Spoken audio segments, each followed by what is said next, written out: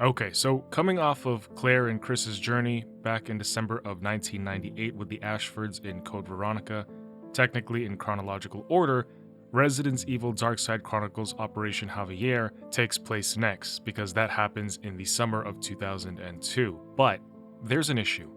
It's a very short chapter, and it actually acts as a direct prelude to Resident Evil 4, which we are so close to getting to. I know a lot of you guys are excited, like, BHG, hurry up, play RE4. we're getting there, guys. I'm really trying hard to get through everything in less than 3 weeks so that I can be caught up with everything leading up to Requiem. Now, with that being said about Operation Javier, Resident Evil Dead Aim takes place in the beginning of fall of 2002, in September. A little jump ahead, but I'm making the executive decision to present Operation Javier as part of the RE4 video because it would be more seamless to do so. Now, what is Resident Evil Dead Aim? It is a precursor to Revelations, which happens after 4. This game came out in 2003, and you'll see that it is a definite product of that time. You'll notice the graphics and the tone has that early 2000s feel. The music, transitions, slow-mo, all the effects, it reminds me a lot of The Matrix.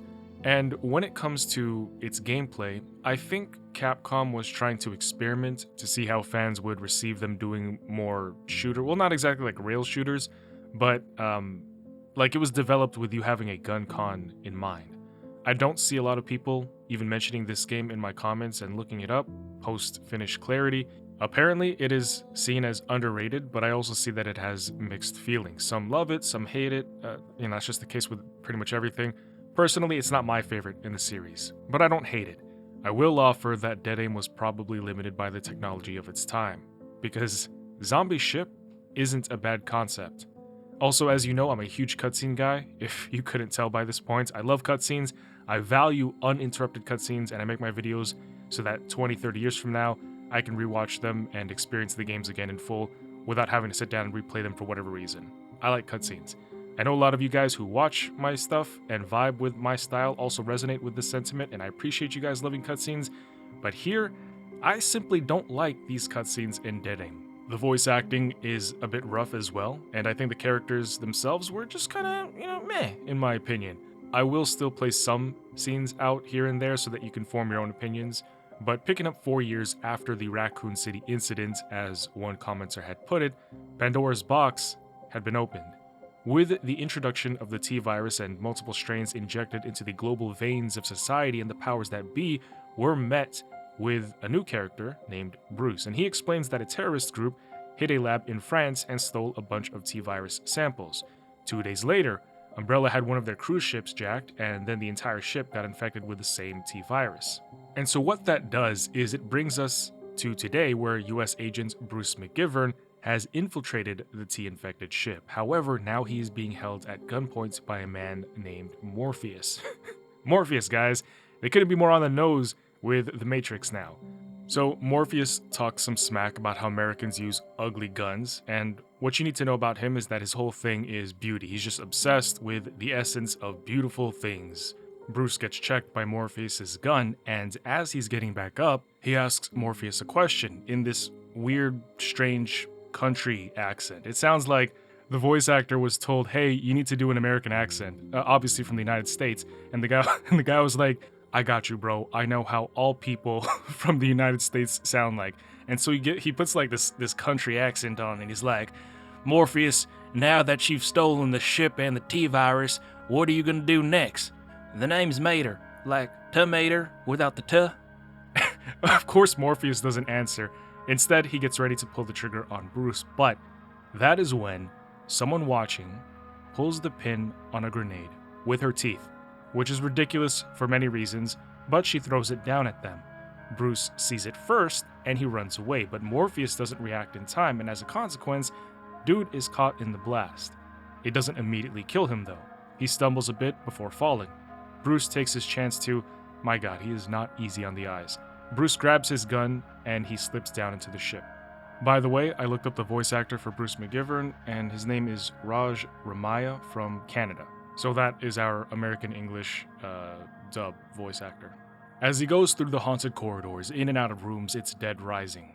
He shoots them all and eventually would find a paper from Umbrella Paris detailing that Morpheus D. Duval, who used to do R&D for them, was the one who did all of this out of retaliation against the company. Now, even though Bruce was sent here on behalf of the US to stop Morpheus and secure the T-Virus, someone else infiltrated the Spencer Rain cruise ship as well, but they represented China. We have until midnight tomorrow. Retrieve the virus from the Morpheus.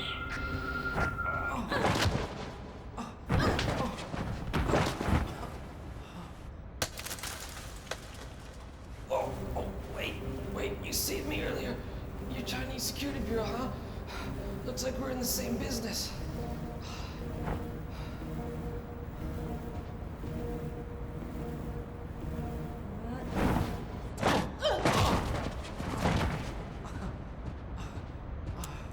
Same business doesn't mean same side, Bruce McGivern. You already know my name.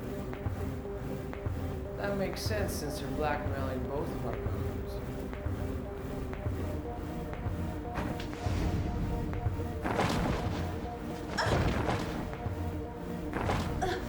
What's your name? If cooperation is too much to ask for on our first date, might I suggest we simply stay out of each other's way? Feng Ling, that's my name. And I don't date freshmen. If you really want to help, then go home. Fasty. Yeah, so those are the cutscenes. Moving on, we find a note in a bathroom talking about how after Morpheus, stole the ship and the T-Virus, he'd been trying to auction off probably the virus and some BOWs. He also talks about how Morpheus has this increasing obsession with beauty and has even done plastic surgery to try and retain his youthful looks. He can't stop talking about beauty and hating on ugly things, and he wants to build his kingdom on only the most beautiful. Soon he would find another note while looking for a handle for a hatch where a worker mentions that he's seen a bunch of people going in and out of the cruiser's presentation room. However, he doesn't know what they're doing in there or what they have in there, and this is because the crew had been prohibited from going in. When knockoff Leon steps out of the room, he stops to peer outside of the window for some reason. But before he can react, a giant hand comes crashing through the window to smack him, and then Timu Ada comes to take the handle from Bruce. And then she also pokes fun at him, telling him that he should just leave. Beauty and brains. And you are just brawn. Morpheus would be watching them from the, "Hey, yo, bro, what are you doing?" Oh, okay, he's just breathing really hard because he's in pain. Well, to stop them, he releases the Hunters, my favorite. Bruce would arch his back and move his neck forward. It just looks weird while he aims down on them. Defeating the Hunters, Feng Ling teases him more and more, saying, "Enjoy your stay," and Bruce puts his arm to the side like, "Oh boy, not again. Man, what a girl. Like, what is this? Did Capcom try to force another Leon and Ada relationship? It's weird, but weirdly enough, I have seen this particular combo before. It's laughably common that it is a stereotype. But moving on, Morpheus injects himself with something, saying he'll never die, and then he has a surge of electricity to fill him up as he convulses to the ground. Meanwhile, Bruce discovers that presentation room that the worker was talking about, and there are chambers in here with white stuff all over inside of them. Not sure what that white stuff is, but Umbrella's logo was on the floor, and anytime we see these capsules, it usually spells Tyrants. Reading a report, we learn about the elite version of the standard Hunter. Apparently, what we fought earlier were the upgrades, but not by much considering shotguns still put them down easily. But then we learn about the Tyrant Model 91. It is a Tyrant that has the T-Virus combined with the G-Virus in order to give the Tyrant electrical properties, but there were issues. One being that its essential organs were exposed. I guess they didn't know about Model 3 or Nemesis, or that they have trench coats as body armors and inhibitors that they could just put on them, but they would end up making improvements on the T plus G so that the results would be a Tyrant with high voltage capabilities, even being able to establish an electrical barrier to surround itself, giving it invulnerability. And as Bruce was leaving, we would see what the intended T plus G tyrants was supposed to be.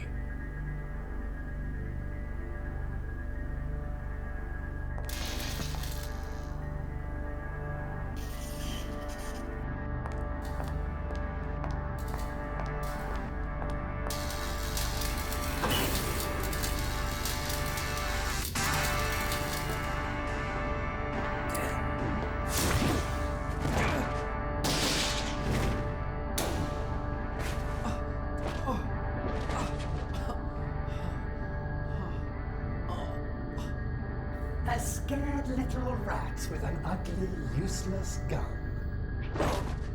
Morpheus?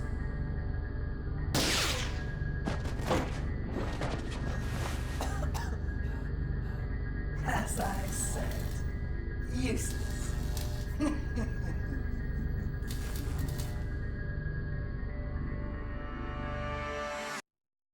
So, Morpheus injected himself with a TG virus and became a female tyrant? I wonder why this happened, actually. Because usually when we see tyrants, they have male-ish or masculine bodies. But I also know how Morpheus keeps talking about beauty, so maybe for him the ideal body is that of a woman. Because we also know that they were heavily into surgery, so maybe I'm spitballing theories here, but maybe that's why they became a tyrant with a feminine-looking body. Electrically charged and charging after Bruce, who catches up with Fong Ling. Together, they lock the door on the tyrant just in time. Relieved, Fong Ling makes a comment about saving him again, and Bruce tries to smolder, saying that he's just letting her build her confidence. She calls him a Donghua, and no longer hearing Morpheus outside, she'd start to leave. But Bruce stops her, asking her what does that word mean. And she says, it means he's cool. But I know better. I looked it up, and it's a melon, a wax gourd. She called him a fruit. And he puts his hand on the wall and watches her leave like, yeah, that's the one I'm taking home. Heading into the control room that Morpheus was in before, we read a letter that Umbrella had sent him. They were blaming him for the Raccoon City incident, but they write that it happens on May 11th, 1998, which is a bit odd because didn't the Raccoon City incident happen in September, late September, leading into October? Yeah, well, anyway, they fired him for that. He was the one they blamed. Which is also weird because I've never heard of Morpheus until now. Soon the alarms on the ship would set off and Bruce would run over to meet with Fong Ling to see what was happening. Oh no! They need to evacuate because the ship is heading straight for land, but zombies flood in. Bruce tells Fong Ling to go ahead and he deals with them, but when he catches up with her, she's under attack by the TG Proto-Tyrant. And ew, it's got tentacles for fingers, but Bruce says it's time for payback since he hit him through the window earlier. After defeating it, Bruce jumps off the ship before it crashes and blows up.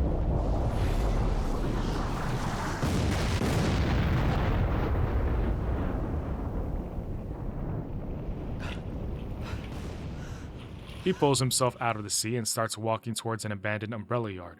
Seeing electricity spark around a gate, he deduces that Morpheus came this way, so he jumps down. Bruce hunches over and uses the radio to talk to his contact. He learns that Morpheus and his bioterrorist group had planned to launch missiles carrying the T-virus at major American and Chinese cities. He has been holding these countries at missile points, demanding $5 billion from each country. Today, that would be closer to around $9 billion. The thing is, China agreed to pay the $5 billion, but America has not. The guy on the radio talks to Bruce, who pushes his neck forward and holds the radio headset to his one ear, telling him he better get the job done. But checking in with Fong Ling, she is frozen because a giant creature is stomping in front of her. It is horrendous to look at, and its arm kinda splits open. Like, look at his arm. It looks like its hands got hands.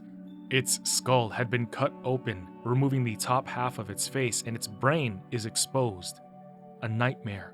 Unable to see, it doesn't know that Fong Ling is there, but he knows exactly where to turn and what not to walk into, so, well, I guess like maybe he's just got super hearing, so he hears the echoes of his own footsteps on halls, so maybe it's like Daredevil with supersonic hearing. Anyway, it leaves her alone. No, but even that doesn't make sense because Daredevil could probably still hear objects, standing in a certain area because of the proximity and the distance of sound waves bouncing off and then returning to... You know what? I'm overthinking it. Somehow, he can see everything, but he doesn't see her. Fong Ling eventually makes it outside to a helipad, but immediately a satellite laser triangulates and zeroes in on her location, and it fires a laser directly onto her forehead. But luckily Bruce saves her, and the blast just misses them, and they aren't affected one bit, just that one little section that it hit. Hiding in the room nearby, he realizes that she's got a tracker, so he cuts open her arm and takes it out, and when he destroys it, the laser stops firing. Bruce explains that to her government, she's expendable, and he really goes, "You're not even their best." Like, bro, why say that? I guess he's trying to, further the point that the Chinese government has no qualms about cutting ties with their spies. Despite learning that China gave in to Morpheus's demands, Fong Ling worries still for the people of China. Bruce starts to leave, as his mission is still to stop Morpheus and the missiles, but before he does, she thanks him, and he replies, "Don't mention it. I'm a Donghua after all." Later, Bruce fights that monster that Fong Ling saw. Turns out, that used to be a guy, a prisoner who agreed to take part in Umbrella's experiments. Before Umbrella abandoned this facility, they worked on him here, first by putting metal rods in his brain to stop him from feeling any pain. Then they took out his eyes to see what would happen, and it resulted in him having increased hearing. Next, they gave him this experimental growth steroid, which caused him to have this disproportionately malformed body. Eventually, he would kill the guards and escape, but with him never being caught, and Umbrella abandoning this place, Pluto, named after the god of the underworld, was left to roam here for years, until Bruce comes through and hits him where it hurts, putting him out of his misery. Actually, it doesn't hurt, because he can't feel pain. Finding the elevator to the missiles, Fong Ling joins up, but as they're riding, Morpheus drops in on them, cutting the cables and sending the elevator into a freefall. Bruce hits the E-brake and helps Fong Ling get out, but he takes his time getting out himself. I don't know why he takes his time, and then the elevator just falls with him in it. This leaves Fong Ling to try and find the missiles alone, but as she enters a room, alarms blare to the sound of missiles being activated. Behind her, she doesn't hear Morpheus coming. Bruce would regain consciousness and dip his head and neck low as he stumbles out of the elevator. Finding notes, Bruce learns that the missile base was actually a facility run by Morpheus in secret. Then he mentions that Morpheus was too far gone after the Raccoon City incident. Moving on, Bruce discovers Morpheus's diary, where he effectively says he is going to create and rule a kingdom in Africa using the $5 billion, or I guess $10 billion, he would blackmail out of US and China. He denotes his disappointment with Umbrella's betrayal because when it came to the outbreak in Raccoon City, Morpheus was the scapegoat for everything that had happened. Even though he had nothing to do with it, he took the fall. Everything he did here was for revenge, to retaliate against Umbrella. That is why he took the virus and the cruise ship from them, and then he caused the outbreak on the ship, all for revenge. Seeing Fong Ling knocked out on the chems by Morpheus, he hears the missiles are about to launch and Bruce is running out of time. So he rushes, finds Fong Ling, but before he can get to her, Morpheus gets his attention, goading and criticizing him for choosing to save Fong Ling instead of focusing on the mission to stop the missiles. The two would fight, but Morpheus was too fast and too agile. Bruce couldn't get away or land a hit until he found a spot that he could stand in, where Morpheus would also just stand on the opposite side and Bruce could fire away at him until he died.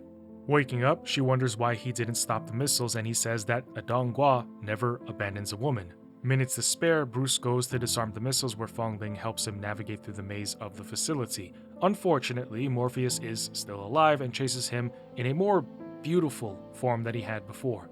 But Bruce says that his dance card is full, firing a bullet that lands square. Like, that's his one-liner? His one-liner is, "My dance card is full." You know what I mean? Anyway, he fires a bullet, lands square or circle on his forehead. Morpheus, in guts and electricity, swells up and then blows up, catching Fong Ling and Bruce in the explosion. However, it turns out that the two were able to get out safely. While waiting in the water for rescue, Bruce of course asks Fong Ling to come back to America with him. But she says her heart is in her homeland. For some weird reason, I guess he's looking for pity or something, he just says out loud, "Damn, I guess I really am a Donghua after all." Except he says it in English. It means idiot. She's surprised that he knew what it meant all along, and he tells her it's because he's been to China before. She's smitten, and she goes to kiss him. So, all of these things happened, spiraled out of control, and what comes next is the fall of Umbrella. Because you gotta remember, even though it's been some years now since the Raccoon City incident and Umbrella Incorporated has tons and tons and tons and tons of money, their money is not limitless. They were found guilty and as a consequence paid floods of money in reparations and legal costs. Their image had been stained beyond repair. There was no more income for the company. To top it all off, they had so many adversaries at this point, all looking to take a bite out of the whale for one reason or another. You have the main cast of characters working against Umbrella. You've got Wesker actively and very effectively sabotaging them at every turn. You have rival companies stealing their research, all wanting the T-Virus and BOWs as they are now the biggest sticks in the arms race. And then, as you saw in the last video, internal entities jumping ship, stealing and destroying them from the inside out. And so, we come to Umbrella Chronicles, where if you didn't know, you'll know by now, it is time to see how the final nails were hammered into the coffin, how Umbrella collapsed. And this is vital information because in the next video, we get into Resident Evil 4. But let's back it up a bit so that we can see this lead up more clearly. Wesker begins by recounting how Umbrella's stock skyfell heading into the year 1999. The government started investigating the company as to their involvement with Raccoon City, and this caused so much uncertainty. But at this point, they were at least temporarily able to shift blame back to the US government, and this is because they had so many ties to the US government. Just think about all the dirty dealings that Umbrella had with politicians. Now, because it was still early in the downfall, they still had the money to drag out legal proceedings, and it wouldn't be long before any evidence that could have held them accountable just vanished. Now, I want you to pay attention here because Wesker takes you and I to 2003, but before we continue here, I want you to remember something. And for those who haven't seen the past videos, link to the playlist down below, you can catch up. From 1998 to 2003, in those 5 years, the company was losing their major facilities. Arklay Mountains, Raccoon City in RE0, 2, and 3, Sheena Island in RE Survivor, and then most recently in Code Veronica, Rockford Island, or the Antarctic base. And if you paid particular attention to when we covered Resident Evil 3 and Outbreak Files and the past Umbrella Chronicle chapters, you have probably already pieced together what Wesker says next. That Umbrella had one more major facility in Russia. And it is here that they are working on a new BOW and making plans to sell their BOWs in unstable regions of the world. But what we do now is we pick up with Chris and Jill, who at this point have now joined the Biohazard Containment Unit, and hearing that the Umbrella Russian base existed, they immediately come here to shut things down. However, Wesker says 2 things here.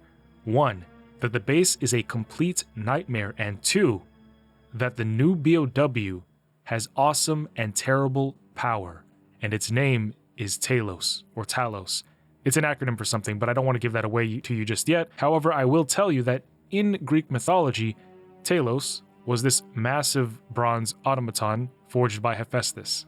So Chris and Jill prepare to arrive at the facility, and once there, she expresses concern about the new BOW. They don't know anything more beyond it's new, but Chris says that they're going to take down whatever is thrown at them. Immediately upon dropping down, zombies are right there to greet them. But I want you to keep in mind that this time it isn't just Jill and Chris attacking the base alone because they've come in with squads. So as the duo are proceeding through the facility trying to find out where they need to go, they can hear everything that the other teams are saying on comms. They hear whenever they enter a different sector of the Russian base, or when the men that they flew in with scream to death. And then moving on, as they're deciding if they should go up or down, they choose to go below, but then they hear another one of their squads engage with the BOW, and then we hear them starting to get a little bit concerned. However, one of the men on the radio, trying to boost morale, says, "It's nothing we can't handle. Take him down." And yet, it wouldn't be long before that same man would say, "They got me, but I can keep going." Chris and Jill fight their battle, surrounded by endless floods of bioweapons. It truly was a nightmare. However, they continue to decimate them all en masse. They've been doing this since the mansion incident, and they've only gotten better at it. But not the men on the radio who just reported that casualties were mounting, forcing them to fall back. Up some dark stairs and opening into a large room, Chris says, "This is the place." But Jill mumbles something. Yeah. What's wrong, Jill? Oh, it's nothing. as if her mind was concerned about something else, despite zombies, spiders, and hunters all collapsing upon them. One might even say that zombie slaying had become second nature to them. No longer did they need to actively only be thinking about their kills, they just did it, like they were on autopilot and somebody else was controlling them. Except, that is when something gripped their attention. A giant hook came flying towards them and blowing up a barrel along the way. Quick reflexes and they dodged just in time, the deafening sound of metal smashing. However, there was no time to rest. The hordes kept coming. Soon, even Jill would admit that they needed to move to a better position to not get overtaken. When they did, they found one of their comrades slain. Damn it. Bronson. Chris, we can't let his death be in vain. It had been a while since they heard anything over the radio, and now they know why. But Jill kept him sturdy, reminding him that they couldn't let their deaths be in vain. Seeing this through, the two move. Chris, something about this floor. Yeah, I noticed.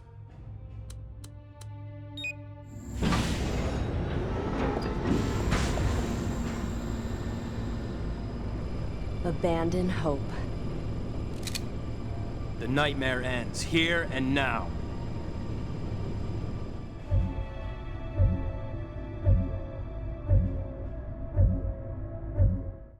The elevator they took sent them down deep below the surface of the Earth and into the BOW facility. Jill points out that Umbrella wouldn't have built something so massive and intricate if they weren't trying to conceal something important, indicating to both of them that they were heading in the right direction. And so they purged their way on, through the dead, through a decontamination shower, through white halls and dark waters, even into a disposal facility where anything that didn't pass Umbrella's test would be incinerated. And then, while they cautioned through the evil corridors, their radio staticked to life. Factory secure. Many casualties. It turns out their teammates weren't all dead. In fact, they had secured one of the facilities, albeit at the cost of many lives. However, Chris and Jill, feeling that they were closing in on the residents of evil, remained focused. The increase in biological weapons was proof that it wouldn't be long now. Except, then they would be trapped in a very bright room.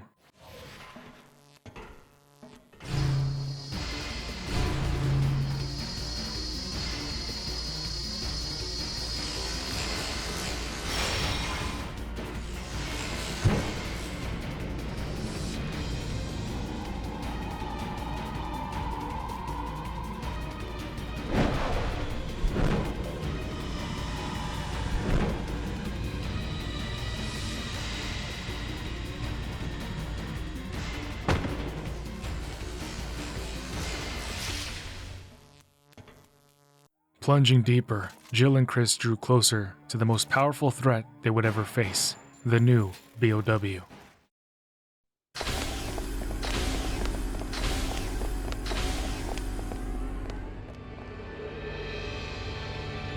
Where are we? It's probably where they test BOWs. We don't get visitors here. Welcome. As fellow soldiers. I'm sure you understand the thrill of battle, and the rush that comes with the feeling of being alive after a good battle. Another Umbrella Psycho. Introduce. The latest in Umbrella's product line.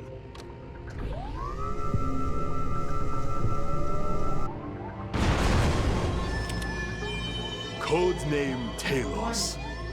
A pinnacle of biological weaponry, all controlled by the Red Queen computer. The ultimate weapon.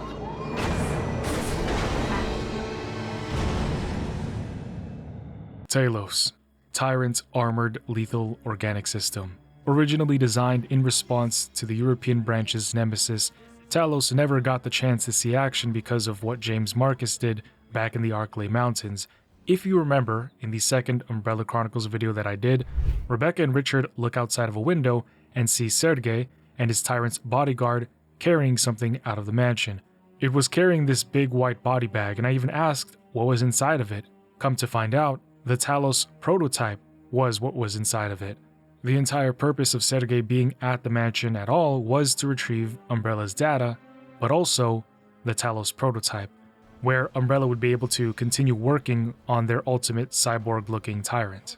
And one thing that I want to point out is its design, specifically in its left hand. If you watched the Resident Evil Dead Aim video that I did, the BOW Abomination Pluto had that kind of hand that sort of spreads and opens out in the same way. It looks similar, but maybe it's just me. However, as Chris says, if they can make it, we can break it. Unfortunately, Talos is out of control. The T-virus inside of its body will continue to mutate until even a god cannot control it.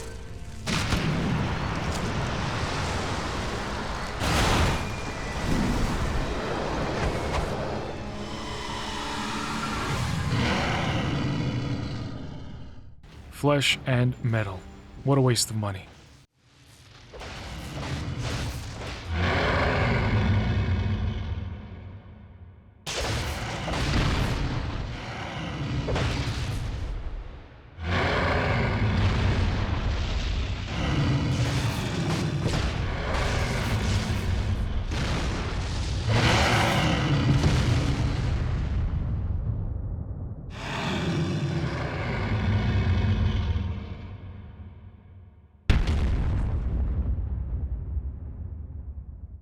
So, with the defeat of Talos, the entire facility being secured, this would culminate in the shutdown of Umbrella, bankrupt and defeated.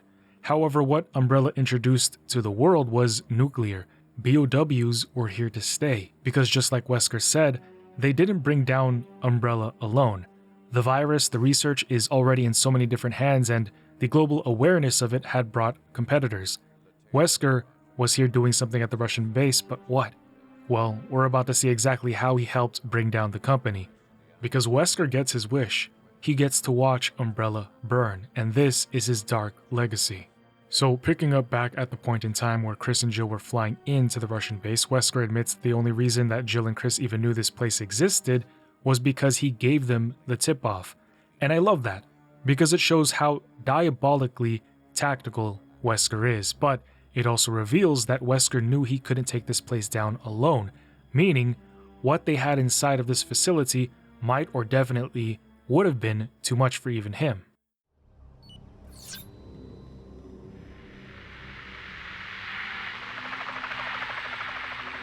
There's no time to wait for authorization from the Russian government. That facility is an Umbrella base. Yeah. We can't let them get away with this. Chris, it appears our fates are forever intertwined.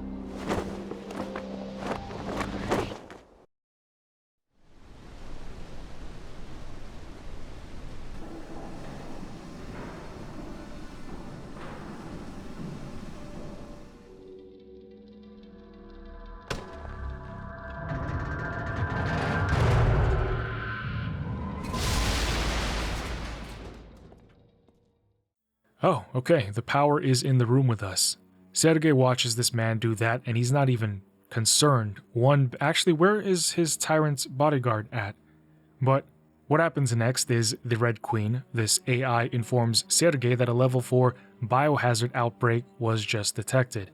Over 90% of the staff had been infected with the virus or are just straight up dead. She says that the survival rate is less than 2%. Now, two important questions I have are who caused this outbreak at the Russian base and why? But even more importantly than that, I want to know, where does everybody who works here park their cars? In fact, in any of the Umbrella facilities, even back in the Arklay Mountains, we never see a parking lot. We also don't see any cars, but there's a lot of dead researchers, so where are their cars is all I'm asking.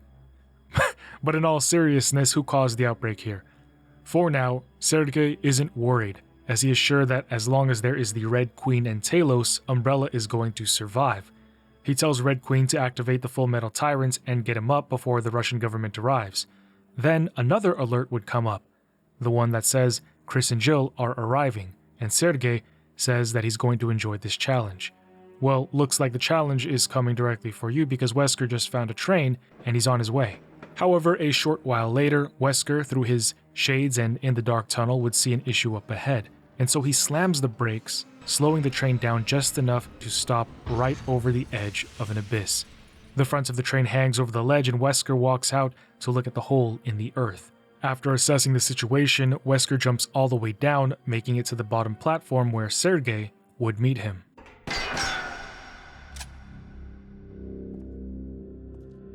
Comrade Wesker, welcome to my humble abode. I see you are still resolved to go down with the ship, Colonel. Umbrella's not going anywhere. All of the pain, the punishment, and the difficulties help to make Umbrella stronger. It's a shame you couldn't understand. Stand aside. Oh, I almost forgot. Here are a few of my old friends I'd like to introduce you to. Charmed.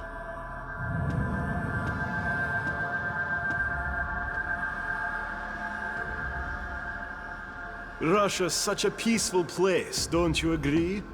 A perfect place for your final resting spot.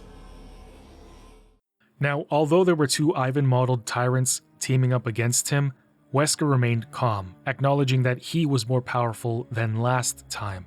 They charged at him and fired missiles, and Wesker was mildly impressed, saying that they weren't bad for a humanoid model, referencing the fact that these Ivans were made to appear more human so as to blend in with society better.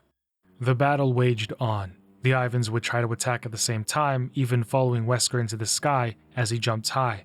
But ultimately, even two tyrants weren't a match for Wesker. Reaching the innermost chamber of the facility, Wesker would fight his nemesis. Codename Talos. A pinnacle of biological weaponry, all controlled by the Red Queen computer. The ultimate weapon. You got Ivan? Not bad, comrade. So this is it. Yes. She was activated that night at the mansion. I extracted her before Raccoon City became nothing more than a memory. Her and I have a lot in common. She linked with Talos, desiring more information and more data. She wanted to know the truth, no matter how painful that reality may be. That thing is merely a tool. What it wants is something the user determines for it. It's good that we can be honest with each other. That's the sign of a healthy relationship. It's a shame that this friendship has to end.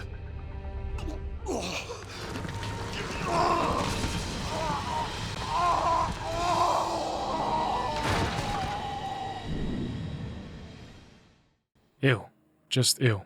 Wesker is disgusted with Sergei as well, but more so because, as he puts it, Sergei lacks creativity and Wesker expected more of him. Sergei crawls all over the walls, he even picks up Wesker and throws him against the wall, but with Wesker's new powers, he's able to react and land on his feet, giving him access to Sergei from behind. After a flurry of backshots, Sergei is almost dead, and he jumps to the center, where Wesker would tell him that he is going to go down with the ship. Umbrella's end is nigh, no matter how loyal Sergei is. But then, he gives Wesker some background information. He says that when my country was ruined, I had no place left to call home. Spencer gave me a home and a purpose. Purpose? How unoriginal. I passed the test for becoming a tyrant. Umbrella also decided to make 10 clones of him. He says that with his brothers, he plans to usher in a new era. So this is where I want to tell you about a file that you find in the game where it continues what Sergei is saying here. It's a bit confusing because you would think, oh, Umbrella created these 10 clones, so why does Umbrella want these 10 clones if they already technically own them? But I guess it's a little bit different. I looked into it, and what I found online is that it was the Soviet Union, actually, who created the 10 clones of Sergei. And so, technically, because they were of his DNA, they belonged to Sergei. It is a bit confusing, I think, or maybe I'm just overthinking it again, but perhaps one of you guys can give me insight. So, in a letter to Nikolai, yes, the same one from Resident Evil, who in the original RE3 was actually working for Umbrella, unlike in RE3 Remake, where he works for Wesker. we learn that Nikolai, on behalf of Umbrella, approached Sergei about his brothers. Umbrella wanted his clone brothers because if Sergei passed the test for becoming a tyrant, well, surely his clone brothers would too. So I think at that point in time, his clone brothers were still just clones, not exactly tyrant, more like him. I mean, before becoming the abomination that he was. But if you remember back in Wesker's reports, he talks about the genetic compatibility issue with the T-virus and that only 1 in 10 million or something people could be a match for becoming a tyrant, and that Umbrella should have found a way to make it so that more people could become tyrants.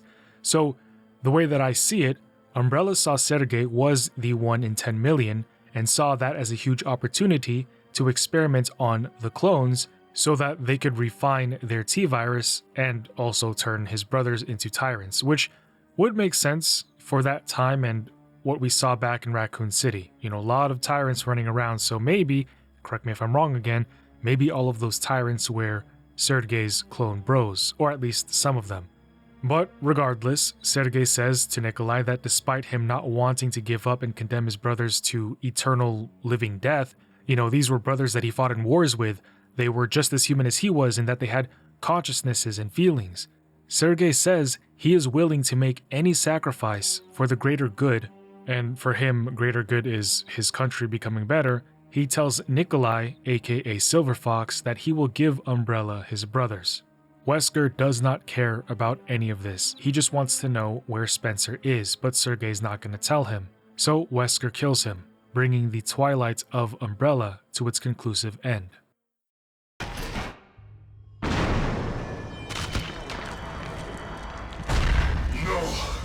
We are not done yet!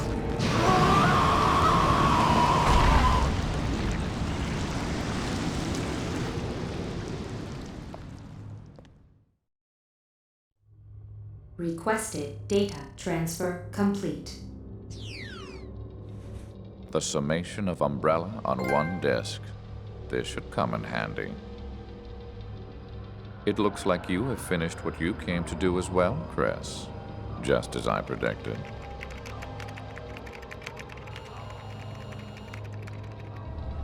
Goodbye, fair lady. Data format initialized. 80 seconds until completion.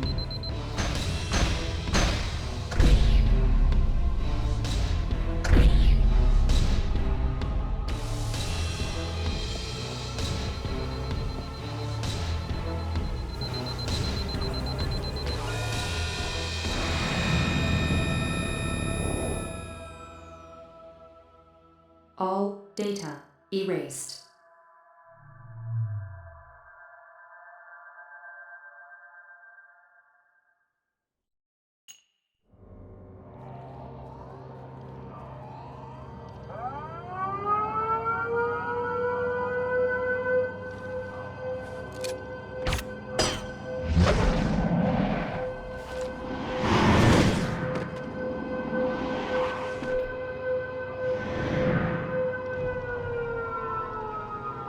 Soon, Umbrella will be gone forever. They held the power of the T-virus in their hands, but they lack the proper vision. The true vision of the future. And now, it falls to me to usher in this new future.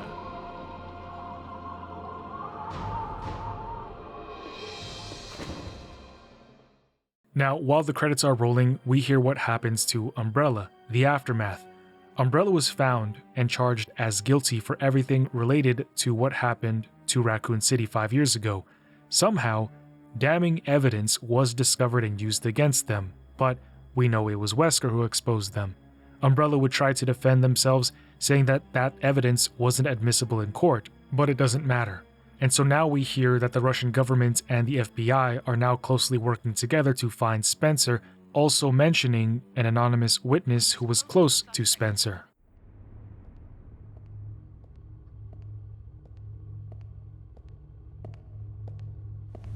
My dear Spencer, how the mighty have fallen. Your umbrella has folded, and now you are a fugitive in the same world you once sought to control. Welcome to the Umbrella Archives. Please select the desired service from the menu. We shall meet again before the conclusion of this drama. Then, you will learn of the history I will write for this world. Now, Resident Evil 4 actually has this prelude that comes in the form of one chapter from another game called Resident Evil Darkside Chronicles. So before we get to Resident Evil 4, let's go over DC's Operation Javier because this is the lead up into the main game. What Operation Javier does for the series without unloading everything upon you all at once is that it bridges a lot of gaps where had you only played the main games, numbered games, you'd probably have some questions due to some missing links. And a big one is like how Leon goes from this rookie cop in Raccoon City from Resident Evil 2 to Resident Evil 4, where now he's fighting a cult looking for the president's daughter. You know what I mean? You'd probably have some questions. So this is something that Darkside Chronicles accomplishes. It shows us that after the events of RE2, while Claire would go on to star in her role in Code Veronica, Leon and Sherry would be rescued by US government agents. Now, hold on there. Well, you might be thinking, oh, that's great. Leon and Sherry are safe and sound with the US government.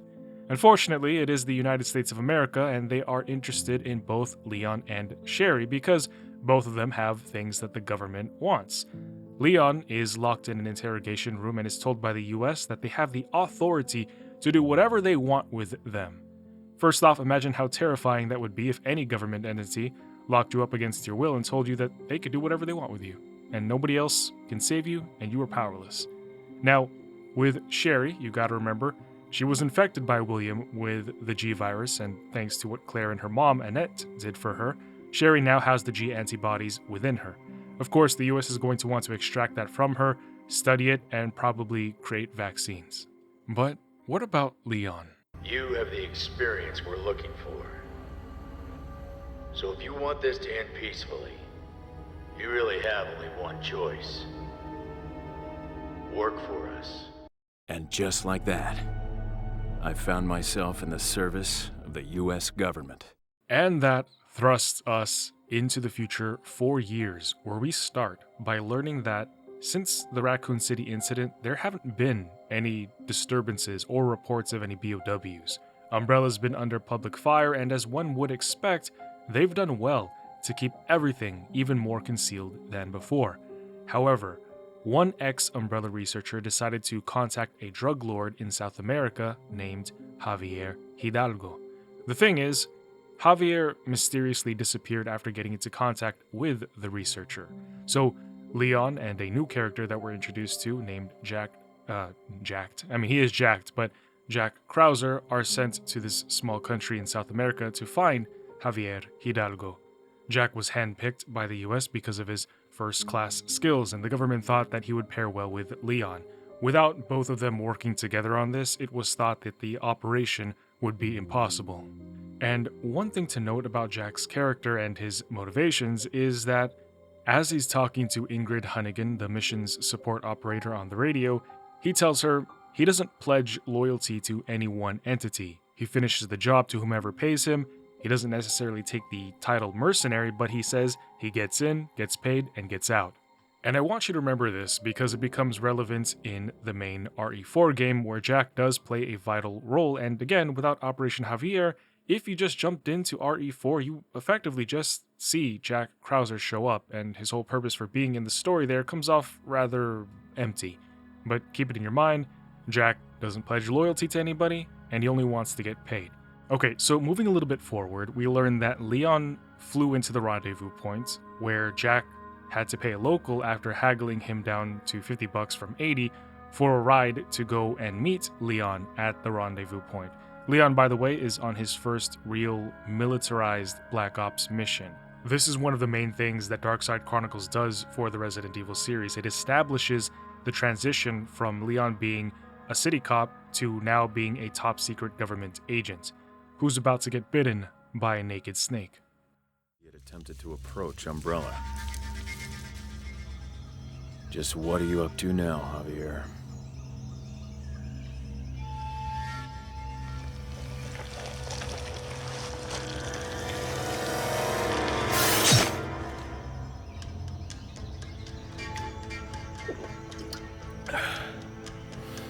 So, you think BOWs actually exist?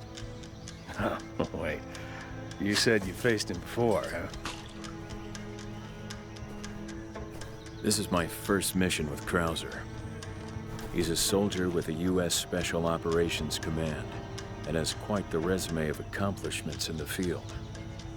But to him, after all he's been through, BOWs, cryptid, they're all the same. Our guide is in a village up ahead. He'll take us to Ampara, where Javier is hiding out.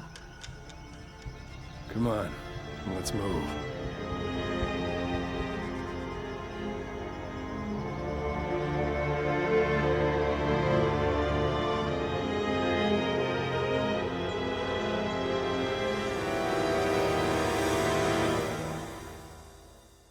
One thing that I would like to emphasize here, and it might be obvious, but in case you have me up in the background while you're doing something else, Army Major Jack Krauser is a well-seasoned operative.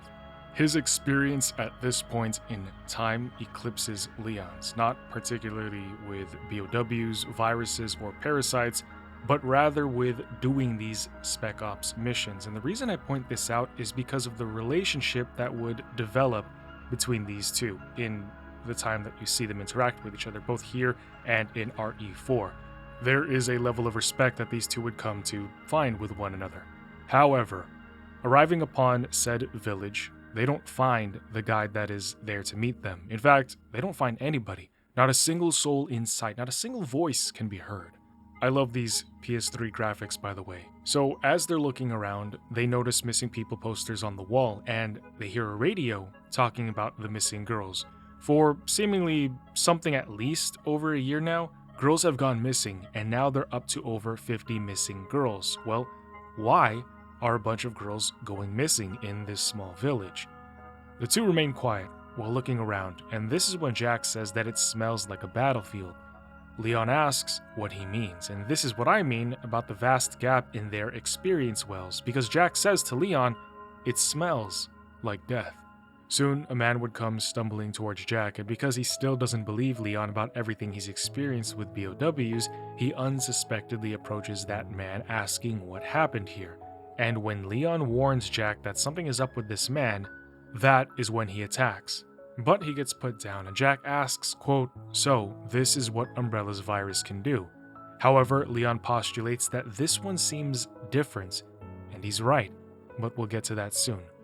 Immediately, the previously empty village becomes filled with infected, all focusing down on Jack and Leon. Remembering that their mission is to find Javier Hidalgo, they start killing their way through everything, trying to get to the bottom of what happened here, and also trying to find their lead. At one point, Jack remains unimpressed, saying that if this is all BOWs can do, then they've got nothing to worry about. However, he would soon come to understand that the BOWs weren't just humanoid, they could even be spiders. They'd also learned that Javier's men with snake tattoos, part of the group known as the Sacred Snakes, were also infected, and this causes Jack to wonder what is Javier doing with the virus. Eventually, they would find their contact in the village, but he was dying, and with his final words, he mentions a girl who brought devils to the village and how she escaped from Javier's mansion. Before they could get any more information, the man croaked. This would mean that the only chance at finding Javier was to find the girl. But right as they turned around to leave, they heard water splashing behind them. They only saw a tail slither back into the water, and the man's body was gone. Moving onward, they arrive at the church, but that thing that they only caught a glimpse of comes surging out of the water, flying towards Leon before simply disappearing back underwater. But then, Leon would hear something from inside the church.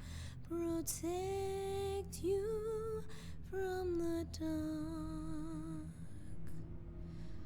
Our great river will watch you as you dream until Leon. Sleep, my love, close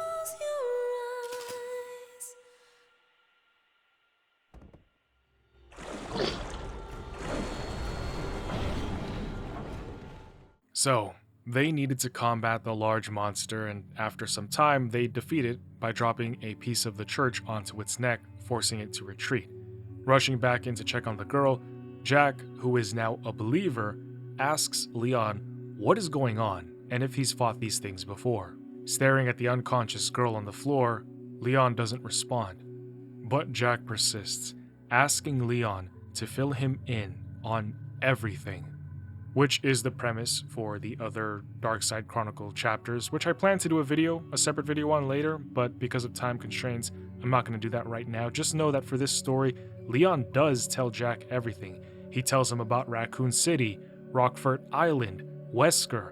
So with him caught up, harkening back to the distinction that Leon made about the BOWs, he only denotes that what he encountered just now were controlled BOWs, unlike the mindless ones back in Raccoon City. And while he doesn't exactly know why this is the case, he hopes that by finding Javier, he will find answers. And so this brings them towards his mansion.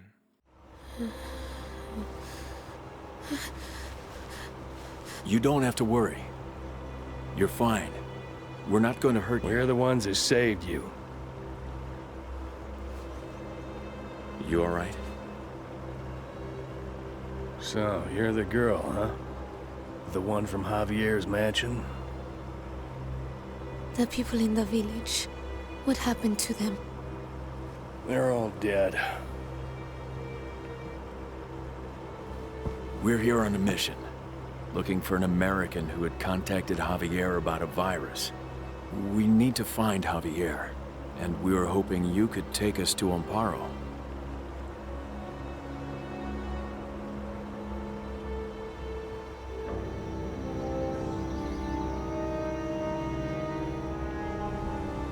So that's Javier's. Yes. I escaped through there. So that is an important detail. And I think we all know who said American is, but let's progress in the story first. Coming to the dam, Manuela tells them that this is where she escaped through. Proceeding through the water channel, Leon and Jack tell Manuela to be careful, follow their instructions, and stay close so that she can get out safely. Soon, zombie piranhas would set themselves upon Leon, but he slices through all of them. However, he didn't see the zombie to his right that came out of nowhere. Freaking out at this jump scare, he stops to look at his inventory. After that, he kills the Zed, but there's no rest for them because this new type of BOW would jump off a wall and stop them. It looked like a large bird with just its flesh and bones exposed. Killing it, Jack makes a joke that it took its weight loss plan too seriously. Escaping another group of zombies that was coming after them, Leon stops and asks Manuela how it is that she even made it through here with all of the monsters around. And so her response to this is, it was empty when she came through. And then she asks him why they want Javier so much, despite Leon just having told her that they need to find him to find the American who contacted him. And yet, he adds on that they have to stop Javier from all the bad that he's been letting out upon the world.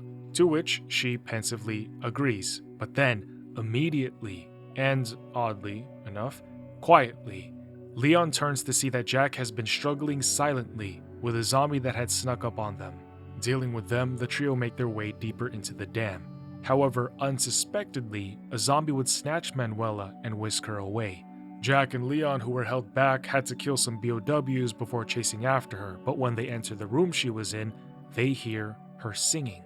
Calling after her, she comes out slowly, holding her arm, and they were so taken aback by her behavior, by her singing, that they don't even think to ask how she got away from the zombies. They instead ask, "Why are you singing right now?" It's bizarre, and she could be drawing attention to herself. And her only response is that when she was a young girl, her mom used to sing that song to her. While they were talking, Javier's voice comes snaking through the speakers, calling Manuela's name, telling her to come home. Manuela, alerted, says, "Father," and then runs off, astounding Jack and Leon, because they didn't know that Javier had a daughter, or that Manuela was his daughter. Jack says it's probably from a mistress. When they catch up to her, she stands before Javier Hidalgo. Javier! Manuela, all of this I've done for you. You need only to follow my directions for 15 years. This will prevent the transformation. But please, my dear, you must be patient. What the? The man who gave us the Veronica virus told me it would work. The Veronica virus? These Americans cannot save you, my dear. Only I, your father, can help you now.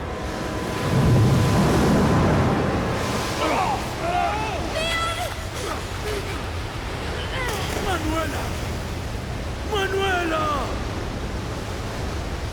Veronica. The dreadful horror Claire had encountered. Why did Javier give it to his own daughter?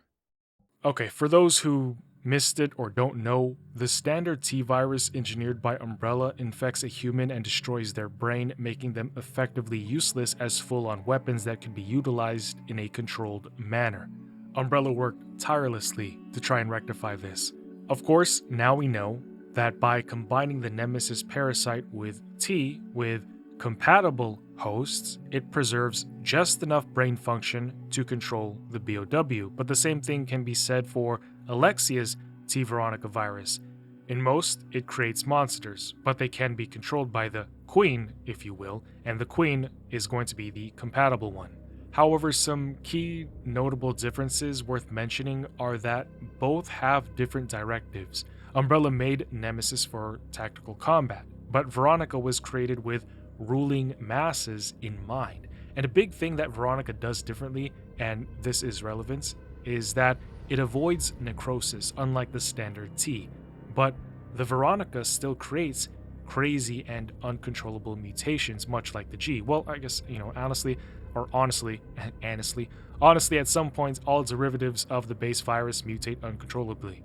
Javier explains that he bought the T Veronica from an American in order to save Manuela because the virus has the capabilities of, even temporarily, I don't know if curing is the right word, I'm not sure about the specifics, but something in it can cure other diseases.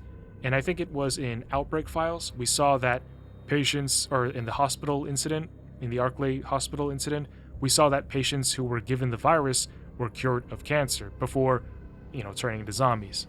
And this also explains why a lot of the infected we see are insectoid and anthropic in nature, because Alexia made the T Veronica by combining the progenitor virus with an ancient queen ant virus. So now that we've established that Manuela is the carrier of the T Veronica virus, one thing we wonder is how is she still human and in control of herself even after 2 years of infection? Leon even mentions that Steve transformed almost immediately after being injected with Veronica, so how is Manuela sustaining herself the way she is now? But on that note about Steve, when we're talking about the American that sold the T Veronica to Javier, if you don't know it by now, I'm going to tell you, it's Wesker. Remember back in Code Veronica, at the very end of Code Veronica, right before he's about to clap Chris's cheeks, he says that he's taken Steve's body. Remember, he went to Rockford Island because he needed Alexia's body to get the T Veronica virus out of her, but when he couldn't get it from Alexia, he instead takes Steve's body and gets the T Veronica virus out of him, and this is how he's been able to sell it and propagate the T Veronica in other parts of the world now. So, after regaining consciousness, the two make their way back up. Come to find, Manuela, who had jumped in the water after them, is completely fine, and she's right here. When they ask how she got here with all the monsters around, this time she doesn't even acknowledge the question, she simply bypasses it and says she's glad that they're okay. Again, Leon tries to ask her another question. What did her father do to her? But the door next to them begins to groan as water has been filling up and the pressure is about to burst through the door. However, Manuela crawls under some pipes and turns some handles in order to stop the water. Getting to the top of the dam, a giant creature comes crashing down in front of them, and then another, and another. They look like Steves from Code Veronica. After killing the Steve copies, Leon stops everybody and insists that Manuela tells him everything.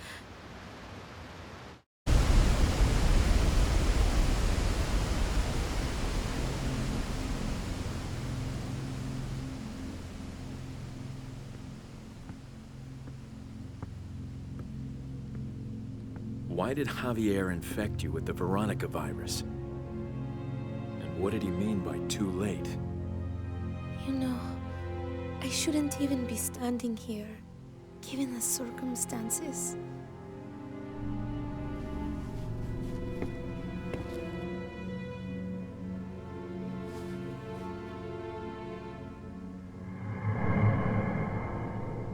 The virus. I was injected with it as part of my treatment. Treatment? It wasn't my fault. My doctor diagnosed me with the same disease my mother had. He told me there was no chance of recovery. And all we could find out was that only people living in this area contracted it. It killed my mother. But somehow,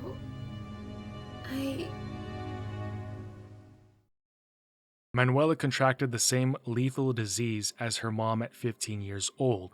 Javier gave her the Veronica virus and it saved her, strengthening her cells, and yet somehow Javier found a way to prevent her from turning into a monster.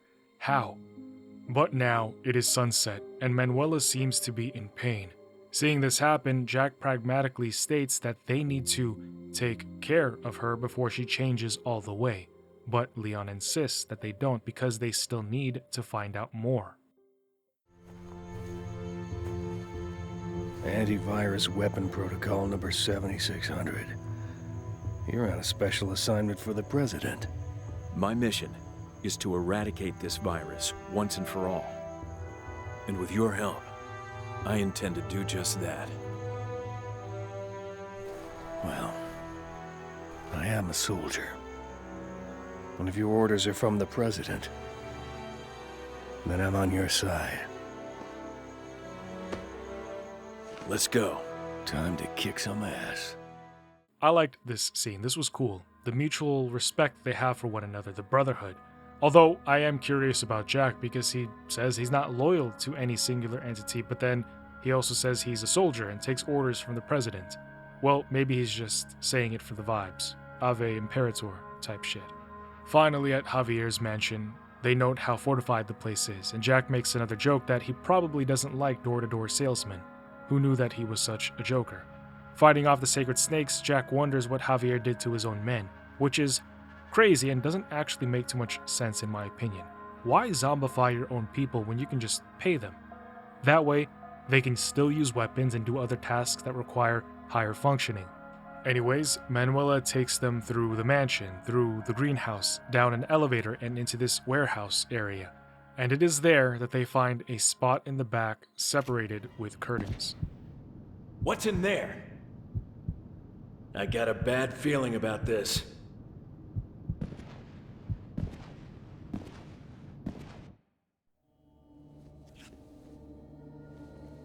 These are all human organs.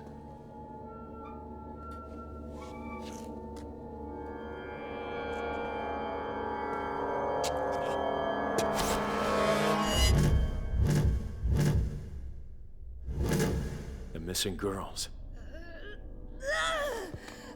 Manuela! Her organs must be transplanted regularly. What are you talking about? He helps with the pain, keeping the virus at bay. But that's only for the first 15 years.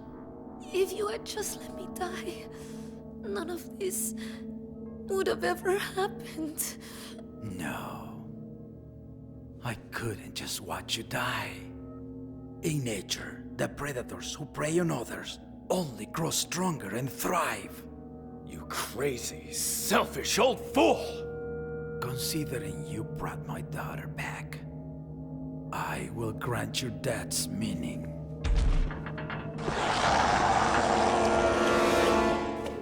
So this explains where the missing girls went and why they were in a specific age range. He harvested their organs to save his own daughter, but I also wonder where he was getting all these girls from. Because that was a small village, not too many people unless in the crates are more bodies imported from other areas. Fighting the beast again, it's relentless, and at one point it towers over Leon and Jack. However, Manuela starts singing, and the monster stops to turn to her. She doesn't know why, but when she sings, the monster doesn't attack. but then she falls to the ground, clutching her arm.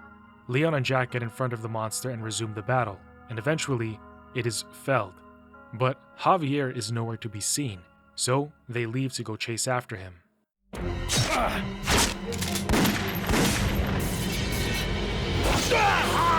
Krauser!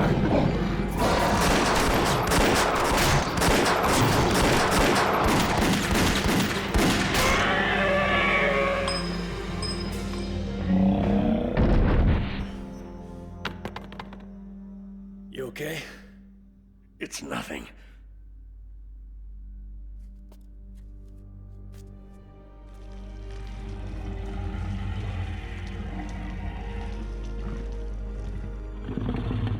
Mother?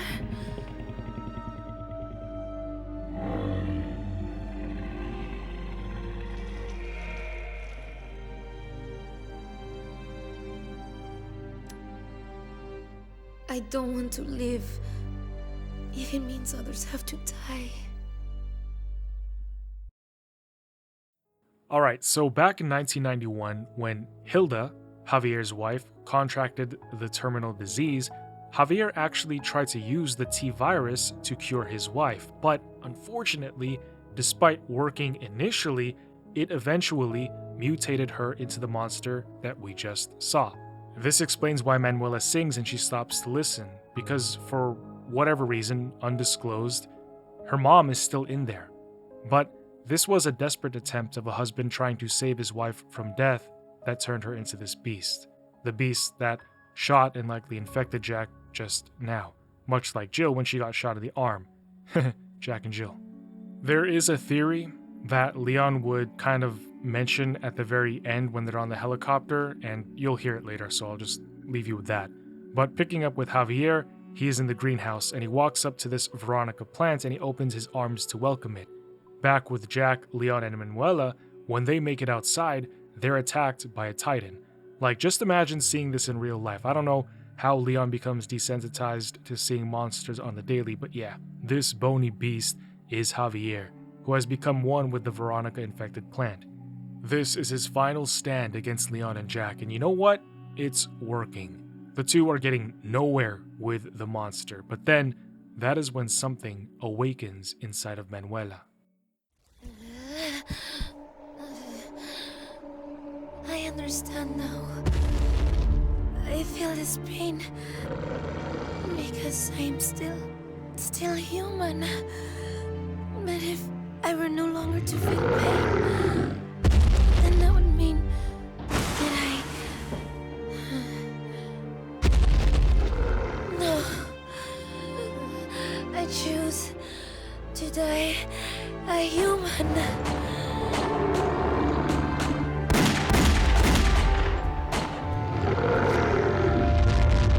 Manuela, don't!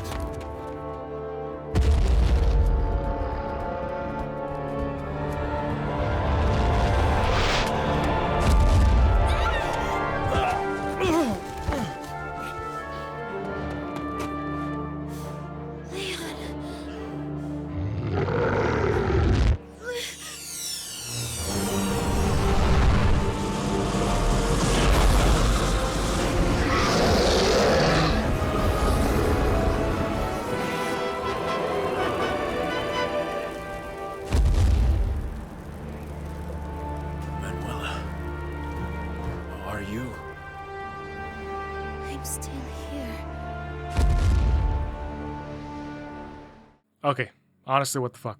She just created a fire barrier that incinerated the monster's bone all the way. I mean, Alexia had fire blood too as a byproduct of the Veronica virus, but it's kind of just like, you know what I mean? On top of that, Manuela has only had the Veronica sitting inside of her for 2 years, where Alexia had to sleep inside of a chamber for 15 years. And the symbiosis took 15 years for her to, establish, but with Manuela, it only took 2 years. Again, this is something that Leon is going to kind of allude to later in the helicopter, but you'll see it. You'll know what I mean. Now, with Manuela's blood and fire, they're able to take down Javier, and he combusts into this great ball of fire, Jerry Lee Lewis, as the three of them fly away on a helicopter, leaving Javier's mansion with his giant body burning away, Jack looks down at his left arm and then looks over to see Manuela, telling Leon that she has lost too much blood, but that she thinks it's better this way. She starts glowing, like at the end of Hercules from the Disney animated movie, which was my favorite movie as a kid to watch on VHS, along with Tarzan, by the way. But Manuela herself burns away. Thank you, Leon.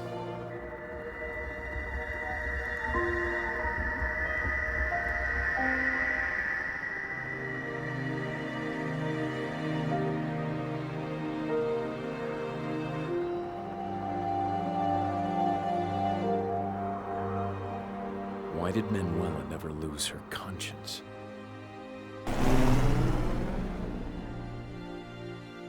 Was it something genetic?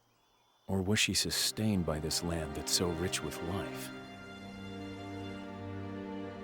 The virus continues to grow, altering its form, strengthening perpetually until the day it can be destroyed.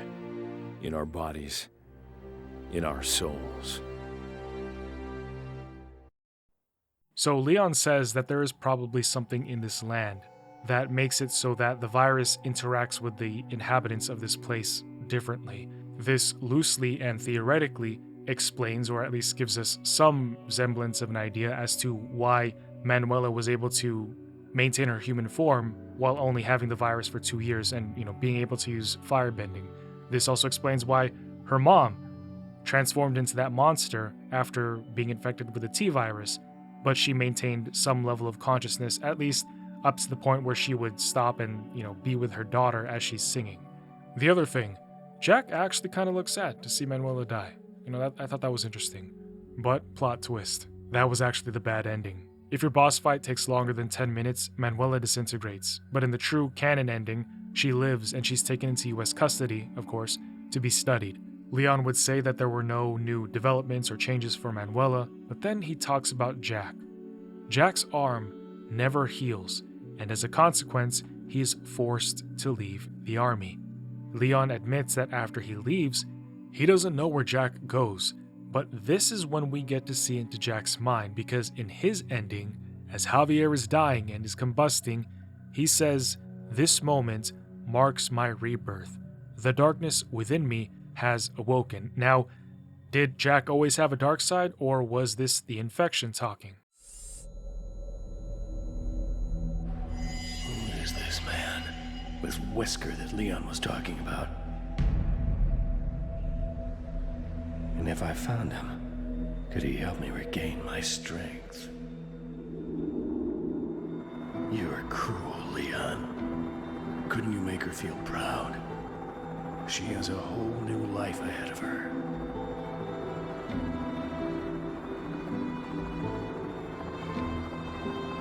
There's nothing left to say. For you and I, Leon, we're merely different sides of the same coin. So there you see it. Jack turned to the dark side. His injury forces him to leave the military as the government doesn't see any use for him. And so, feeling powerless, he seeks out Wesker. But Jack also starts to hate Leon. But now, we move into Resident Evil 4. And I'm curious about going back to play the original to see if there's any major differences between the OG and the remake, but that's going to be later on. So, what we do is we start out by seeing this cult sacrificing a woman. Her blood drips down the side of a stone, and we see the symbol of hands in a circle. Cutting away from that dark scene, Leon recounts the events of Raccoon City and how, following the destruction and fallout, he was asked to work for the government. He talks about the brutal and rigorous training that he was forced to endure, and in one of the scenes, I believe, but I'm not sure, we see Jack mentoring Leon, teaching him how to fight with knives, which immediately kind of confuses the plot already, because we just saw in Operation Javier that Jack and Leon meets for the first time on that mission, and Jack gets impaled, so he leaves the army and goes off to go find Wesker, but apparently he's here in the remake, so I'm kind of confused about the canon, but we'll continue. Leon confesses that he's been dealing with so much trauma and pain with everything that has happened so far. with everybody that he's lost, and he just wants to forget it all, even for a second. The reality is, Leon doesn't want to lose more people again. That rookie cop who wanted to save people, to save everyone, is still in there, and this time, on this mission, he wants things to be different. And so we come to the rural region of Spain where Leon is in the back of a cop car, staring at a girl's photo, being escorted by 2 officers who were ordered to aid Leon. They ask him a question, calling him Yankee, which is an often negatively connotated word for American, or more accurately, people from the United States, what he is doing here. Why is he out in the mountainous middle of nowhere? And Leon simply states that he's looking for someone. The officer says they must really be important because their police chief personally told them to help Leon. Then he says that a lot of people have gone missing in this area for some time now. After a short time of driving, they take a pit stop so that one of the cops can drain the main drain. ¡Qué frío! ¿Te has bebido el bar entero?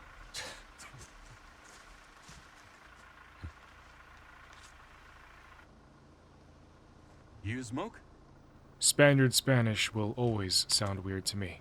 Leon stays silent, observing his dark and ominous surroundings, paying particular attention to a post with an X on it.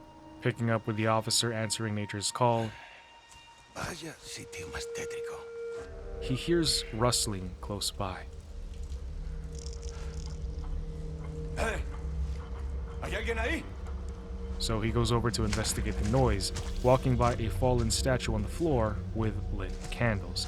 Now, if it were me, I would probably be asking why are there lit candles here and now, and I definitely wouldn't be going to investigate a noise in the woods, but hey, I'm not a cop.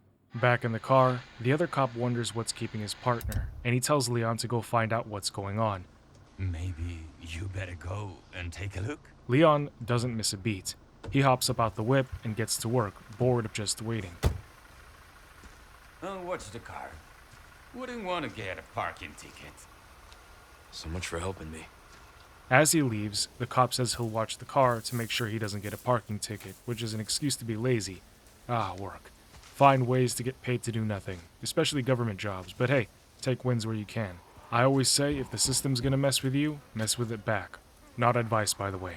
Into the unknown, Leon walks past discarded belongings, dilapidated small buildings, candles, wired fences, and bloody carcasses.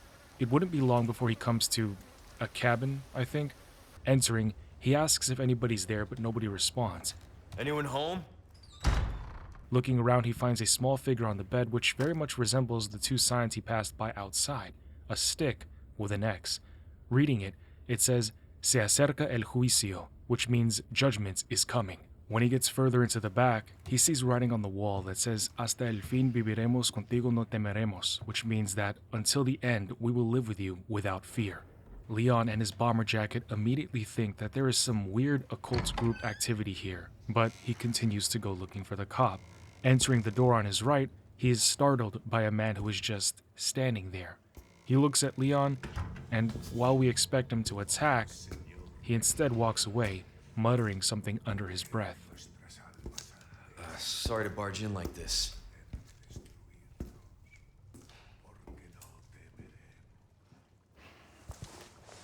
Busco a un policía. ¿Vino aquí?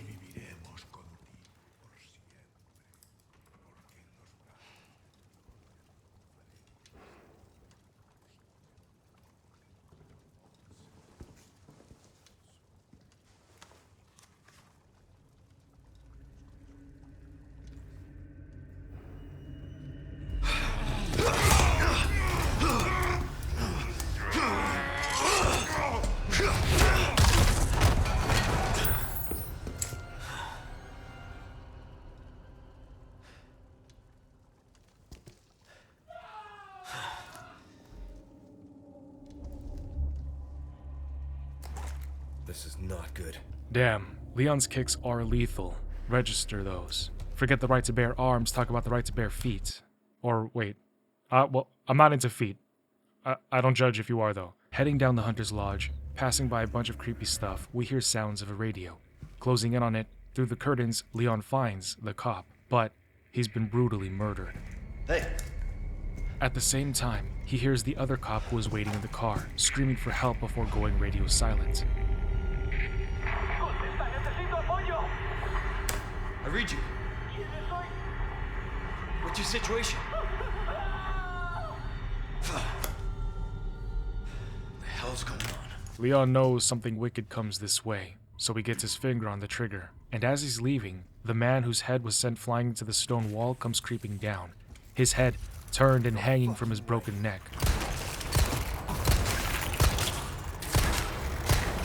Of course, he kills him and heads upstairs to find that there are now a bunch of hunters looking for him. However, Leon doesn't hesitate to unload himself into all of them before going to the second floor. It is there that he would find a picture of the president's daughter, who appears to have been tied up and locked away somewhere. Contacting Ingrid, Leon gives a sitrep. Bruce, this is Condor 1. Hunnigan here. What's your sitrep? The president's daughter, Baby Eagle. It's likely she's in this village. Saying that Ashley is close, but that he needs information on the surrounding area to get a better idea of where to narrow down his search. However, that is when he hears somebody stomping up the stairs. My escorts are... He turns and sees an axe coming through the wooden door. The door breaks down and 3 men are blocking his path, so he decides to make his own exit by jumping out the window and rolling on the floor. But for some reason, they only stare at him, letting Leon turn around and leave.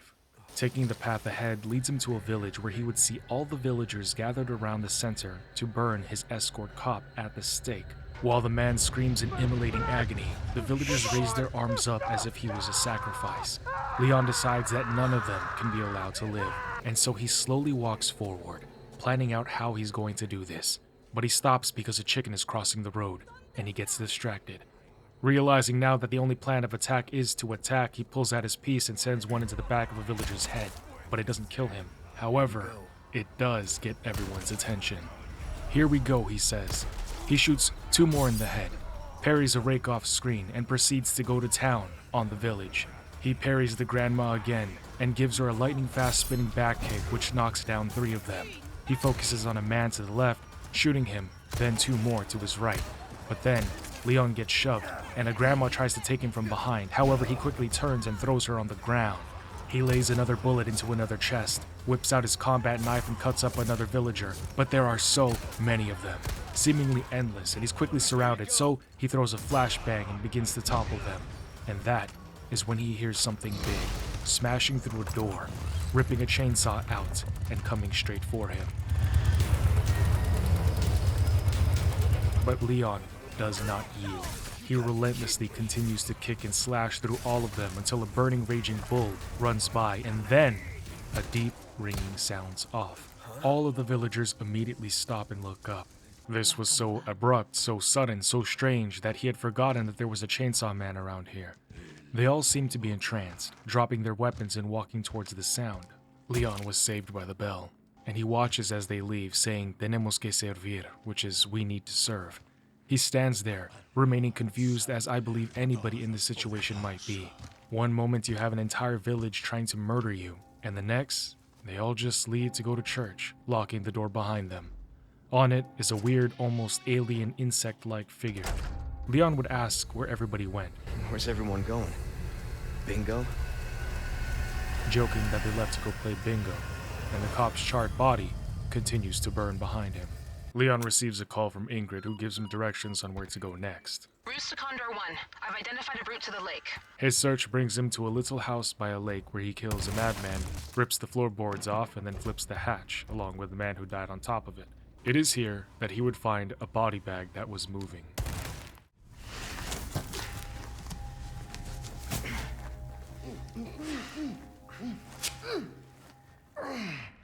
That hurts, you know? Seemed like you really wanted to talk.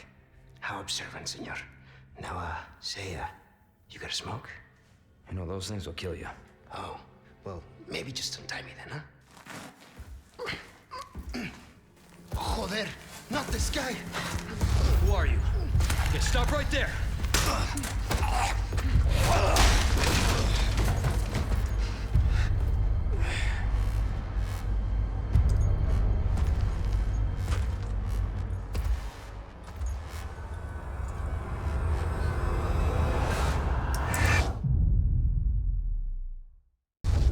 Sacrificial lamb, you will receive our most sacred body.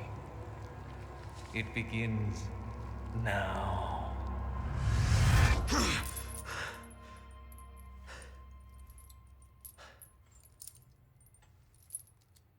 what the fuck?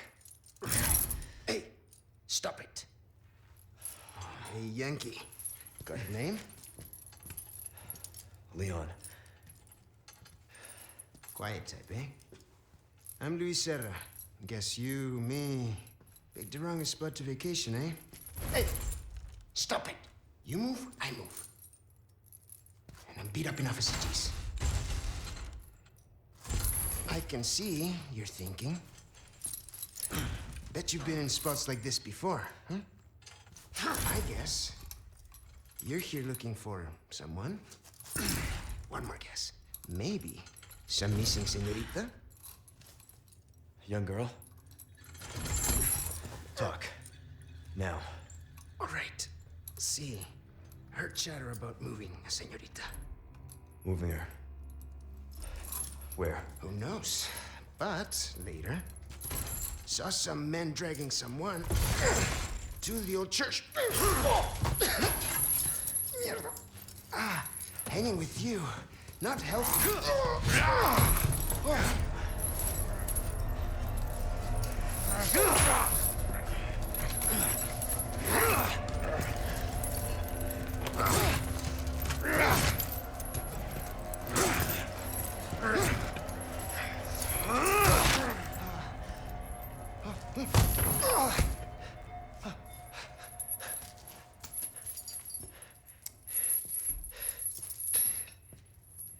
Hey, we're not done here! Later, amigo. So first off, who was that tyrant-like priest? Man was huge. Now that Leon knows where the president's daughter is, he starts heading towards the church. But not before stepping into a bear trap and then trying to see if he could disarm the next one, but unfortunately, he just gets caught in that one too. Coming upon locked metal doors, a mysterious man from the outside unlocks it for him and says, "Over here, stranger." Apparently this is a merchant, but there's something strange about him, although I can't pinpoint necessarily what. He's got a purple torch by his shop and he sells weapons and upgrades, but there is something otherworldly about him. Like it's not just about money and buying things for him. And where does he get all this stuff anyway? And why does he keep calling us stranger? Nevertheless, if it helps Leon on his quest, he takes the help. I should look into him later on though. Going up a hill, a chainsaw man descends upon him, and when he goes in to try and shred Leon down, apparently Leon is able to parry the chainsaw? Fuck. How does this work? The teeth on the chainsaw are moving really fast, but Leon's knife can... And then the strength and precision required to even do the parry that... You know what? Never mind.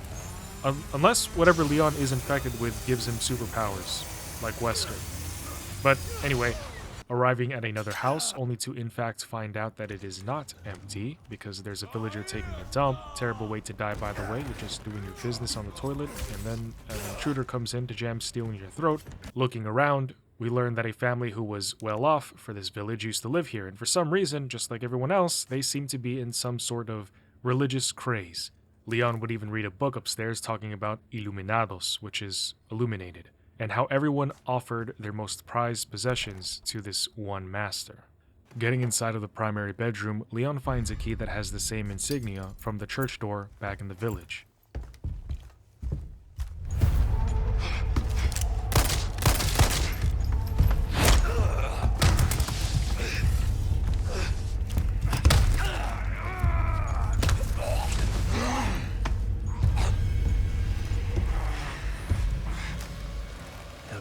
Has accepted the gift.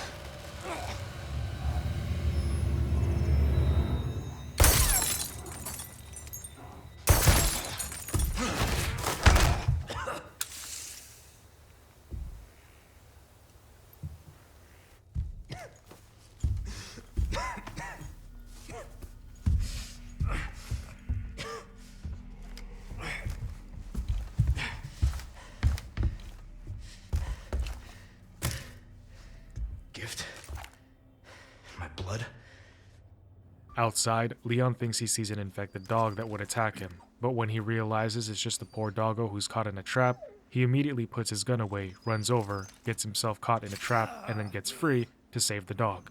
Oh, it's a wolf. Hopefully it survives and recovers. But hey, imagine playing this game and not helping the poor animal though? Only a psycho wouldn't. Unlocking the door to the church, Leon comes to an altar. It is likely that this figure is the village's cult leader, as they seem to revere him. Reading another book of Illuminados that seemingly makes no sense, he heads out to see the merchant here too.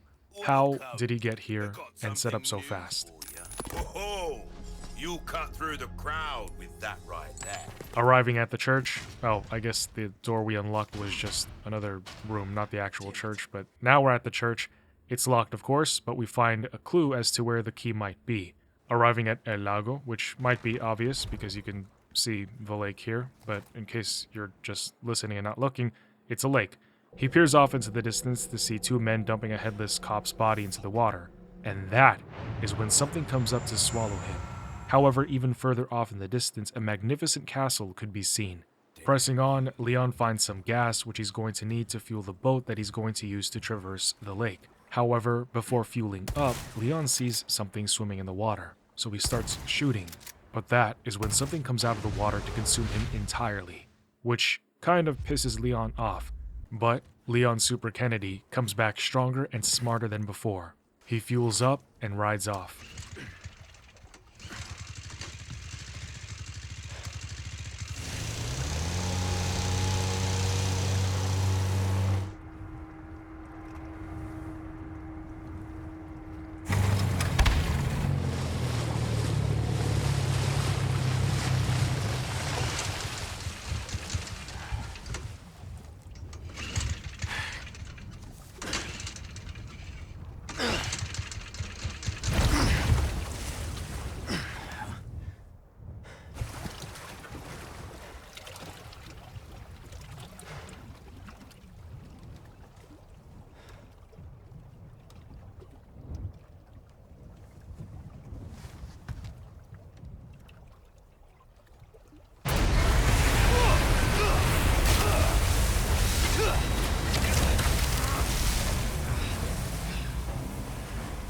And begins the fight against the infected salamander.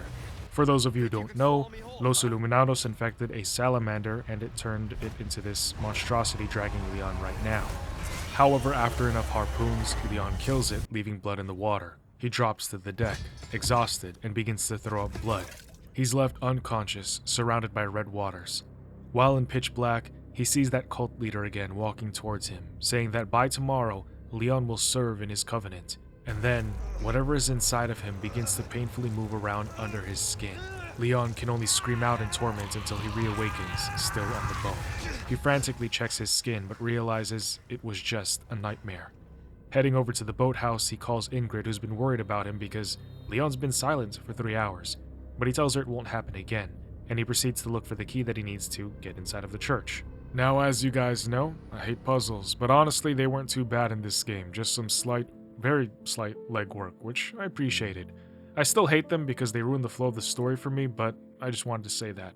Finding another shrine, 2 stone hands up, and looking at the mark on the wall which we saw at the beginning of the game with the woman getting sacrificed after obtaining the church to the key, Leon explores the area a little bit more to find that woman, or at least the altar that woman was sacrificed on.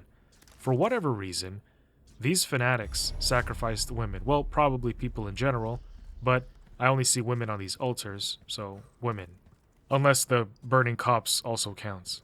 But who or what is the god or deity that they are worshipping? As Leon heads back to the church, he would find himself in another crisis. Shit.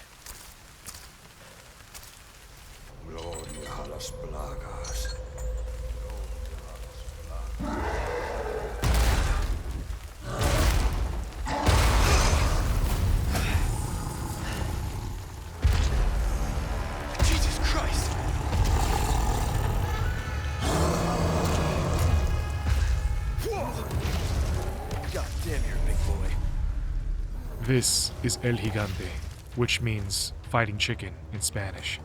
Sending a boom boom in its face, it falls over, and Leon enters the church calling out to Ashley. Ashley Graham! I'm here to help! Opening the door, Ashley. Ashley Graham, are you in here? Just let me go. Listen. Easy with that. My name's Leon. I'm here in the President's orders and... that went well.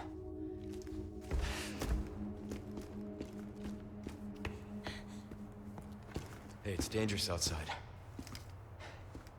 You need to listen to me. What is that? Over there? Pursue them. The lost lambs are escaping. Perseguirles. Deliver unto them salvation.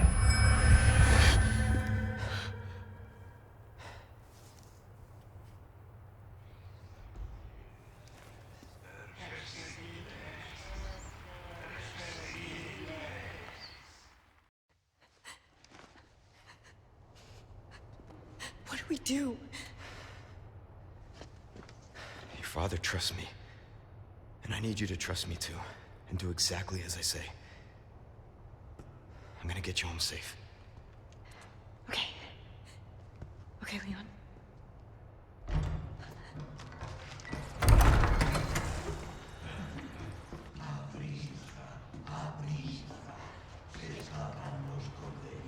So, somehow, that cult's leader is able to control these villagers, or ganados, which means livestock in Spanish. It's crazy how the cult calls them livestock, but it reminds me of the Veronica virus.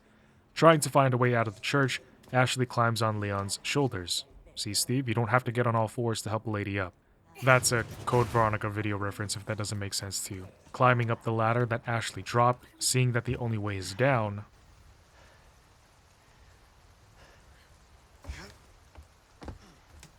No way. It's okay, I've got you.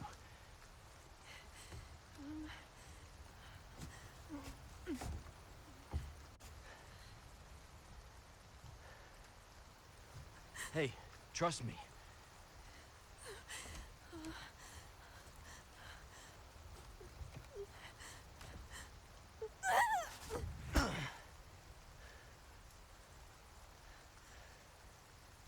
trust fall successful. Ingrid tells him that a chopper is coming to get them, so they need to get to the extraction point. Trying his best to protect Ashley along the way, Leon shoots down all the undead-like people. Some would try picking her up and taking her away. Others' heads would explode into this meaty whip-like thing. But he blasts those away too. After some time, Leon would come face to face with a large man wearing a boar mask. Leon gives him a knife slash, immediately following up with an electrifying kick. But then, the boar mask gets up to show Leon what a real kick looks like, sending him flipping over on the ground. Leon didn't like that. Seeing that he's got a new nemesis, he takes out his launcher and blows him up, as well as nearby Bacon. Ashley is okay, by the way.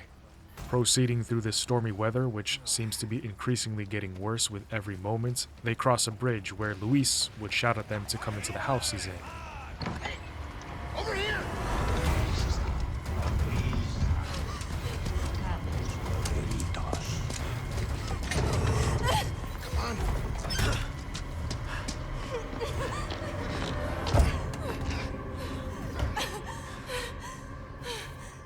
You. Hey, listen, about earlier. Yeah, about that. Hey, I see you found your missing señorita. Señorita has a name and it's Ashley. You are?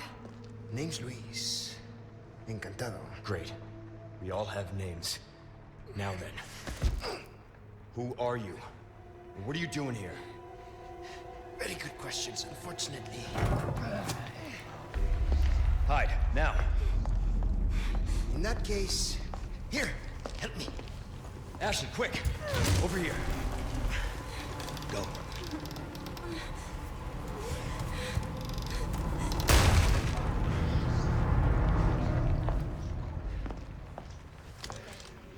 Okay, it's game time.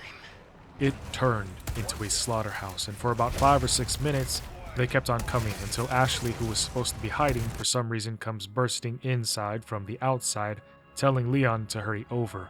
Seeing as the villagers would only keep coming, they rush off, but they were still being followed. So Leon turns around and shoots a chain, dropping the wooden gate on one of their heads, ending their pursuit.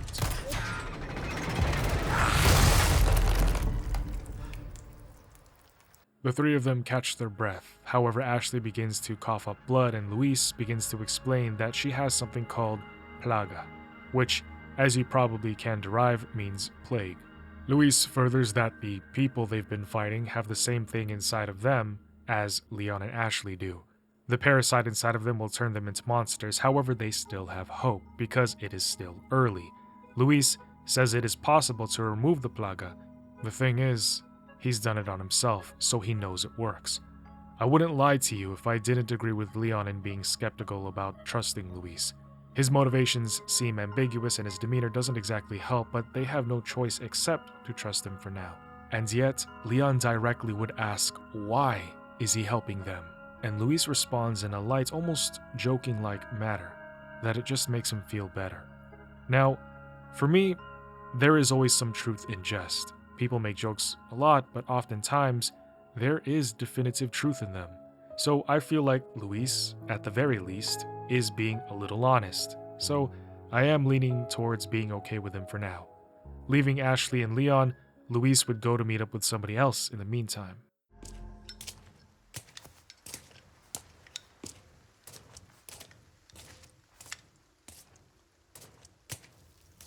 Hey, got a smoke? I do. The kind you like. Now where's the amber? Unfortunately, it's not on me at the moment. And you really should be telling me what a good job I did. Busted my ass and managed to hide it right before I got caught. Which is why I'm still alive. The deal was, we get you out of here when you deliver the amber. No amber, no protection, Luis. Such a stickler for details, huh, Ada? Okay, then. I'll go get it now, how about that?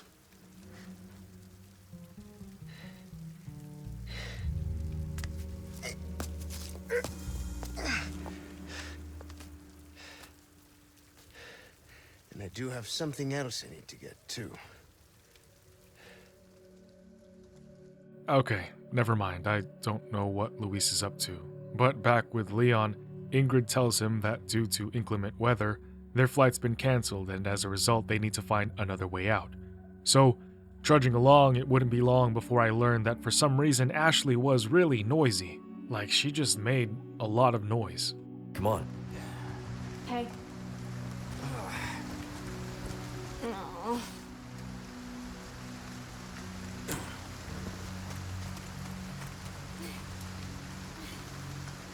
Like, what is that? What even is that sound? In fact, later I found a mod to stop her from breathing out loud so much because when she's running, she just makes a lot of noise and it gets annoying. Telling her to wait inside of a locker, at first she is appalled that he would even ask. Stay here. What? Okay. But she doesn't realize that Leon is about to engage in something dangerous. So she gets in, Leon heads down, and he sees a handle that he needs. Approaching it, immediately, chainsaws stab out of the walls, and what does this man do? Instead of simply just backing up, he kicks off the wall and does a backflip, +7 to aura. 2 chainsaw grannies, good for a band name by the way, come out and Leon has jokes. Sorry, didn't realize that was yours. I am flattered, but I'm a one-lady type of guy. After servicing them, he grabs Ashley and they continue on, but somebody else was right behind them.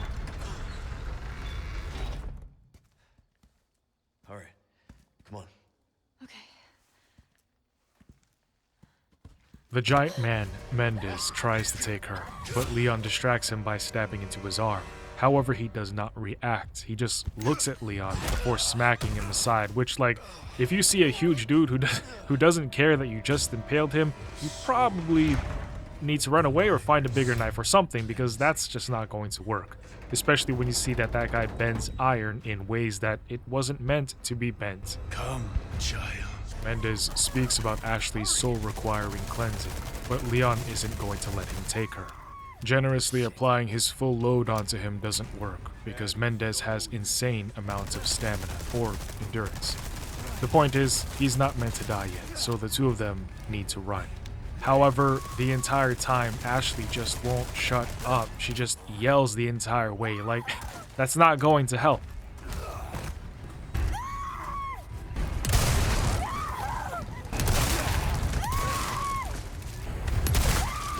You guys know what I mean, right? Like, you guys ever see those videos where guys are fighting? Not that fighting between guys is okay or anything, or like being violent is good or whatever. I'm not encouraging anything like that. But I've seen some videos where guys will fight and like the girls are on the side just screaming and yelling. Like, that doesn't really do anything. I think, does it do anything? Because nothing ever changes. They still continue to fight, but I don't know. But then the other side kind of makes sense too. Like, as a woman, if your man is fighting, like, what do you, like, just sit there and watch while he beats another man down, or he gets beat off by another man? You know what I mean? Like, I don't really know what a girl's supposed to do in that situation either. So men, don't put your woman in that situation. Period. Side tangents complete. As they're trying to run somewhere else, now that the bridge is inaccessible, Ashley goes and gets her foot stuck in the floor, through the floor. Which is not really her fault, but you know what I mean? At the same time, like, Leon made it past just fine. I guess maybe he made it weak or something. I don't know, but, you know, let's, you know, we're trying to survive here, so maybe, you know, trying to lighthearted, get your shit together type thing, you know? Maybe we can just get out of here safely, you know? And of course, you know, I'm not mad. I understand it was an accident. You're not doing this on purpose. I love my wife, and, you know, as she would say, she's just a girl. Okay, super low pressure, respectfully, just making a slight encouragement to maybe make this easier on Leon. They barely make it to stable ground before the wood behind them collapses. Mendez just glares at them and walks away. However, he wasn't actually leaving.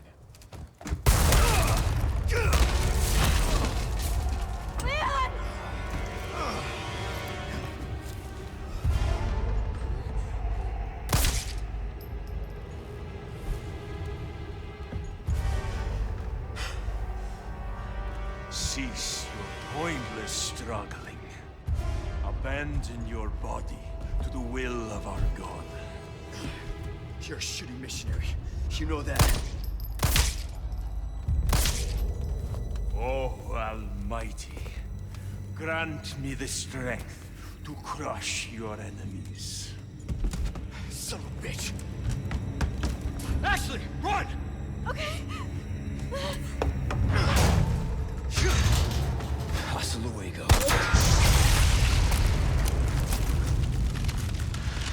God, I thank you for your gift. You want to get ugly? Let's get ugly. So, I think, while Leon is piecing him up, it would be good to give a little background information about Vitores Mendez, the chief, the big cheese, the chief cheese, if you will. Mendez is the village chief of this region, and before everything fell apart, he also served as the Catholic priest.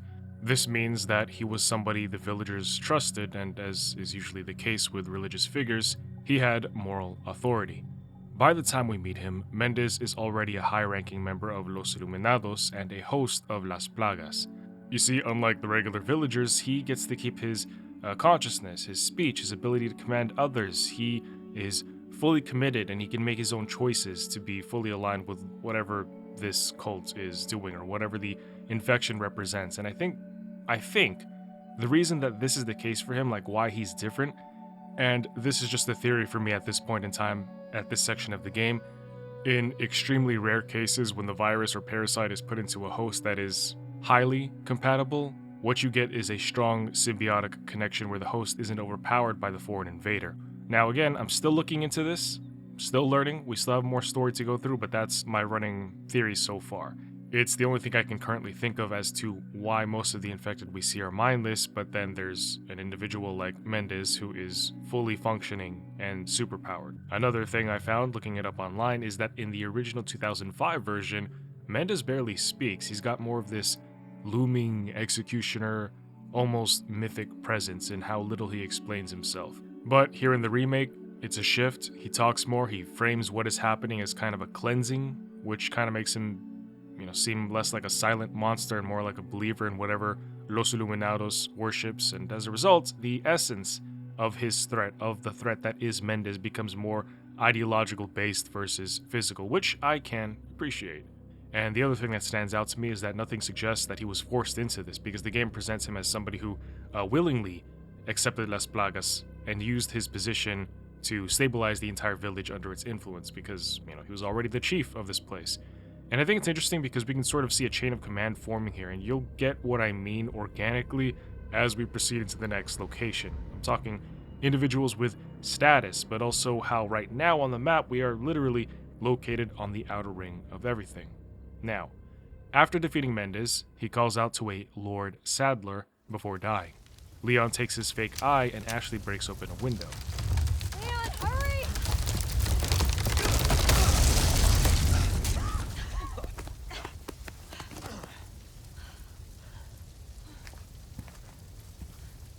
You're welcome. Thanks.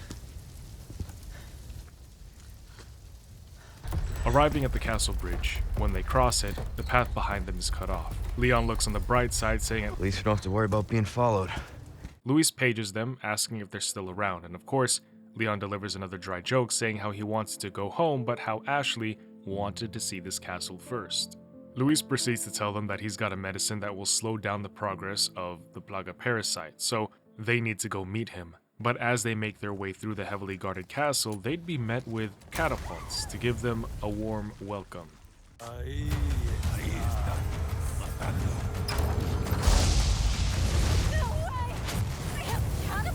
So, after taking care of them, Leon finds a cannon and knocks on the castle's front doors. Finally, past the castle walls, we meet Spanish Lord Farquaad. A most warm welcome to my castle.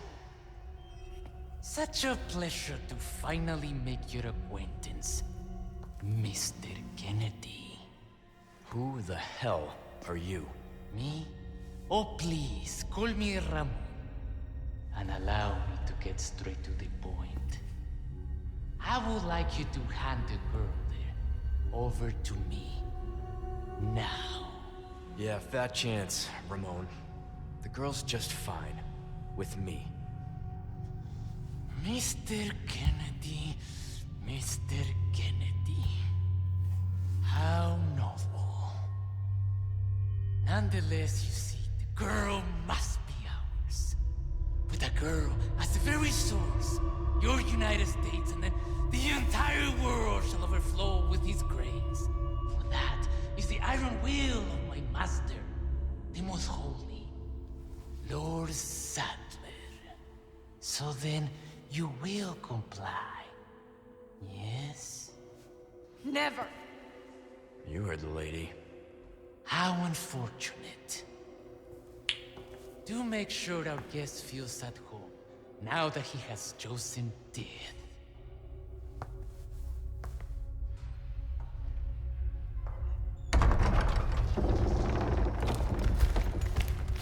Leon? Just stay close. So, for those of you who weren't listening to The Short King, Bro says two key things here. Ashley is supposed to be the source to spread the influence of Lord Sadler all over the US of A, and eventually the whole world. This is a bit vague, but I want to see if this gets explained a little bit better later on. However, if it's not, I'll try to remember to elaborate more. There is a part of me that thinks RE4's story could have benefited from explaining why the president's daughter was kidnapped in the first place a lot earlier, because it would show why Leon was even here beyond simply being told to. Turning his enemies into dust, the two begin to puzzle their way through the castle, and soon they'd be in dungeons reading about how the Salazar family for generations had a torturer of generations. Yeah, they had a dedicated family for the purpose of only torturing people, as it was a Salazar predilection. At one point in the dungeon, Leon would approach this wall and there's this body on the ground. Thinking it's a trap, expecting something to bash through the wall, he takes out the RPG.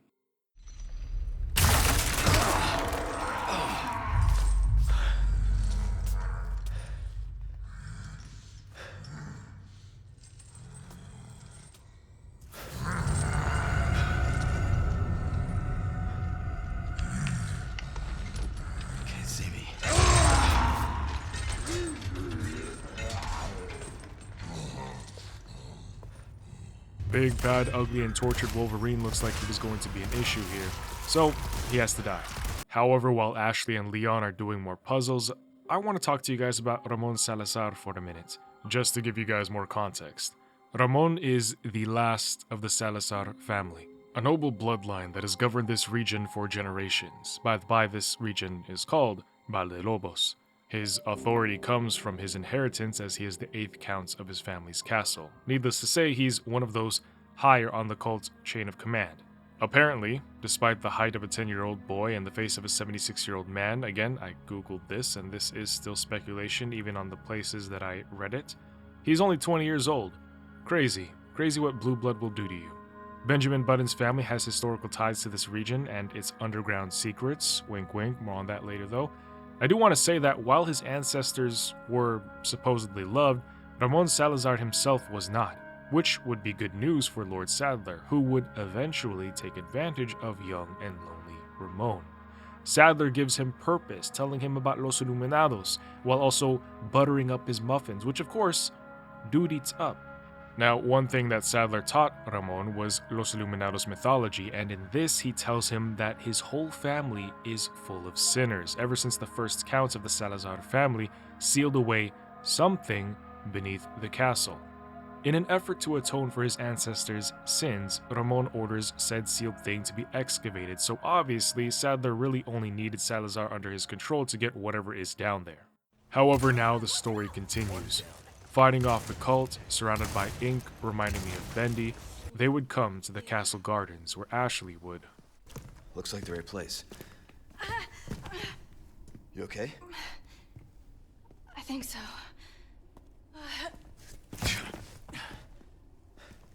Instead of worrying about her, worry about your own skin. Foolish little lamb.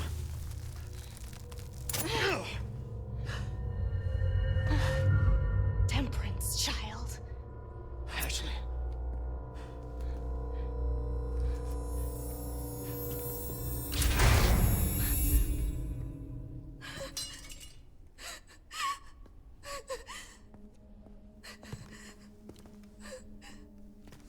Wait!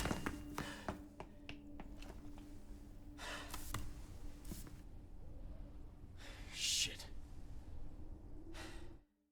After using Leon's own knife against him, Ashley ran deeper into the castle. Something wasn't right with her. It was as if she was being controlled like a puppet. Confused and concerned, Leon goes after her. That's literally what the Chapter 8 screen says, by the way, guys. That's not my own script. However, yeah, that pretty much sums up what happens. I will point out that the plague inside of them is getting worse, giving more control to who I'm pretty sure by now is Sadler. This also emphasizes how Sadler is able to control everybody using the parasites. So now Leon has to find her and Louise fast in order to save them from turning. Also, there's a certain somebody here who is creating this disturbance in the radio connection between Leon and Oracle. But you'll see who that is later. With no choice but to go forward, Leon opens up into a room to meet his old flame.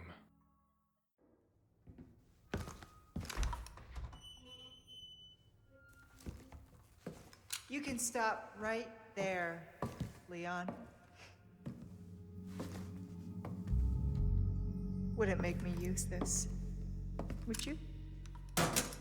Well, after 6 years, that is one hell of a greeting, Ada. You don't seem surprised. Interesting.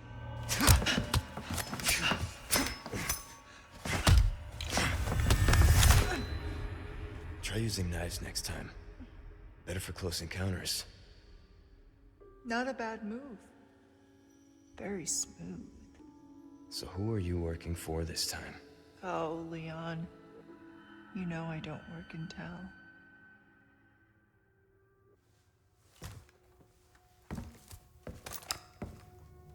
Leave the girl. She's lost no matter what. You walk away now, and who knows? Maybe you'll live to meet me again. And then I might get you that greeting you were looking for. You think I'm gonna give up that easy? Right. How about we continue this discussion another time?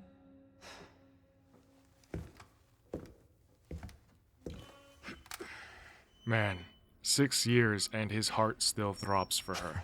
So I read on a Reddit post, and someone else commented this same thing on my Resident Evil 2 video, that the reason Leon didn't show up earlier during the Raccoon City incident was that he had spent his days before that getting blackout drunk after getting dumped by his ex-girlfriend. Now his ex-girlfriend apparently looked like Ada. Leon's got a type, if you know what I mean. But if you know this to be fact, or if you have a source, please share it with me so I can officially log in this information into my knowledge base, if it's true. Because I think that adds a certain depth to his character. Dude gets heartbroken, so he gets wasted, and that kind of saves him from Raccoon City altogether. I mean, he ends up going there anyway, but you know what I mean.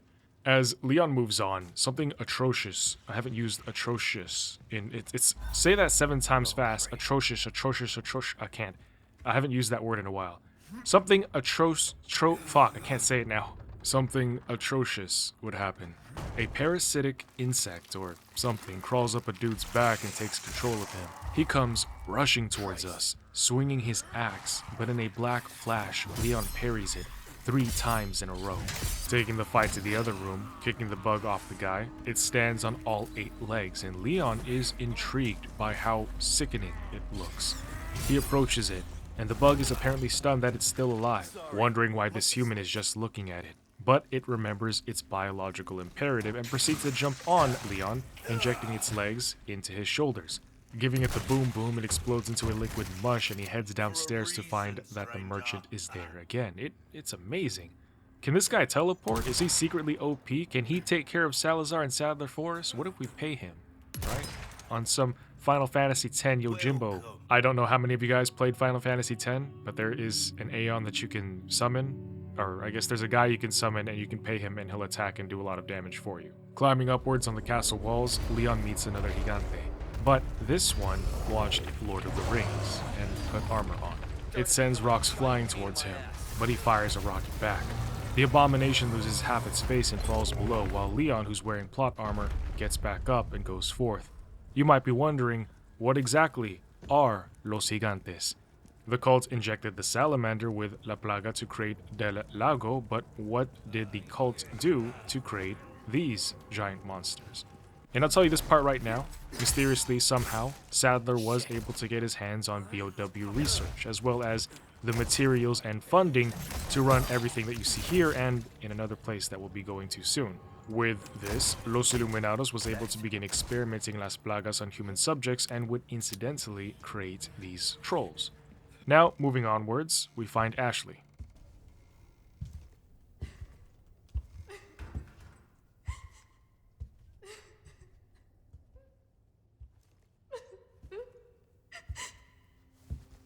Stay back. I might hurt you again. I'm so scared. When that happened, I wasn't myself anymore. I was something else. She must have been terrifying. I know. You too? It's okay to be afraid, you know. But you can't run. You gotta keep moving forward. We will beat this. Together. I don't know if I can. You can. Just give me a heads up before you stab me next time, okay? Leon, thanks. Together, after solving 3 puzzles and gaining animal heads for a chimera statue, they'd be attacked and Leon would be trapped in a cage that jutted up from the ground.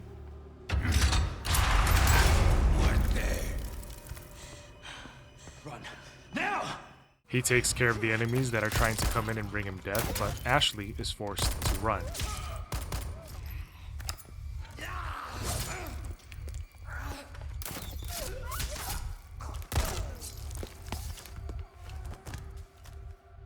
With the 2 separated, Ashley's got to find a way to free Leon. This entails her having to sneak past Knight Armor-wearing Plaga Infected.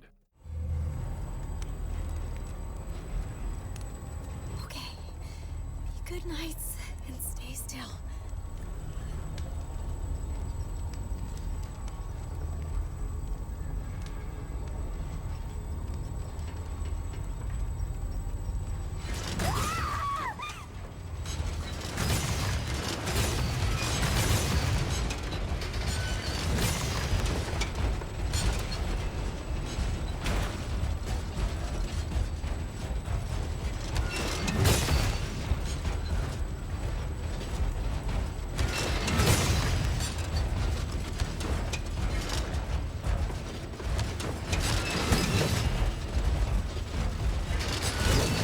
Leaving the living armors and returning to release Leon, she finds a key off a nearby fallen body. She tosses it over to Leon and it luckily goes through the bars and makes it to him, but as he turns to unlock the door, Ashley would scream. A giant, crab-faced, red-hooded, red-eyed monster picks her up and starts to leave. Leon tries to shoot it, but it only growls at him, and he walks on. So what we do now is we see what's going on with Ada. She's here at the castle and she contacts someone on the radio. So, what's become of the Amber?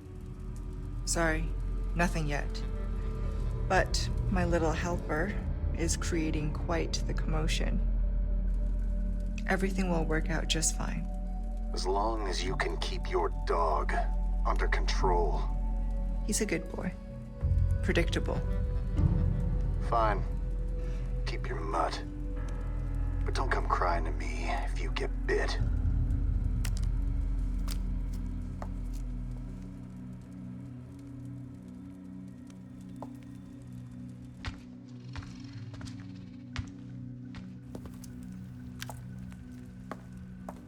And that is when we see that she calls Leon and tells him that he should go to the throne room to find Ashley. Pushing the doors into said throne room,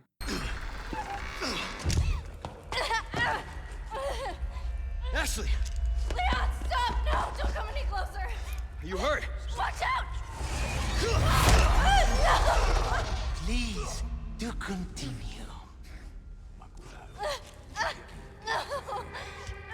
Do not resist, my dear. It serves only to make your suffering all the worse. Please, please!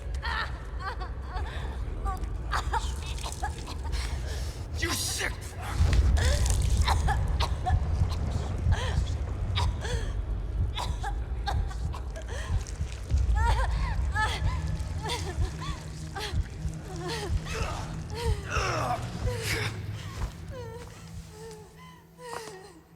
Aquí nos despedimos, señor Kennedy.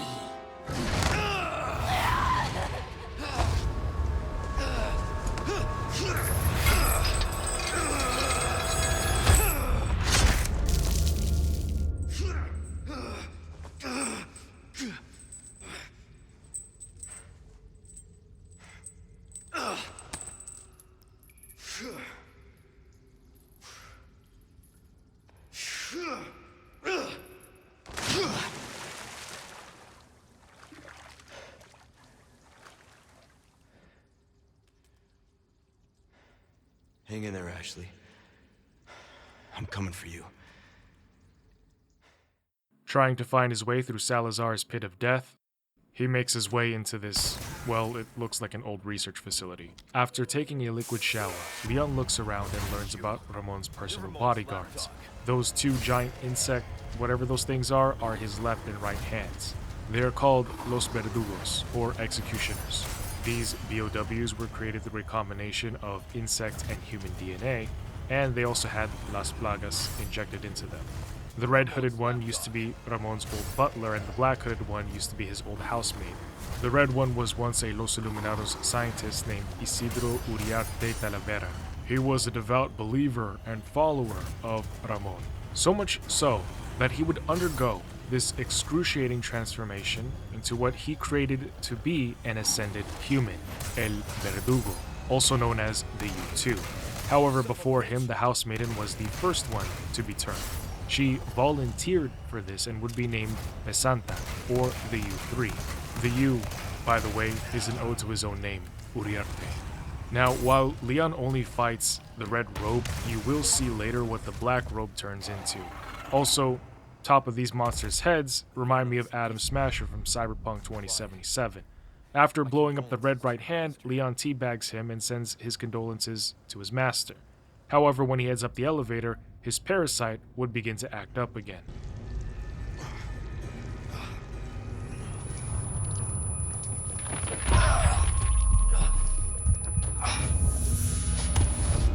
Pitiful little lamb. Your suffering came in, just as it has for our newest daughter.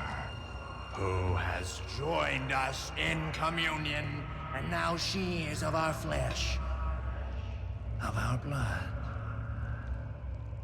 My faithful disciple will show her the path. Go now. Deliver to these vagrant children their salvation. As you wish.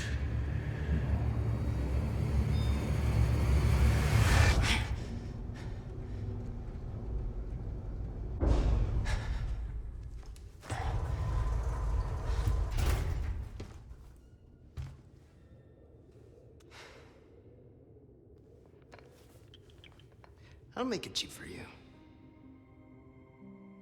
And that was Jack. But before getting to that, Leon catches up with Luis, who's just given him the medicine, at least stabilizing him for the moment.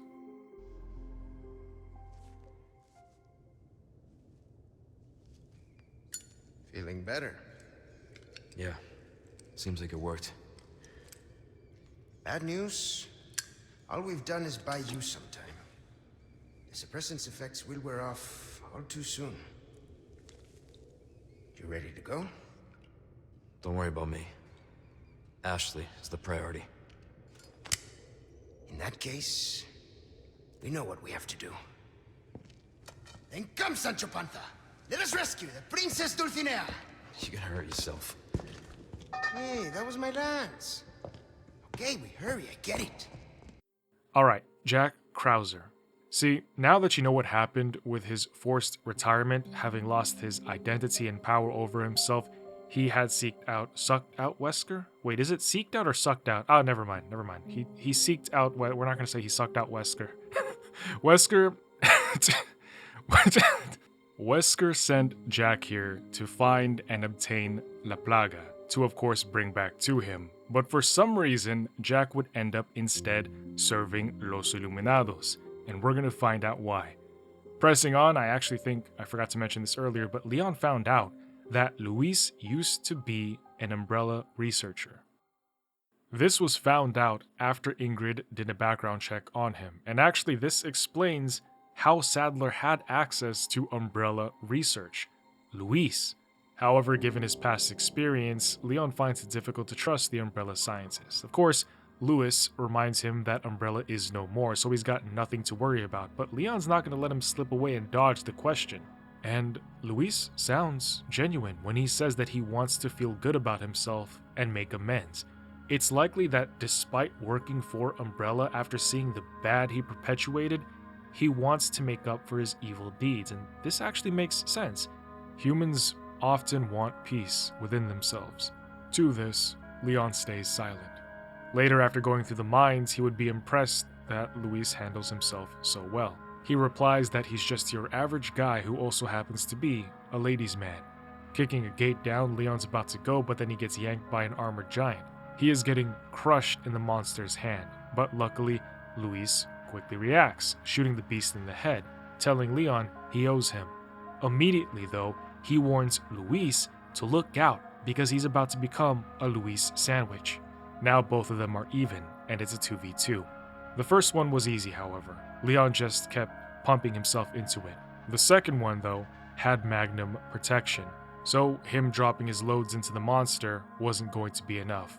But Luis had a plan. He runs off and he comes back with some TNT. He hops on the Iron Giant's back, placing it for Leon to shoot, which is enough time for him to drop the beast down below to burn to death in hot magma. Crazy to think that it used to be human. Carrying on, Luis would say that this is where they discovered Las Plagas, which had been preserved this entire time in the ancient deposits of amber. And this makes sense. Sadler had manipulated Salazar into serving him, and his true purpose for this lay in wanting to access the Amber to get to the ancient parasite, which, now that I think about it, I wonder what other ancient parasites are lying dormant within the RE-verse. You have the Progenitor, the Veronica, y ahorita las plagas. Hopping into a minecart, ready to ride it like a pony, Luis calls Leon Sancho. And at first, I thought nothing much of it. I thought, oh, he's just calling him Sancho and that's it. But then I remembered, back in the military, people would often make jokes about Jodis and Sanchos. But there's a reason these jokes existed, because they were based in reality. A Sancho was basically the dude messing with your girl while you were away at boot camp or on deployment. However, Leon wasn't him. And so I started thinking, okay, well, it's not that, what could it be? So I Googled it, and what I found actually gives some insight into Luis Serra. Luis was a native of Valdelobos, and in fact, earlier back in Mendez's house, I just remembered that that is where we learned he went to university and would be good enough to become an Umbrella researcher. However, he would later resign. When it comes to Sancho, growing up with his grandfather, at least I'm pretty sure this picture that you see on screen is Luis and his grandfather, there was a book that Luis loved. It was called Don Quixote. Luis makes a reference to this after giving, or in the cutscene that you guys saw, giving Leon the medicine where he talks about saving the princess and Leon takes away his lance. Now he calls Leon Sancho. Luis fancies himself as Don Quixote, Alonso, the steel-driving man from that piece of literature, and Sancho was his squire. By the way, Alonso was completely delusional, and the reason he renamed himself Don Quixote and deluded himself into playing this knight's tale was because, good movie by the way, was because of all the chivalric novels he read. However, deep down, Alonso was a genuine good guy. Like Luis, he wanted to do good. Some more background information on Luis, since I don't know if we're going to see this later. As a kid, he always wanted to be a scientist. After leaving Umbrella, he comes home to his village where it is already under Illuminados' control, and Sadler would come to him as a prophet, recruiting Luis into the cult as a chief researcher in order to study Las Plagas. Now, did you guys know that Luis was actually part of the European branch for Umbrella? He was on the research team that led to the development of the Nemesis parasite, so you can see how a lot of that carried on over here. At first, Luis believed he was conducting research on how to weaken and remove anyone infected with Las Plagas, because the thing is, back when the amber containing the parasites was excavated, all of the workers had inhaled Las Plagas through the dust, which started the outbreak. Now, the real reason Sadler wanted Luis to study the parasite wasn't in fact actually to help people. I'm running out of breath here. Forgot to take a breath. He wanted to figure out what Las Plagas' weakness was in order to cut out that weakness. Sadler wanted to improve the parasite to make Las Plagas without any weakness, and that is what Luis was actually doing, but he didn't know about it at the time. Well, at first, but we'll get to that soon. It is Luis's research that engineered all the BOWs that we've seen up to this point, and more. Now, the thing is, Luis would figure out that he was being played, but he didn't stop. This was due to the fact that he was so enamored by everything he was discovering as a researcher, as a scientist, that he couldn't bring himself to stop. However, guilt would eventually haunt him, and this would bring his foolish ambitions to rest. That is when he got into contact with Ada Wong, seeking to depart from this place, where in exchange, he'd give her a Plaga sample. This is why Ada and whomever she works for, Wesker, wants the amber. Look! You can see where they dug up the bugs!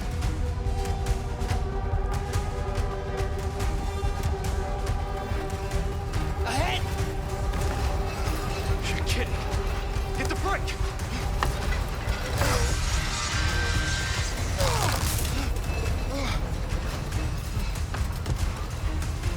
What? Are you serious? Jump!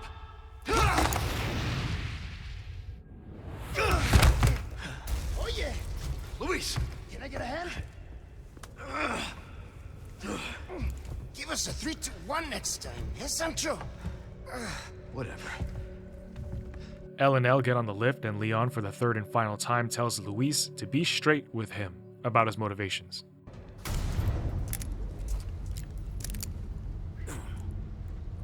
Phew. I'm beat. Makes you appreciate tech like this. I don't get you. Why risk your life like this? You don't know us. I told you. It makes me feel better. Be straight with me for once. Los Iluminados. I was working for them. See? There you go. Helping the two of you doesn't make up for it. I know that. But still, I don't want anyone else to get hurt. In that case, you better get serious. Harsh words for a squire. We're out of that hellhole. The fresh air is calling our names. Por fin! Gus, if we made it all this way, you know it means we're almost... Almost what?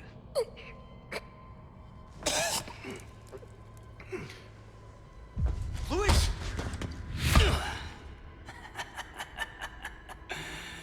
Long time no see, rookie. Major Krauser? What the hell? Why? Recovering stolen goods. And killing a few rats along the way. Easy work. Ashley, it was you. You catch on quick. Didn't I teach you? Knives are faster.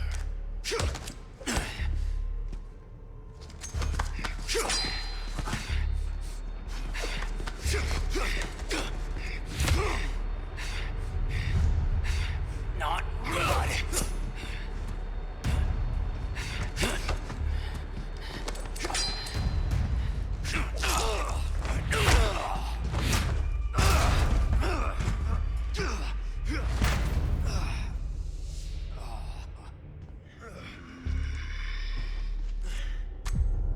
We are just getting started, rookie.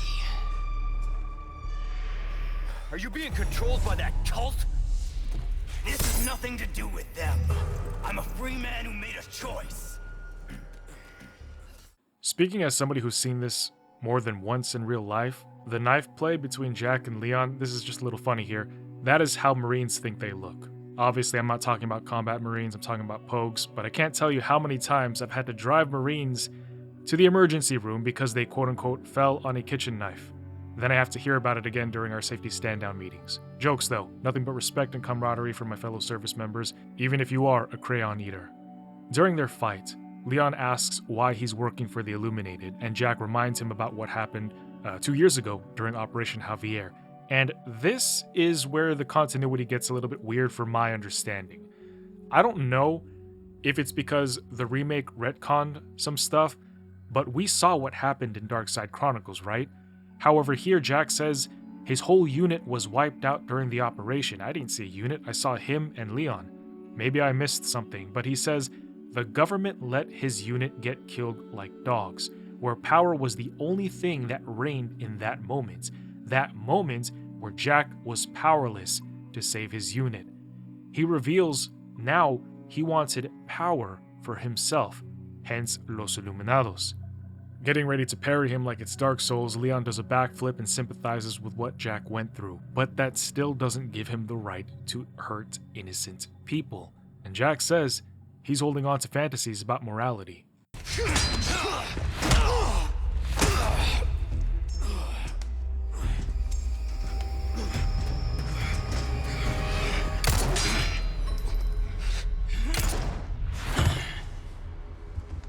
Enough play, rookie.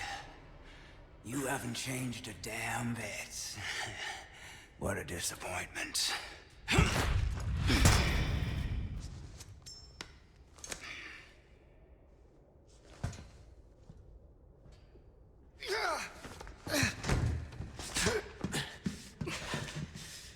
Not looking good, eh, my friend? And such a loss to the ladies of the world.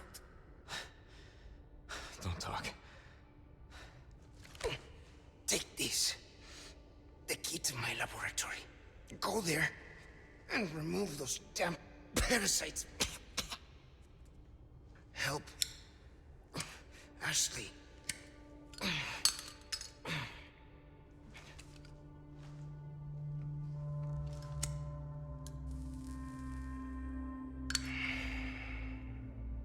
You know, I led a pretty shitty life.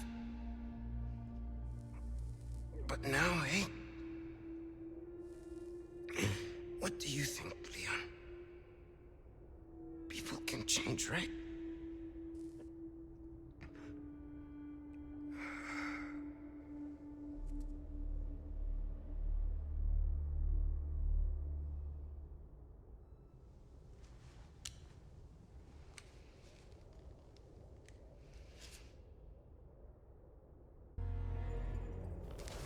You were a fine knight, Don Quixote.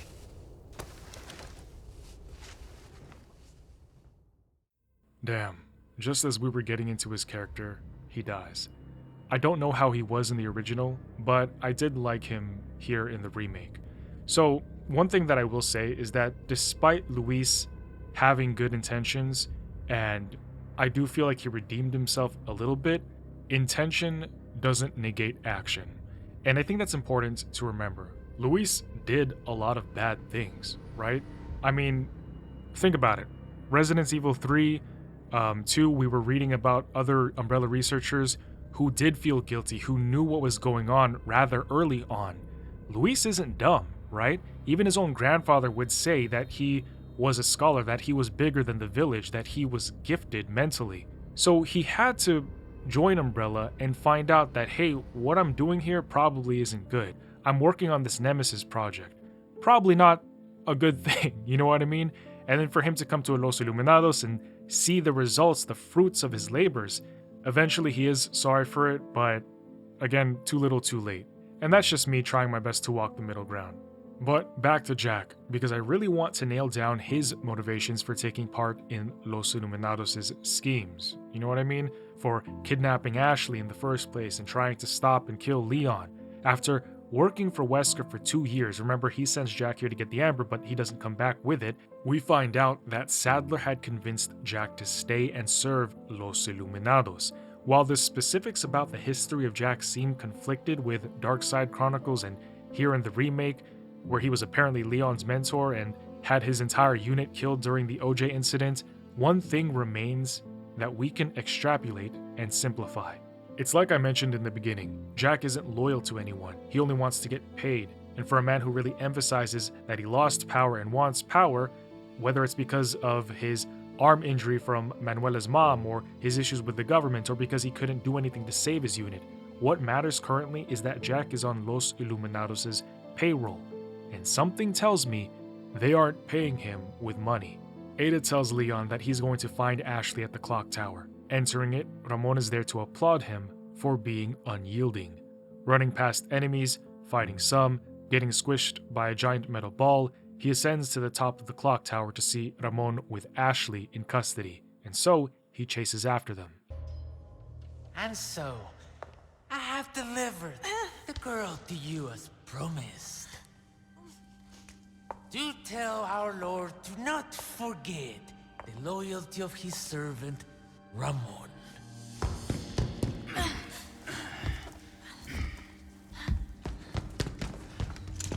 Ashley!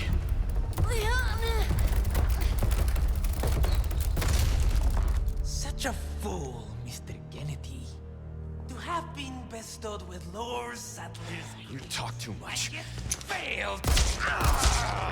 You vulgar, Utterly uncivilized.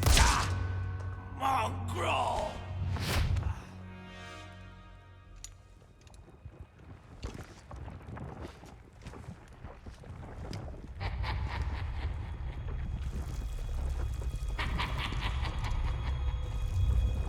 Allow me to show you the power I've been granted by my master. The power of God. The stage is set for the final act.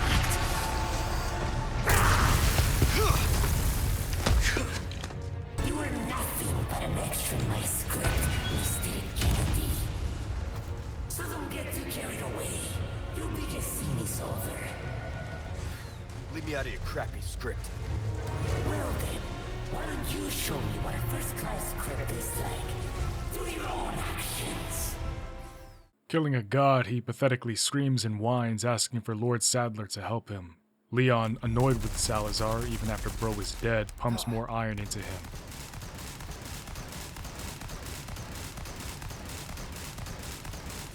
Chasing after Ashley, he sees that Jack is taking her away on the boat. Going forth, Leon would read a housekeeper's memo, where we learn one of his servants calls him Pulgarcito, lo siento nasai, Pulgarcito, meaning little thumb in English. Sorry, that's a new word in Spanish for me, so I didn't know that one.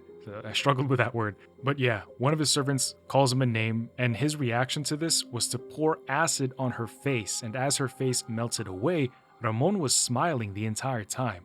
I guess the whole Salazar line was just a bunch of sadists. I mean, they did have generational torturers. Then the housekeeper mentions how Los Iluminados have turned Ramon into a puppet, even releasing Las Plagas into the world. Onwards, Leon luckily finds a boat, but he doesn't find a key. Ah, damn it. Looking for something?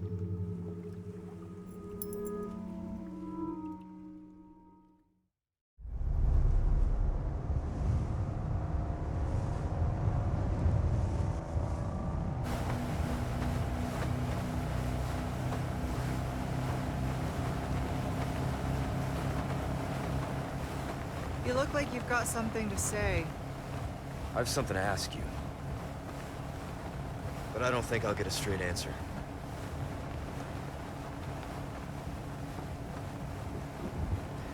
Raccoon City.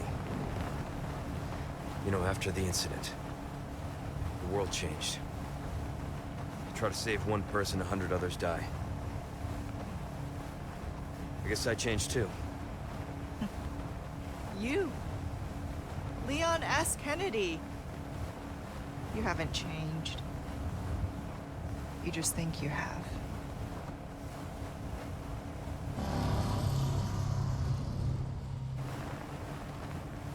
So here's my question. Have you changed, Ada? Or are you just trying to use me again?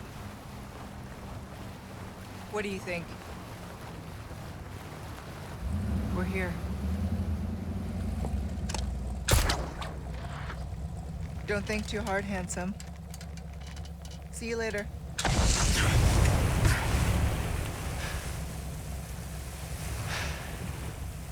Story of my life.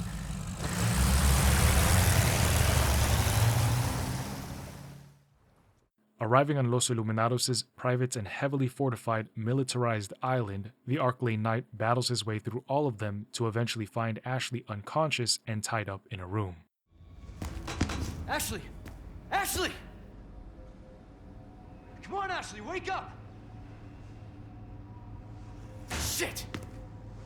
Of course, getting into that room isn't going to be easy. Naturally, there is a lot to do, but one thing I want to point out is this new foe that Leon meets.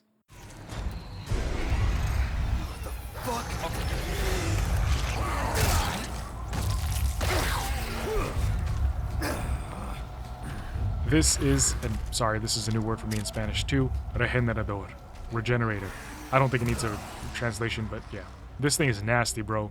It's like the souped up whitehead from RE3. It's big, it slithers on the ground if you shoot its legs, and it continues to attack Leon no matter what. It does have weak spots in different parts of its body that you can hit to totally take it down, and you can attach a thermal scope to see where. But I found that, at least for me on the lowest difficulty, that if you keep pumping bullets into it, its regen factor can't keep up. After more standard stuff, Leon unlocks the door to Ashley's confinement to save her. Ashley.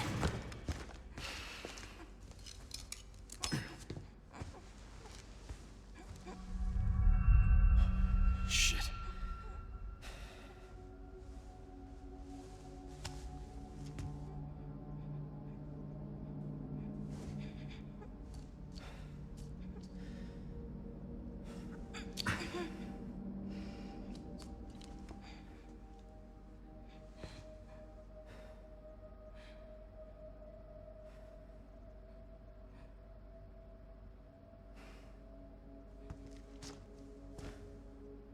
You're gonna be okay.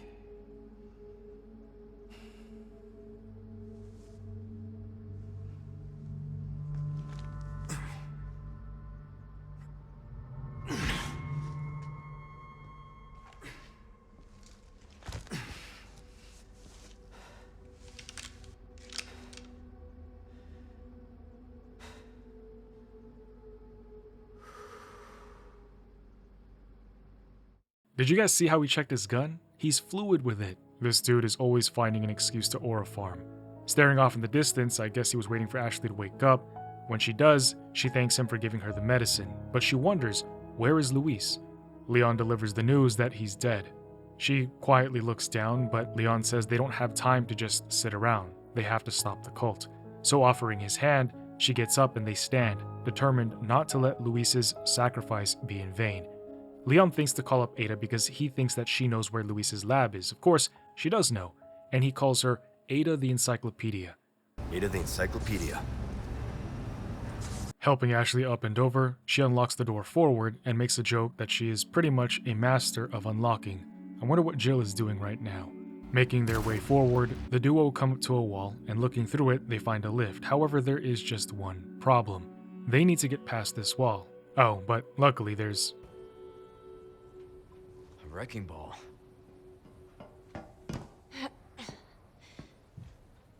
I got this. Hey. You're serious?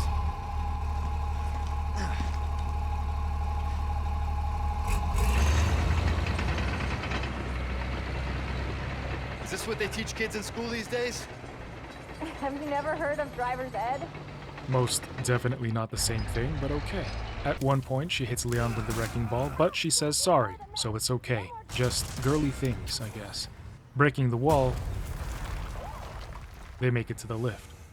You know, I was thinking, we work well together, don't we? I guess so. Right? Maybe someday I'll become an agent like you. What do you think? We could protect the US from any and all threats. Is that right? Well, either way, first we have to make it out of here. You're no fun.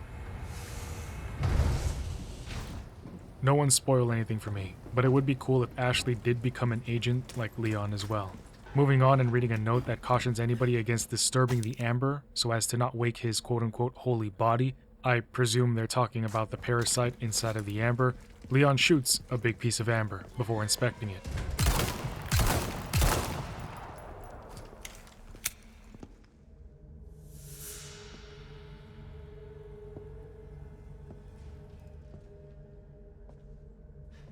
Prostrate yourself. This is our holy body. Our divine providence ensued. Such a profound blessing for all. Lost Planet. Welcome, my children. I am Osman Sadler, the speaker for our Lord. Tell someone who gives a shit. Foolish lambs. Why do you deny grace? Now, abandon your body. Obey. Obey the voice of our Lord.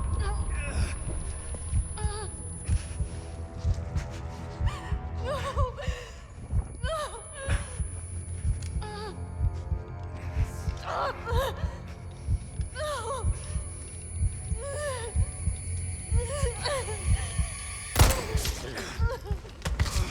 Sweet child, do not resist.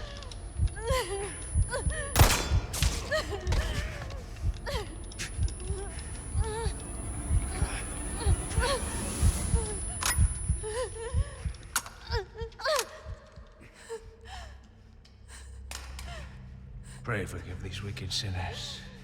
My faithful disciples shall deliver to you your penance. Now, child, you need not be afraid. Submit your body and release yourself from fear.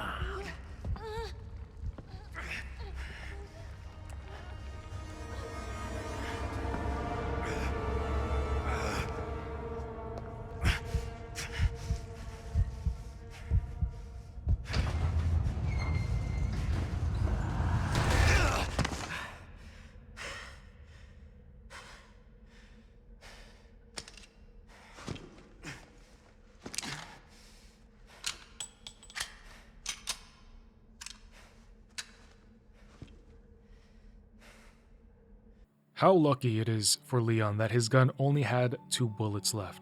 What's even crazier is I have infinite ammo on. Prior to pursuing Sadler and Ashley, Leon reads a report nearby to learn that the cult discovered a way to produce a superior species of Las Plagas. This version of Las Plagas is able to take over a host without causing damage to the brain. The researcher writing this, Annabelle, says that she gave the superior plagas to all the high-ranking researchers, but I firmly believe that this is actually how individuals like Mendez and Salazar were able to be hosts for the parasite but still maintain themselves. They had the superior plaga. So there it is. Originally, I thought it was a higher synchronization thing, but no, it's the type of plaga that they're given. Keeping our Metal Gears solid, we snake forward and Leon would eventually find a picture of his younger rookie self, and written on it was, "I'm waiting." Speaking of Jack, we read his plan on how he kidnapped Ashley. To my understanding, his men disguised themselves as her escort, picking her up from college. Jack mentions that there would be other men in the car pretending to be her presidential guards, I think, but he names some of them. One was named Baker, another named Abel, and a Henry. I wonder if he's feeling quite hungry. The vehicle that Ashley was in makes a random stop under the guise of engine trouble. This is where Ashley is moved to Abel's car, which there, they would change course, subdue, restrain, then detain her in a container. I always get amused when I write these scripts and I rhyme. Actually, reading this now, it sounds like there were some actual Secret Service guys who were there for Ashley, officially, and then Jack just had some of his men in disguise, like they were moles. I don't know if Jack was there himself, though. In the 4th phase of Ashley's kidnapping, Baker creates a distraction. Henry infiltrates and disables the government's networks so that she can't be tracked, after which Ashley would be put on a ship and then sent to Spain. But now, it is time to face Jack once and for all. I've been waiting for you, rookie. Worried about the girl, is that it? That's just like you. You always had poor judgment. But if you think I'm gonna let you out of here alive, you're even more naive than I thought. You can't save her. You can't save anyone. Give it up, Krauser. Being a lackey for these maniacs won't bring your men back. And what the hell for? Revenge on the government? You think they would want that? Revenge. You think I'm doing all this for revenge? Isn't that what this is all about? See, in that jungle, I had a revelation. The most important thing in this world is pure, unadulterated power. Those Illuminados have given me that. You know, you were always an asshole. But at least you had some kind of code. Some honor. And look at you now. Enough reminiscing. Move out and draw fire, soldier!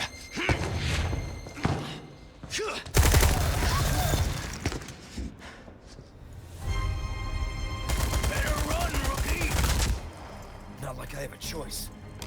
Despite parrying and dodging all of his attacks, he calls Leon slow and weak. He's probably projecting his own insecurities onto Leon. After a while of stabbing, kicking, and shooting him, he jumps away and takes his hat off.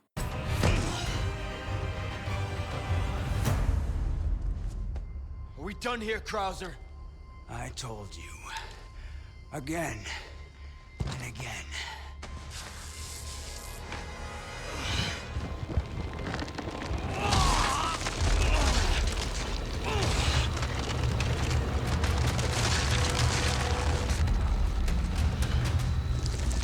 You're too soft to do what's necessary. That's the difference between you and me, rookie.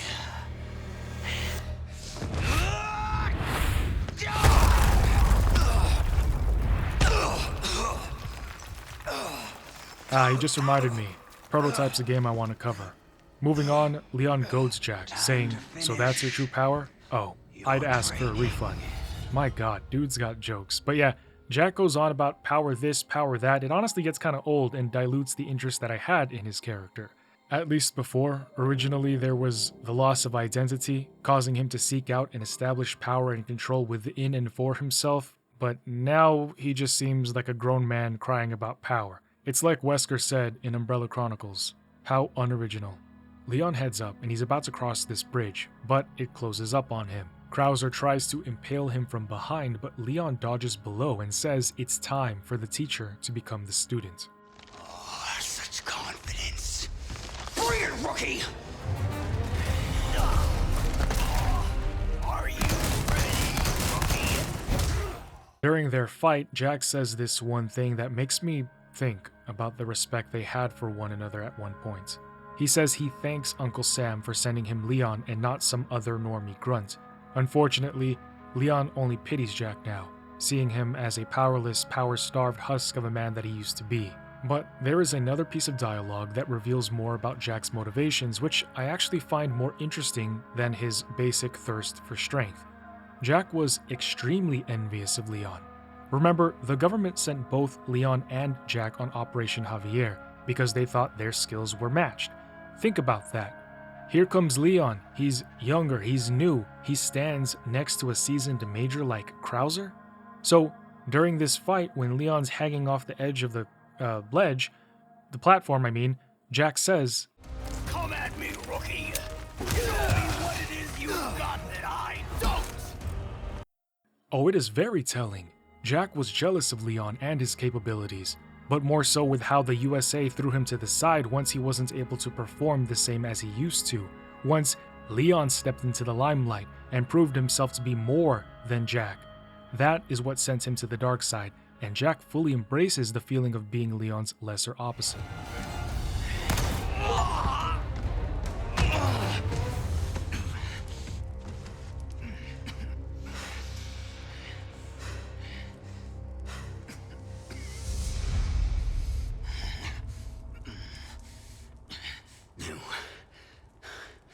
What you have to do.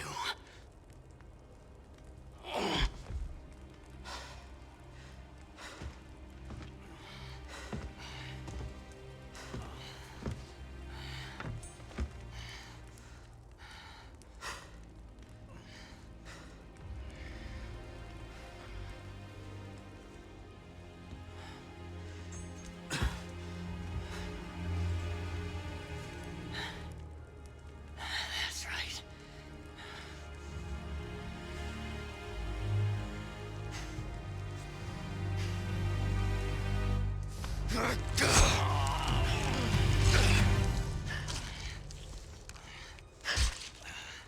I trained you well. Leon.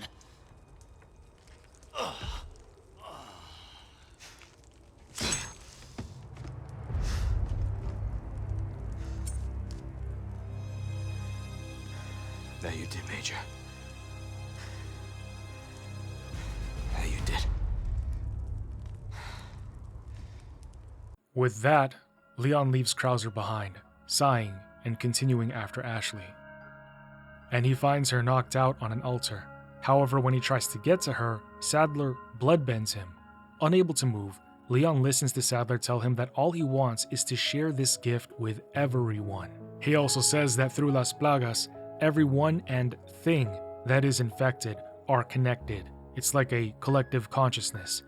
This is how and why Leon kept seeing sporadic images, visions, or dreamlike messages of Sadler talking to him before. And then he tells Leon he should stop resisting. Why do you reject serenity when you need only accept the sacred gift? Like she did. Sadler! Ah, yes, the time has come for this lamb to join our covenant. Oh, blessings unto him and the sweet mercy they bring. Exalt all, and let it be so.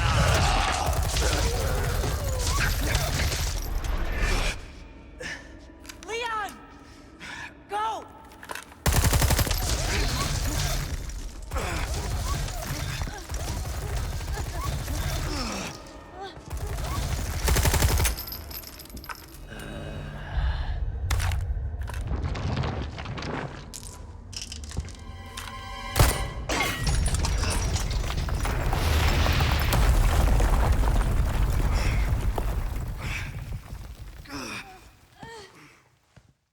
Leon is rapidly losing control over his own body and mind. He tries to fight through the exhaustion and mental degradation. Even though he can't see Sadler, he hears his voice in his head. Fighting past illusions, Leon uses Luis's key to make it into his lab, where he reminds himself of what he said at the beginning, that this time it has to be different.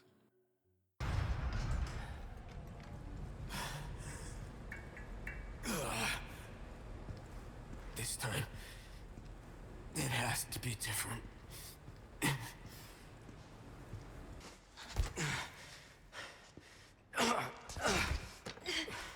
You go first. No way. Like I told you, I'm gonna get you home safe.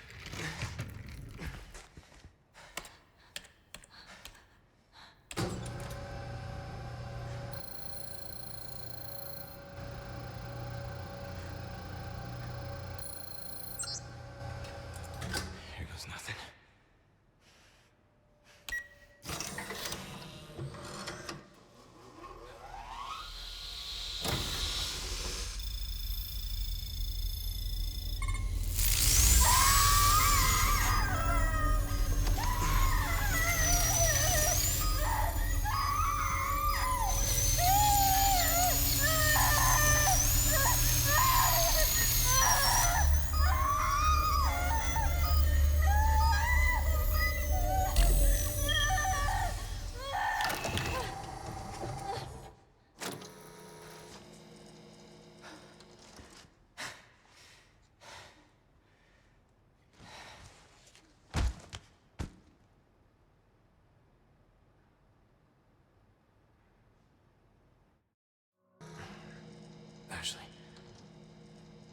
Ashley. I'm right here. I thought you were gonna die. Okay.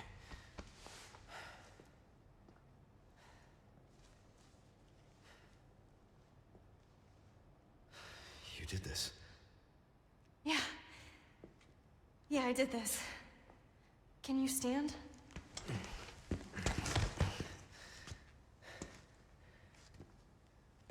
The map? Yeah, I found it. I think it says we can get out if we go this way. Hey, we're a team, right?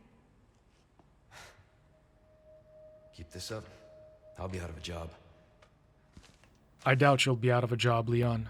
Unless they kill you off in Resident Evil 9. Even then, Capcom's gonna be milking you. You'll be playing Leon S. Kennedy until you're 90. Searching around, we find Luis's notes, where he talks about parasite maturity and whether or not the removal of La Plaga is possible.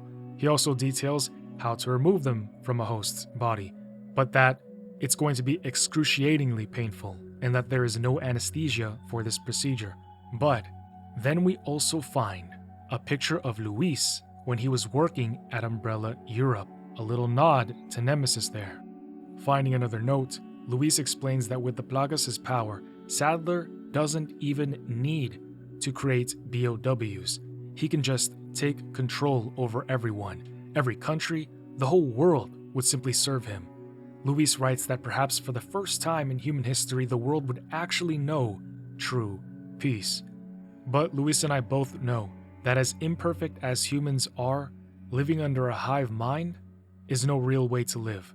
Well, but then again, there's so much evil living right now in the real world, right at home. Residents of our country perpetuating evil. Now those individuals, they don't deserve to live. Plagas for them might not be a bad idea. I'm just rambling, no real thought here. But Luis decided then and there he wouldn't allow Sadler to succeed. Pressing on, Leon finds something very important on his computer. It's about the amber. Luis logs that at first, he didn't think much about the sample. In fact, it was overlooked, collecting dust in a storeroom at first. But then he noticed that it had a peculiar shape. It was upon further analysis that he discovered the amber contains the same organ found in the dominant species. Now, the dominant species of Las Plagas has only ever been seen in Sadler himself, and this is why Sadler is the one who controls everybody else. But Luis marvels how amber would rival or even surpass Sadler's power once it was fully developed. However, before Luis could do any more research on the amber, Sadler took it from him. This also explains why Ada, who's working for Wesker, wants the amber so badly, because there is a terrible and terrifying power inside of it. Making it out of the destroyed cavern, it looks like an intense battle took place. Ashley asks, is Ada okay? But Leon knows she's a main character. She has plot armor. There's no way Ada's going to die. The two make it outside and Ashley points out Ada to Leon. She is unconscious and strung up from the metal structure. Leon runs over and shoots the rope binding her. And my god, it's crazy how she just lands on her legs without sustaining any injuries. Like, imagine if she landed incorrectly. I mean, like, I know there was a platform right under her, kind of right under her, but even at that height, you know what I mean?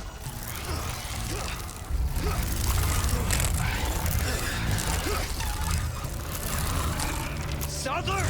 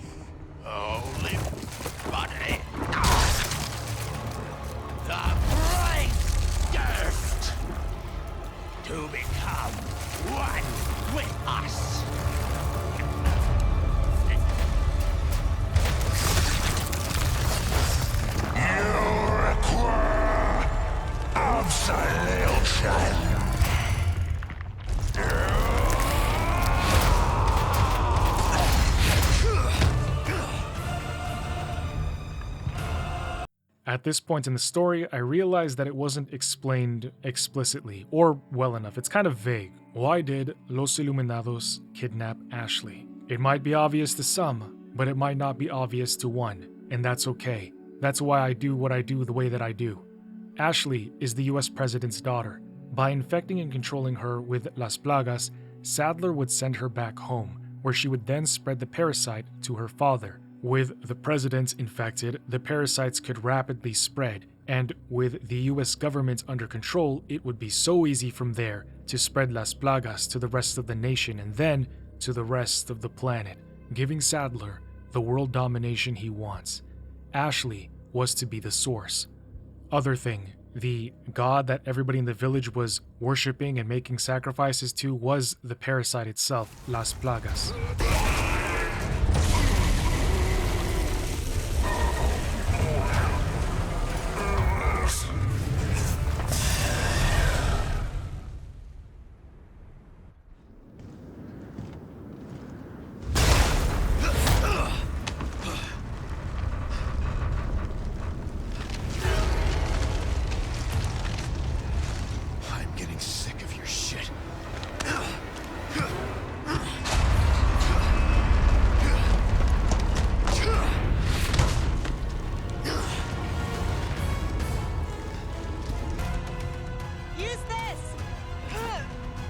Fantastic. Picking up the special rocket launcher, Leon puts the red warhead on Sadler's ugly forehead.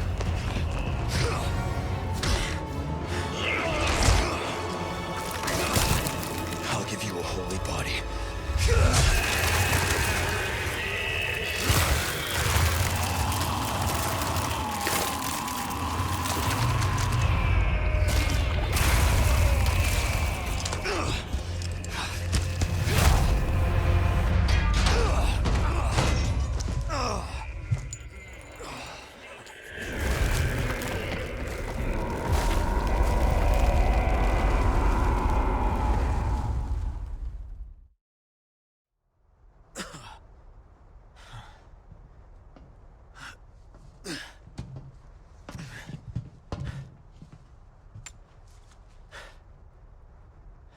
Ada, what the hell are you doing?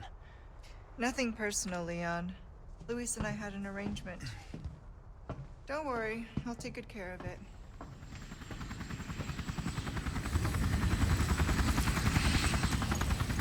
Ride's here. You coming? I think we both know this is where we go our separate ways. I see.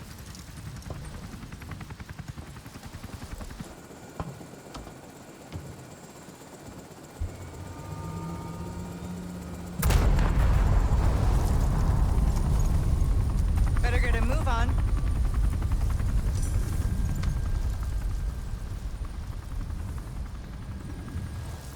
Cute.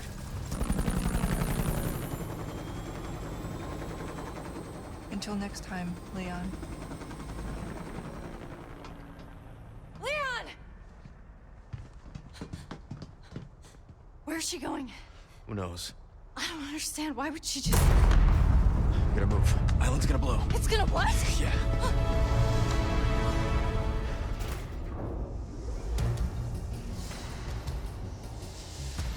Damn. Ada looked genuinely disappointed that Leon wasn't coming with her. Like, she wanted him to at least, I don't know, be around her. Their attraction is magnetic. I kinda hope they end up together. Only minutes to spare, they're not done yet. Rushing to get off the island before it explodes, passing by the Plaga-infected people, Ashley wonders why they don't attack. Well, without their leader, they're nothing. So they writhe and they will die here. As if they're at an amusement park, getting on the jet ski, Leon asks if she likes thrill rides. Ashley says she loves them. Racing through and out of the caverns, as rocks fall all around them, she screams whenever they go flying into the air.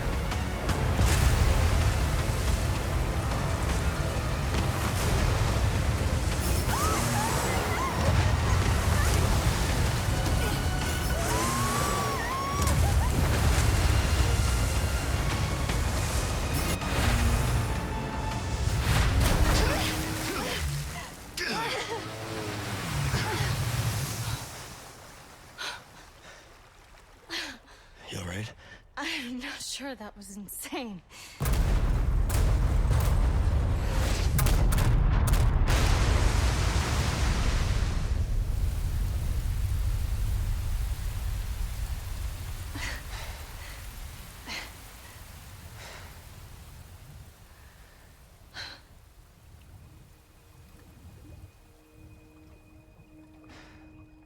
Mission accomplished, right? Mission accomplished. When you're home safe. Thank you for saving me. Don't mention it. You know, I could put in a word with my dad. Have you assigned to my detail, if you're interested. You don't need me. You proved you could handle yourself. Even if you could use a lesson in knife safety. Come on. Let's go home.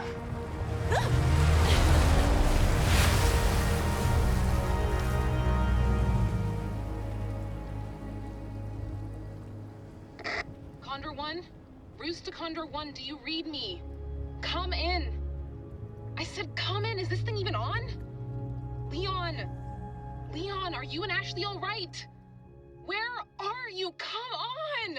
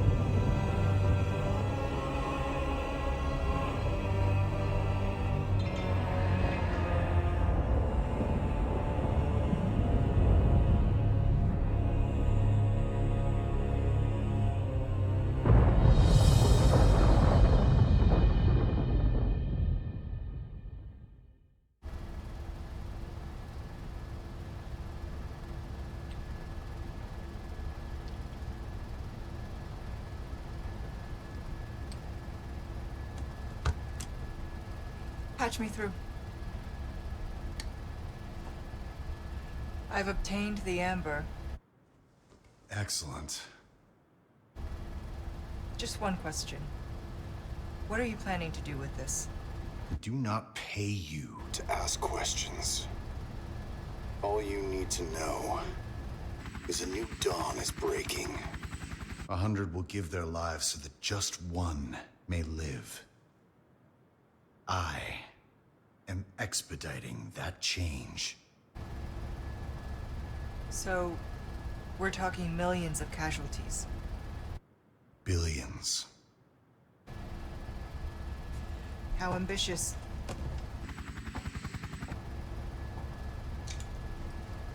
We're changing course, now.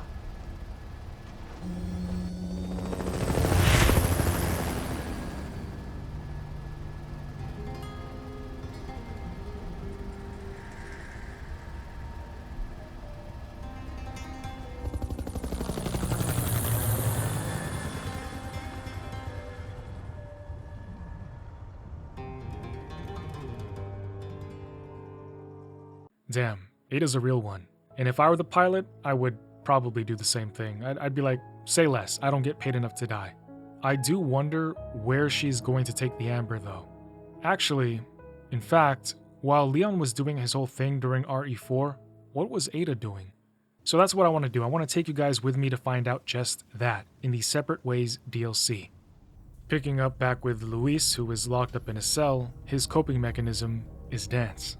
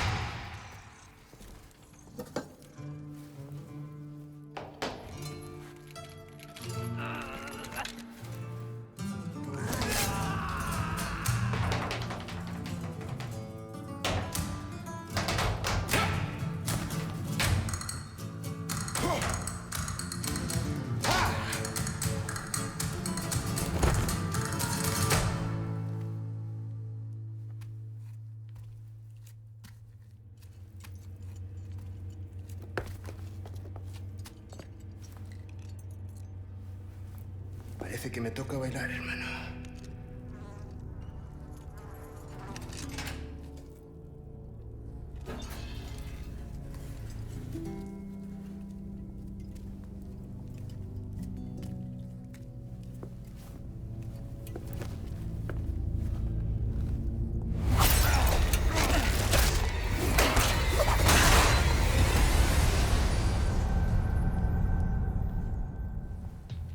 That's no way to finish a dance.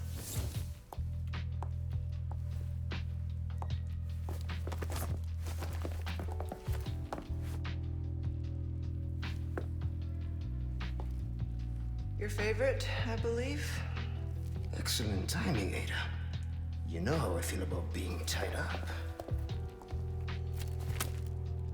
And yes, many thanks. You see, those annoying monks took everything from me. Including the amber? No. Cleverly hidden just before they grabbed me. Well, then lead the way. My pleasure.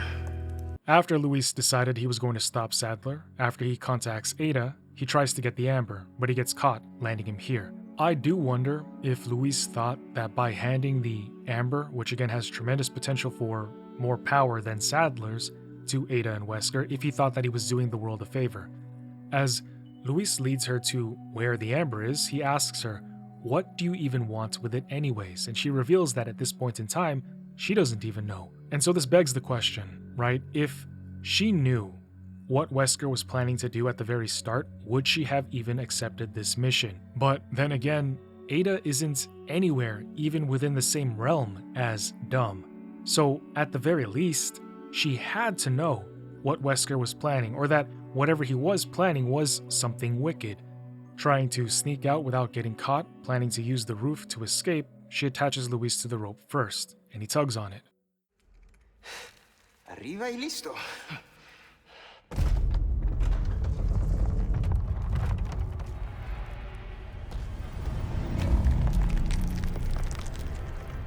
Fetch the ember. We'll meet up later. No! Sorry, what kind of a man leaves a lady...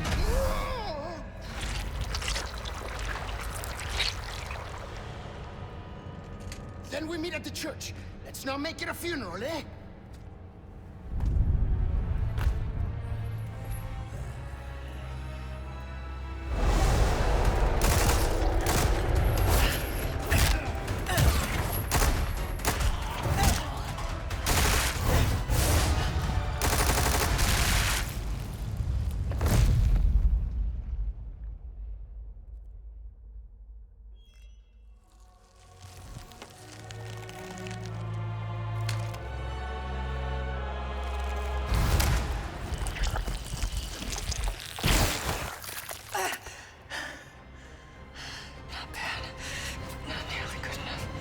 After defeating the Black Hood, Ada goes outside to give Wesker, a sit rep. My wife and I should get a gray cat and name him Wesker. Control, come in. Louise hit the amber, but I've sent him to retrieve it. Control, do you copy? I'm listening. Go on. We ran into some unexpected trouble. And? What will you do about it? Louise is already en route to the church. I'm tracking him every step of the way. Very well. Then I suggest you hurry. Copy. Just need to confirm my route first. Heading out to get a visual of the area. Wait, what technology does she have that she can see all that from her eyes? After Ada departs, she sort of talks to herself a bit. Through this monologue, we learn that she is aware of what the amber is to some extent and what evil it will bring. She knows that there will be a dark cost to giving Wesker the amber, but she tries to stick to what she knows in her line of work, that it is best not to ask who pays the cost and why her employers want certain things. However, the mere fact that she's even having this conversation with herself shows that Ada does have a conscience. She's not inherently evil, she's just been trying to remain as pragmatic as possible for her job. But what I really appreciate about hearing Ada talk is that she admits that that night 6 years ago with Leon changed things for her. It influenced her in ways that she can't really put into words herself, but I can. I can explain it. The truth is, Ada was actually infected back in Raccoon City. Yeah, she got bit. Bit by the love bug named Leon. You can cringe now. I'm half joking, but more so telling the truth. Sometimes you meet this one person and suddenly everything changes. Pragmatism, what you know you should do, goes right out the window when you're in love. But right now, after flying around with a grappling hook, Ada tells Wesker that she is looking for Luis. Now, Wesker, who has been monitoring everything in the region, says that Los Iluminados' activity has been increasing as of late. This is due to the fact that at this time, Leon has arrived, and he's been making moves. Taking advantage of the fact that Leon's being a good boy and keeping them busy, Ada presses on. Reading a villager's diary, she learns that the villagers respond to the church bell as they see it as some sort of Lord's calling. And this is relevant because soon she arrives at the church where Luis said he would meet her.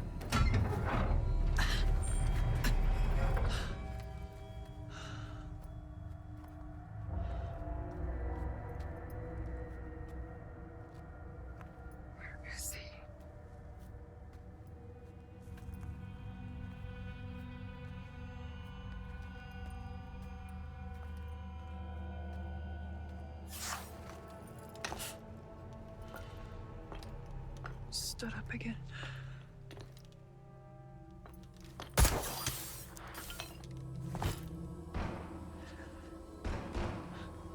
Sounds like he could use a little help.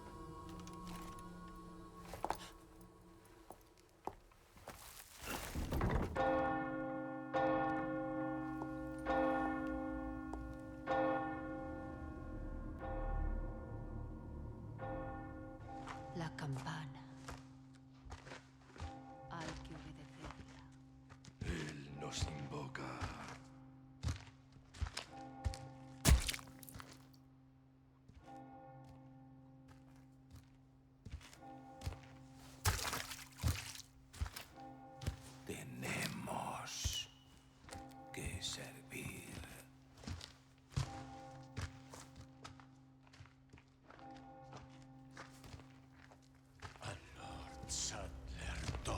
Of course, we know that Luis was caught by Mendez, which is why he couldn't convene with Ada. So she starts heading to Mendez's house to look there. But first, we meet the merchant. Don't worry, Leon. First time's free. Don't keep me waiting, Luis. Hey, stranger. So what are you buying? You've picked quite the place to set up shop, stranger. Aye, and look what it brought me. And look what it brought me. Another customer. Merchant is an interesting character. Entering the room, she reads a note where this person talks about how the Pesanta had hit them with something and how she's been having these symptoms. She is infected. And earlier, when Ada fought the Black Robe, she too was hit by Pesanta. So it stands to reason that Ada is infected now too.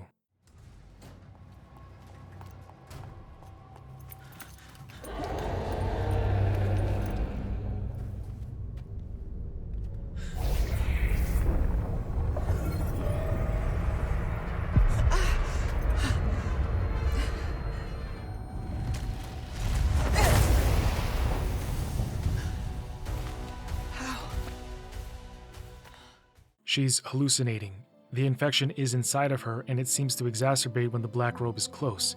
But the fight is light work for Ada. She comes in close to cut her up, however, right before she's about to deliver a shot, her body fails her. She misses, and a ringing in her head disorients her, enabling Pesanta to leave. Ada's unable to do anything except watch and expect that there's going to be another showdown. Picking up her iron, she looks at it and wonders what is wrong with her, and yet there is not a moment to waste, so she runs over to Mendez's manor. Upon arriving, she hears gunshots and gets in closer to investigate. Mendez has Leon by the throat. Ada shoots his hat off before flying onto the roof. She stays up there longer, watching Mendez leave before letting her breath leave her chest. Soon she sees Leon running off into the sunset. His night is just beginning. Ada sends her wishes with him as she slips through the window to find a lead on Luis. Looking at a portrait of Sadler, she shoots it before reading a note in the drawer. Luis is in the factory basement, so she proceeds to exit.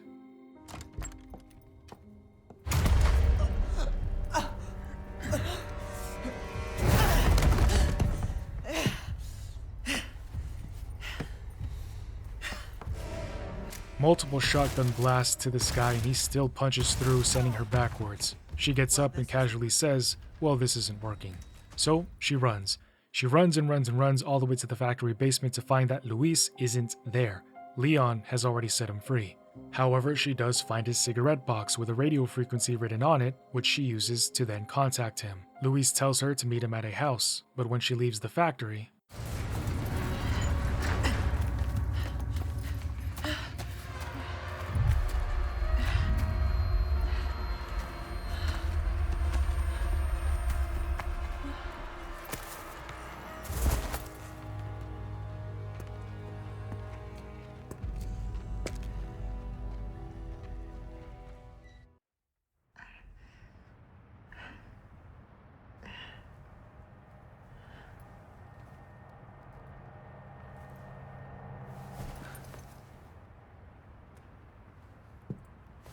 Having a bad day? Wesker, to what do I owe this pleasure? Stop wasting my time, Ada. Find Luis. Fetch me the amber. I should probably thank you for this room. Are you staying?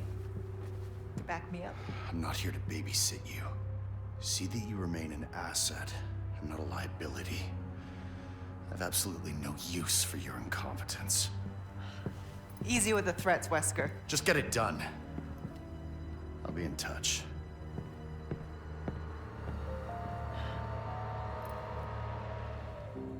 I like how she doesn't let Wesker get away with talking down to her so much. But I don't get him.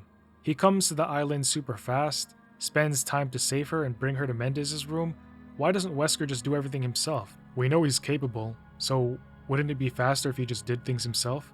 Do you guys think he could single-handedly take on Los Iluminados? Arriving at the house, which at this time is a slaughterhouse, with Los Ganados all trying to murder them, Ada was about to go in and help, until the ground starts to tremble. The bridge starts to shake. Something gigantic was coming. Restabilizing her footing, she goes to check out what that is.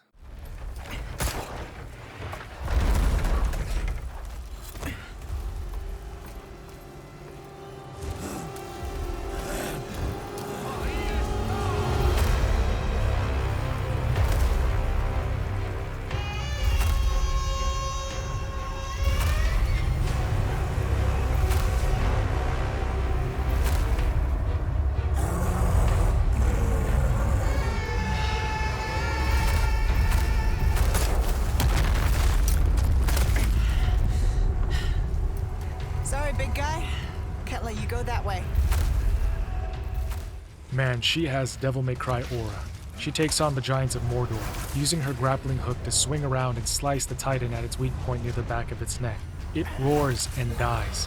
Walking up to the writhing and wriggling whatever the hell this thing is, she puts her boot on it and tells it to stay down before shooting it 3 times. Ada then casually walks away, telling it sweet dreams. Sweet dreams. And this is where we pick up after Luis tells Ashley and Leon that they're all infected. She waits for Luis to catch up to her, and he says that he's going to give her the amber now. So she helps him up and they end up at the castle. Luis struggles to climb while Ada just bat grapples up there. When Luis finally makes it up, he can tell that Ada is angry, and yet he braves, saying that before he gets the amber, there's something else he needs to do. And when he says that, she darts her eyes at him. She gives him the woman's signature nuclear look. This is not a negotiation, Louis, so choose your next words carefully. Whoa. Listen, there is someone who needs my help. You know me, always the good Samaritan. Let me guess. Leon? Yes, exactly.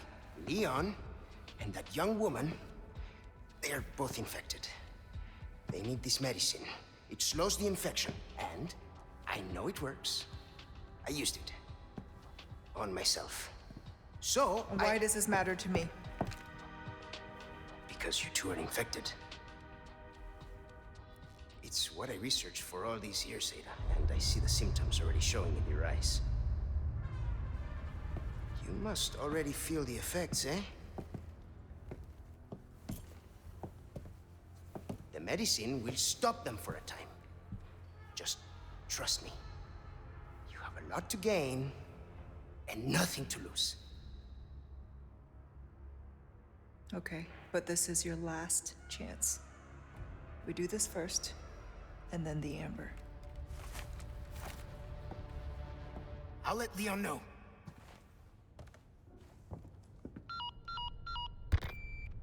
Hola, Luis here. You guys still around?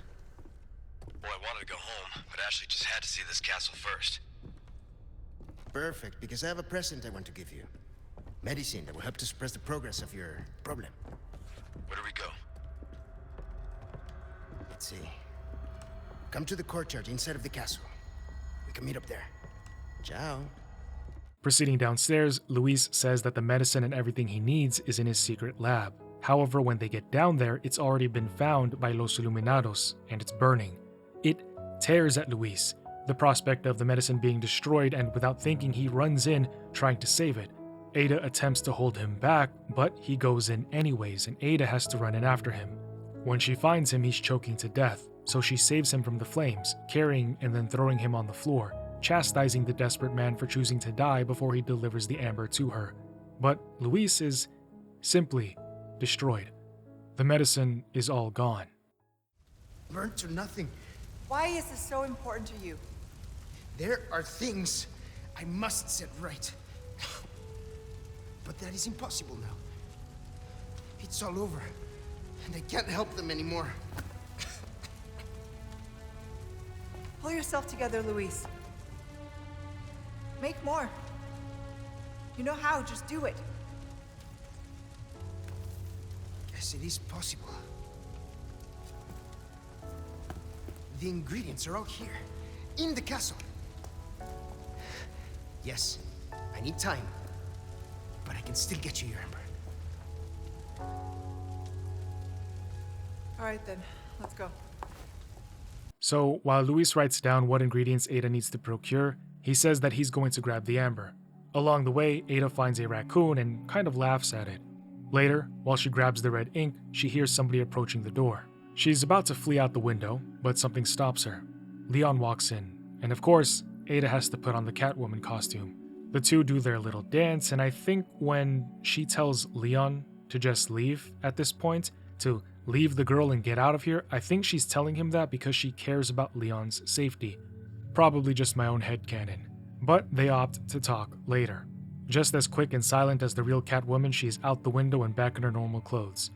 Doing another puzzle, she gets trapped and tries to parry the drill, only for her to end up getting drilled. Oh god, her scream. I never want to get drilled. Finally obtaining all the ingredients, she meets up with Luis, who hands her the amber, except Ada can't pick it up, because as soon as she touches it, the amber activates the parasite inside of her, causing black veins to immediately pop up on her skin, and Luis recognizes this issue. So he puts his kit down and starts concocting the suppressant. He says that it will knock the parasite out temporarily. Luis injects it into her, but it's taking a minute. Unfortunately though, they don't have a minute, because right now, the Verduga is here for her. Luis knows that he has to help Ada, so they start running together, but Luis wonders why the suppressant isn't working yet as it should have. Ada shoves him away and says he needs to take the amber and leave for now. Luis doth protest, as he doesn't want to leave her to fight you three alone, but she insists, reminding him that he still has another promise to keep.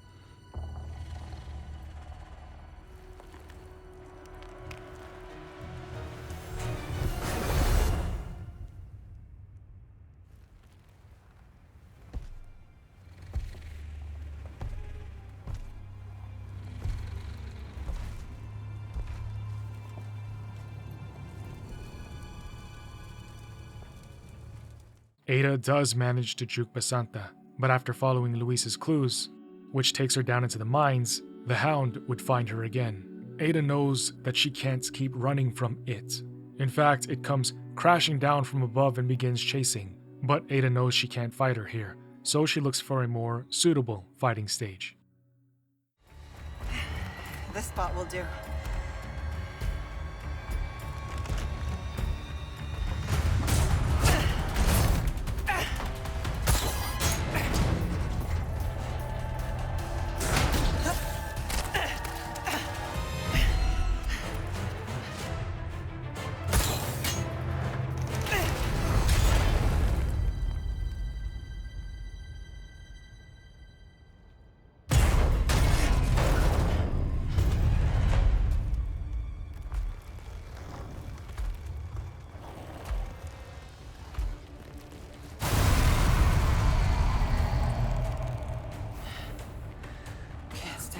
Type.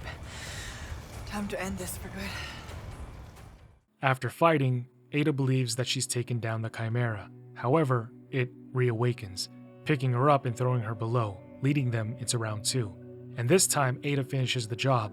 She fires her hook, coming in, stabbing Basanta, and it tries to get free of her, but Ada only gets off when she feels like it, tearing away at it as well. Pulling out her crossbow, she fires an explosive, putting the monster down for good.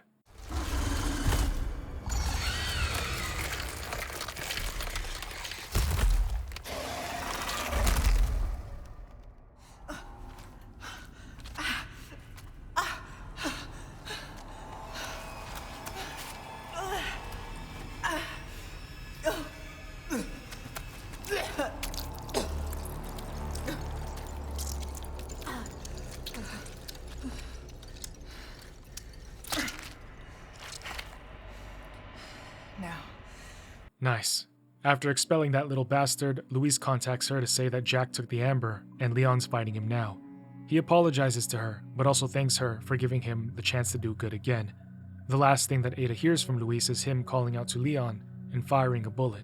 By the time Ada arrives at the scene, she sees Jack leaving and doesn't have time to say goodbye to Louise. She pursues Jack, but also realizes what's happening with Ashley, so she stops to call Leon and notify him. Continuing on, she sees Jack running away and wonders how he's getting around so quickly. In fact, she doesn't get to him fast enough. By the time she does catch up, she sees him carrying the president's daughter away and Salazar talking to Leon.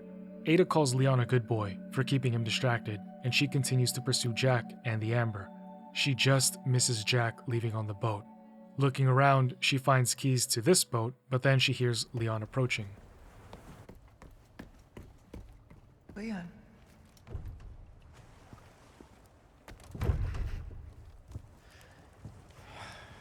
Ah, damn it.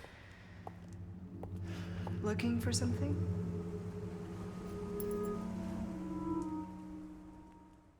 As we know, they ride to the island together, but what we didn't know was that before Ada left, she managed to attach a tracker onto Leon's jacket.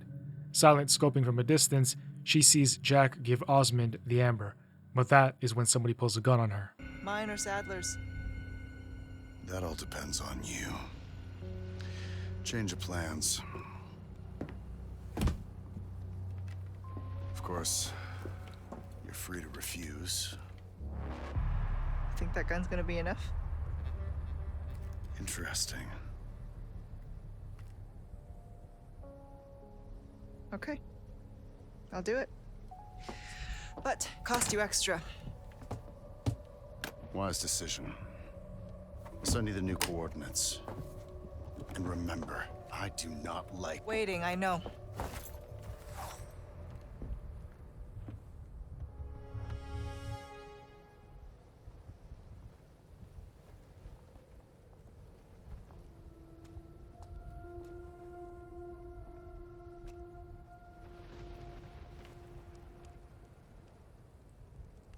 I am kind of curious to know and see if Ada could take Wesker on in a fight. She seems like really confident, enough to be like, you think that gun's gonna be enough? Like, do you not know who this man is? He's got super strength, speed, he's a genius. Pushing on, she finds Leon and Ashley and decides to watch them from above. You know what I mean? Like, imagine having Ada as your girlfriend or wife. A super spy. She would know and see everything. Make an honest man out of you, if you're not already honest. Moving on with Wesker's new job, going into a comms center, she reads about something called Martinico and realizes that this is not actually a comms center. Or at least, there's more to it. Martinico used to be this small and detested creature who was cast aside for being deformed. However, after many experiments, it evolved into a true monster of a weapon, which could only be killed with lasers. I haven't seen Austin Powers in a long time. Jumping down into a dark and dusty corridor, Marty himself would come around from the corner. Ada would try to see if she could kill him here, but no, the note was right, only lasers. Escaping him temporarily, we read about Los Iluminados and how they convinced Jack to work for them by giving him the superior plaga. However, knowing how power-hungry Jack was, they also decided to make him the first test subject for the amber. Yes, they gave Jack the amber to enhance his abilities even further. And this particular detail is important, and you're going to see why when we get to the post-credit scene. Ada continues to dodge a bunch of lasers and make it to the control room. Here she would jack in Wesker's laptop, and that is when she realizes that Wesker was going to blow up the entire island. Ada inquires, but he only says that the weak exist to serve the strong. He tells her to hurry up and bring him the amber, saying that he's arranged a way for her to get back to the island, which makes me wonder, what island is Wesker talking about? No spoilers, by the way. These are just thoughts that I have at this point in time in the series. I'm sure that when I get to the next few games, I'll find out what island they're talking about. Up until now, I still don't know who the rival company that Wesker is working for is. However, continuing on, Ada pulls out a thumb drive and starts copying files from Wesker's laptop. Do you guys still use thumb drives? Is that still a thing? I haven't seen those things in a long time. She copies files from Wesker's laptop, saying that Wesker should know that she doesn't always play by his rules. After completing that, she tries to leave, but Marty wouldn't let her.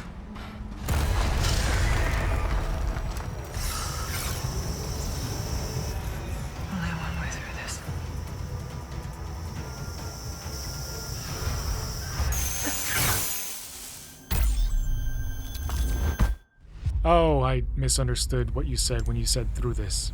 However, actually making it through, evading Marty, who gets diced up all the way,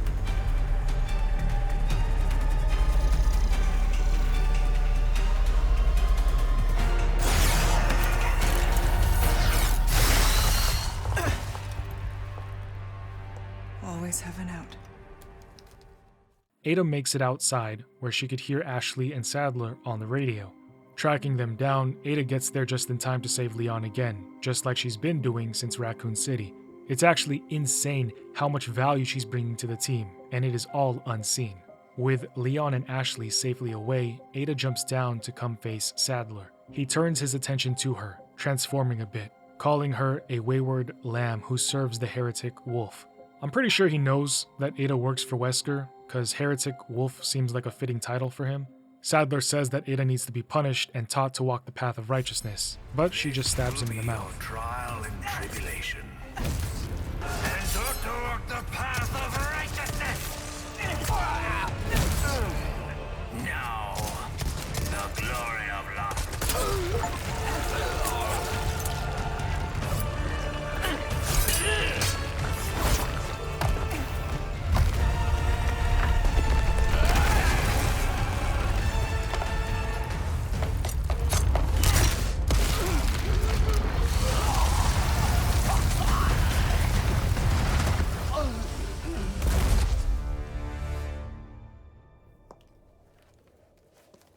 Control, come in. I have the package. This is gonna be hard to explain at customs. Well done, Ada. Evacuate immediately. Understood. Someone is coming to pick you up.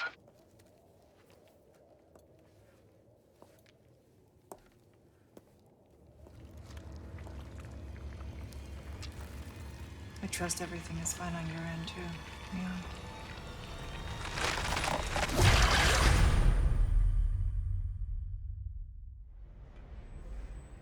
So this shows how she was captured and how that place got messed up. Apparently Ada is strong enough to kick a pillar down. I guess maybe she could fight Wesker.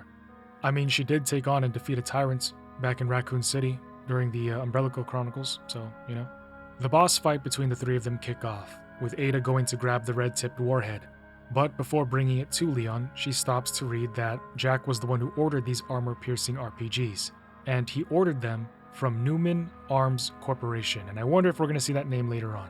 Up the lift, Ada sees Ashley standing there, watching the fight from a distance, not helping at all. But she turns and tells Ada to go help him. Curious to see what would happen if I let the timer run out, I discover that this does nothing. You just die. But pressing on, she finally gets into position, and just like in Resident Evil 2, she tosses the RPG to Leon. All things proceed as you've already seen, but what we didn't see was the ship that was in the water behind her helicopter, and that Wesker, who is on that ship, almost learned right away that Ada betrayed him. Control, you're flying off course, report. This is Control, you're flying off course, report. This is Control, you're flying off course, report. The pilot isn't responding. Sir, the explosions failed to detonate simultaneously. Calculated destruction is well below 50% of the estimates. Most of the island remains intact. Oh, Ada. What to do with you? The choppers is still within range, sir. Should we open fire? No. Her little act of defiance changes nothing. Besides, we have all we need. We continue. As planned.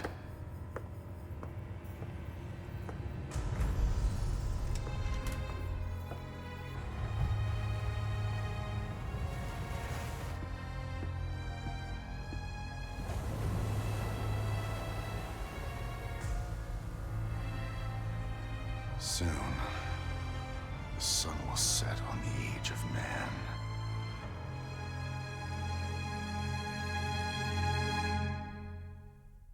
Also, where's Chris? Following the events of Resident Evil 4, the series moves into Revelations, the post-Umbrella world. As you know, Umbrella's research, virus samples, and data was thrust upon the Earth, and we talked more about that in Resident Evil Dead Aim, but one main thing to remember heading into Revelations is that the BOWs became transferable technology which spread through black market networks and, more importantly, state interests. Bioterror full-on shifts from a contained corporate threat to a global security issue. Multiple nations and organizations are now all in, trying to compete to control or contain it.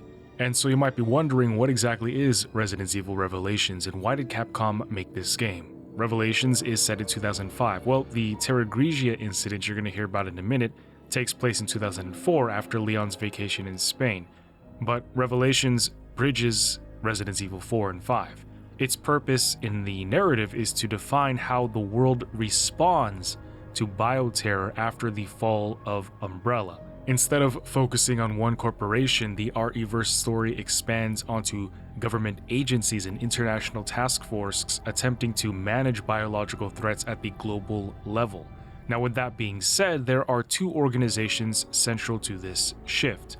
The first is the Bioterrorism Security Assessment Alliance, or BSAA. Remember that. It is the international anti-bioterror organization formed after Umbrella crumbled. It operates across borders and is tasked with investigating outbreaks, eliminating BOWs, and preventing further spread. And by 2005, it was still expanding and still formalizing its authority. Chris Redfield and Jill Valentine work for the BSAA. The second entity you're going to want to be familiar with is the Federal Bioterrorism Commission, or FBC. The FBC is a United States federal agency created to respond to bioterror incidents domestically and internationally when U.S. interests are involved. And, well, in case you didn't know this, the U.S. is always interested and always involved. And as a result, they give themselves the authority to authorize large-scale countermeasures. But primarily, the FBC represents United States oversight rather than multinational cooperation. Revelations places the BSAA and the FBC within the same crisis framework and examines how each approaches bioterror containment. But I think there's something else you're going to want to know. In real-world development terms, Revelations also served a specific function for Capcom. You see, by the time of its release in 2012, the RE series had expanded significantly into action-oriented design with Resident Evil 4 and what I'm currently playing, Resident Evil 5. Original fans of the series reportedly felt disdain that they deviated from what Resident Evil used to be as a classic survival horror. In response to this, Capcom used Revelations to revisit, to try and get back to the formula that fans loved. The tighter environments, slower pacing, and resource management while remaining within the modern continuity. Originally developed for the Nintendo 3DS, the project allowed experimentation, in the sense that it was a stress test to see how the audience as a whole now, and by that I mean OGs and new ones, would they receive the survival horror structure without them launching a numbered sequel? You know, would fans like the return to claustrophobic environments, the building tension, isolation, and horrific creatures?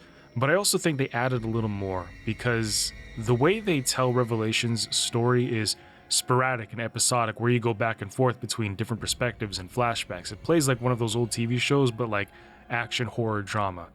But you gotta remember that for a lot of Resident Evil, it was basically Capcom going back and making these quote-unquote side games, if you will, after some of the numbered main games in order to bridge gaps. And so one last thing I saw that Revelations did was show what Jill had been doing, because apparently she had been MIA for a bit, and now she's in the middle of the ocean during a terrifying storm with her partner Barry. Not Barry, my bad. This guy's new. His name is Parker Luciani. And together they are boarding the cruise ship known as the Queen Zenobia, a historical reference to the third queen of Palmyrene of what is today Syria. Parker and Jill have boarded this ship because they're looking for Chris and his current mission partner, Jessica. But why are these BSA agents out on these abandoned haunted ships? Going forward, they enter the haunted ship. And this insane setting for Resident Evil, by the way. Love how Capcom gave us another zombie ship to brave just like in Dead Aim. Jill enters a room and sees a shadow move across the light. Soon she would see and hear something thrashing along the vents until she stopped to see blood dripping profusely down from above. Inspecting it, a corpse falls out, scaring nobody because it was obvious. Before long, they enter the ship's galley where Jill notices something under the floor.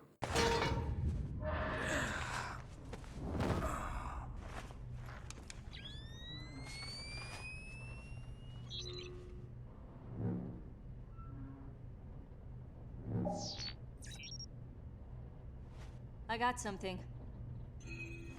I think it's a gun. Now what? Give me a sec.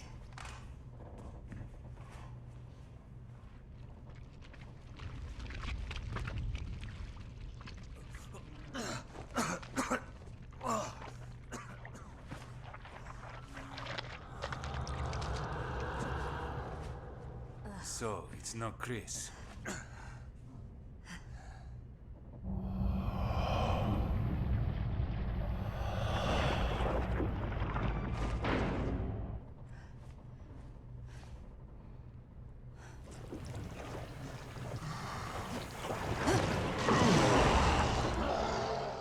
The zombie. Straight out the gate, it looks different than the other ones that we've encountered before. It appears to have, I don't know what the word is, I'm not a psychologist, aquatic? Amphibious? Which makes sense. You know, we're out at sea, so marine-type zombies. I'm going to have to presume that all the creatures we're going to see on this ship will have nautical characteristics. But could this be a new type of virus? They defeat it and realize why the ship is abandoned. Jill looks towards the ceiling and wonders something. Where is Chris? And so, as explained earlier, the story is non-linear. What we do now is we cut away to a news report where we learn that a year ago off the Mediterranean coast, there was this floating city called Terra Grigia. It was powered entirely by clean energy through the use of a solar ray satellite which directed the sun's energy onto Terra Grigia's power grid. But in 2004, Veltro, a terrorist group opposing the city's development, launched a bioterrorist attack. They not only released a virus, but also several creatures, known as bioorganic weapons, further complicating the situation. This launched one of the worst tragedies the world has ever seen. The FBC, the world's leading counter-bioterror organization operating under the auspices of the US, was called in to direct efforts to contain the attack. The BSAA, a counter-bioterror NGO, which operates independently of the interests of any one country, went in as observers to assist the FBC. Realizing the need for immediate and decisive action, Supreme Local Headquarters issued the order to use the city's solar energy matrix on itself. Media outlets around the world began to refer to the incident as the Terra Grigia Panic. Following the incident, the FBC announced it has successfully disbanded the terrorist group called Veltro. It is now 2005, and a sense of calm and security is finally returning to the people. But, as you can see, the lost city of... Now, before I forget, something that kind of makes me confused about this whole situation on the Green Aqua City is Veltro's motivations, right? Like, why are they attacking the city? Do they secretly work for a giant fuel megacorpo, or do they just hate green energy? I don't see what Veltro's beef with Terra Grigia is, or was. But, moving ahead, however still in the past, before we get to Queen Zenobia, we are met with Clive O'Brien, the head of the BSAA. He is staring out at the sunken city. He called Jill and Parker over to investigate the mysterious carcasses that have been washing on shore. Jill immediately knows that this is something likely to do with BOWs, and this is actually why the BSAA is getting involved.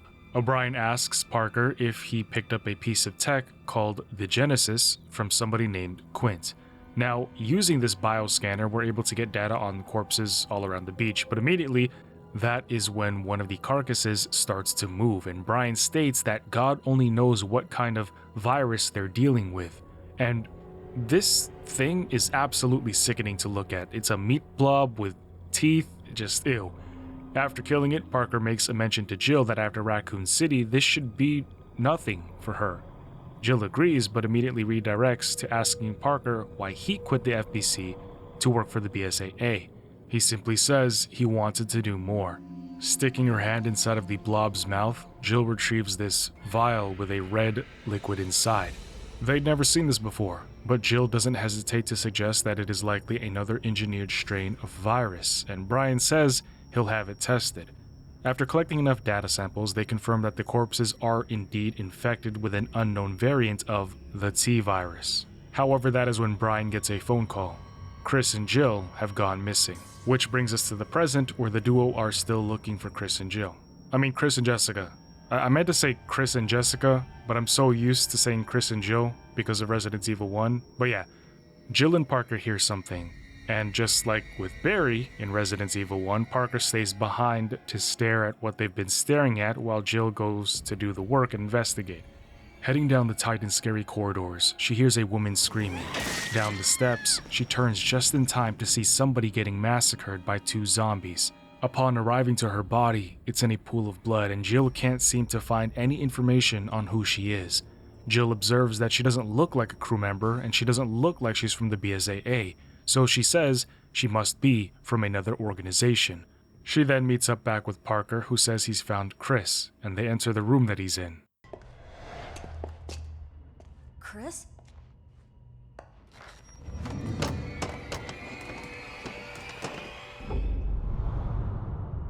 What is this?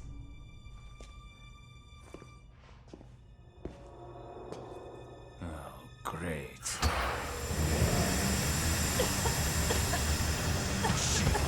It's a trap!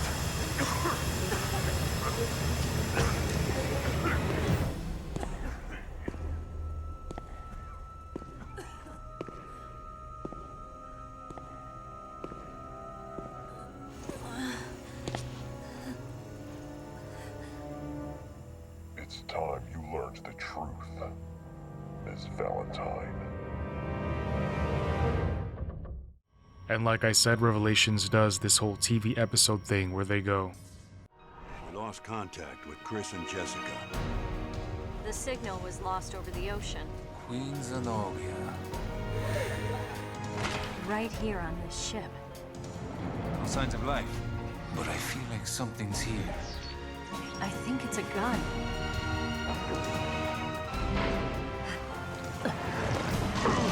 This is not good. Where are you, Chris? Chris! What is this? Oh, great. Shit! It's a trap! It's time you learned the truth, Miss Valentine. But now we pick up with Chris and his partner Jessica. The BSAA sent them to the mountains of Europe because they received intel about the bioterrorist group Veltro.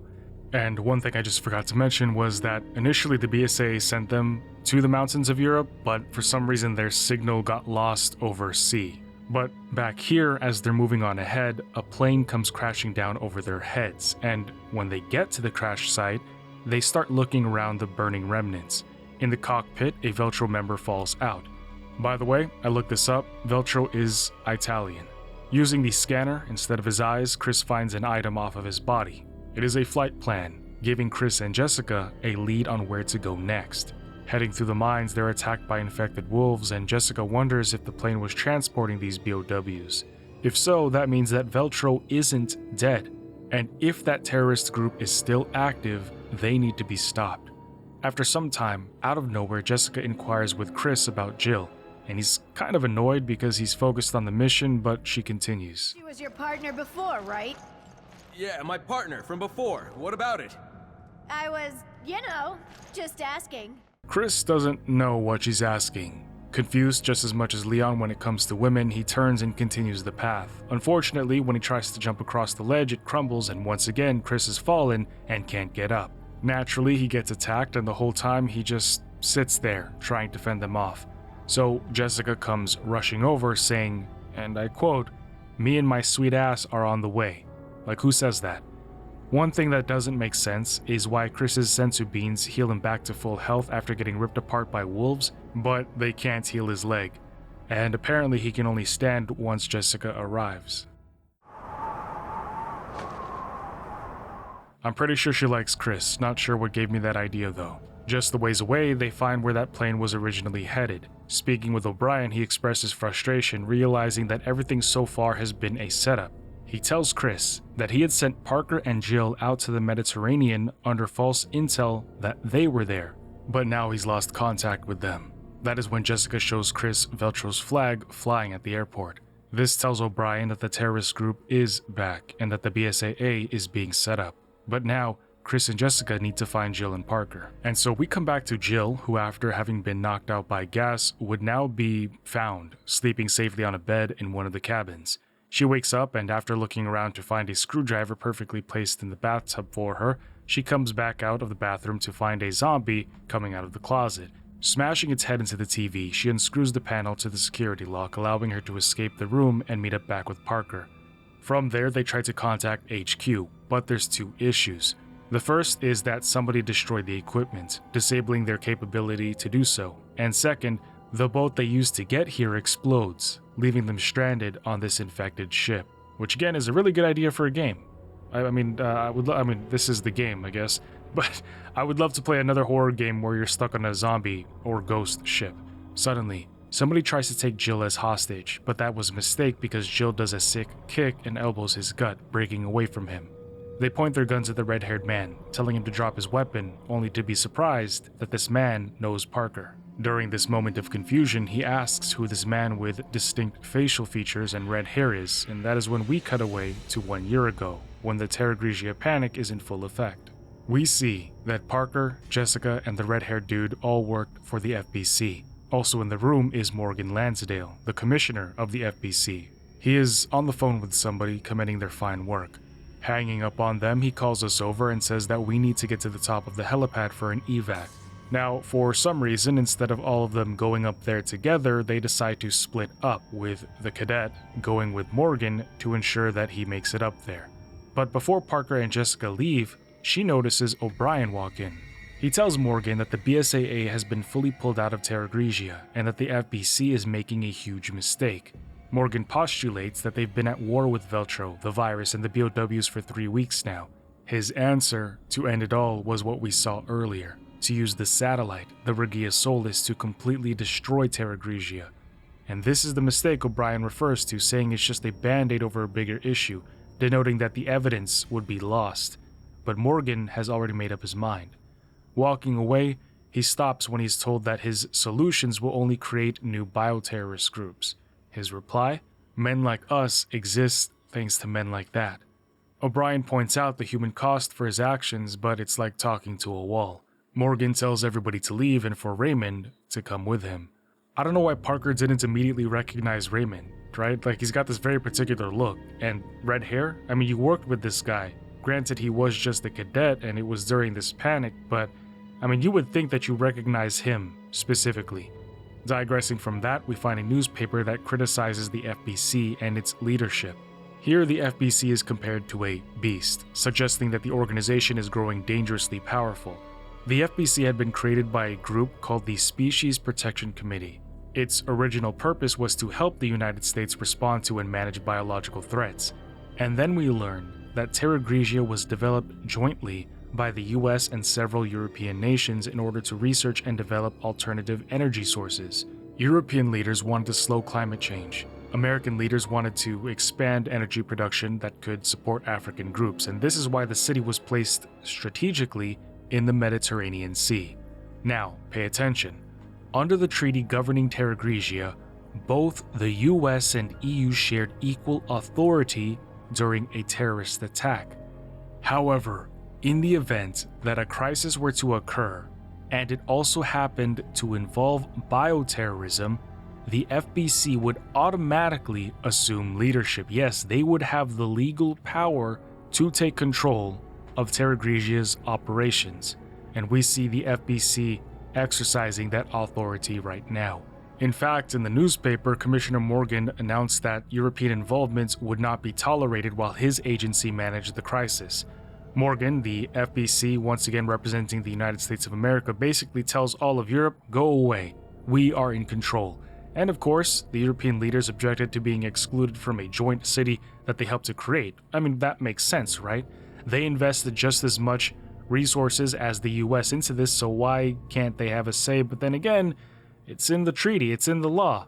And yet, as a compromise, it's reported that BSAA was brought in. The BSAA is described as a respected international civilian organization. Caveat was, O'Brien was sent in with minimal support staff, which limited his ability to influence events. So while they have eyes on the crisis, it's not like they can do much, and just as you saw, Morgan doesn't really listen to anybody. The article further postulates that Lansdale doesn't have the ability and judgment to manage the crisis responsibly. It's crazy how Resident Evil reflects so much of the real world. The final line from the newspaper report references a Yeatsian beast. This is a reference to the poem The Second Coming by W.B. Yeats, which describes a dangerous force emerging during a time of chaos. This was an intentional reference to imply that if Morgan mishandles the situation, he may become something destructive rather than protective. The overall message of the article is essentially saying that the FBC used or abused its legal authority during a bioterror crisis to take full control of Terra Grigia, limiting outside participation and basically giving all power to Morgan. The author questions whether the consolidation of power is justified or dangerous. Is Morgan really here to help, or is he just power hungry? Parker would even ask Jessica what she thought about O'Brien and the FBC. She says she thinks that O'Brien is right to object Morgan's decisions. Parker concurs, saying that the FBC seems to distort your moral compass, and I think this is part of why he later leaves the FBC to join the BSAA. Blowing up hunters because I hate wasting time fighting these things in any of the Resident Evil games now.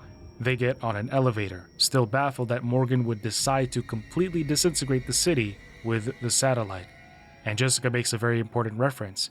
She calls Terra Grigia another raccoon city, where the situation gets out of hand and the powers that be just reduce the problem and everything near it to ashes. Exiting the elevator, the two make their escape just in time, right before the white spear of heaven incinerates the once proud testament to human progress.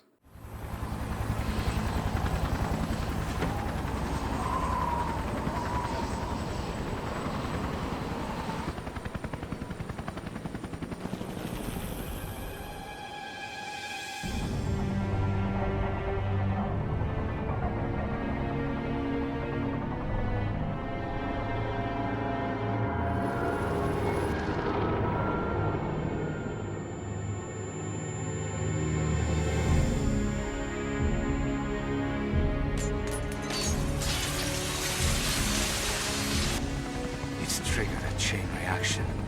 Look, the city.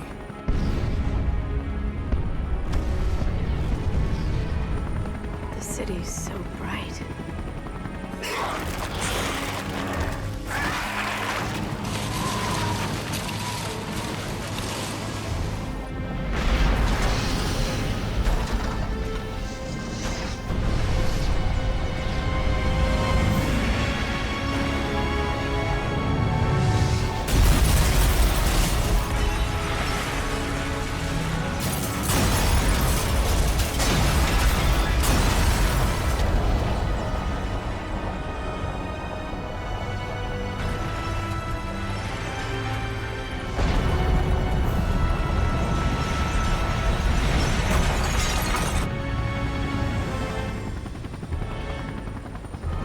Terra Grigia's no more. We came to help, but did nothing.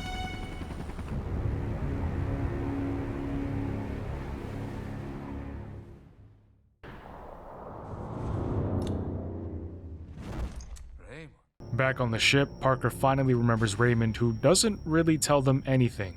It makes me wonder why he even shows up to grab Jill in the first place. Like, why did he come here?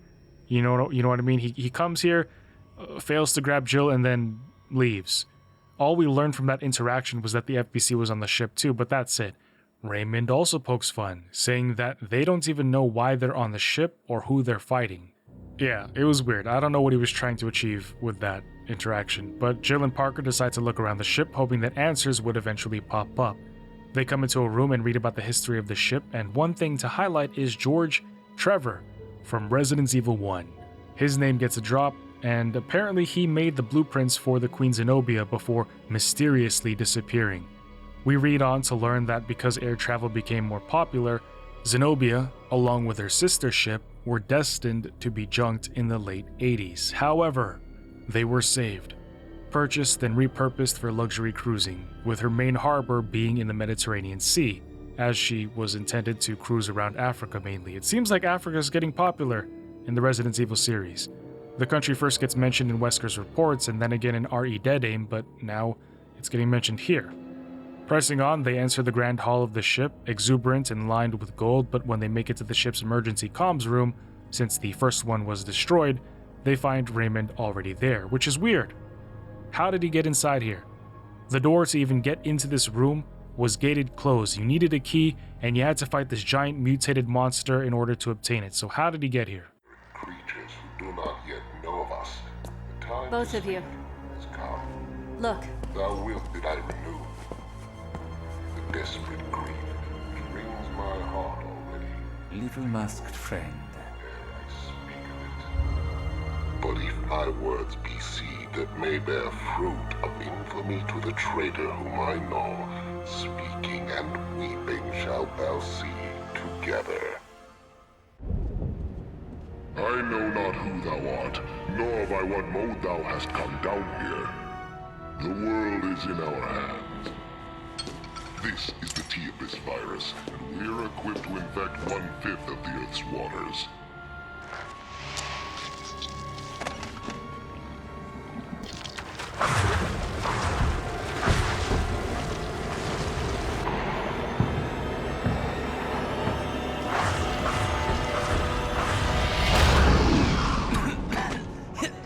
He's turning guppies into jaws. Shh, quiet. And even a child could guess what will happen next.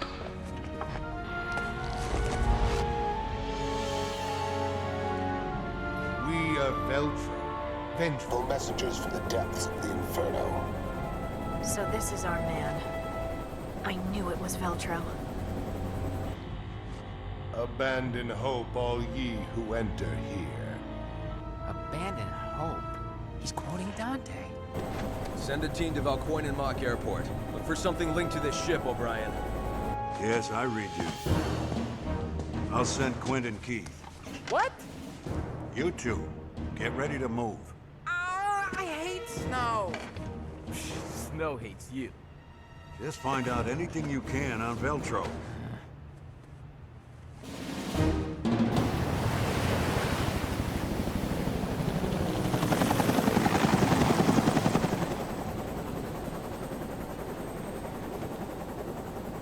I don't see a thing.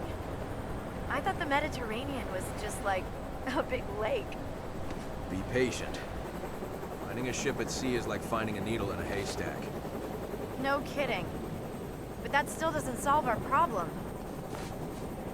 Hey, are you even listening? We'll find you, Jill. I promise.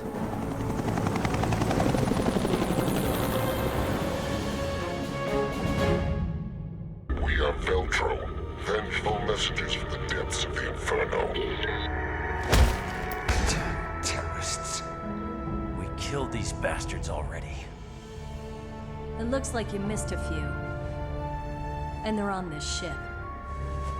And now they want to use the virus to stage another attack. They seek the truth about Terra Grigia and vengeance. Needing to restore power to the ship, they head out, and Raymond is there to give them a key to the casino. But he also asks if they have seen Rachel, his partner. Apparently, he lost contact with her, and I'm pretty sure she is the one who got eviscerated early on, the one that Jill said probably belonged to another association. Now we know she was with the FBC. Moving on, lights on in the casino, we fight infected fish, go gambling, hit the jackpot on the first try, then use the winnings to solve a puzzle and open the way ahead. Jumping all the way down a hatch, no fall damage.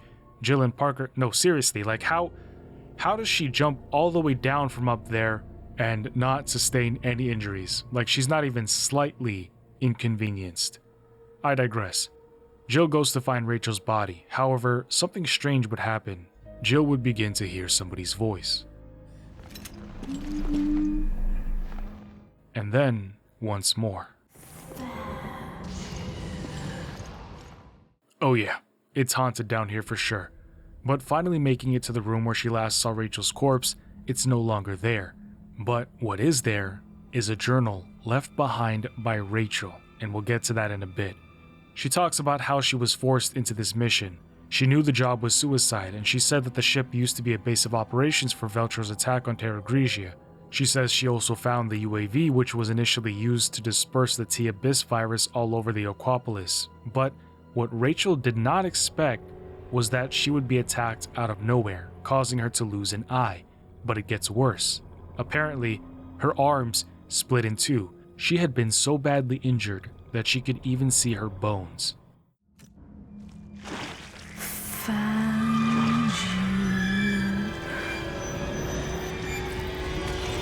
So, I actually want to take the time to tell you more about Rachel Foley while we're here. Her character is as obscure as her face, but Rachel was sent here along with Raymond by Morgan, and what really sucks is how fearful she was of even coming, only to have that which she was terrified of be her doom. However, what's crazy is, after we see her get mauled by zombies, she survived.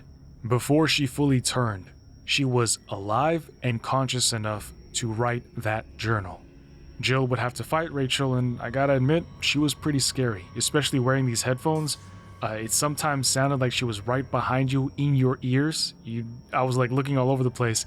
But it also begs the question of how she was able to turn into this more unique variant of zombie and retain some level of speech despite being infected with the same T-Abyss as others.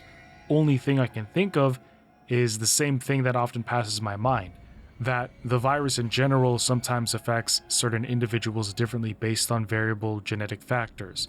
Perhaps it's a compatibility thing as well. But regardless of how powerful a BOW Rachel has become, Jill has taken down bigger and badder. Meeting back up with Parker, Rachel would finally be laid to rest.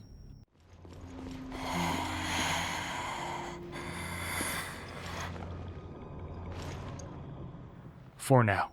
I wonder if Rachel is psychic or something. Like, how do we keep hearing her voice as if she's right next to us? Proceeding onwards and downwards, it is time for us to follow up with Keith and Quint, who O'Brien had sent here after Chris and Jessica found this place. Before entering, they talk about how Quint stalked Jessica home to find out where she lives, but luckily he lost her, so he never did. But yeah, that was weird, creepy. I don't like these guys off bat. To be honest, I think Cop Cam tried to make them a typical comical relief duo, but they didn't execute it well because they're pretty forgettable. What you guys need to know is that while exploring this Veltro base, they find security cameras, and on them, well, you'll see. I actually want you guys to hear their back and forth because it's like, I don't think people talk like this in real life with one another. It's just weird and kind of adds to why I don't really care for these guys. Huh? The security cameras have got something. This is what I found from the security feeds. That's a freighter, ain't it? Is this Veltro or what? Whoa! Did you see that? Not control BOW? Talk about a wrench in the works. Keep it together, and... oh! They never had a chance. The timestamp places the crash at the same time as the one Chris reported. Is that in here? It certainly looks like that. Whoa! What the hell is it? It's a poltergeist! Hey, Quint! I'll switch the feeds. See where it goes. Huh. We got a live one here. Shh! Quiet! Hey, what the hell is that? I told you to be quiet. Oh! Whoa! There's something there. I don't know what, but we can't see it. Oh, nasty. Hey, did he just drop something? This is definitely for mature viewing audiences. Entering the room where the guy got killed by the invisible monster, they find a security token, and Quint says he can use it to obtain data from the crashed plane, so they run over there. While we check in with Jill and Parker, who are still on their way to restore power, but then they hear something. Water. There is a huge leak beginning to flood the ship, and Parker says Veltro is trying to sink the ship and any evidence of their bioterrorism. Now, as soon as they get the power back online, they get shut in the engine room, and a deluge begins to pour in. With no way out, they are fated to drown.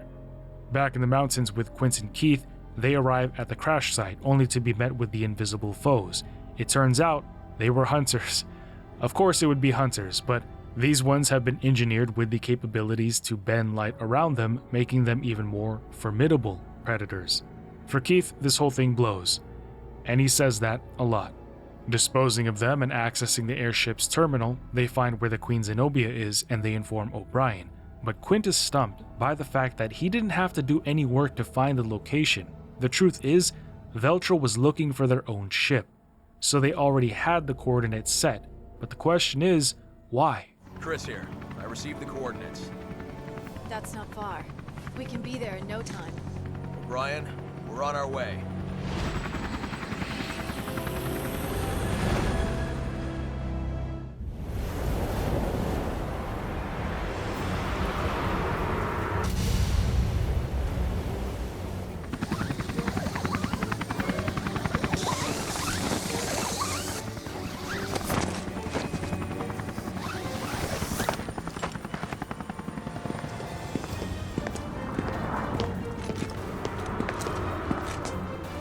Where could they be? Anywhere. Let's get started. It also just occurred to me, I mean, I know this game came out in 2012 and it was a different time back then, but the three girls' wetsuits don't make functional sense. Jill and Rachel, for an example, had their wetsuits zipped pretty far down in the front, if you know what I mean. It doesn't really help them operate better. And Jessica, like, what is this? One leg is cold or needs to be protected from getting wet, but the other one isn't? It's like guys who wear vests over a t-shirt. Like, your body's cold, but your arms aren't? I know it's eye candy, but it just doesn't make a lot of sense. For that matter, why are the girls in wetsuits, but the guys are in actual mission outfits? Chris, Raymond, Parker, they're not in wetsuits. You know? But alright, it's off my chest. With no plan except searching every room, they start to look for Jill and Parker, but they need to hurry because they're about to be floating lifeless underwater. Soon they'd be met with the new zombies on the ship, and Chris would even get sucked off to death. However, Chris does come back with a vengeance to fist all of them. He didn't need to, he could have shot them, but he did it for the love of the game.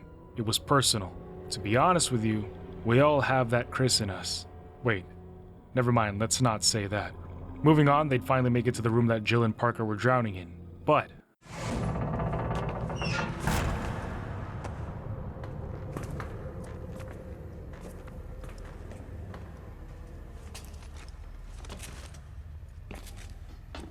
Nobody home. Where'd you go, Jill?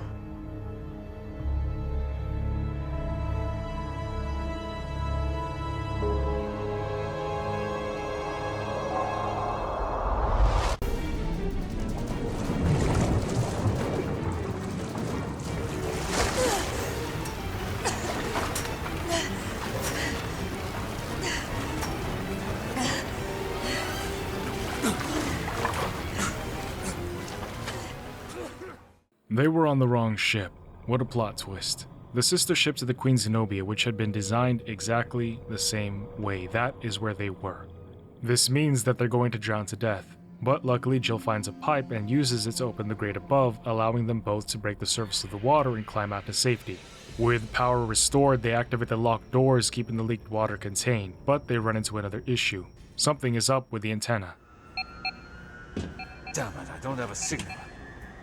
Maybe the antenna array is out. It's on the observation deck. Maybe we can fix it. I'm sure the view is nice. Me too. Let's move. No. We're on the Queen Semiramis.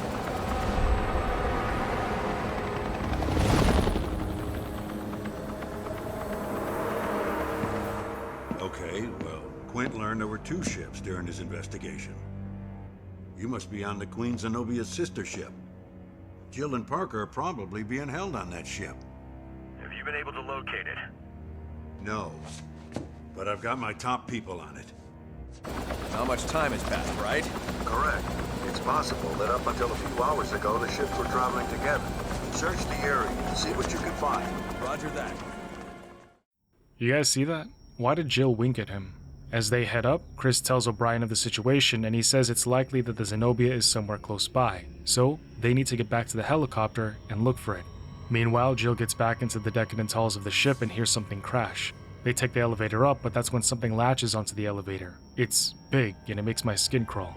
We only very briefly see its one eye, and actually it looks like it's got two heads. The one on the right is faceless, like it's just got a hole where its face should be, and it's got teeth and hair. After fending it off, the two arrive at the observation deck, which looks like it's set up perfectly for a boss fight. Smashing down from the vent above, it's that monster again. It has a hard exterior, impervious to bullets, and it charges straight at Jill, knocking her down. But she gets back up and they fight. After it falls, so too does the ladder that we need to get up to the antenna. Like it just magically falls down, as if it's connected to the monster's life force. Finding a Veltro agent's journal, written right before the attack on Terra Grigia, they discover that Jack Norman is the name of the terrorist group's leader. They also learn that Veltro was actually supplied these cruise ships for the purpose of dropping the virus on the Aqua City. Question is, who financed the terrorist group and why? Apparently, whoever was supporting this group got them to think that they believed in Veltro's cause. Veltro's ideals are basically modern industrial society is destroying the planet and drastic violence is justified to stop it. They claim that the global powers are exploiting Earth under the cover of progress. Projects like Terra Grigia, which was built as a massive alternative energy research city, are framed by them as symbols of political and economic control rather than genuine environmental solutions. Officially, they believe that modern progress was poisoning the planet, and they were willing to use bioterror to force the world to confront that belief. But to my understanding, they don't actually care about humanity, or the environment for that matter. Like, they publicly claim to value humanity, and in the same breath, they murder quite a few just to get their points across about their ideals. So obviously protecting humans isn't really their priority. I do wish that Capcom did more to flesh this out or explain it better, because Veltro says that they care about humans, they use the environment as part of their narrative, and yet they unleash POWs and T-Abyss out into the world. You see what I mean? Like, their words and actions don't line up. Is it something to do with Italy? Or does Veltro just hate clean and renewable energy? I mean, I guess it could be just as simple as they want people to pay attention to their beliefs. Okay. Fixing the antenna, they get in touch with O'Brien, who tells them that everything was a setup. However, before he can explain more, he gets a call. It's an emergency. The same satellite that delivered Kingdom Come upon Terra Grigia has just been reactivated. So he jumps up, spilling his coffee, looking past Dante's Inferno, which is where Veltro gets their whole persona from, and right at Morgan, saying that he hasn't changed one bit. Clive tells Pill and Jarker that a solar beam is coming straight for them.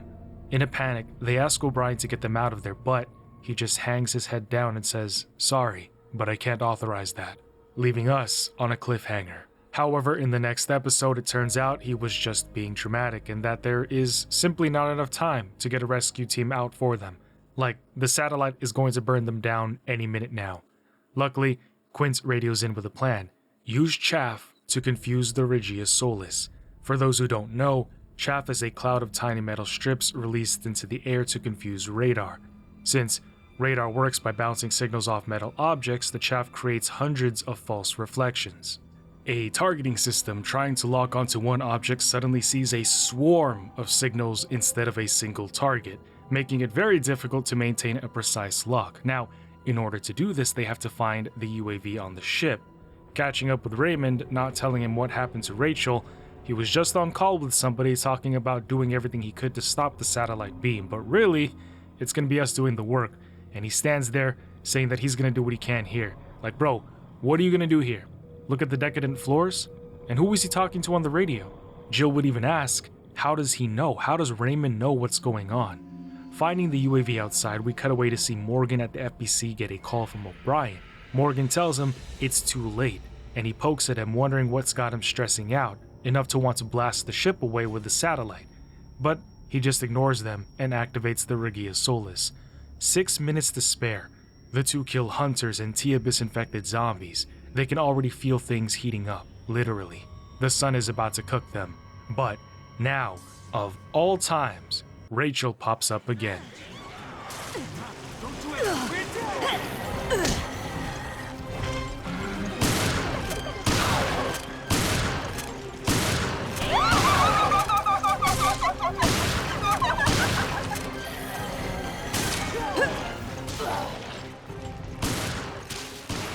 After dealing with her, they make it to the control room just in time to launch the UAV and deploy Chaff.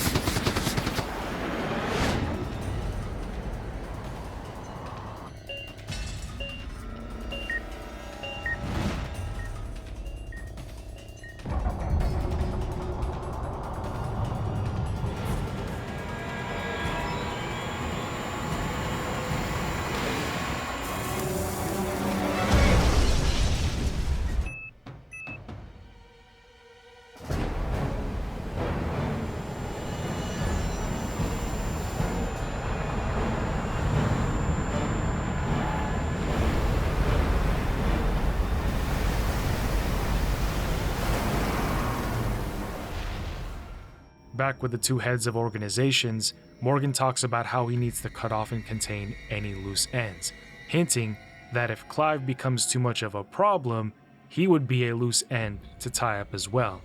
And Clive tells him that the BSAA is going to find out the truth so that nobody can repeat his actions again. So now the Zenobia has been spared from solar incineration, but they still have to deal with the effects of the energy displacement from the blast. After swimming through and out of the flood, Chris contacts Jill, who tells them to meet up at the ship's hull.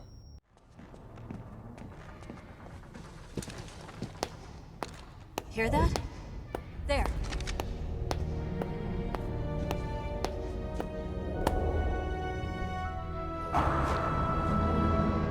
Veltro, you almost missed the party.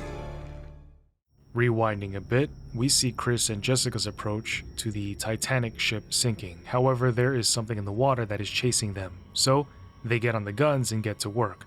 After chopping down all of the flying infected sea creatures, they soon board the ship.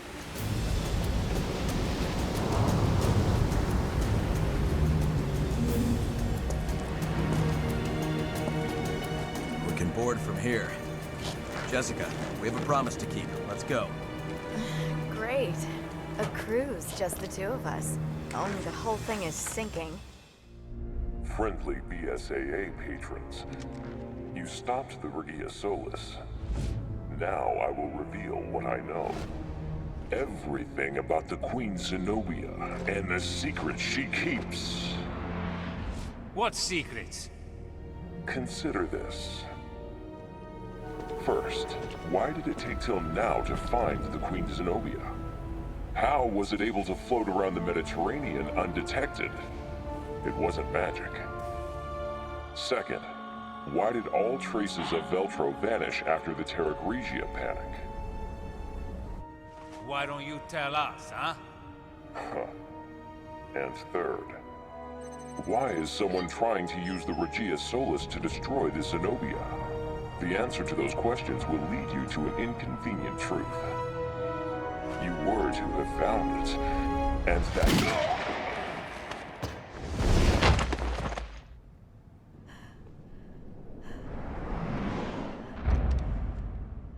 Jessica, why did you fire? To protect our people. Isn't that our job? Don't you dare die. Damn. Raymond? What? Why? Why play the part of Veltro?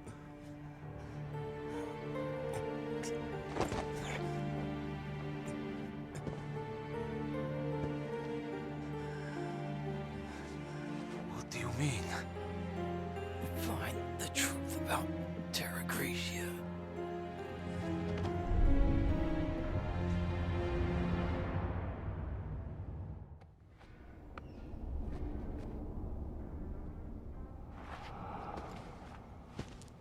terrible loss.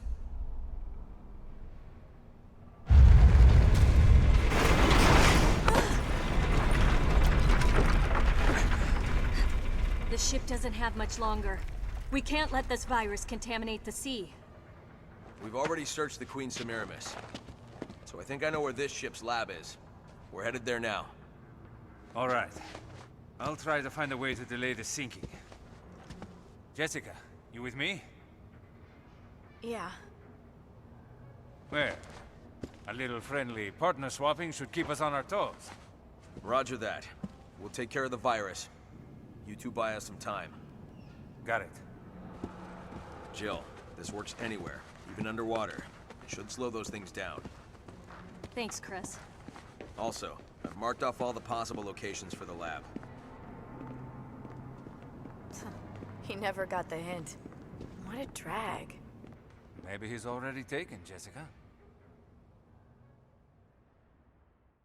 Partnered back up again, they've got a new objective: stop T-Abyss from falling into the ocean. But why was Raymond pretending to be Veltro?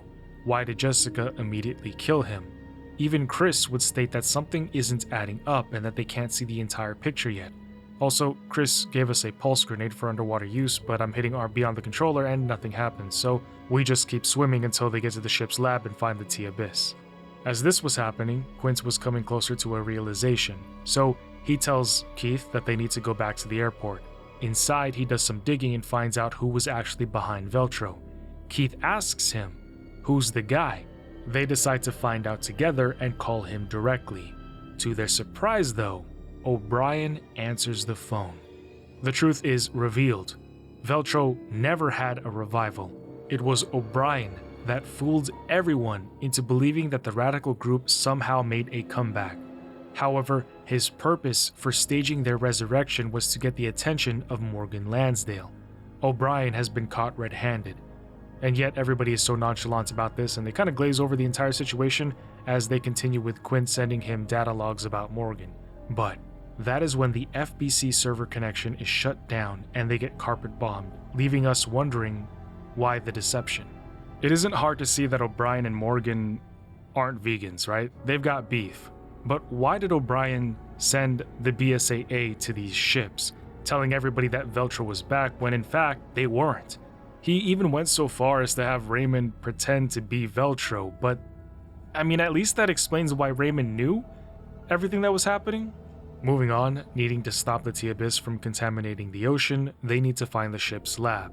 Chris runs into a laser, and Jill does the same thing, before moving on to find a report detailing the T-Abyss itself. So, the Abyss virus was found in a fish, and its genetic material would be spliced and mixed with the T. The note continues that this marine virus could and would, if given the chance, contaminate all the 7 seas and eventually work its way up the food chain to infect the entire planet. Later, finding the journal of the same Veltro agent as before, he talks about what happened after they had successfully destroyed Terra Grigia. It has been 5 days since the terrorist group attacked. Since then, the entire ship has been contaminated with the T-Abyss, turning all of Veltro's members who had been stationed on both of the cruise ships into monsters. The agent writes that this can't be a coinkydinky, that they're being used, but by whom? And the only person he can think of is the same one who financed Veltro's entire operation. Soon Jill finds a report of a dead researcher talking about how, since Terra Grigia was destroyed, this ship is now the only place where they could study the effects of the T-Abyss, with the ultimate goal of creating a vaccine. And they do in fact make a vaccine, but here's the thing. When they told Morgan that they did, and they sent him the data on everything, that is when the ship immediately locks down, and all the BOWs on the ship are then activated. The researcher in that moment realizes that Veltro was just as much of a pawn as he was. The terrorist group was not the mastermind behind everything. Sure, they were legit radicalists, but they were being controlled, financed, encouraged. Morgan Lansdale, the FBC director, was the one behind everything. It was Morgan who gave Veltro the T-Abyss virus and manipulated them into attacking Terra Grigia. Then, when that was done, just like with the cruise ships, he used the satellite to completely wipe out the city, all ties that led back to him, Veltro, the virus, all evidence was destroyed, and as a result, the world would be scared of bioterrorism, which by effect bolsters the FBC's power. That is the endgame. Morgan wanted more power, and he terrified the world into giving him and the FBC more power.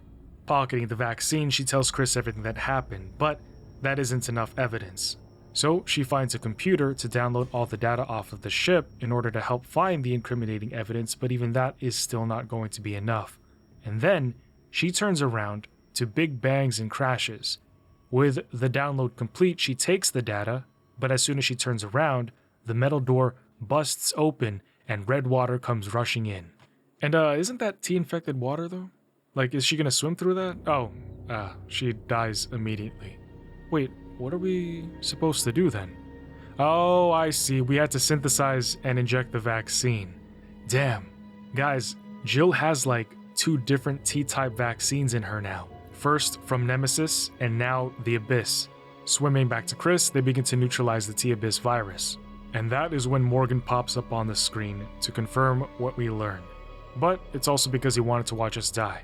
Initially, Morgan sent Raymond and Rachel to the Zenobia because he was afraid that Veltro really had resurrected. Maybe he thought some rogue Veltros survived and just needed some time to recuperate.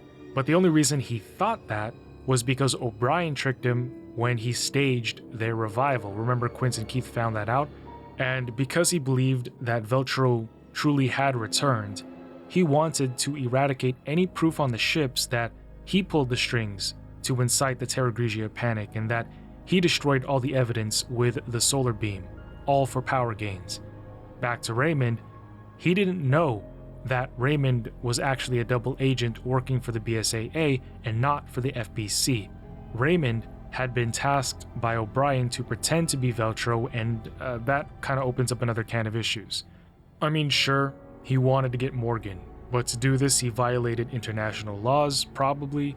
He definitely fabricated evidence to lure Morgan out. He conducted unsanctioned operations, bypassing official channels, violating protocols, and then he lied to his own agents, Jill and Chris, manipulating them into discovering the entire conspiracy. But I don't know, it kind of doesn't make too much sense, right?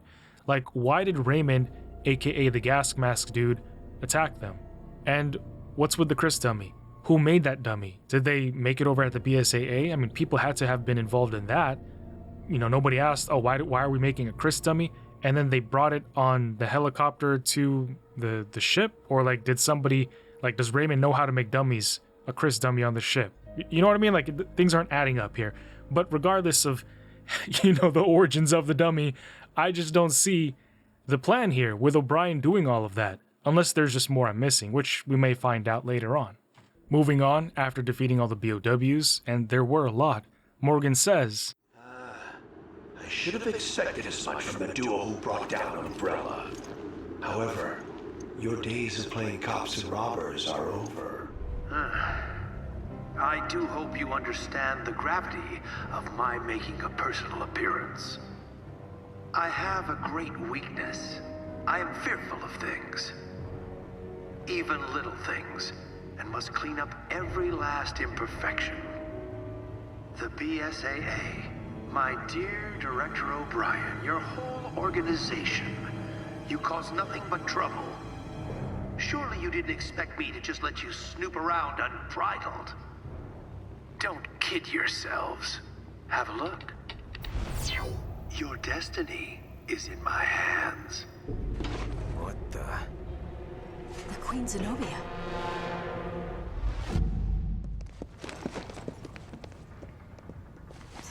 He never got the hint. What a drag. Maybe he's already taken, Jessica.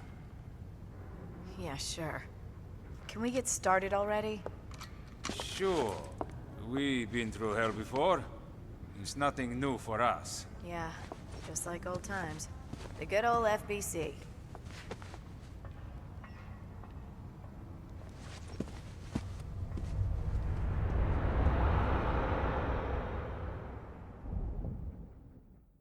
And now we go back to see what Parker and Jessica had been doing while Chris and Jill neutralized the virus. Leaving behind Raymond's body, they exit the casino and try to slow the ship down from sinking, but as soon as they get out, Jessica says she needs to take care of something, so the two separate. But what could be so urgent that she would need to leave behind trying to stop a sinking ship? Pressing on regardless, Parker's attacked by Rachel again, who just refuses to die. I guess she's like Lisa Trevor, but Parker splits her head open again and leaves her on the floor. Heading out, getting pinned down, picked up, and then having the top and bottom half of his body twisted in opposite directions, probably one of the more brutal ways to die. And does that kill you automatically, or do you feel pain, or are you paralyzed because you got your spine twisted from the center? I'm just I don't want to know, but I'm also just kind of morbidly curious. Update, I looked it up, and it says an extreme violent twist of the top and bottom halves of the body in opposite directions, if severe enough to cause a scissor effect on the spine, can result in instant death, but it is not guaranteed to be painless. Luckily for Parker, that is a non-canon event. But he does get attacked by Rachel again, so he chops her down once more. Turns out, Parker's machete does a lot of damage. Soon he arrives at the bridge, and somehow Jessica had already made it here first. Right there. Parker? The spy has infiltrated the BSAA. Morgan's more. And then maybe you. That's what Raymond told me. What are you talking about? We don't have time to... Parker, subdue that woman. Raymond? How? But you were... She's trying to activate the ship's self-destruct mechanism to destroy the evidence. What? Guys, this is getting out of hand. Not funny. Come on. Say something. Parker, it's me. I can't trust you completely. Not yet. Put your gun down, Raymond. Yeah, you're too soft. Don't be fooled, Parker.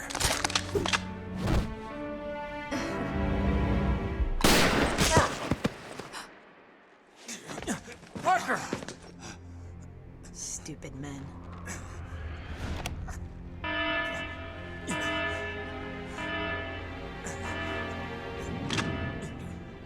I knew O'Brien had a lapdog. I'll tell Morgan it was you. Jessica! Don't worry about dinner. Now we're even. I'm sorry, Parker. Go after her. But you... Raymond, go!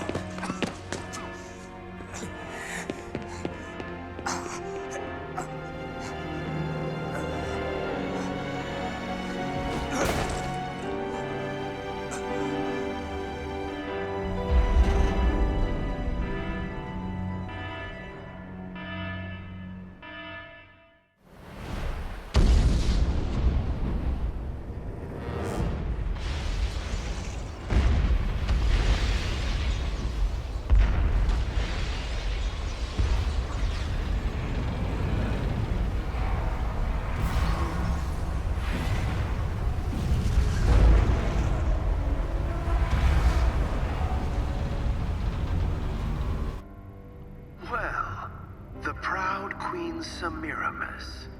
She chooses death rather than suffer indignity.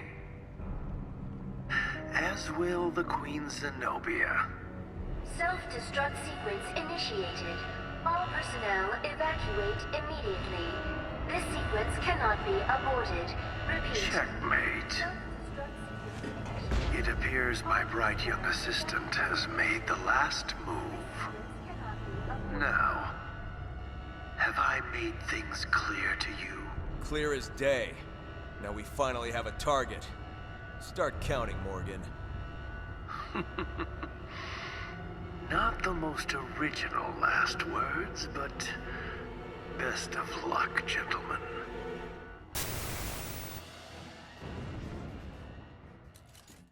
So Jessica was a double agent this entire time, secretly working for Morgan in the FBC while pretending to be working for the BSAA. I'm just saying, Ada would clap all of them. With the Semiramis already being blown up and sent to the Abyss, Jessica had just activated her trap card and the Zenobia wouldn't be far behind. Morgan makes his threats, and Chris, who for the moment remembered the beating that he received from Wesker back in Code Veronica, just tells Morgan justice is coming. Moving forward, Chris gets stuck on a rail and then tells Jill where they need to go, while also shutting every door behind him on Jill's face. Explosions are going off and Chris doesn't even care about Jill. He's on that every man for himself type movement. He just goes on, not even waiting for her. But to be honest, in real life, I know a lot of you guys would be moving like him. Like I said, we all got a little bit of Chris inside of... Never mind. They get separated and Jill finds Parker hobbling along, which maybe I need to check that cutscene again, but wasn't he just with Raymond? He literally took a bullet for Raymond and he's just gonna let Parker try and escape by himself, unless they got separated too, or I just forgot what happened in the cutscene already. But reuniting with Chris, he leads the way through the fire and flames. However, they realize that they're not going to make it because they have to help Parker along. But Chris is on that Ohana, nobody gets left behind or forgotten. We all got a little bit of Chris. Alright, I'm done with that bit.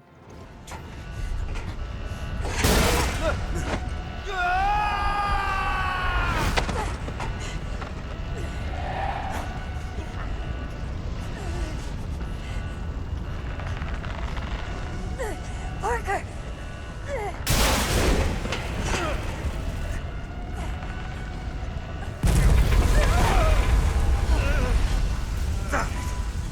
Just not my night.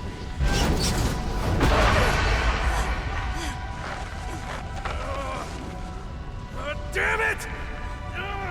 Good times, Jill. It was a nice ride. What? See you guys.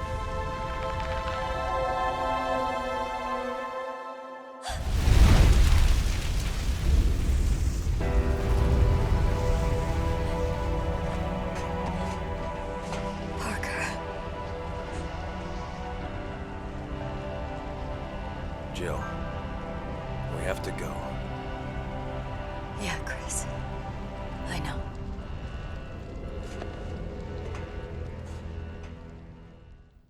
Down Parker goes, but his fall, his death, allows Jill and Chris to rise and make it outside to where their helicopter evac is about to pick them up. The ship is capsizing and Jill has to run up a very, very steep incline while also getting hit by a boat and barrels. Making it to the foredeck, they're still not in the clear.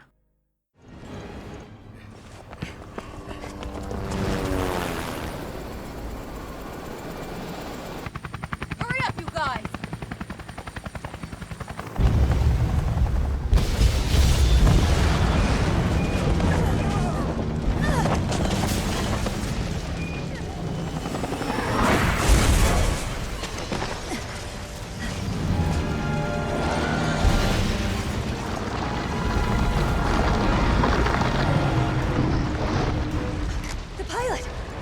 About her later.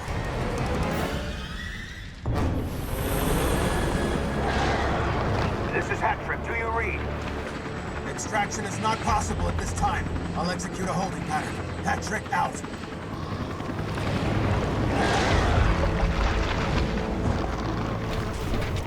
What have they created? We can do this, Chris.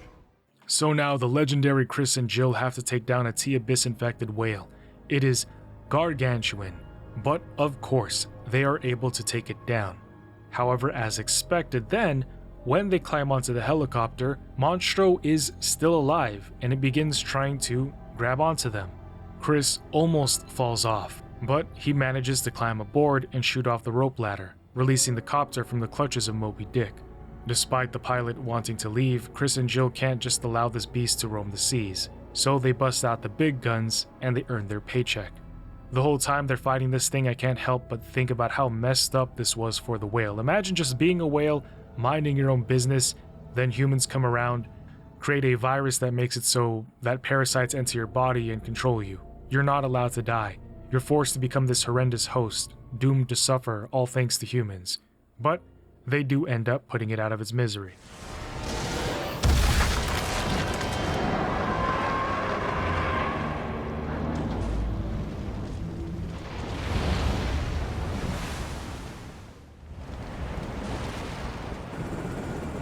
That's all she wrote for the Zenobia. It's me. What's happening? On our way out. We lost Parker. Jessica took the whole ship down. The FBC? Well, Morgan. He was one step ahead of us the whole way. Yes, I see. I hate to think this could all be a mistake. My mistake. Come clean with us, O'Brien. Don't leave anything out. All right. It all started 1 year ago. Right there, Terra Grigia.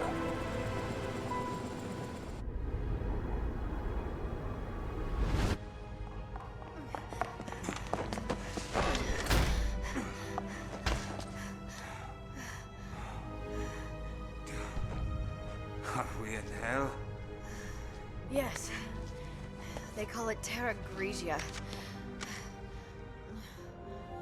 How bad are you hurt?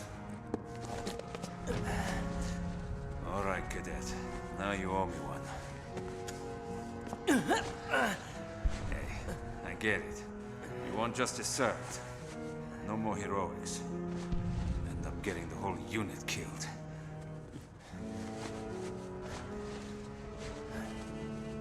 Yeah. Welcome to the real world. Yes, sir. Okay. That should ease the pain.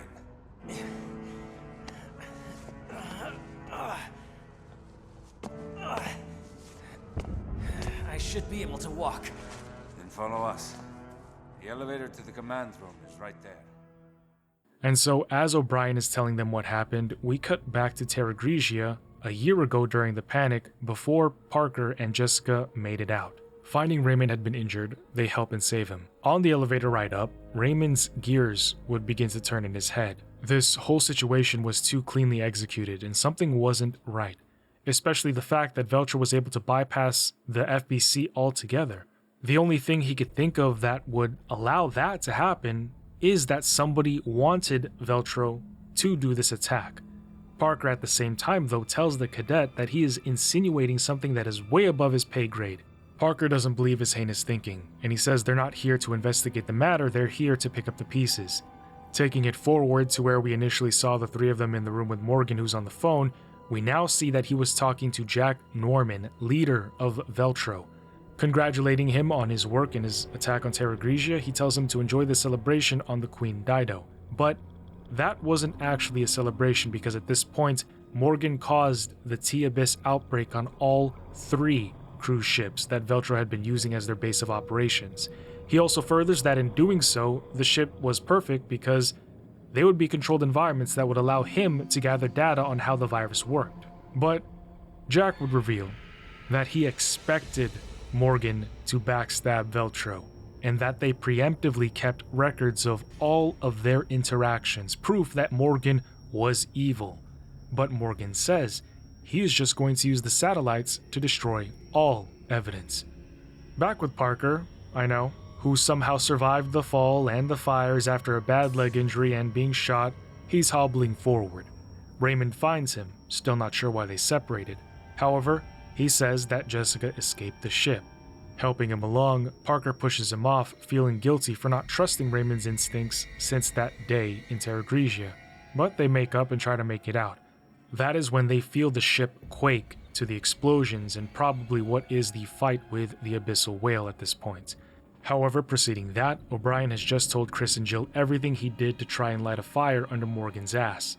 And Chris asks, why didn't he just tell them the plan off rip? That is when he reveals he couldn't risk too many people knowing because O'Brien was aware that the BSAA had a mole, Jessica. But still, I think he could have told Chris and Jill. I think that they would have kept it under wraps and not given the plan away, but I don't know. O'Brien continues that Keith and Quint had sent him data, revealing that there was a third ship, the final queen, the Queen Dido. With these revelations, they go to Terra Grigia in order to find the ship. Hanging up with them, O'Brien pulls out the T-Abyss virus sample from his drawer, but that is when alarms go off. The FBC has infiltrated the BSAA. Morgan walks into Clive's office and has him arrested under the pretenses of colluding with Veltro. It is now up to Chris and Jill to save the world and set the record straight. Scuba diving into Dido, Jill opens the door by doing this thing. Not sure if that works in real life or how that works. It's like right in the center of the door, but okay. Jill also talks to Chris. Don't know how that works either. I haven't been scuba diving before, so I'm not sure if it's even possible, but she tells Chris that it looks like time has stopped down there. Soon she would also see the same blobs that had washed up on shore before. They had come from here, explaining why Morgan closed this entire area off. Swimming on, one of those blobs just eats Jill. Recalling that she has pulse grenades, just doesn't know how to use them, after looking it up, it turns out you can only throw pulse grenades in this game if you're not moving. Kinda dumb. Climbing out of the water, they find a dead FBC agent. Morgan had sent men here to find those records that Jack told him he had, but everyone he sent here died. Something killed them. And the agent says, revenge kept them alive.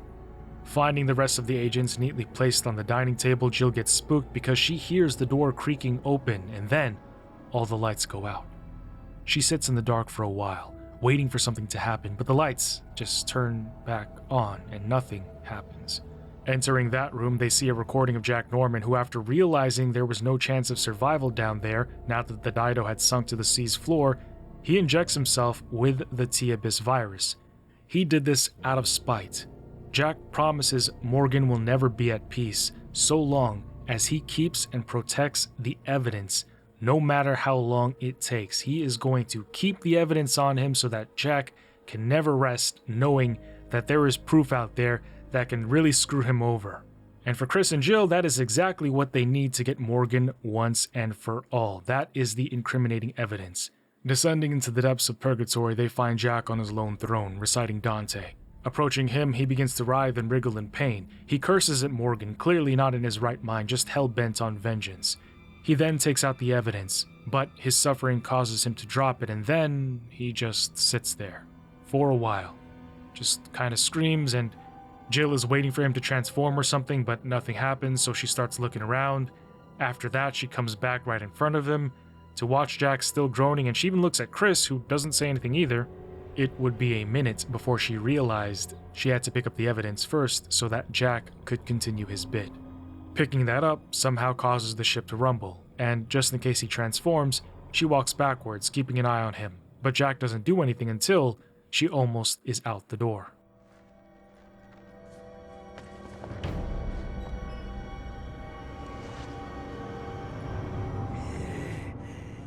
Morgan, behold the terror which you have unleashed.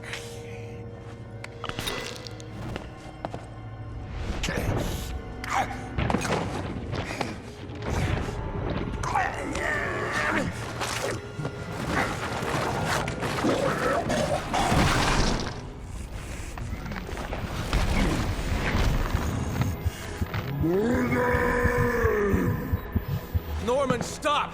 Morgan isn't here! It's no use. He's gone over the edge.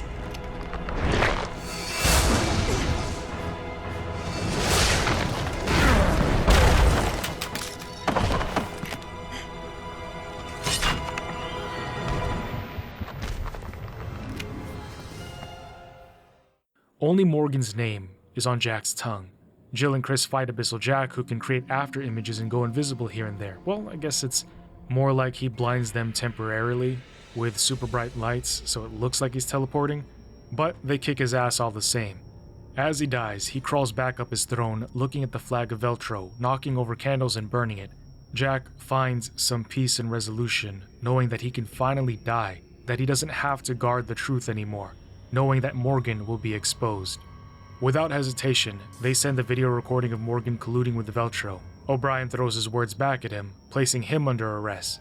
As Morgan is being taken away, he tells Clive what he told him a year ago in Terra Grigia, that the BSAA is making a huge mistake, a reference to one of his narratives that the whole world needs to be scared of the biothreat issue that looms over the planet.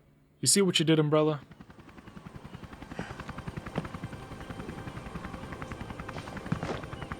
We can finally reveal what happened at Terra Grigia. Yeah, but the cost was high. The BSAA will have to be overhauled. storm is gone now. But how long will it last?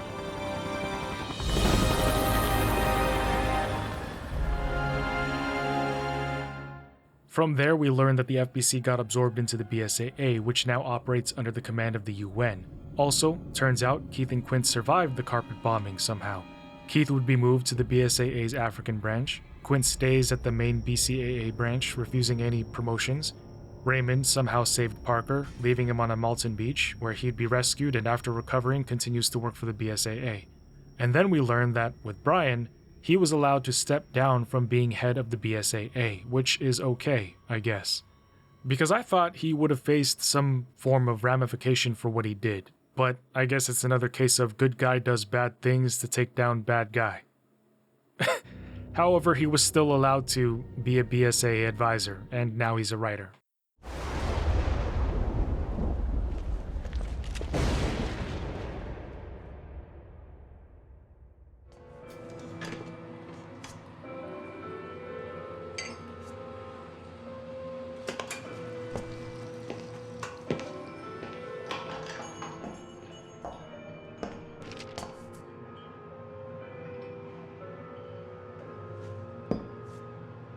Almost too easy, wasn't it?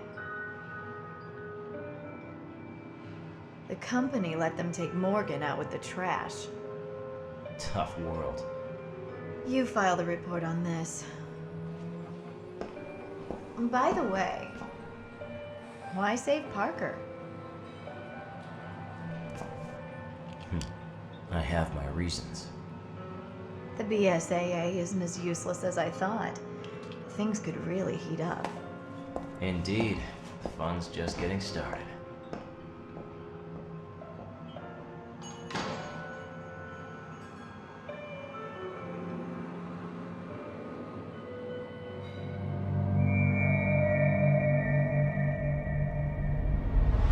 So, it turns out Raymond and Jessica were actually triple agents. They didn't work for the FBC or the BSAA. They're working for some other unnamed company, a company that now has the T-Abyss. The movie opens up with a news broadcast. On the screen, an anchor reports breaking news. Behind her, footage shows a city in flames. Thick black smoke rises into the sky, sirens scream and people run in panic.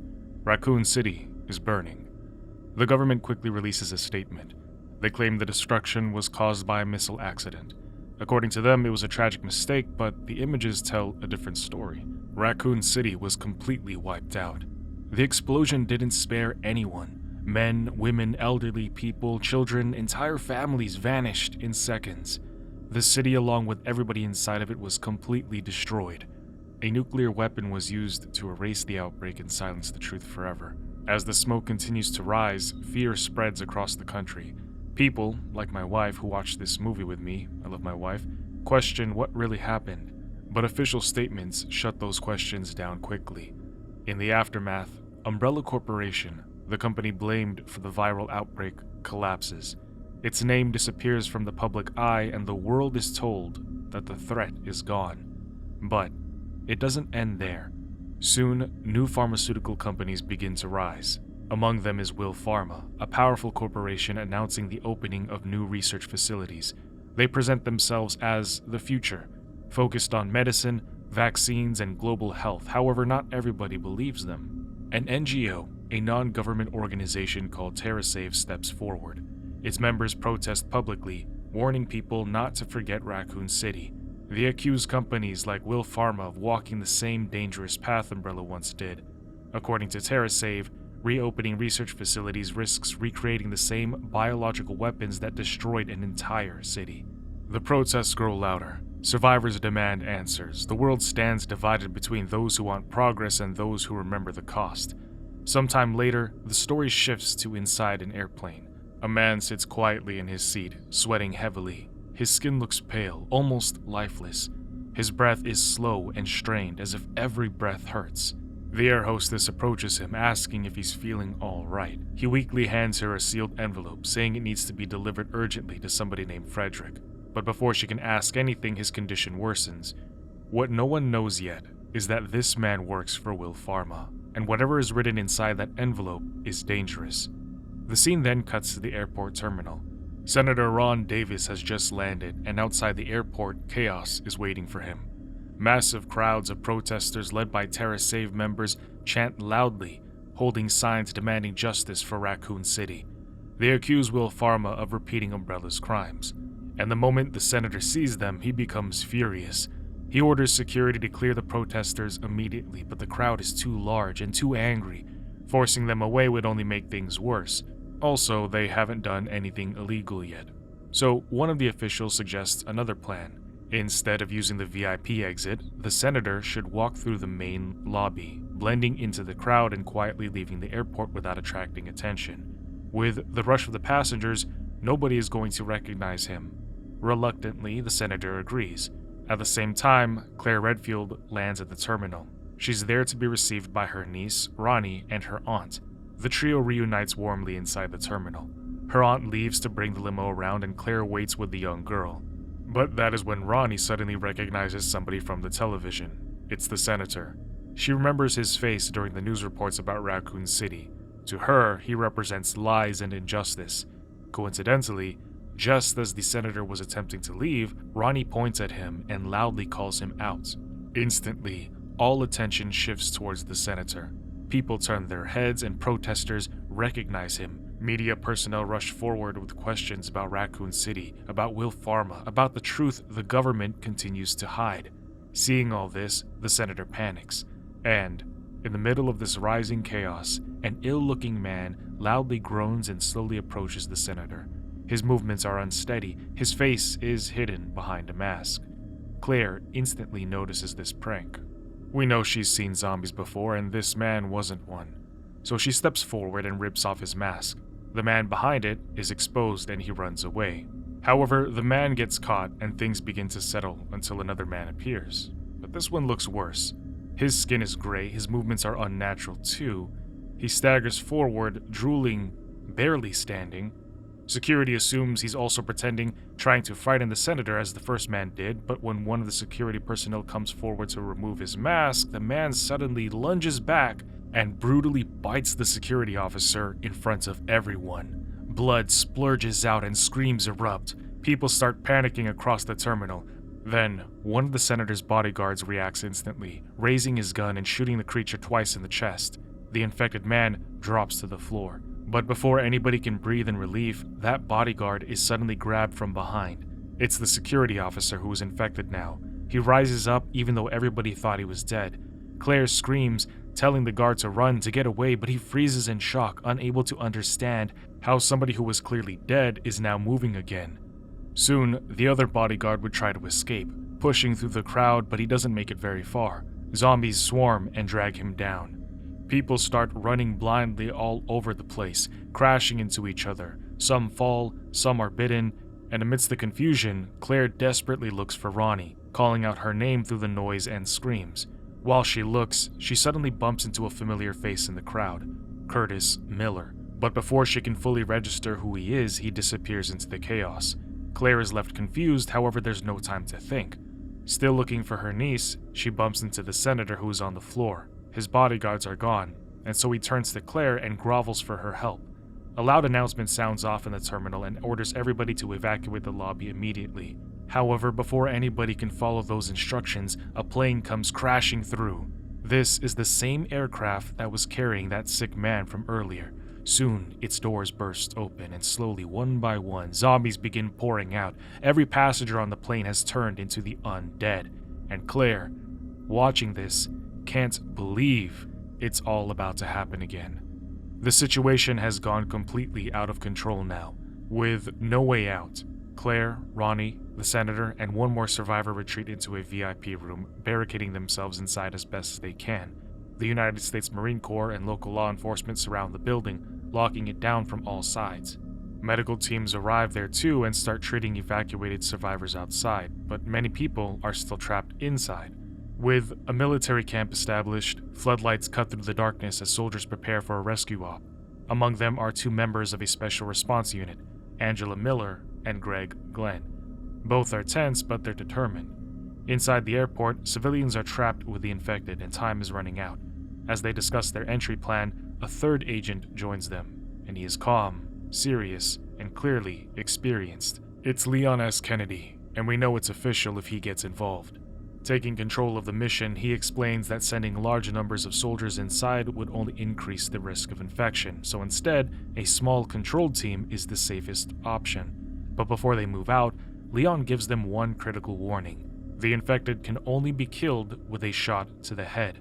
Angela and Greg hear him, but because neither of them have ever seen a zombie before, unfortunately, they're not really hearing him. His warning doesn't register with them. Moving on, the team enters the airport via helicopter from the roof and begins searching the dark corridors below.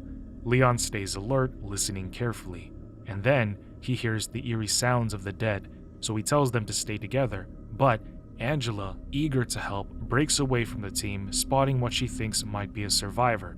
She impetuously rushes into a nearby room, finding a body lying on the floor, and without hesitation, she moves closer to help. But then, the man suddenly moves. He's already infected. The creature lunges at her, almost biting her, but Leon arrives just in time and pulls her away, killing the zombie instantly. As they regroup, they realize that the room is full of infected. Zombies begin emerging from all directions. Leon and Angela fire carefully, but Greg thinks that this is a game. He wildly opens fire and excitedly shouts, spraying bullets everywhere. However, in his main character moment, he forgets Leon's warnings and shoots without aiming for the head. When he finally stops firing, Greg looks around, satisfied, hyped up, barking in Leon's face, believing he successfully killed them all.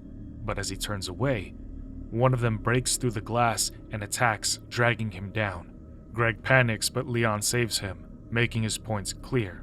He calmly shoots the zombie directly in the head, killing it instantly and proving that anywhere else is useless. If they don't aim for the head, they're gonna lose ammunition, time, and strength too, as the dead will keep coming again and again.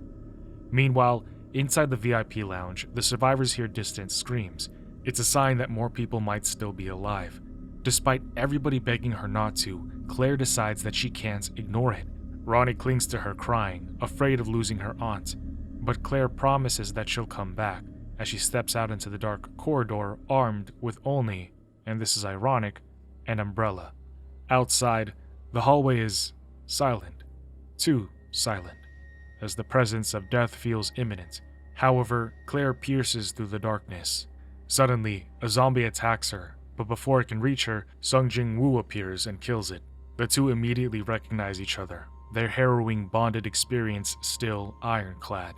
Leon then escorts Claire back to the VIP lounge where he explains his escape plan. He tells them that the only way out is through the main terminal. Senator Ron Davis strongly objects. He points out that the rescue team is too small and the terminal is crawling with zombies, but Claire steps in and explains that zombies are slow, so if they run, they can make it through. But the senator doubts her, shouting at her, wondering what makes her an expert, and that is when Leon cuts in, agreeing with her, saying that he trusts her judgment because she knows these creatures more than anyone else there, as she was one of the survivors of Raccoon City. Everybody in the room grows silent, baffled that Claire was actually there in the horror. And with no other option, the group moves out. As they pass through the terminal, a massive horde of zombies attacks. Leon, Angela, and Greg fight with fervence, but during the struggle, Greg is bitten. Realizing what that means, he tells the others to keep moving. He stays behind, determined to protect them for as long as he can, knowing that he himself will turn into the undead too. Pressing on, the group reaches the main terminal, now completely overrun. As zombies close in, Senator Davis panics and jumps forward to escape. However, in doing so, he also shoves Ronnie, and she falls to the ground as the senator keeps running, leaving her behind. Ronnie is quickly surrounded by zombies. Claire sees her and rushes towards her without a thought, shielding her from the zombies. Angela is busy fighting nearby, and Leon is pinned down too, and yet, seeing the danger she's in, Leon throws his gun over to Claire. She catches it and fires with perfect precision. She kills each zombie one by one, making a statement and saving her niece. With the path now cleared, they make a final run towards the exit, killing a few remaining zombies along the way. Now outside, the survivors are separated from the public. Ronnie reunites with her aunt through a fence, shaken but alive. Nearby, Angela stands in grief, mourning Greg's sacrifice. Cutting over to the senator, warming up safely with a blanket, Claire approaches him. Without saying a word, she smacks him across the face for abandoning Ronnie, and for once, he's got nothing to say. Later that night, a convoy of Will Pharma-branded trucks arrive at the camp. Apparently, the trucks are carrying a vaccine for the T-virus, and yet, the moment Claire sees the Will Pharma trucks, her anger flares, because to her, this looks like history repeating itself. Another pharmaceutical company shows up after a disaster, pretending to be the solution. She believes Will Pharma is part of the problem, not the cure. But that is when she meets Frederick Downing, the head of Will Pharma's research division. Calm and confident, the senator explains that Frederick has successfully developed a vaccine that prevents the T-virus from fully infecting a person. He claims that the vaccine is to be administered to military personnel, protecting them from the infection. However, then Frederick adds that the vaccines were actually meant to be distributed sooner. But the TerraSave protests, which Claire has been an integral part of, blocked Will Pharma's research facilities, delaying their deployment. According to him, if the vaccine had been released sooner, much of this destruction could have been avoided. Hearing this, Claire refuses to believe it at first. The idea that TerraSave, the organization she works for, might have unintentionally caused harm is too much to accept. She steps away, sitting down in silence, overwhelmed by guilt and doubt. Leon would find her later and speak to her, saying that it's not her fault. He reminds her of who she is, someone who survived Raccoon City and chose to help others instead of turning away. She left the path of being a fighter and chose to become a rescuer, which is a great thing. Leon tells her that she should be proud of the path that she chose and to not give up. Elsewhere, Curtis Miller is shown making a phone call. His voice is calm but filled with bitterness. He tells the person on the other end that he will not allow Will Pharma to be seen as heroes in the end. Whatever happens next, he is determined to expose the truth. Suddenly, a loud explosion rocks the area near the airport. Claire and Leon rush outside to see the worst possible sight. The Will Pharma trucks are burning. Flames engulf the wreckage. Terrorists have attacked these trucks using missiles. Frederick arrives in shock and reveals that all the vaccines, both those in the truck and those stored at the Will Pharma lab, have been completely destroyed. Also, now they don't even have the necessary data to make the vaccine again. Panic spreads like an infection through the camp. The senator demands answers, and so he turns to Leon, asking what the terrorists want. And Leon replies bluntly, saying that they want the truth. The terrorists have issued their ultimatum. If the government does not publicly reveal the truth behind what they did to Raccoon City by midnight, they will release the T-virus at major transportation hubs across the US. Later, Claire reveals that during the chaos inside of the terminal, she actually encountered Curtis Miller. When Angela hears this, she's shaken, because Curtis Miller is her older brother. She struggles to accept the idea that her own brother could be involved in terrorism and mass infection. This realization slams into her, filling her with disbelief and fear. As a result, determined to find him, Angela sets out with Leon to search for Curtis. At the same time, Claire agrees to go with Frederick to Will Pharma's research facility to learn more about the company and its work. Now, while their paths split, the situation at the airport finally comes under control. Military units sweep through the building, systematically eliminating the remaining zombies with precision shots to the head, just as Leon told them to. And then we catch up with Claire and Frederick, arriving at an enormous, highly secured complex. However, when Frederick attempts to enter, his access card is unexpectedly denied. It's a bit concerning, but he calmly inputs a master code and the doors open. Inside, the facility feels less like a laboratory and more like a vast corporate empire. Using an advanced computer system, Frederick gives Claire a guided tour, showing different levels dedicated to research, production, and administration. And there's even an indoor garden, giving the place an almost unreal sense of calm compared to the horrific chaos outside. Meanwhile, Leon and Angela arrive at Curtis's house, only to find it's already been engulfed in flames. There, Angela finds a half-burnt family photograph. It's Curtis, along with his wife and children. Overcome with emotion, Angela finally opens up. She tells Leon that Curtis lost his entire family in the Raccoon City incident. That loss broke him. He blamed the government and the corporations responsible, and his grief slowly turned into a desire for vengeance. Angela admits that she hasn't seen her brother in 3 years and now she regrets not trying to find him sooner. But Leon stands beside her in silence, offering her support and knowing that there are no words that can fix this pain. Back at Will Pharma, after the tour and a brief conversation over tea, Frederick shows Claire highly secure video footage of an experiment with the G virus. He explains that Will Pharma is researching it in order to develop a vaccine. But just then, Frederick receives a phone call from the senator. The senator warns him not to reveal any sensitive information to this lady, as she is still linked to the NGO. Claire grows uneasy and immediately wants to inform Leon about the presence of the G virus inside of Will Pharma's labs. But Frederick tries to reassure her, saying that the virus exists only for research purposes. However, when Frederick leaves the room, claiming he needs to inspect some potential damage to one of their servers, Claire intuitively senses that something is off, and she urgently calls Leon to tell him to come to the facility as soon as possible.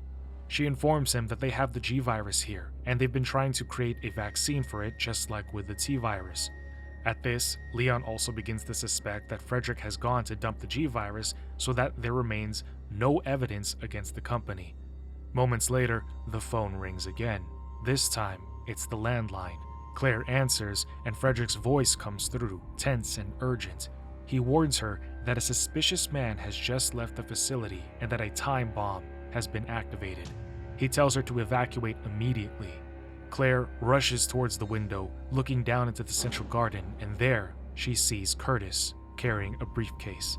But before she can react, the bomb detonates. A powerful explosion tears through the facility, throwing Claire to the ground and knocking her unconscious. Eventually, Leon and Angela arrive at the destroyed Will Pharma facility. Smoke is still in the air and debris is scattered everywhere. Leon immediately heads upstairs and finds Claire stumbling injured among the wreckage.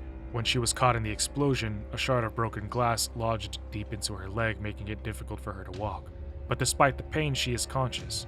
Leon carefully helps her up, supporting her weight as they move slowly. He brings her to the elevator, telling her to get out and get safe. Checking back in with Angela, who's investigating the garden area, she finds an open briefcase lying on the ground.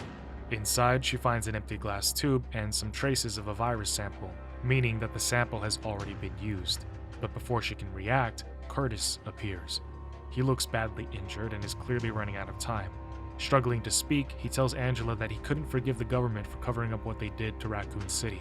He furthers that because of their lies, rescue efforts were delayed and his wife and children were never saved. Angela listens in shock. She's unable to say anything. Suddenly, Marines storm into the garden, and Curtis gets up and walks towards them as his body begins to change. He injected himself with the G virus. His transformation is terrifying. One shoulder grows unnaturally large, forming a massive eye, while the other side of his body remains lean and human. His face is still partially visible, trapped inside the monstrous form, and the Marines open fire immediately, unloading a bullet storm into him as he continues to mutate. After exhausting all of their ammunition, the Marines stop shooting. Curtis collapses to the ground. Now for a moment, quiet falls and it seems like it's over, until he rises again. One by one, he slaughters the Marines with monstrous strength. Explosions and gunfire do nothing to stop him. Confusion and helplessness spread amongst the Marines as they can do nothing to kill him. As the battle continues, one of the heavy metal bridges above begins to destabilize and collapse. That is when Leon returns. Realizing that bullets won't work, he fires a grenade launcher at the damaged metal supports instead. The structure gives away, crashing down onto Curtis. Leon pulls Angela away as the garden collapses, burying the abomination beneath tons of debris. An alarm suddenly blares through the facility. The incineration system is about to activate. Believing the mutated Curtis is dead, the surviving Marines retreat into an elevator and attempt to escape. Leon and Angela stay behind, waiting for the elevator to return. Of course, Curtis is not dead. He emerges from the rubble, mutating and evolving even further into a second form, just as the G virus does. There are no human features left now. Using his tail, he launches up the structure with ease and destroys the elevator, killing the remaining Marines. He tosses that elevator down near Angela. Jumping down, he begins to advance towards his sister. She needs to run, but she hesitates, likely still hoping that her brother is somehow still alive inside of the creature. Just as he's about to get to her, Leon stops him. jumping in front of her and throwing a knife directly into the giant eye on its shoulder. While it reels in agony, Leon tells Angela the cold, hard truth. Her brother is gone, and the only reason this monster is attracted to Angela is because, in Leon's words, it sees her as a breeding tool. Alright. A voice announces that the facility will be incinerated in 20 seconds, so Leon grabs Angela's hand and they run as the creature chases them relentlessly. With the countdown complete, the explosion sets off, consuming everything, but just in the nick of time, they leap into the body of water below. Flames engulf the facility above and Curtis disappears in the fire. Angela loses consciousness in the water, so Leon pulls her near him and performs mouth-to-mouth, saving her life. Meanwhile, instead of abandoning the facility, Claire makes her way to the command center. She knows Leon and Angela are still inside, and she refuses to leave them behind. She tries desperately to stop the biohazard system from activating, hoping to open the building up and give them a chance to escape. But the systems won't shut down. Suddenly, Curtis's presence is detected deep underground. A new alarm system sounds. This time, the system announces that sections of the facility will be ejected, falling to the ground one by one. The building was designed this way so that no infected creature could ever escape. And because the building senses that the monster is still alive, the facility continues doing everything it can to destroy it, even if it means sacrificing itself in the process. But Leon and Angela are still trapped inside of the water. Losing oxygen fast, Leon shoots a glass wall, causing it to shatter. Water begins to drain rapidly into a massive underground shaft, pulling Leon and Angela with it, and at the very last moment, they manage to grab onto the nearby pillars, saving themselves from the cascade. Continuing on, as they search for another escape route, Curtis attacks again. He strikes Leon so hard that it throws him onto a separate platform. Just then, a warning system announces that this platform will fall in 10 seconds. Unfazed by the monster's attack, Leon gets up. He bolts forward, perfectly hitting his QuickTime events, and he escapes just before the platform drops. We then see Curtis move towards Angela, but suddenly he stops. A photograph has fallen from her pocket, a picture of his family. Seeing it, Curtis bellows in torment, briefly regaining control of himself. In that moment of clarity, he tells Angela to run. He knows what he's become, and he's unable to stop himself. The section they're standing on begins to eject. Of course, at the last second, Leon grabs Angela's hand to save her from falling, using one of his legs to hook onto a metal beam. As the platform falls away with Curtis on it, Leon and Angela are left hanging midair. But then, the monster's tail shoots up and grabs Angela's leg. Leon has to be unfathomably strong to be able to hold them all up like that. He is literally holding up that behemoth of an abomination and Angela with just his one arm and leg. Angela loses hope and tells Leon to let her go. However, Leon refuses, reminding her that saving even just one life matters, that is what keeps humanity alive. With one final shot, Leon fires directly into Curtis's face. The monster finally loses its grip and falls into the depths below, ending the nightmare in a fiery explosion for good. Back in the command center, Claire prepares to leave when she notices something important. A camera has been recording everything that happened inside the facility. All the evidence of Will Pharma's illegal experiments is there. Now, the truth can no longer be buried. Leon, Angela, and Claire finally escape the building. Outside, Senator Ron Davis arrives. Claire confronts him, accusing him of covering up Will Pharma's crimes and being involved in the airport incident. Soon, the senator crumbles and admits that he protected the company because he owned its stock, but he insists that he had no connection to the bioterrorism. Leon steps in and explains the truth. Davis really didn't know about the bioterrorism. The real villain was, in fact, Frederick Downing. It was he who caused the airport outbreak, the plane disaster, the destruction of the vaccine trucks, the bombing of the research facility, and the sale of the virus samples to terrorists. At another location, Frederick is seen speaking on the phone while watching footage of the chaos he caused in the research facility. He's waiting to sell his final virus and vaccine samples. Mistaking Leon and Claire's car for his buyers, he steps forward, only to be taken by Angela from behind. Naturally, Frederick tries to bribe them, but they won't be bought. The next day, Leon and Claire meet up with Angela. Leon explains that Frederick confessed to everything. He was a former Umbrella researcher who stole virus samples before the Raccoon City incident. He erased his past and created a new identity. At Will Pharma, he secretly sold the virus while pretending to research a cure. But continuing on, Angela is sad because her brother never knew the true identity of the people he was working for, and he gave his life believing that he was doing the right thing. Later, Angela asks Leon to go water diving again with her sometime. Naturally, she's developed feelings for him. But Claire is confused, wondering where they'd gone water diving before. After that, Leon and Claire say goodbye and go their separate ways once again. Later, it's revealed that Senator Davis had resigned due to insider trading allegations involving Will Farmer's stock. In his office, a newspaper rests over his face, showcasing the headline, "Tricell offers to buy Will Pharma." But then, his hand slips from the desk. He's dead. On his computer screen, Will Pharma's files finish deleting, replaced by the Tricell logo, meaning that the cycle continues. In this movie, we see the first time that Resident Evil fully transitions from a contained disaster into a global bioterror, because up until this point, most outbreaks were localized and tied to Umbrella's collapse. However, now bioterrorism is no longer in its experimental stage. Governments now treat viral outbreaks as national security threats. We also see Leon's role shift from a survivor to a state weapon against the bioweapons. But in this post-Umbrella world, we also see a glimmer of hope in individuals like Claire. Her presence reinforces that civilian advocacy and truth-seeking still exists, even as governments grow secretive. Opening into a flashback to the Panamstam Civil War, the land is destroyed, smoke covers the sky, and death is everywhere. From inside a helicopter, Jason, the leader of the Mad Dogs unit, watches the battlefield below. There's a soldier on the ground who is tied to a truck. Rebels are dragging and torturing him. Everybody on the team sees this, yet Jason still receives orders to retreat and return to base. But he chooses to ignore the orders. He leads his team down into the war zone to rescue that remaining survivor. Burned vehicles and scattered bodies, they finally reach the wounded soldier near a crashed vehicle. Jason and his men move in to help, but it's a trap. A rebel detonates a truck nearby. The explosion rips through the area and throws everything into chaos.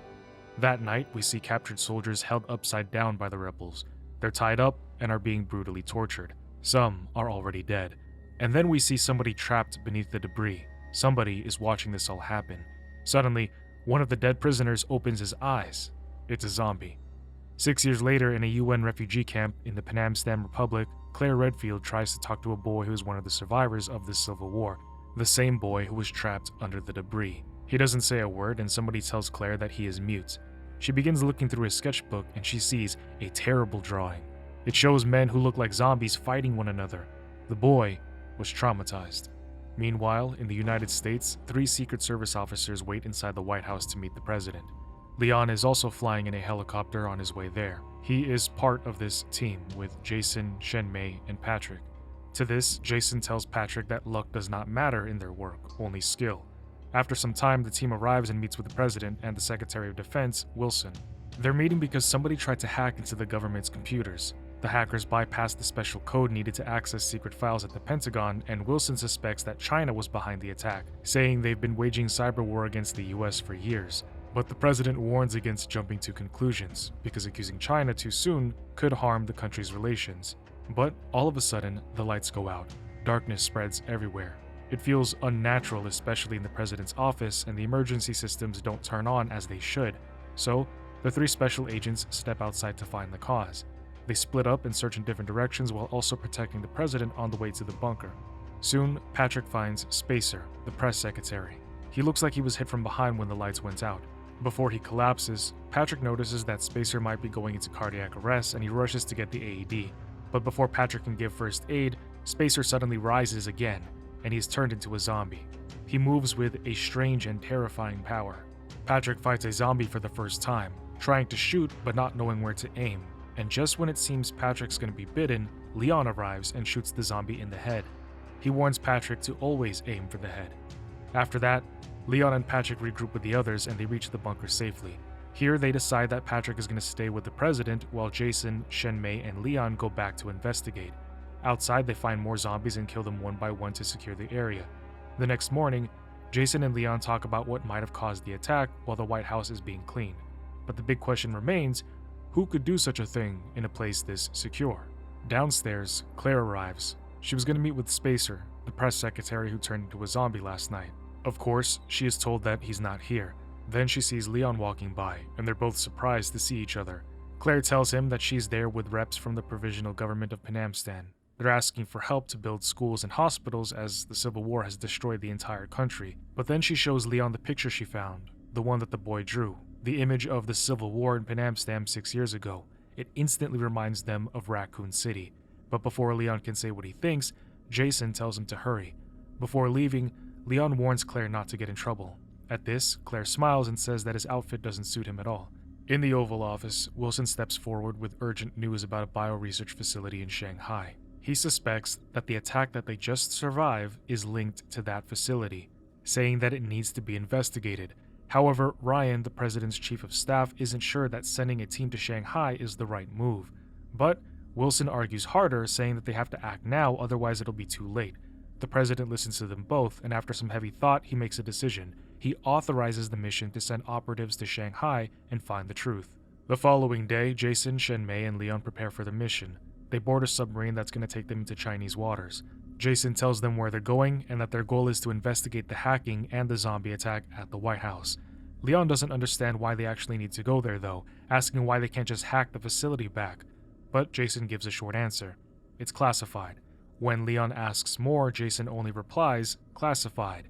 3 times in a row, Leon gets the same answer. Jason gets up to leave, so Leon sits down with Shenmei, immediately asking her out on a date after all of this is done. She says sure, but that she's got a young man waiting for her. Leon presses further, but she smiles and says it's classified. Eventually, Leon himself would leave. Soon he passes by Jason, who was injecting himself with a needle. He looks tense and troubled, but Leon doesn't ask any questions, choosing to let him keep it to himself. We then see the same flashback from before. However, this time the zombie attack breaks out fully. The rebels are torn apart, and the boy trapped under the rocks watches in horror as the dead slaughter the living. Moving on, seeing a car pull up to a house, a man steps out and enters with a paper bag in hand. Inside he sees something and gets so shocked that he drops it.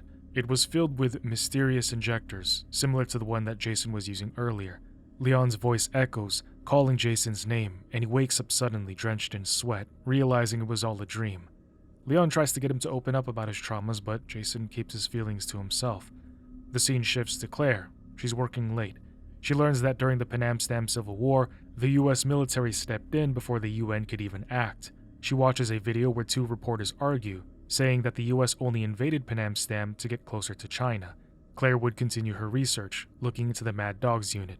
They returned as heroes after the war, but 4 of the 6 members have committed suicide since then. Jason was their leader. Entering the same flashback from before, we see that this time the Mad Dogs survived the helicopter explosion and they rescued the soldier that was trapped under the wreckage.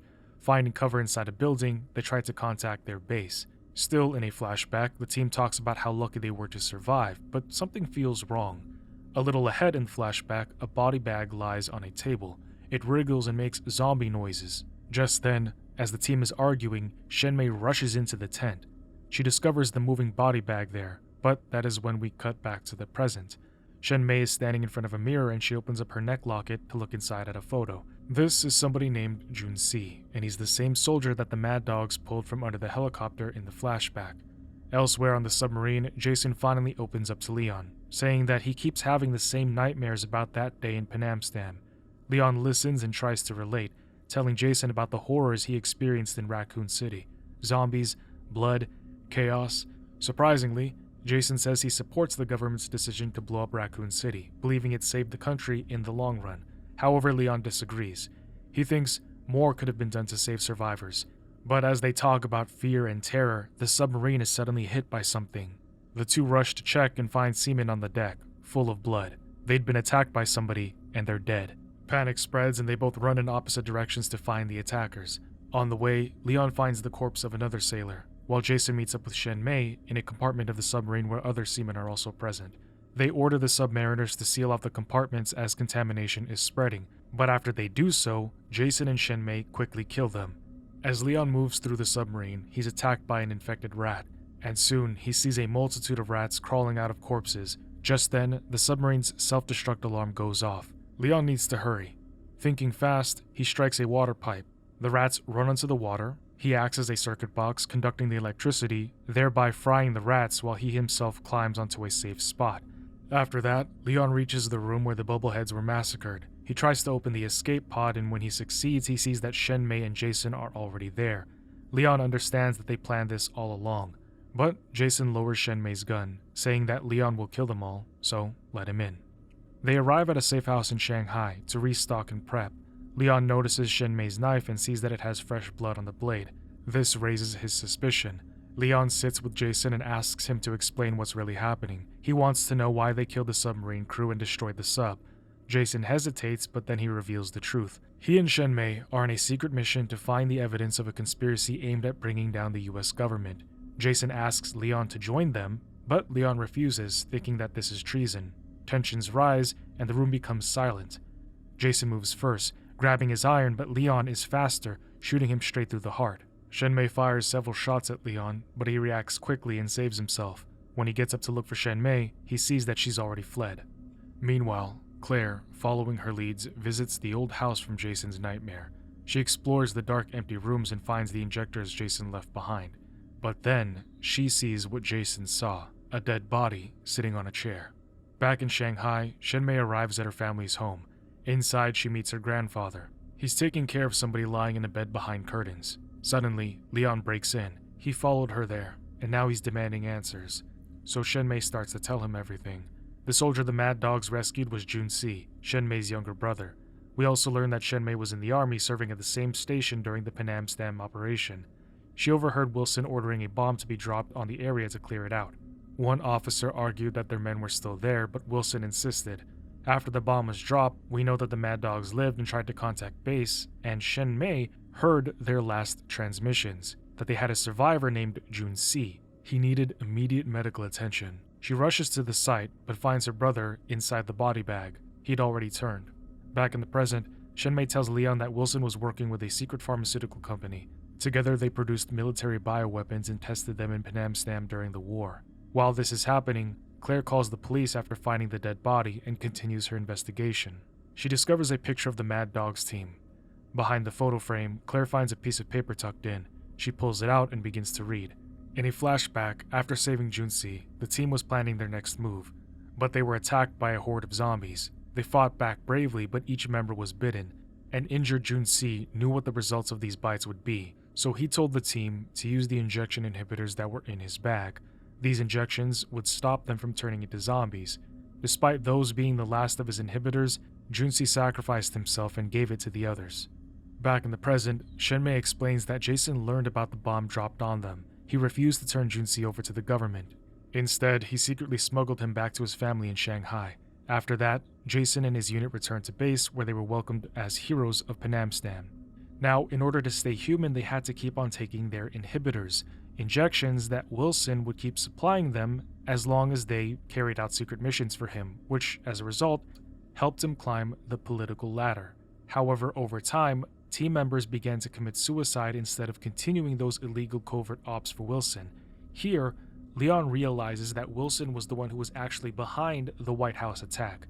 He forced Jason to plan the zombie outbreak by releasing the virus in the White House. Wilson also made Jason destroy the submarine to make it look like China was the one responsible.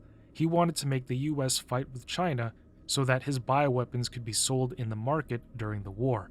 Shenmei's grandfather chimes in, telling Leon that he spent his whole life and all of his money trying to undo the virus's damage on Junsi, but his condition was irreversible. The virus had taken over completely, causing horrific effects. Jason and Shenmei's plans were to find proof and expose what Wilson was really doing, and finally, after 6 years, they found that evidence. You see, every bioweapon soldier has a chip in their body that records vital and combat data.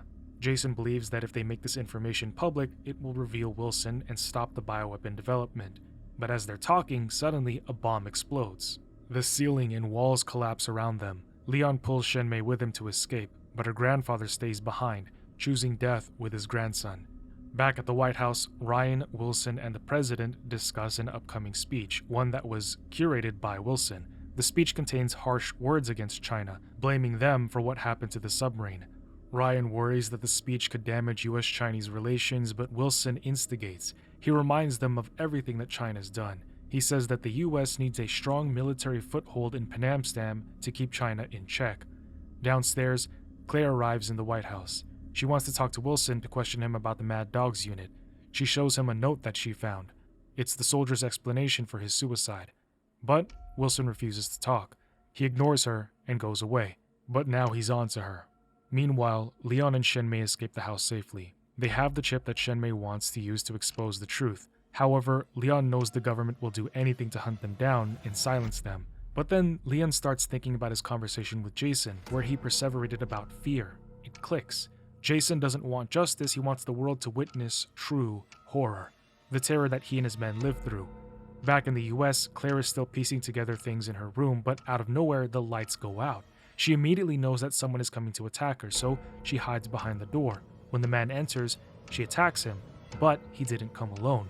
Someone else tases her from behind, leaving her unconscious.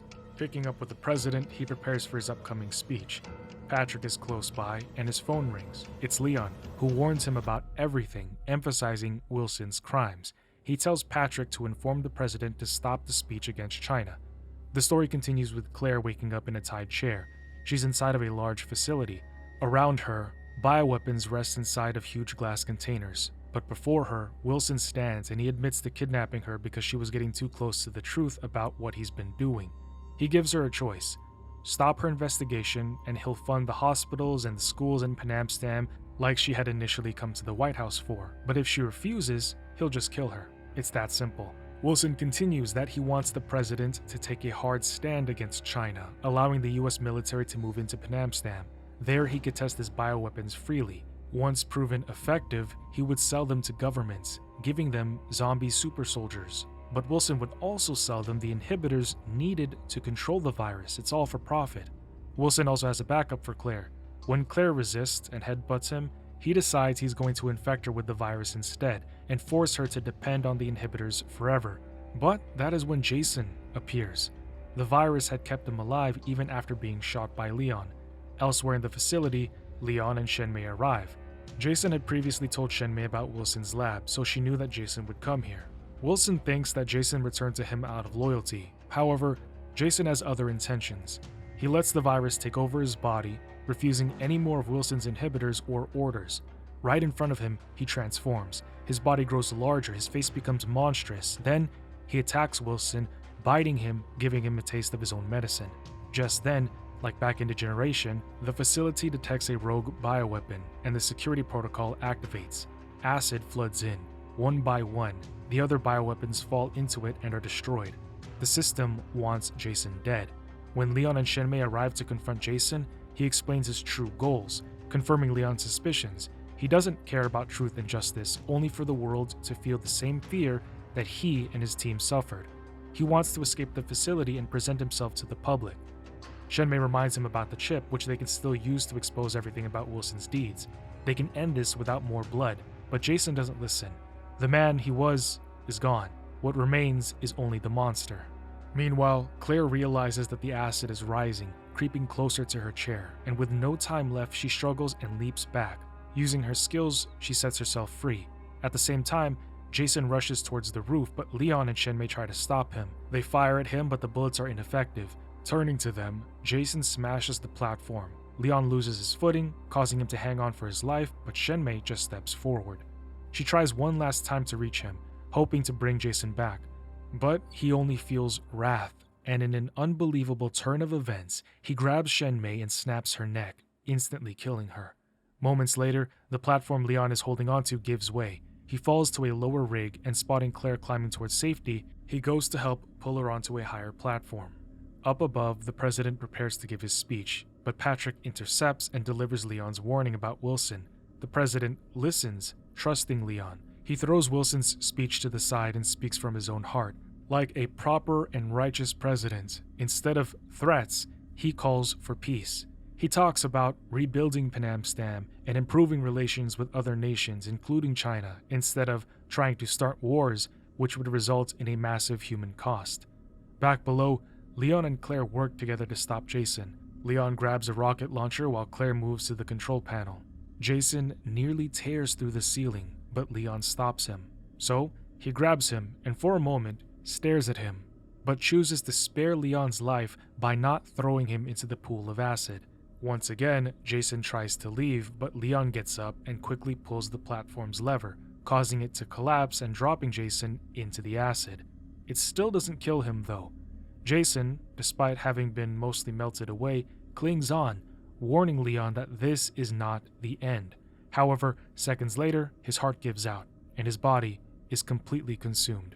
Not long after, Leon reaches the surface. The president has finished his speech. From a distance, he thanks Leon, and Patrick pays respect to Leon too. However, Leon brushes that off and says it's just luck, referring to what Patrick said in the beginning. The next day, Claire visits Leon at the White House. She asks for the chip so that she can copy it and give it to the media, but for some reason, Leon refuses. Claire is disappointed and upset with him, saying that he's changed, acknowledging that they both are now going to have to tackle the powers that be in their own separate ways. However, we then see that Wilson is still alive, barely keeping it together with his inhibitors. But then, the cameraman zooms in on the table, and we see a box belonging to Tricell. So back in 2006, after everything that happened in Revelations, the BSAA received intel on where Oswald Spencer, CEO of the fallen Umbrella Corporation, was hiding and residing. This brings Chris and Jill on their mission to raid this residence of evil and bring him in. But as soon as they get inside of the estate, they find that Spencer's security have all been killed. Proceeding through the dark halls reminiscent of a certain mansion from their past, they would even find a journal that was also found back in RE1. But how could that same journal from 1998, with the same entries, word for word, also be here in Spencer's mansion in 2006? Outside, they'd even comment about how this place reminded them of 8 years ago, and it's hard to believe that so much time has passed. Continuing their search leads them to another journal. Someone named Patrick, the family butler, writes about how his family had been serving Spencer for decades. He writes about how Lord Ashford and Dr. Marcus all used to come here and spend their time leisurely at this villa. Patrick was just a lad at the time, but he recalls his memories fondly. Now, Spencer has become a recluse, with just a skeleton staff to help manage the old man as he waits for the Reaper to come for him. Later, he would write about imprisoned people screaming in the basements and how he gave all of them the virus as per instructed. Their inhuman wails could be heard from all the way up here. He's happy to serve Spencer, but he can't help but feel morally at odds for his crimes against humanity. Jill interrupts Chris as he's reading the journal. She's looking at the grand piano in the room, remembering how she played Moonlight Sonata back at the mansion. Here and now, she plays it again, which subsequently opens up a wall to reveal a piece of a puzzle. But Chris finishes reading the journal to discover that Patrick chose his obligation to Spencer over his obligation to doing the right thing. Later in the estate's study, they would read Spencer's memoirs where he fashioned himself as the one man to become a god and rule over the humans, or at least he believed that it was his destiny, until age came for him and reminded him of how human he was. And his only hope had been Umbrella's virus. He states that it suppresses telomere shortening, negating cell division, which basically stops aging and cell death, effectively leading to immortality. And then he says that thanks to Alex, this is possible. That despite Umbrella's collapse, he still has Alex, the best, brightest, and last of his children. If anyone were to find a way to stop time, it would be them. But who is Alex? In another book, he writes that Alex and more of his research team will be at work on an abandoned military installation on an isolated island where Spencer had been sending hundreds, maybe even thousands, of test subjects for Alex to experiment on. I assume that we're going to be visiting Alex later in the future. However, reading another note so that you guys don't have to, on the PC we learn that Spencer for some reason wanted Wesker to know where he was, but he didn't want him to know that he wanted him to know. And so to make this happen, Patrick would pay somebody. He doesn't really remember his name, it's Roberto or Ricardo, but he pays them to put the word out on the street. The reason this particular individual was chosen was because they also happened to be working for a certain female spy who regularly works with Wesker. But after he does this, Spencer would release Patrick from servitude, and that breaks his heart. However, the next page reveals a list of 13 individuals all listed as test subjects, including the names Alex and Albert. After arriving into the basement where the map would glitch, fighting off all the infected prisoners who had been left here to rot and wander, they finally find Spencer, except he was already dead. Standing tall over him was Wesker himself, who turns, gleaming with excitement and hate at Chris, and it's on sight. Wesker takes Chris to Pound Town again. Jill, too. Like a vampire from the Matrix, even if we did get a few good licks in, it amounted to nothing because Wesker would simply knock our confidence down a few notches again.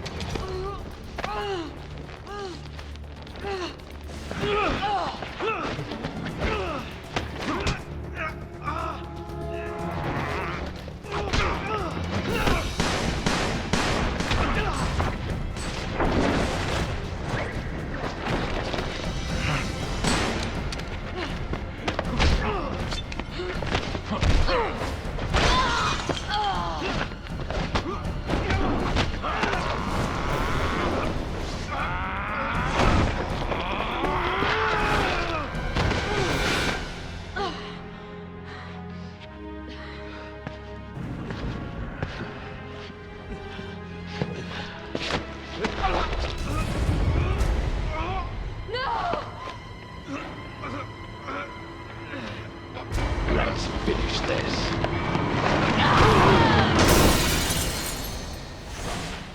You had like all the opportunity in the world to shoot him though.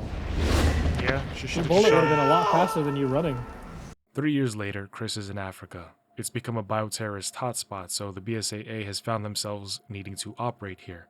Of course, especially with the country having been mentioned in our past videos, specifically Dead Aim and Revelations, not to mention in Wesker's reports too, where it said that the progenitor virus came from here, it does make sense that we would visit Africa sooner or later now. I should have seen it coming. It didn't take long after the fall of the Umbrella Corporation for their bioweapons to end up in the hands of terrorists. A new era of bioterrorism descended upon vulnerable countries, shifting the balance of power throughout the region. People in the destabilized areas soon feared another incident like Raccoon City was inevitable. As panic spread, governments of the world turned to the Global Pharmaceutical Consortium, which formed the anti-terrorism unit BSAA. Operatives of the BSAA were sent to infiltrate and neutralize bioterrorist hotspots, restoring safety and stability to various regions around the globe.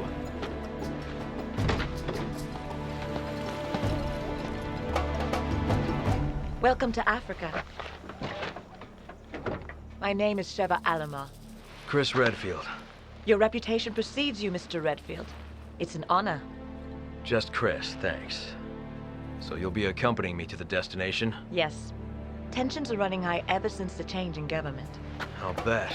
Intel says it's a haven for terrorists now. And I'm not going to be happy to see an American, BSAA or not. That's why I'm your partner. Help put them at ease. Well, I'm sure you'll do just fine. Partner.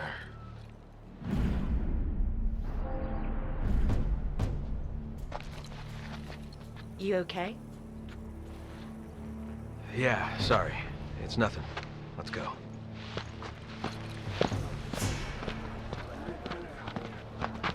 Casualties continue to mount over the long years I've struggled. More and more, I find myself wondering if it's all worth fighting for. Maybe one day, I'll find out. Hey! Huyo ingenti. Alafanya nini hapa? You don't have to get touchy. Let's go. There is one thing I do know. I have a job to do, and I'm gonna see it through.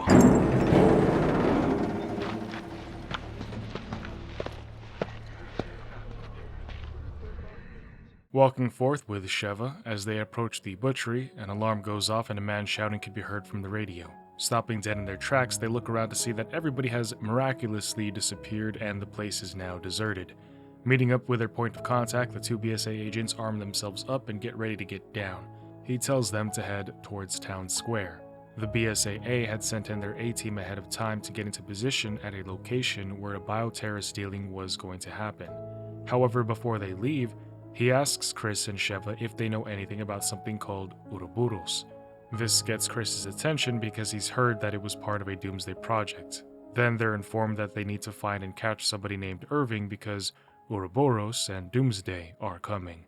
Slipping outside, they immediately hear a man screaming in a building nearby.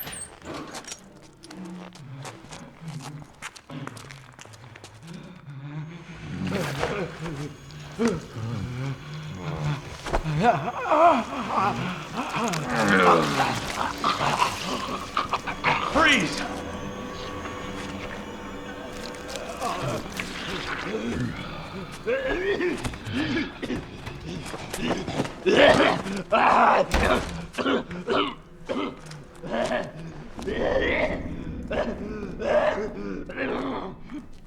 Are you okay?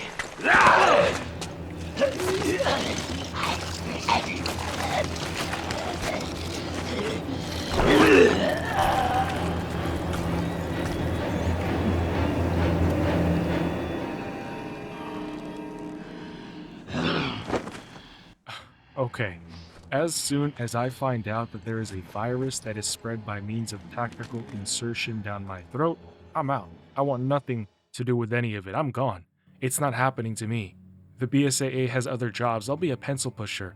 There is no way I'm gonna let tentacles inside of me. And Chris has seen how many zombies? Then he watches this poor dude receive the blessing of Las Plagas, and he decides to calmly walk up to him and ask if he's okay. Like, bro, if you got violated like that, do you think that you would be okay? Come on, Chris. Jumping out the second floor window, they start getting chased by Plaga infected. At first, Chris attempts to take them all on at once, and you know what? Homie was handling it for a good while. However, they eventually got past him and they killed Sheva. Barricading themselves inside of a nearby house, they call an HQ to drop a sitrep on them, but their order to find A-Team and Irving still stands. So they continue to Town Square, where they would find that everybody was gathered here. Everybody who had disappeared showed up here. However, then they see the man who provided them with their gear earlier had been caught, and standing over him was an executioner. He struggled and struggled, but to no avail, because once the executioner's axe was raised and came down on the back of his neck, there was nothing but silence.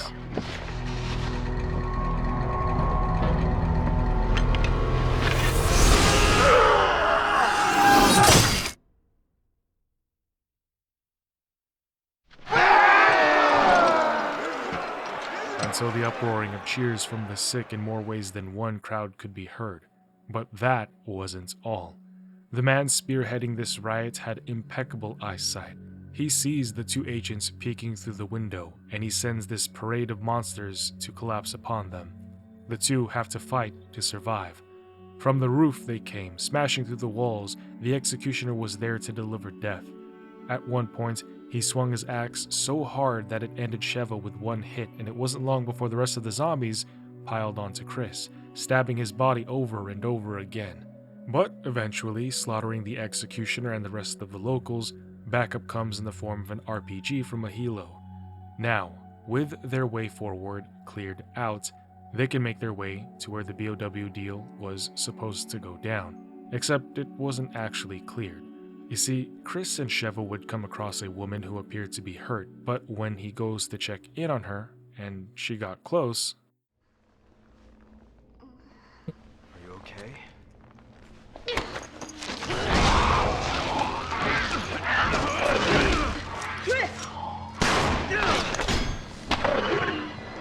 Oh, God. It's all yours, bro. No, I'm married. All yours. Yep, see you later. You got the shotgun.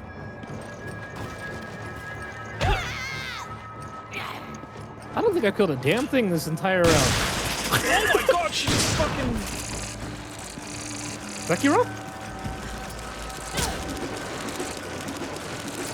My wife says goodbye. It's still alive and I stabbed it? Oh my gosh! It's still alive and I stabbed it? It's crazy. By the way, my brother joined me for the beginning of this game, so that is why you heard the two of us talking there. Kicking a metal door open, sending it flying, they find the Alpha team, but it looks like something got to them first. There was one survivor, who was doing a mighty fine job of trying to cling to life long enough to inform Chris that Irving had set them all up. The deal that they had intel on was a trap. Irving himself would rush by trying to escape. So Chris and Sheva start chasing after him, and along the way they would even put a leech man inside of a furnace, burning him to death. This was the BOW that Irving had deployed onto the Alpha team. Sheva wishes they could have arrived sooner to help save those men, but Chris says had they been there sooner, they would be dead with them. Contacting HQ, he says that the people here are acting like the Ganados that Leon had written about in his report. However, Chris says there is something different about the infected here. And then HQ delivers some hard news. Chris and Sheva are the only two BSA agents left, and they're not permitted to leave because they still have their mission to apprehend Irving.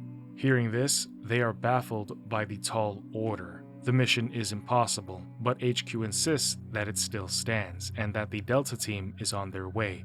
This doesn't put them at ease, however. The mission is suicide, and Chris mentions how expendable they feel right now. Continuing, hopping across a bridge, a truck would come barreling towards them, but Sheva shoots the explosive barrels that were perfectly lined up, causing the truck to tip over and stop right before it hits her. Eventually, they'd find more BSA agents who'd been in a helicopter crash, but upon inspecting it, they would begin to hear motors echoing throughout the air. Suddenly, motorcycle-riding zombies come in like ghost riders, beginning to attack them. Chris even gets dragged across the floor, and it's interesting how these Plaga-infected people are able to do more complex actions like talking, riding motorcycles, and using weapons. I know they did use weapons and spoke here and there in RE4, but the degree to which they did back then seems lower than right now here in 5. For a while, the two special operatives do nothing. Not knowing what to do, they just stand like deer in headlights. I think Leon would have done something already, but these two kind of just look around and they wait for something to happen. Luckily for them, something does happen. Delta team arrives and saves them. Taking out the threats, we're met with Josh, the team captain, who also happens to be Sheva's mentor. He hands them the data that they'd retrieved. Reviewing the data, Chris recognizes somebody in one of the pictures. Jill. Keep in mind, Chris thought she died 3 years ago along with Wesker, so to see her picture staggers him. He has to find his old partner, so they press on. Reading a reports on the Type 2 Plagas, in an effort to make Las Plagas more marketable to potential buyers, the parasite needed improvements, and one of the biggest issues was the fact that there was a good amount of time in between when the parasite was administered to when the host could be controlled. Buyers who wanted to use Las Plagas wanted something instant. And so this is where the Type 2 comes into play. I don't know, and I don't want to know, I don't know how they figured this out. But by shoving an already matured Plaga parasite down somebody's throat, the parasite would effectively latch onto the host's spine and central nervous system, giving the user almost immediate control over the infected. With the sun setting, Chris and Sheva were actually on Irving's tail. Whatever. Breathe! Oh shit! So you must be Irving. Wow, perceptive, aren't ya? You think this is a joke? You're just like all the other pieces of scum terrorists. Oh, I'm not like them. I'm a businessman with standards. Drop the weapon. Or, how about you drop yours?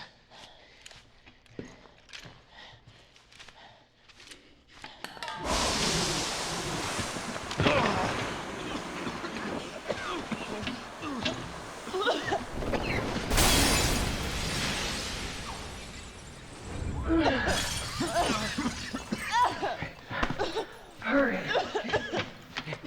Suckers! Suckers! Irving had been saved by somebody in a mask, but who? With him gone now, the two begin looking around the room and they find pictures and papers of oil fields in the marshlands, which gives them their next location. But once outside, this giant bat thing comes swooping down at them. So Chris shoots it a few times, sending it falling down, crashing with the truck in a fiery explosion.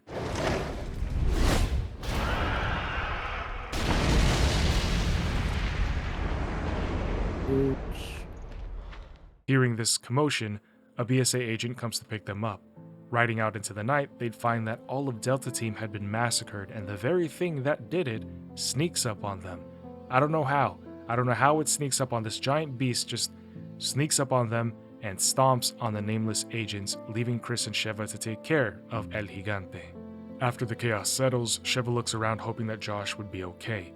John Cena tries to console her, telling her that she doesn't have to go through with this mission, she can just go back home, furthering that he himself has a personal stake in this, and it's medium rare. He reveals that he isn't just here for the mission, because a while ago, he got intel that Jill was still alive and that she was located here. That is his true purpose, he wants to find Jill. Chris is going to continue with or without Sheva, but Sheva stops him and says that she's still coming. Weirdly enough, Chris is like, "Are you sure? Because a second ago you were ready to cut and run." But bro, when did she say that? When did she say that she was going to leave, you gaslighting, sunglasses at night wearing Mark Wahlberg knockoff? Sheva never said she was going to run from this mission. You were the one who suggested that she leave and that's it. But hey, they agreed to be partners and they continue into the next day where Chris would tell her what happened to Jill. How they were looking for Oswald Spencer and Albert Wesker, but how he rocked their shit, and to save Chris, Jill tackled Wesker out the window and to their supposed deaths. No bodies were found, so they were presumed dead. Wanting to learn more about her, Chris asks Sheva why she joined the BSAA, and we learn that her parents were actually victims of BOW research that was taking place here. She wants to fight for her fallen brothers, sisters, and family. From there, they traverse the waters, coming into a village on the marshlands where we learn that the people who lived here were also victims of bioresearchers. In his journal, a boy writes about the foreman of a nearby oil plant who came to his village and told everybody that there was this disease going around, but that they have the vaccine. The boy says that, before, these same people tricked his people and stole their land and turned it into the oil field, and that now they're just probably trying to make up for the evil they did before by giving vaccines to everybody. However, the vaccine didn't actually help. Instead, all the children died, and then the women died. The men, they became angry and violent, and after reading this, I told my brother. So I read that document, and it seems like something's happening. No shit! Moving on, they would find tents set up. These tents had the company Tricell on them. Sheva remarks that Tricell is one of the companies funding the BSAA, and that is not good news because now I'm thinking, hey, the BSAA could be corrupt. But who or what is Tricell really? For now, I will tell you that they are a company that is made of 3 cells: pharmaceuticals, shipping, and natural resources. Those are the 3 sectors of their company. Inside one of their tents was a report about a 3rd iteration of Las Plagas, this one stronger than the last, and it was supposed to be the commercialized variant of Las Plagas. Tricell had tested it on the village, referring to the boys' journal where they tricked them into thinking it was a vaccine for a disease. Observing the results from that field test, it was determined that the Type 3 was not effective and marketable because of the fact that women and children could not be infected. The adult and adolescent males had a 92% conversion rate, however, women and children would just die. Pressing on, they would see Irving calmly walking away, not knowing that we were right on his heels. And although he was gone by the time we walked through the door that he did, Josh would find us. Getting him up to speed, they'd go to the port and find Irving just about to escape on a boat. They'd also see that masked person leaving on another speedboat. Irving would gloat seeing them pull up on him, saying that they're just in time to see the fireworks, and as the 3 get on their own boat, the Tricell factory would self-destruct. Continuing on the waters, Irving's boat would float by in front of them, blocking their path, and the infected on machine guns unleash a bullet storms upon them, missing every single shot and allowing Chris and Sheva to unlock.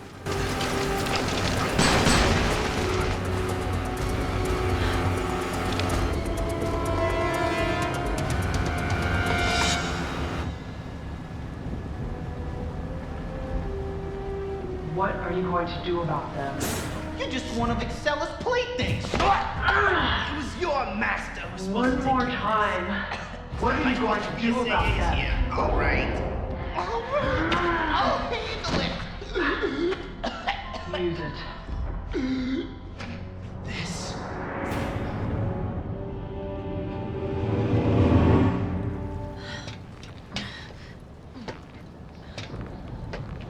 Won't you two just die already? You're making me look bad! Who do you think got this entire operation off the ground? Research like this doesn't fund itself, you know. Yet everyone looks down on me. But not anymore. Don't do it!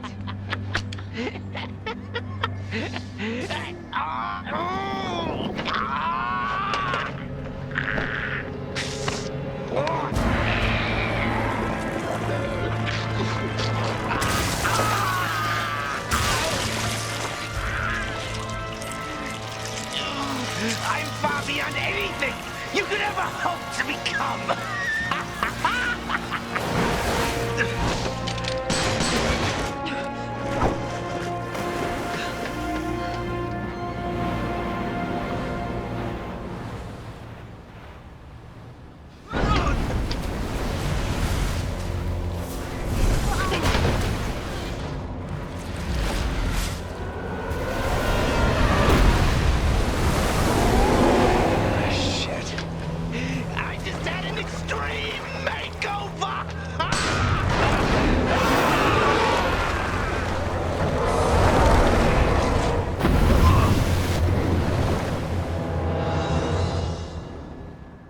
Talks like Wally from Bendy, looks like a character from Outlast. Who's Excella, by the way? After pelleting him with bullets, he comes crashing in a bloody mess on the deck, and he curses Excella for not giving him the good stuff, for giving him, I guess, a lesser, perfected version of the virus. Quickly trying to extract info from him before he croaks, Chris asks where the facility is while showing him a picture of Jill. He demands to know what the Ouroboros project is. But all that Irving says is that Ouroboros is going to change the world as we know it. When Irving hears Sheva call Chris's name, he recognizes it and he laughs, telling them that he's going to find answers in that cave. I guess there's a cave nearby, but Irving says there is no hope, that it is too late to stop anything. But then he dies right there, like a worm. Finding the before-mentioned cave, Sheva points out the boat that the masked person used earlier, calling her a woman. How did Sheva know it was a woman? Deboarding, she tells Chris that Excella is the director of Tricell's African division. Way deep into the cave, they discover an entire ancient kingdom hidden here. Unimaginable. And in real life, imagine if we found remnants of a dead civilization. Finding their architecture, artifacts, all of that would be cool. However, what would not be cool are all the traps and puzzles. Temple running away from death, pulling random things hoping something else would happen, then running from the old bat creature from before and then killing it, we would finally see who Excella is. The preparations are almost complete. Then we can leave. Good.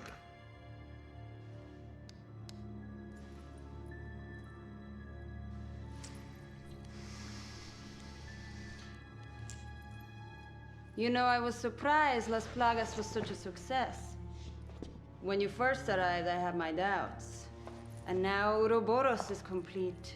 Your position at Tricell is secured. Oh, I have my eyes set on something much bigger. You'll be needing a partner, right? Someone suitable to join you in your new world? I believe I've proven I'm worthy, haven't I? Perhaps you have.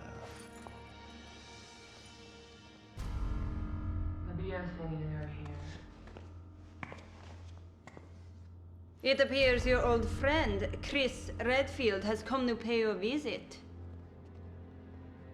Do I sense concern? The plan is in its final stages. I will not tolerate delays.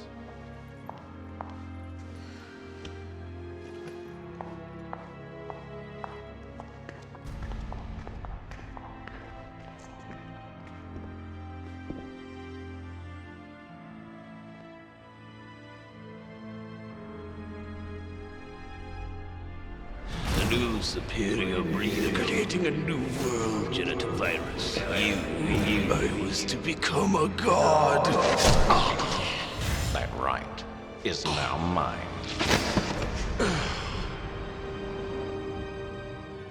I believe I should thank you, Spencer. What color was her dress? I saw black and blue. but some people on the internet say she's wearing white and gold. Also, it looked like Wesker had this stockpile of missiles with Ouroboros on them. That's not a good sign, but it also hints to us what the Doomsday Project looks like. Up some grand stairs, staring at what appears to be a mini sun in this cave, the two would enter its doors and be rewarded with another puzzle. However, after that, they'd come into an underground cavern with a bunch of flowers. What is this place?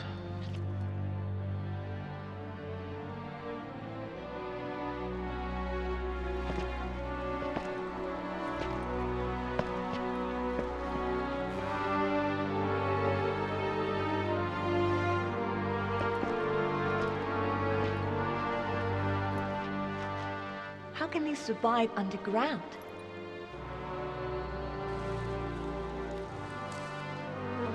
These are no ordinary flowers.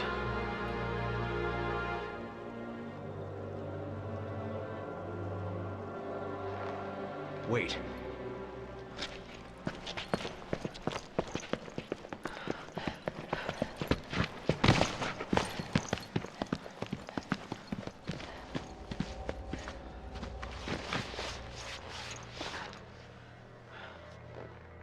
Umbrella.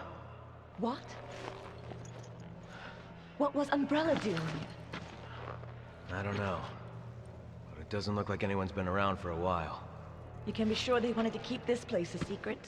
Some of this equipment's got the Trisol logo on it. Are they working together? So both Umbrella and Trisol left their fingerprints here. But I just want to let you guys know, they're not the same company. Trisol rises in the vacuum that Umbrella leaves behind and capitalizes on their research. But yeah, they're not the same company. Moving forward, they find out what these flowers are. Oswald Spencer once called this flower the Stairway to the Sun, also known as the Progenitor. Back when Johnson was president, they discovered what the flower's properties could do. And as we know, their imaginations became boundless in what they thought they could achieve. Except, getting the flower wasn't exactly easy. The Nidipaya civilization, who was already here, were trying to protect the flower, fighting hard against Oswell and his people. For months, they were trying to prevent the greed of man from taking it.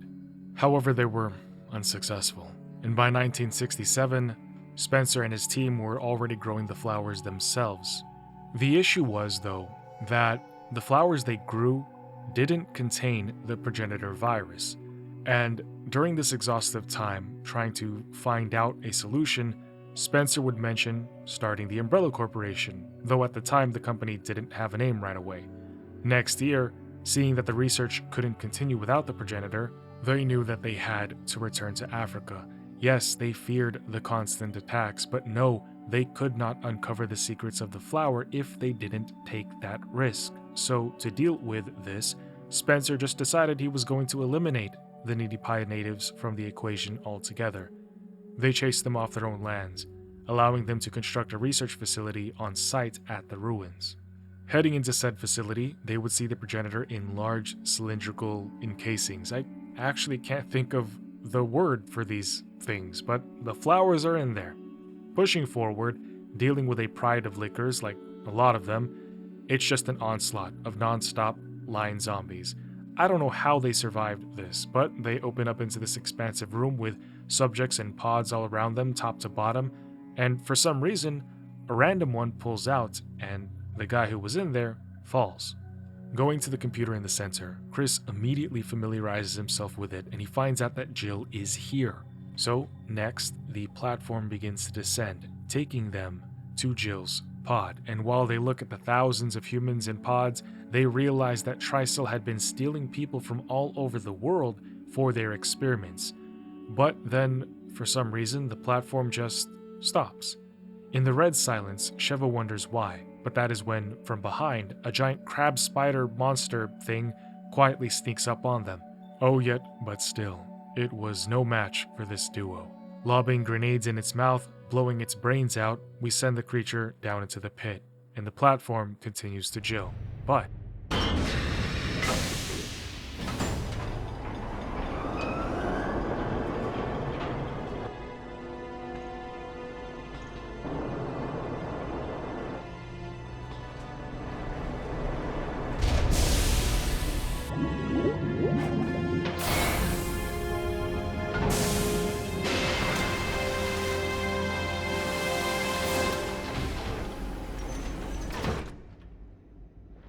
Damn it.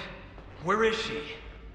Mr. Redfield, how nice to finally make your acquaintance. Who the hell are you? Excelligione. She works with Tricell. Nice. You've done your homework. An officer in the Global Pharmaceutical Consortium. Why?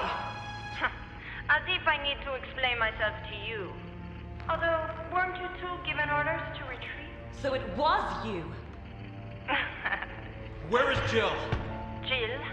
Even if I did know, you think I would tell you? Cut the crap. Tell me where she is.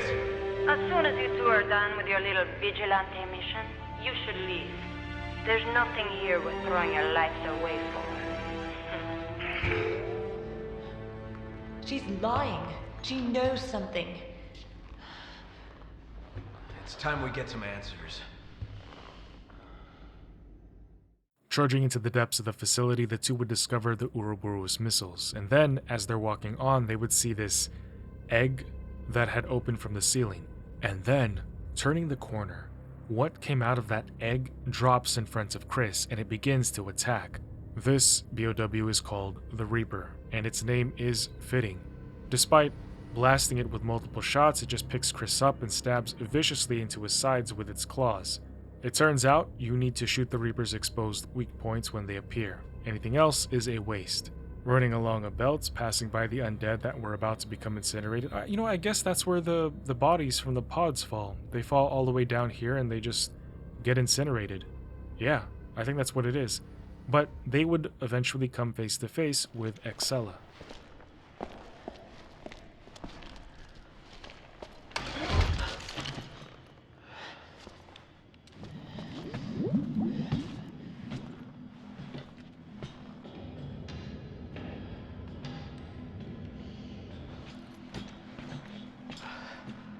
Sheva.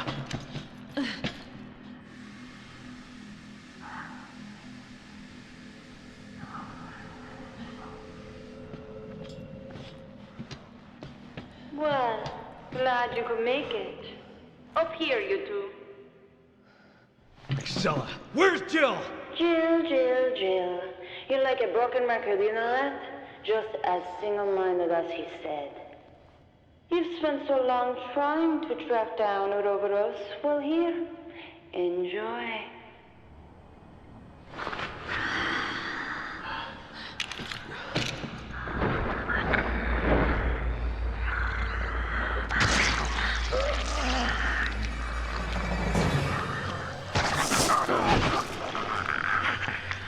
So Ouroboros is a new BOW, and you're planning on selling it to terrorists. Good guess, but no. While it does resemble the BOWs based on the progenitor virus, I have no intention of selling it to terrorists. Then what are you using it for?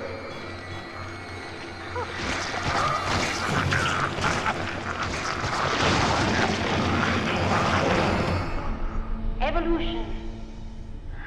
It's a philosopher's stone, one that will choose through DNA who shall proceed to the next stage. My vision and his combined, now made a reality. Evolution? What are you talking about? Oh, you'll find out soon enough. Everyone will.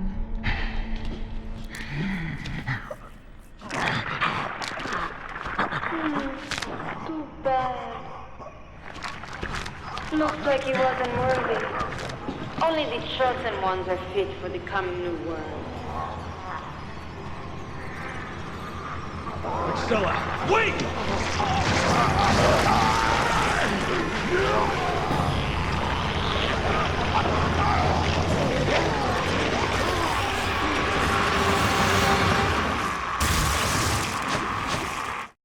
And so now they have to fight the BOW, similar to the one that they burned before in the furnace. However, this one was bigger and stronger than that one.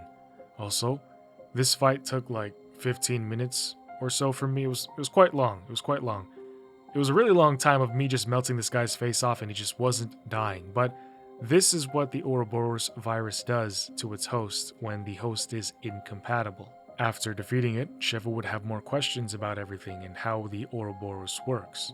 But Chris, Instead of telling her that the Ouroboros is an advanced virus derivative of the progenitor, which when injected into most humans would simply kill or turn them into mindless BOWs, however in a very rare and small number of hosts with extremely unique genetic compatibility would instead seamlessly fuse with them, evolving them into higher beings, he just tells her that none of that matters. What matters is stopping them. But how does Wesker play a role into all of this, and why is he working with Excella? Excella Guione! Stop right there! Bravo. Damn it, where's Jill? Jill? Maybe I'll tell you. Maybe I won't.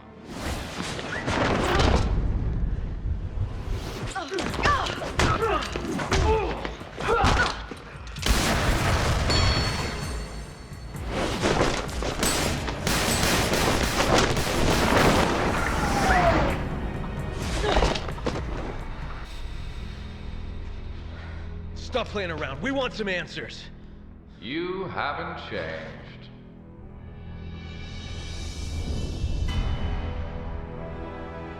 Wesker, you are alive. This is Wesker. We last met at the Spencer estate, wasn't it? Well, isn't this one big family reunion? I would expect you to be happier to see us. Us? So slow to catch on.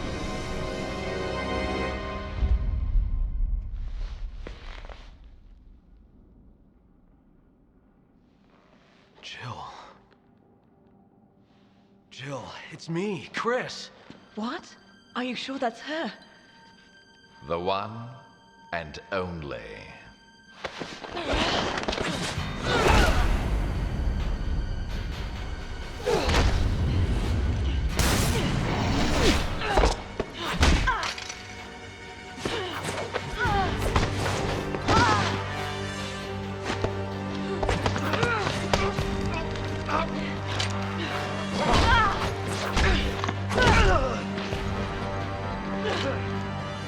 Now, let's finish this once and for all. I think the odds are fair. 2 on 2. Right, Jill.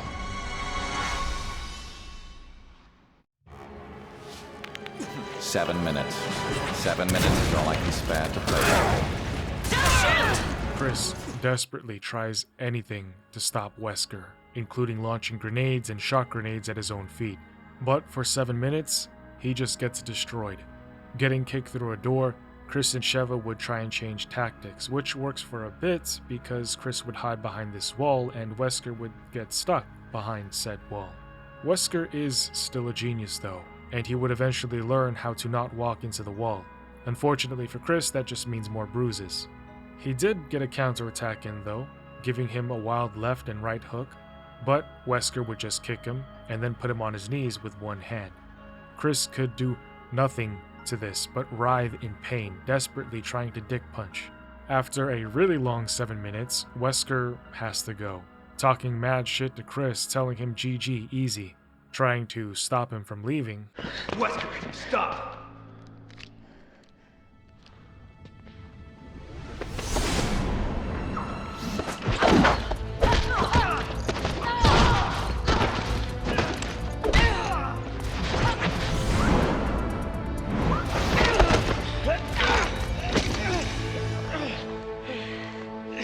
Jill, come on!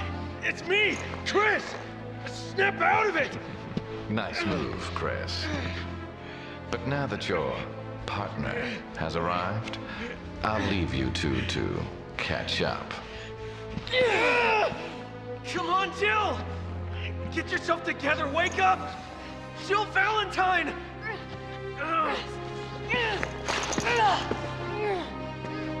Jill! Remarkable. Still resisting at such an advanced stage. Commendable, yet futile. No more time for games, Chris. I've got work to do. Have fun watching Jill suffer. Wait, what did you do to her?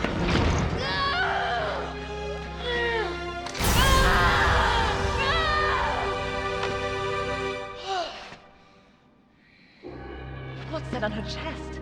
We have to get it off her.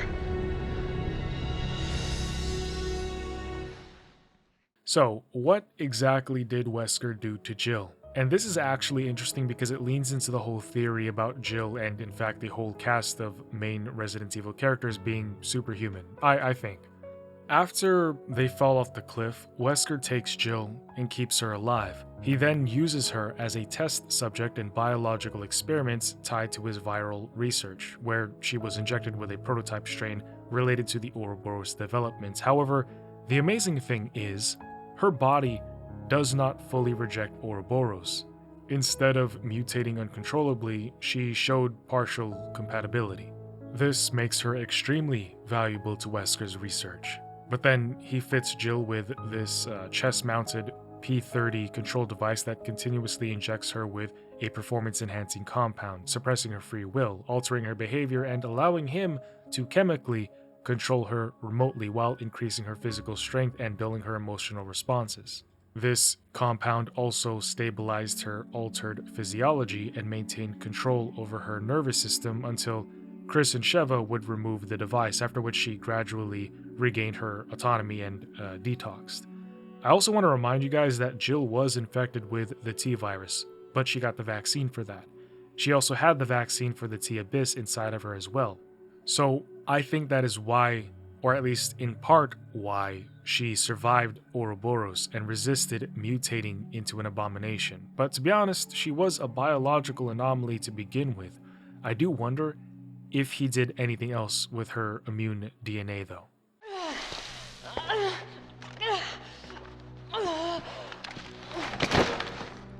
Jill. Jill. Are you all right?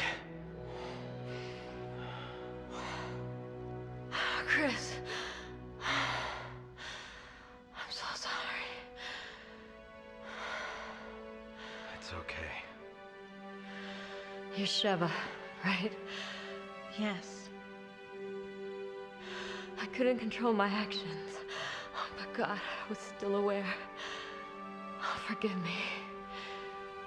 It's all right. Thank you.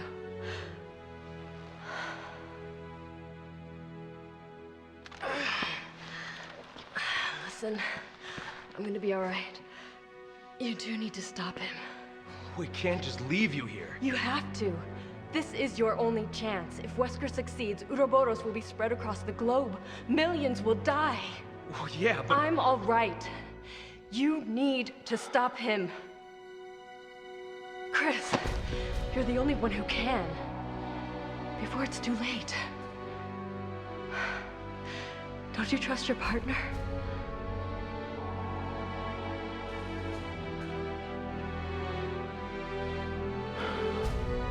All right.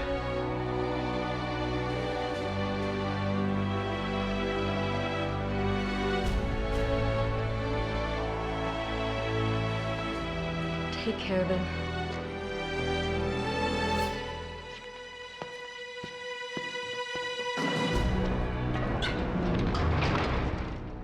You're our only hope to survive this. Leaving Jill and finding Excella and Wesker boarding their ship, they sneak on themselves. Getting eaten by this cloister, whatever this thing is, it gobbles Chris up whole. Wesker sees Chris on the cams. Not getting gobbled up, but just, there. It's here that we see the conversation between Wesker and Spencer before Chris and Jill finds them. A new superior breed of humans, given birth by the progenitor virus.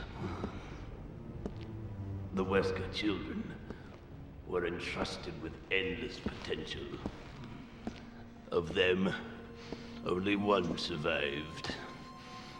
You. Are you saying I was manufactured? I was to become a god. Creating a new world with an advanced race of human beings. However, all was lost with Raccoon City. Despite that setback, your creation still holds great significance. Now my candle burns dimly. Ironic, isn't it? For one who has the right to be a god. To face his own mortality. The right to be a god.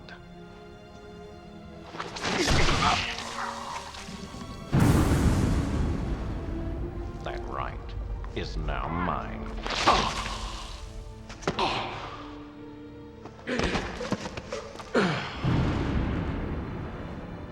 The right to be a god. You. Arrogant even until the end. Only one truly capable of being a god deserves that right.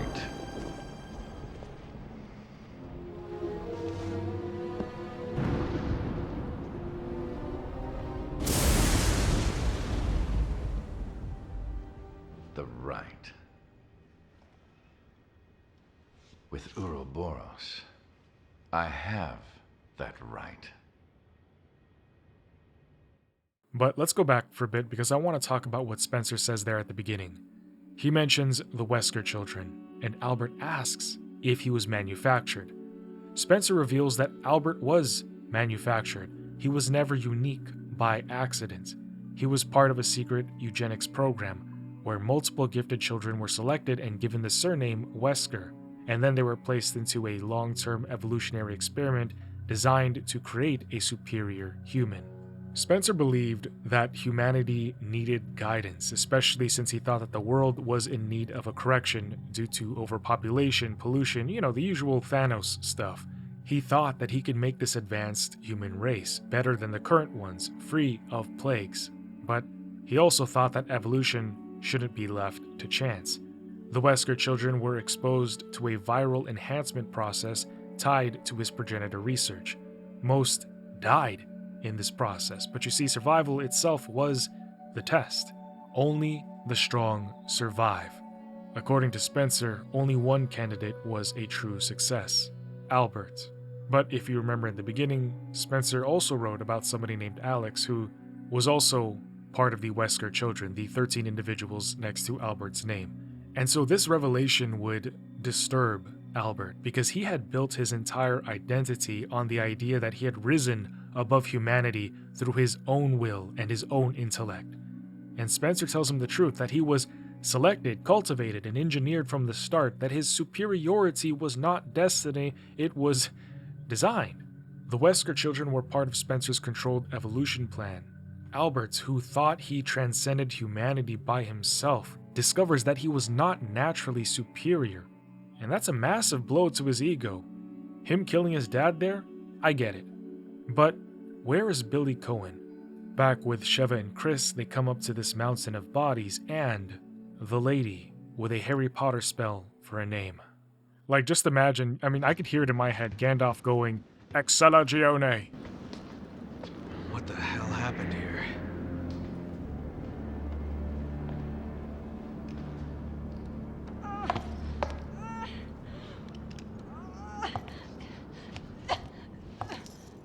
Excella, what's going on? Why?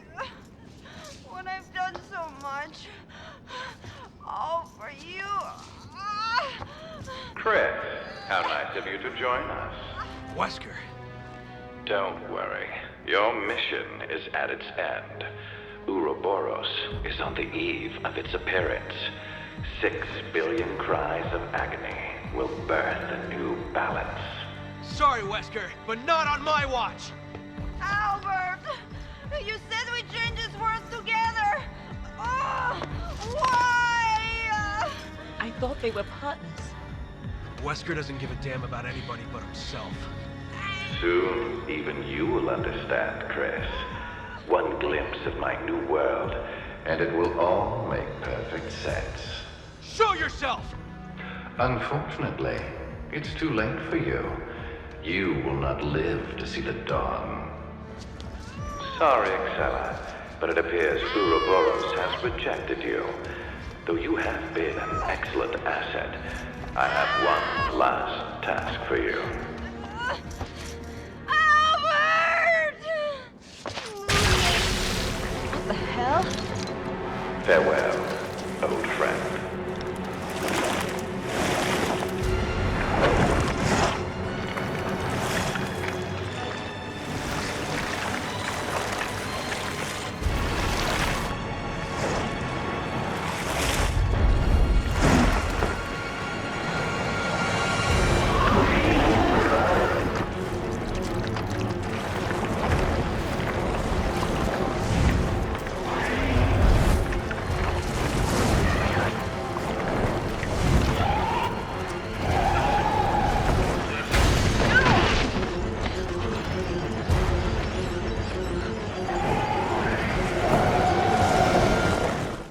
That is wild. To my understanding, Albert had been secretly working for/with, but really he was just using them, Tricell.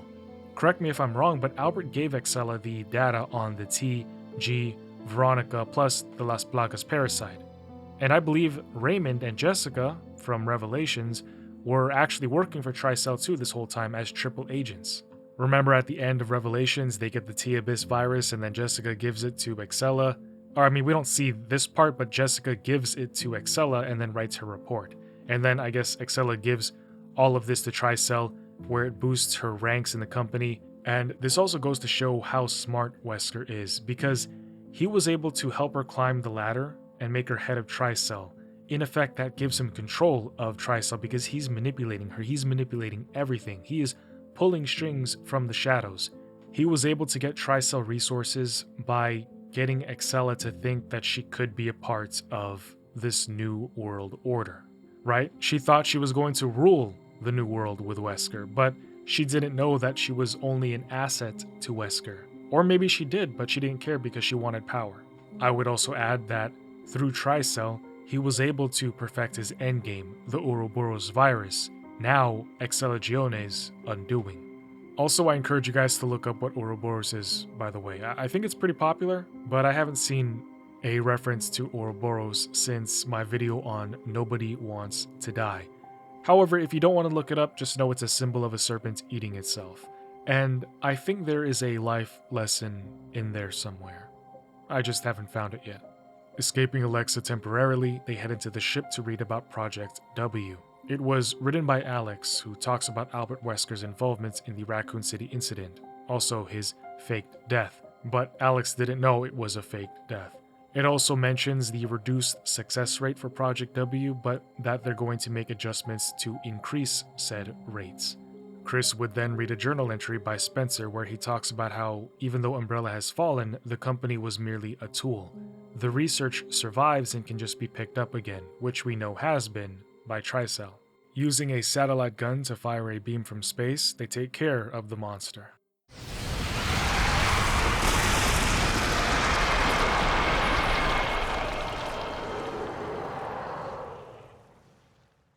After which they head down to see that Wesker is prepping an assault bomber for flight.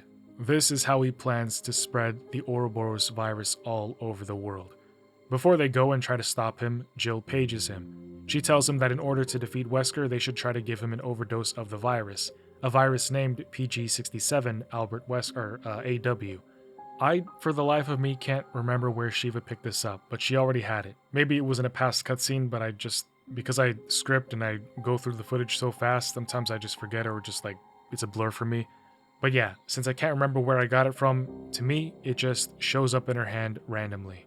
However, now we cut back to the ruins with what happened to Jill before Chris and Sheva left her after removing the control device from her chest. She faints, but Josh wakes her up, saying that he's looking for Chris and Sheva, that he's got a helicopter and a way out. When Jill asks if she can come, Josh flirts with her, saying that he's always got room for a beautiful girl. You say that to all the girls, she says, and he responds, only the pretty ones. Informing his associate Doug, who is flying over with the helicopter, when he learns that Jill is coming, he flirts with her too, saying that he's here for her if she needs to talk to a real man. Imagine being in a life and death situation, and the world is at stake, and people just won't stop trying to lay pipe down with you. Time and place. Josh gets ripped apart at the neck with a chainsaw, and they continue towards the communications room of the facility because Jill says she needs to tell Chris something. They tell Doug to meet them at the helipad after she sends her message, and Doug says he's going to wait for Jill with open arms. In the comms room, they establish a link to Chris, who just killed Ouroboros-infected Excella. Please be there, Chris. Jill, are you alright? I'm fine. Don't worry about me. Just listen carefully. There's something I need to tell you. Wesker's superhuman strength, it comes from a virus. But the virus is unstable. In order to maintain a balance, he must inject himself regularly with a serum. So if he cut the supply of serum, he loses his strength. Affirmative. But he just took a dose, so it's gonna be a while before he needs another one. Damn. Listen, Excella said that the amount administered has to be precise. So if he injects too much, it should act like a poison. I think she used a serum labeled PG67AW. PG67AW. I'm gonna try to find a way to escape. You need to find that serum. Excella always kept it with her, in an attaché case. Jill. Come in. Chris. Chris? It's no good. It's being jammed. It's okay. I told him what he needed to know. Hurry. Doug should be on the roof by now. All right.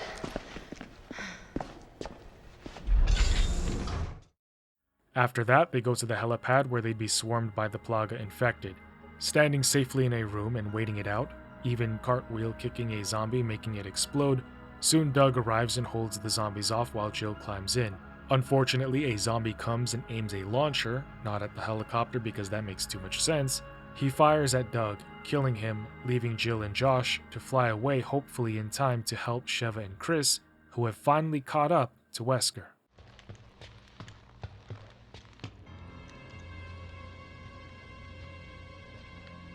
Your plans are finished, Wesker. There's no way out this time. Don't you two ever tire of failing in your mission? You've really become quite an inconvenience for me.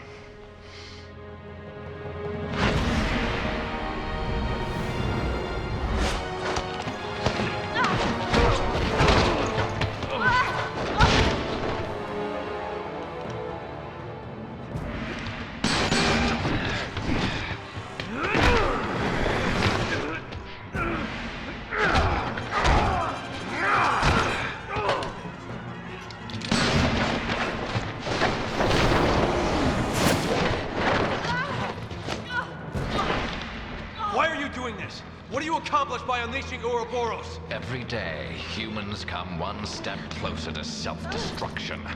I'm not destroying the world, I'm saving it.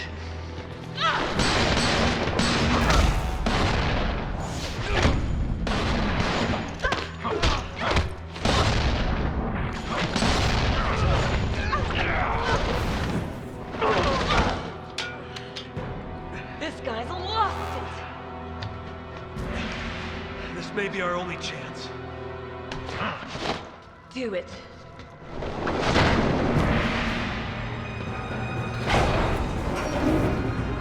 Things are really getting interesting now, eh, Chris? Do you actually think you can defeat me? Either way, I'm not gonna stop until I'm dead. Well then, I'll just have to kill you quickly. Wesker's plan this whole time was to infect the world with Ouroboros, causing a global reset where only the strong survived. Anybody who couldn't perfectly synchronize with the virus would be deemed weak and undeserving of being part of a new and evolved superior human species. But on to the current task at hand, the fight took way longer than I expected. Wesker just kept dodging all of the attacks. However, Chris does land a couple of fat punches. Wesker!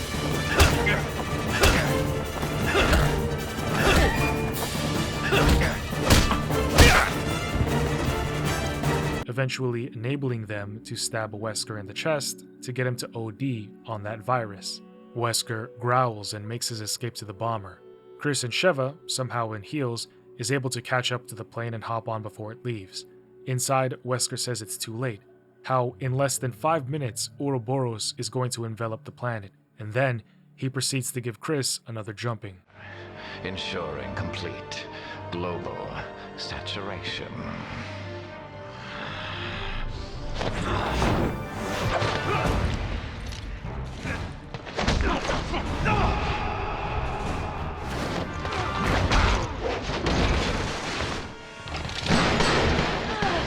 Your feeble attempts only delay the inevitable. The entire world will be infected. A new genesis is at hand, and I will be the creator.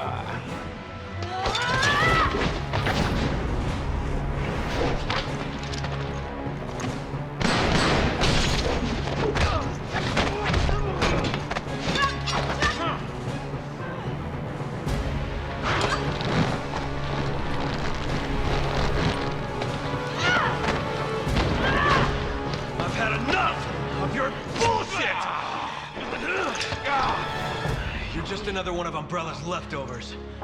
You know what we have to do. All right, I'll go for the override lever. Cover me.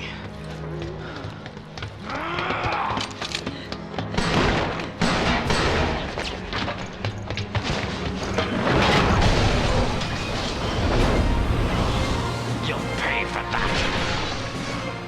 Hang on!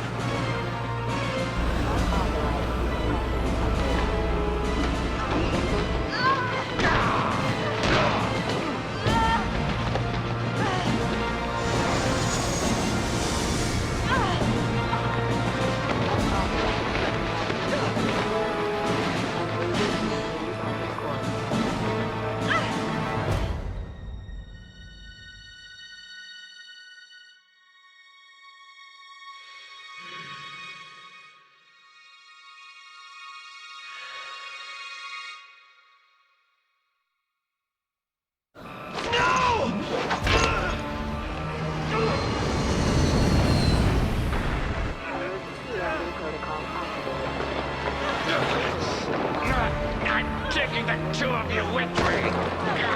Like hell you will!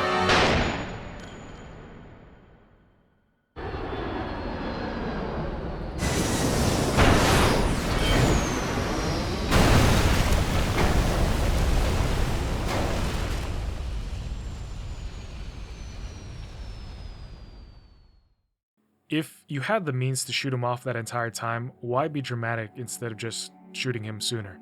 Crashing into molten lava, they look around wondering how they're even standing inside of an active volcano. Right? Because even in Monster Hunter, you need to take a cold drink so that you don't burn to death, but here, they're fine. However, Wesker isn't. He comes out with his shirt off.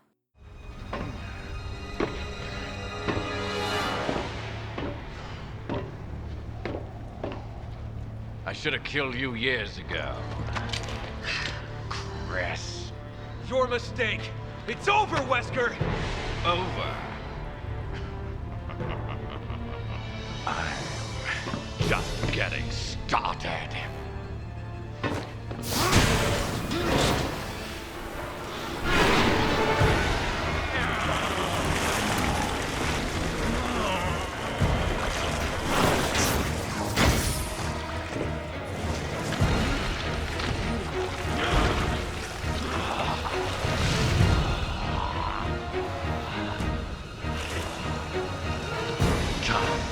To die, Chris.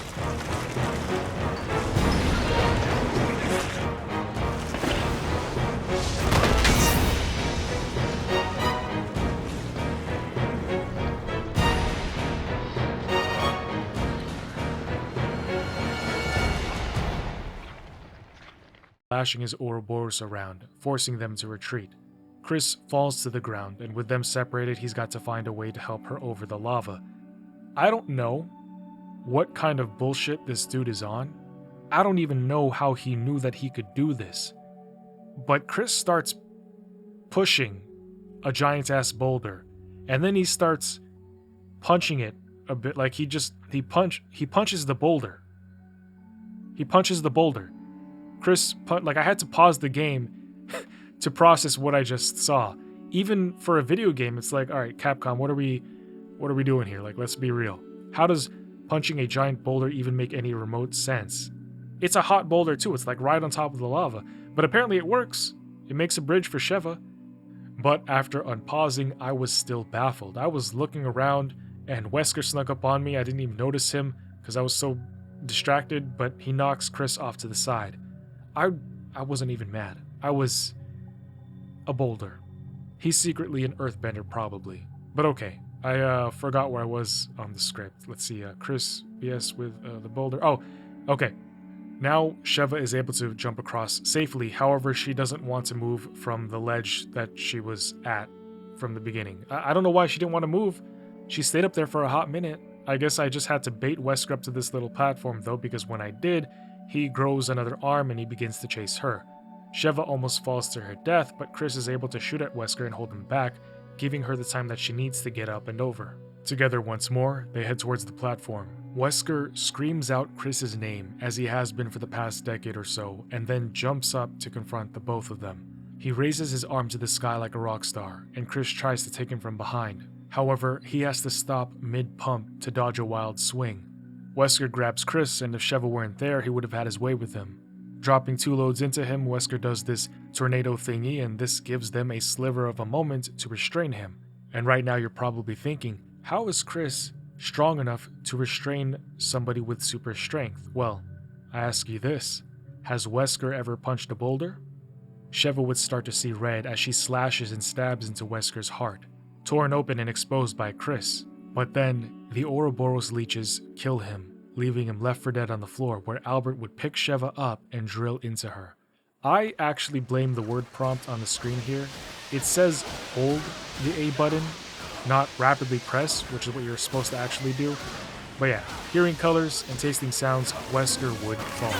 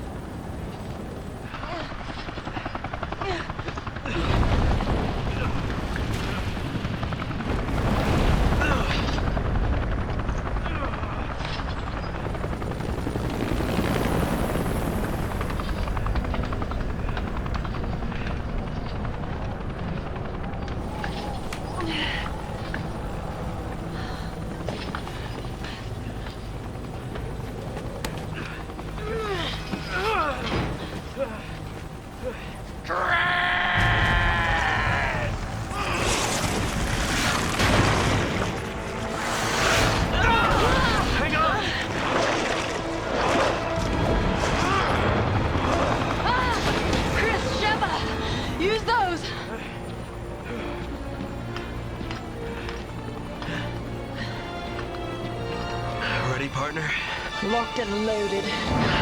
Suck on this, Wesker. Your time's up, you son of a bitch.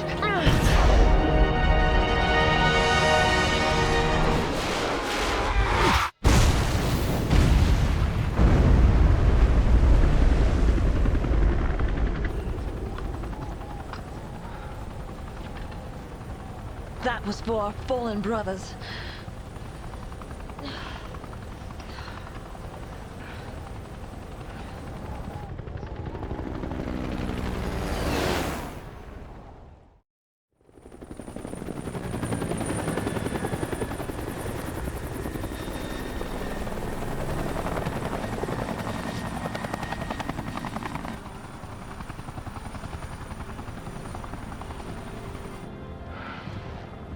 It's over. Yes. Finally.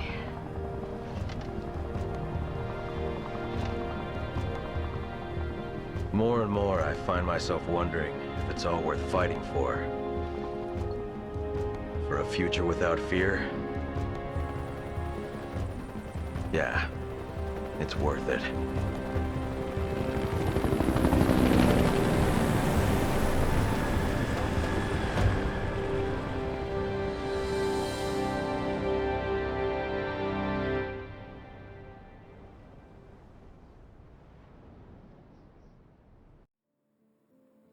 Leaving Wesker, who is definitely dead back in 2009, we go forward a couple of years into 2011 with Claire, who is at a work thing. There's this new organization called TerraSave, whose main purpose is to help victims of biological terrorism. Think Red Cross, in a way. They call us TerraSave. Because tear doesn't have to end with a wrist.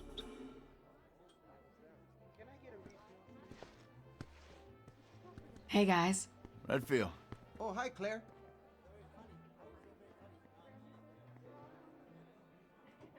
Hey! Hey, Claire! A girl calls out to Claire. This is Moira, and looking at them standing next to one another, I am almost reminded of how much time has passed since we started this Resident Evil journey back in 1998. I mean, Claire isn't a college girl anymore. Leon was a full-blown agent back in 4. Chris and Jill, I think, were in or around their 30s by Resident Evil 5. It's just cool to see everybody grow up. Now, Claire gets pulled aside by this guy named Neil. Remember him? And he tells her that something's happening in Washington, referring to this new virus. Apparently, this is a discussion that they've had prior because she mentions that Tricell wasn't something to worry about anymore, considering that Excella and Wesker were dead. He doesn't say anything, but he does open up his notebook, and if we pause it right here, we see a list of names, some crossed out. Neil's name is at the top, Neil Fisher, Claire herself, Gabe, Gina Foley, probably Rachel Foley's sister from Resident Evil Revelations 1, Moira, Pedro, and Natalia Corda. What is this list for? And is it a coincidence that everybody on the list is also gathered here in one place? Neil asks Claire if Moira is Barry's daughter, and if you recall from Resident Evil 1, after Lisa killed him, he drops a picture of his family. His daughters' names were Moira and Polly. And I mean, look, she's fully grown now too, working for TerraSave. Time flies. Claire tells him not to bring up her dad to her, and he says he knows, calling it an emotional minefield. So, you know she has daddy issues, but you had to ask if she was Barry's kid? Like, why are you pretending that you don't know who somebody is? You know what I mean?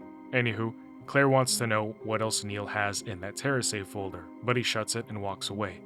Now, when Claire goes back to check in with Moira, right as she's complaining about her dad, well, she doesn't call him dad, she calls him by his first name, the lights shut off. Everything goes quiet, and no one moves until a helicopter blasts everybody with a bright light.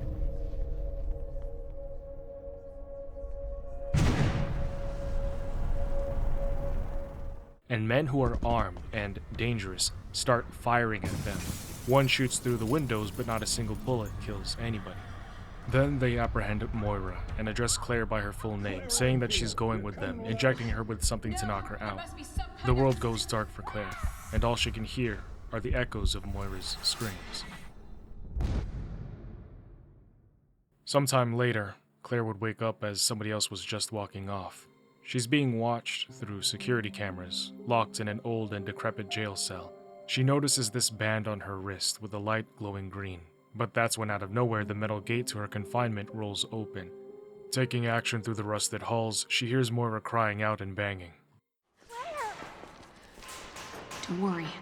I'm gonna get you out of there right now. Moira, are you okay? Did they hurt you? Claire! Oh, I remember. Hey, take it easy. I mean, what in a moist barrel of foxes? Oh, Claire, I just want to go home. It's okay. We're gonna get out of here. However, getting out wasn't going to be easy. Proceeding along the grungy dark walls, they'd see bodies hanging from hooks, metal creaking and squeaking until those sounds were replaced by heavy grunting and a poor girl's screeches. Grabbing a knife and a flashlight, they'd smash glass and find a note talking about observing the subjects, how they were required to be under constant surveillance and their statuses needed to be logged every 10 minutes, and if any one subject deviated from the norm, they were to be disposed of. But somehow, I don't think this note is referring to Claire and Moira. I gotta say, this feels very Resident Evil-esque. The overall tone of what I'm seeing so far, it gives that old horror vibe. On that note, with all this rusted metal, it's also reminding me of Silent Hill. Pushing on, this horrendous flesh bag would pop up and try to grab Claire. Its eyes were sewn shut, Metal seemed to stitch throughout its body, and if it wasn't howling, you would think that this was just a bloody corpse.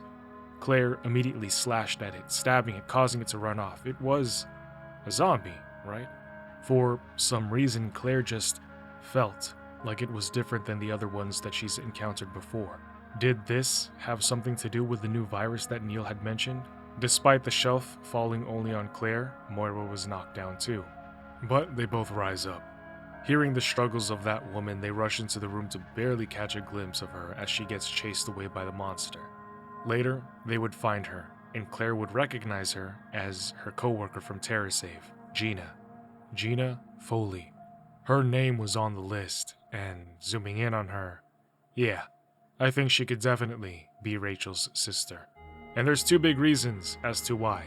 One, her hair covers her face like Rachel's, and also because Rachel was in Revelations 1, and this is Revelations 2, so kinda makes sense.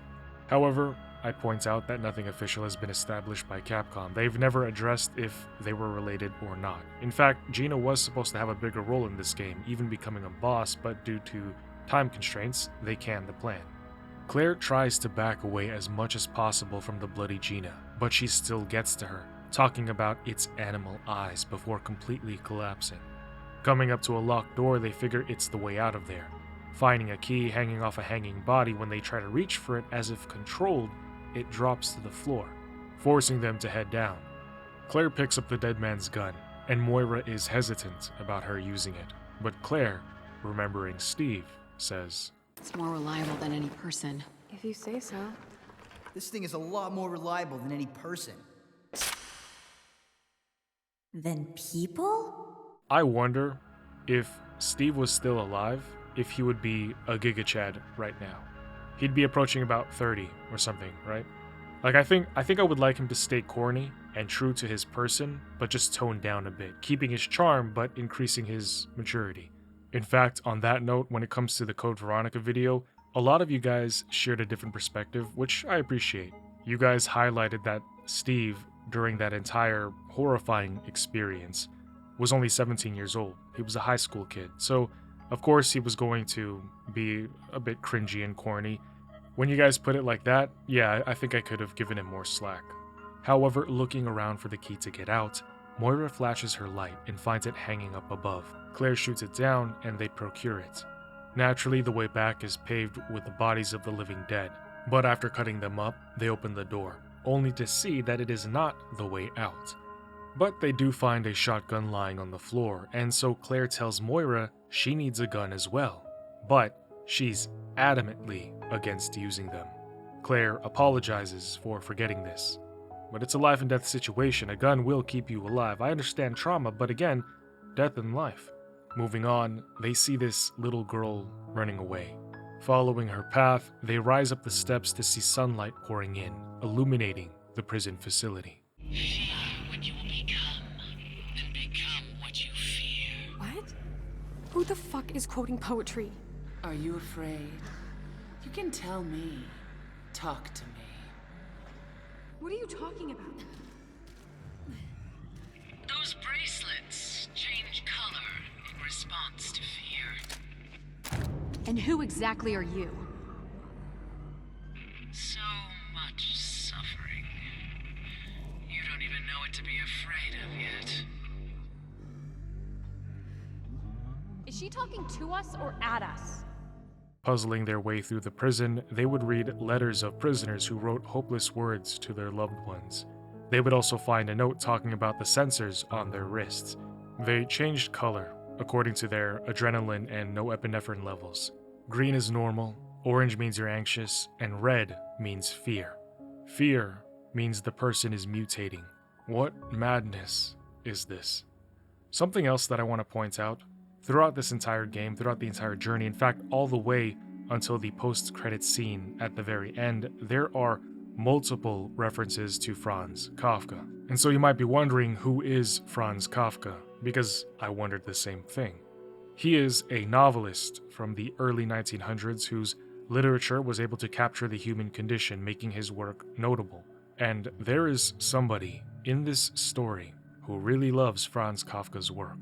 Moving along, while trying to restore power, Claire almost gets caught in a trash compactor. Oh my god. Are you okay? Yeah, I was almost a Claire sandwich. Does Barry tell everyone that story? Well, at least we've got power. That should help.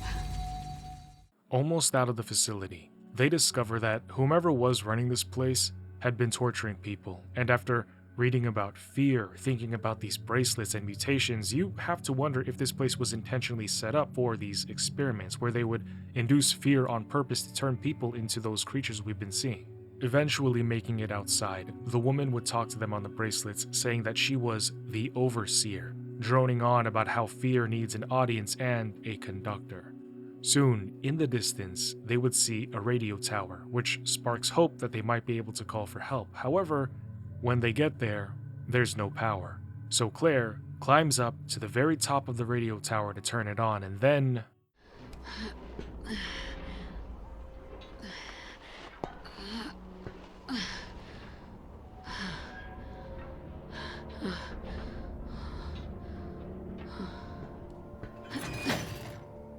Right. This better work. Fuck! Is anyone picking this up? My name is Moira Burton. My coworkers and I were taken here against our will. I don't know where. We have these fucked up bracelets, and this crazy woman is talking to us. Some kind of monsters have killed the others. Please, send help! Please! Shit! Oh, one more time. My name is Moira Burton. Oh, God. What is this place? This is the island that Spencer mentioned back in Resident Evil 5. In his logs, he mentions that he was sending hundreds of subjects to Alex on an island. This is that island, Zine Island. But for now, we meet somebody else who was on that list that Neil had back at the TerraSafe convention, Natalia.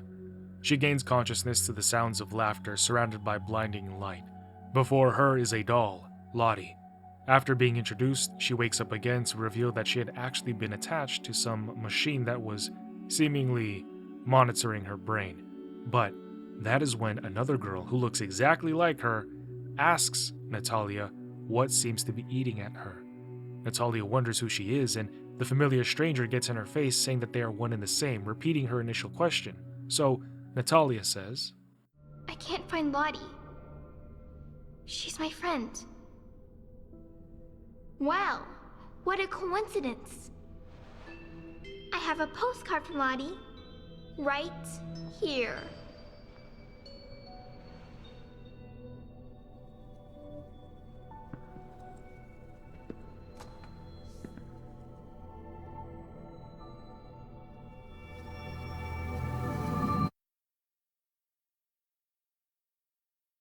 sneaking past monsters, working together with Dark Natalia, who, by the way, is free to roam around without being disturbed by the creatures, and she can also see them from far away with her special eyes, allowing her to warn Natalia of their location. They make it to another postcard with a message from Lottie saying that she's hurt and trapped elsewhere, wondering why Natalia hates her. Dark Natalia immediately follows up with trying to convince her to just let go of her friend, but of course our little hero remains steadfast in her approach. Blinking into the next section, Natalia seems to be able to recall having been here before, but once more, Dark Natalia slithers over her shoulder, telling her to just let go and forget about the past. Side note, red star behind me reminds me of Russia. After entering this dark tunnel, Dark Natalia would tell her that she needs a real friend, not a teddy bear. And this is when Natalia says that she and Lottie go way back, that Mr. Fisher, remember Neil's last name is Fisher, saved her back in Terra Grigia and gave her Lottie. But Dark Natalia would insist she forget them because they're gone. However, Natalia says that she just saw them both, although admits that she can't remember if it was a dream or not. It seems that Natalia's mind is being messed with. Parts of her deep-seated unconscious recognize the paths they've been walking on, and also that she's seen Neil and Lottie here on the island. But for some reason, she can't recall everything. Also, Natalia was there, in Terra Grigia, before Veltro destroyed it back in 2004, or while they were destroying it in 2004. Currently, it's 2011, so one question I had was, how old is Natalia? She's about 10 or 11, but was about 3 years old during the Terra Grigia panic, which lines up just about right, considering she does remember the events.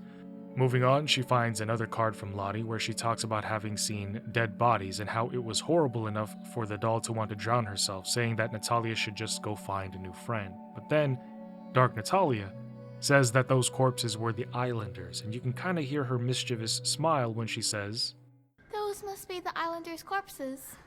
Someone experimented on them. Yeah, I think I remember now. This is so exhausting. You should just give up. No, I won't.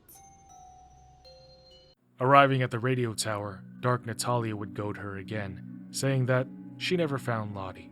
To this, Natalia vehemently retorts that she isn't going to give up. She won't lose her, like she lost her parents. But watch what Dark Natalia does next. She gaslights the ever-living shit out of her, making her question her commitment to Lottie and her own sanity. Why is she pushing so hard for Natalia to just let go? Is she that important to you? You've gone crazy, I'm Natalia. not crazy. I just don't want to be alone anymore. I don't want to be sad. I can take that sadness away if you let me in. You just have to trust me. I don't know you. You're not me at all. I want Lottie. Why won't you make this easy? And soon, they would find the last postcard from Lottie, who tells her that she's at the beach. Natalia, I don't think I can go on any longer. You'll find what's left of me on the beach ahead. I'm coming for you, Lottie.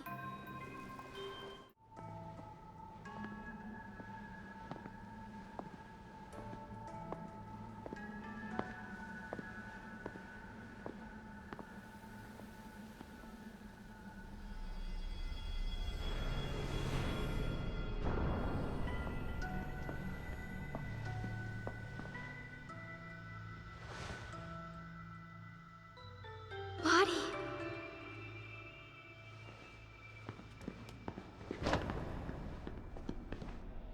Gosh-a-rooney, you little... I was supposed to win this game of tug-of-war.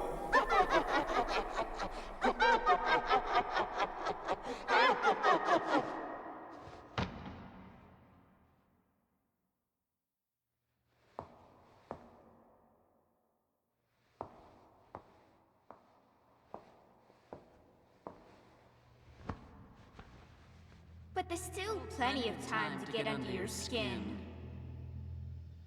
And next time, you won't see me coming.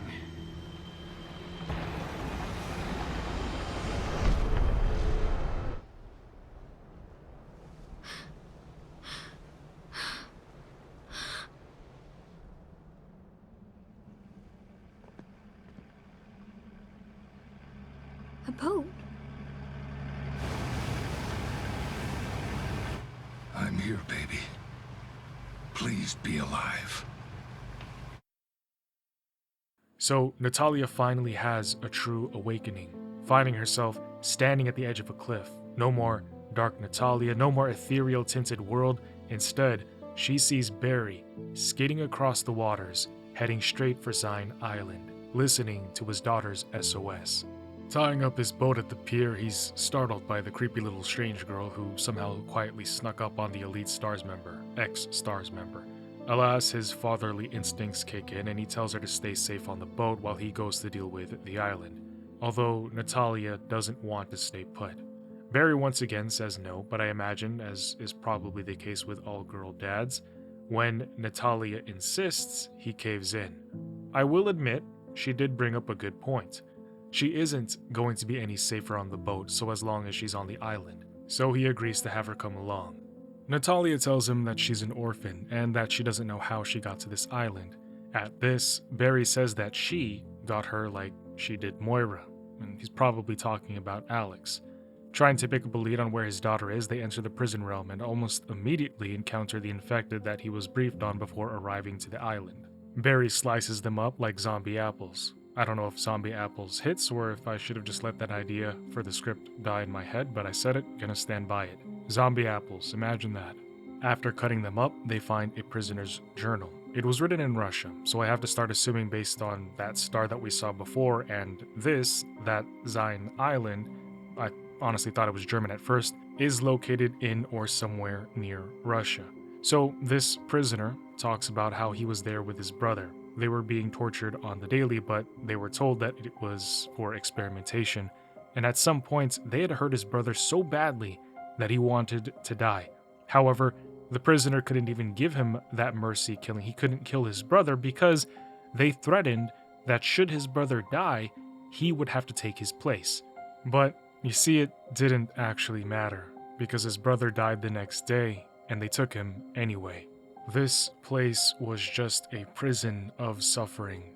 There was no way to even outlast the pain because they would conduct experiments on you until death, and knowing how viruses in Resident Evil are, even after death, you don't get to find peace. Eventually making it out, Barry mentions out loud that the monsters have the same symptoms as the Ouroboros infected from Resident Evil 5. The black, leech-like tendrils and giant glowing orange weak points. The question is though, how did the Ouroboros get out here? Somehow, someway, Alex obtained the data from Africa. Soon, Barry would trace his daughter's footsteps all the way back to where we last saw Claire and Moira, but... That's her. That's my baby. Any luck in there, Moira? No! Piece of shit must be busted. Alright, then let's head over to the Bostic. Fucking technology. You can say that again. This was logged 6 months ago. Jesus, Moira. Your daughter's name is... Moira? Yeah. Why?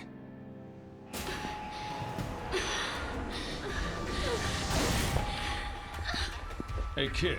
You okay? Moira. She's dead. What?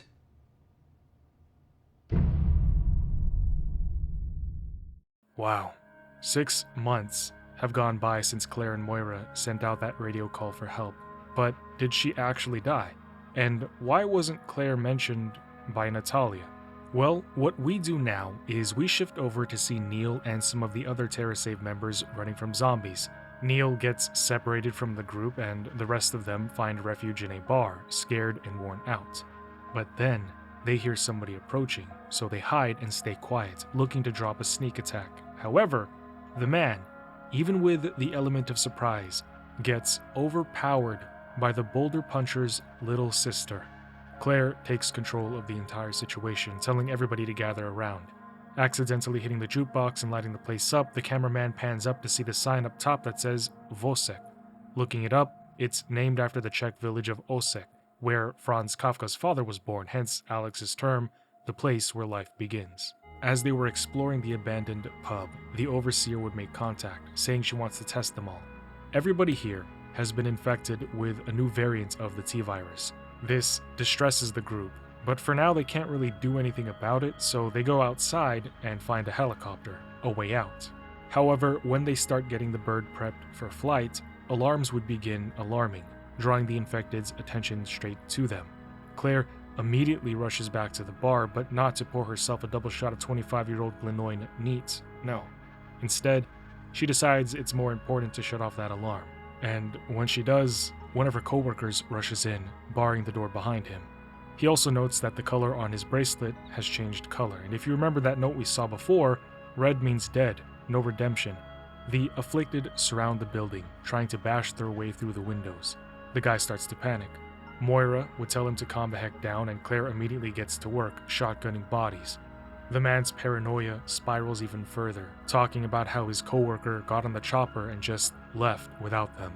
And then he had the bright idea to stand by the door where the zombies would burst through and grab him, but luckily Claire would just shoot them off. The Overseer's voice would rasp through. Fear triggers the virus. Claire would see her coworker bend over the bar, knowing that he's pretty much screwed. He's gonna turn. Pedro?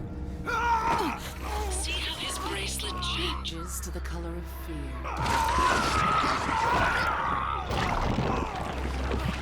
Claire, I've got you! It means he's not the one.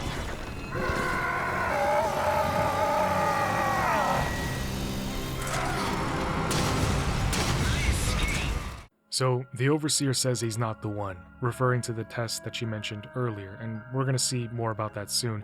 But for now, Claire and Moira have to put him out of his misery. After killing and teabagging him, I'm sorry.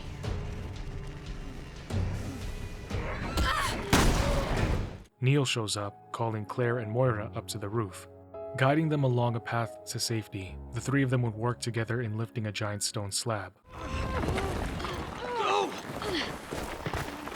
You too! Hurry! Addressing him, Claire says that she had been worried because she heard that he got separated from the group, but Neil says he runs fast. Then he says gym membership. Love the writing here. They talk about the virus on this island, that it responds to fear, and when they emerge from the sewers, they see a tall and dark tower stabbing high into the dark clouds. Claire then decides that that is where they need to go next, but something would happen as they got closer and closer to the tower. Neil had helped Claire and Moira up, but instead of following them up himself, he definitely had time to, but chose to not have the urgency. He runs off and away from the zombies that broke the door nearby. I mean, I'm not crazy, right? Like, if he really wanted to, the man could have just done a pull-up and stayed with the girls, but I don't know, this guy likes to get separated from the group, I guess. Short ways away, they see the girl that they saw back at the prison, but just as it was before, Natalia just keeps running away. Keep in mind, this is technically 6 months in the past, so if you were looking closely, you would see that Natalia has Lottie in her arms. And this also explains why Natalia, despite telling Barry about Moira, doesn't recognize who Claire and Moira are right now. When they do finally catch up to Natalia, who somehow made it past all the puzzles that required 2 people, Claire scares her by coming out swinging with questions. Moira notices that Big Sister Claire doesn't actually know how to talk to the youngsters anymore, so she intervenes. Moira starts out by getting down to eye level, body language. She acknowledges her feelings and empathizes with her. Then she shares her name and points out how they're like sisters because of the bracelets. Next, she reassures her safety, then redirects Natalia's attention to her toy doll to get her to verbally open up about something she obviously has a preference for. Walls a little bit down, a modicum of trust established, Claire recognizes how good with kids Moira is as Natalia agrees to take her hand. They are amazed that this little girl was able to avoid the monsters for so long, but Claire moves everybody forward, adamant about taking down the Overseer and getting off the island. Opening the door for the team, Natalia tells them about the nice man from TerraSave who saved her when she was little. Now, you and I know that this is Neil, but his name is actually never said here. The trio walks under the lone streetlight, looking up at the tower, but that's when they hear the sound of a helicopter chopping through the air. This would have been their way off the island. However, something malfunctions and the Overseer tells the guy that he is cheating. So the chopper starts to spin out of control. Claire and Moira watch helplessly, knowing how this ends. Blinking red on his wrist, the virus begins to take over. Desperately crying no, he takes out his knife and begins to jam it into his forearm, yelling in agony. Claire tells him to get out of there, as if the guy has a parachute on standby.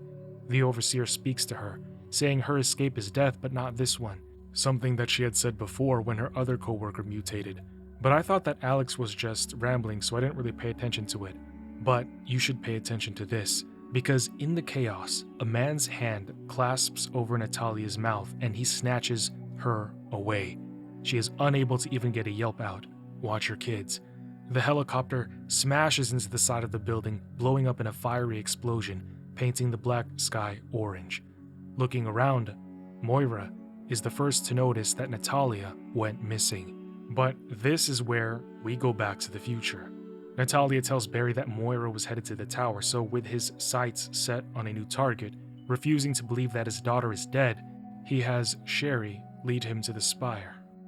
After fighting invisible flying monster bugs, and I want you guys to keep that in mind, remember that because I'm probably going to forget that I even said this, but Natalia is able to see these invisible monsters and she can point them out to Barry. Keep that in mind. But continuing forward, drilling stones to bits, closer to the tower, Barry asks her about her parents. She tells him that they died back in Terra Grigia. Actually, this Terra Grigia? Terra Save? I just made that connection. Terra. And this is not in the script, I just realized Terra Grigia, Terra Save. I feel like Terra Save took the beginning of Terra Grigia and just, made their own non-profit organization. But anyway, after which Terra Save put Natalia in a facility to act as her new home. Or maybe I'm just trying to make connections where there's not actually connections, because Terra could also mean Earth, save Earth, Anyway, Barry gets tired of hearing her talking, so he says sorry and that he's not going to ask her any more questions. That's a joke. He's actually sorry for opening up an old wound for her. Now, as they're about to go through this door, Barry is unsuspecting, but somebody was watching them from up in the tower. Natalia's spider senses are tingling though. She can sense this individual who whispers slowly in a deeply raspy voice that they have been waiting for her. She stops to look around but urges Barry to just keep going when she doesn't see anybody. Again though, as they're about to open another door, Natalia stops to look behind her. The voice coils in like a smoke, calling her false, but Barry brings her inside. Pushing a randomly crashed helicopter out of the way,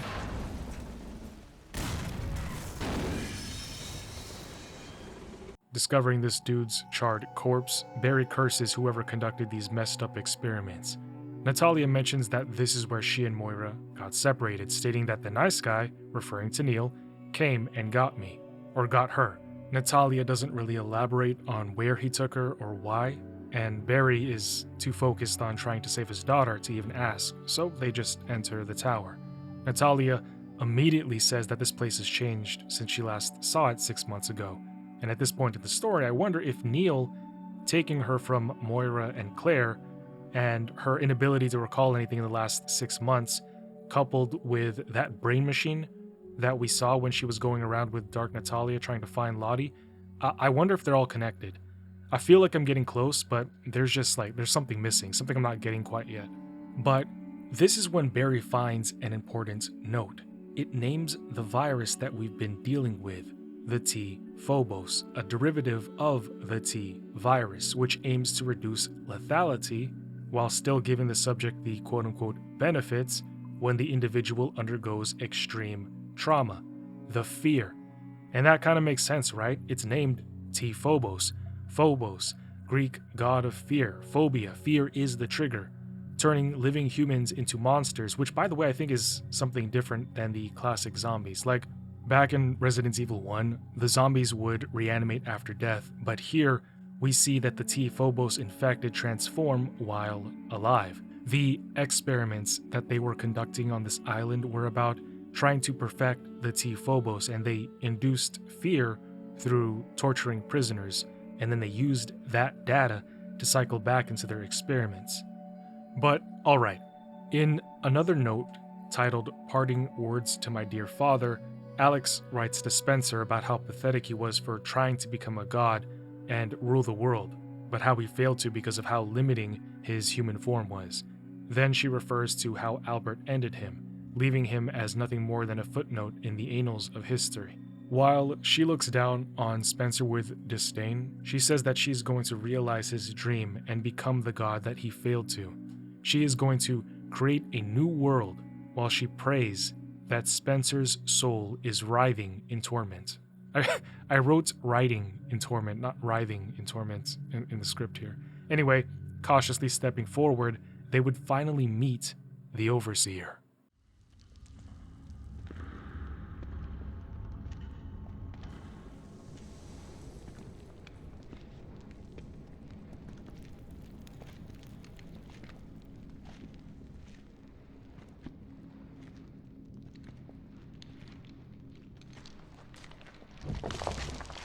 Wesker? She's so scary. I can't stand her. Who? The woman here with Wesker? That is Wesker.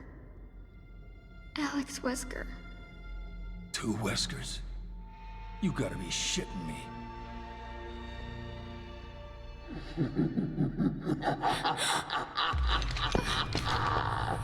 So you finally came.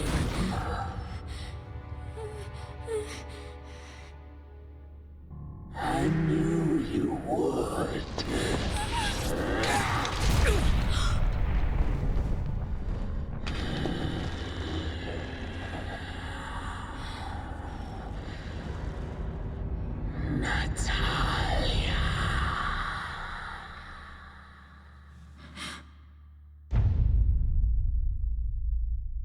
So what we do now is we go back to Moira and Claire, who, after just losing Natalia, move along without worrying too much. They find a note which Claire immediately recognizes as Neil's handwriting, saying that they need to go to the factory. So, Claire, you know Neil? You know him that much that you know what his handwriting looks like? Huh?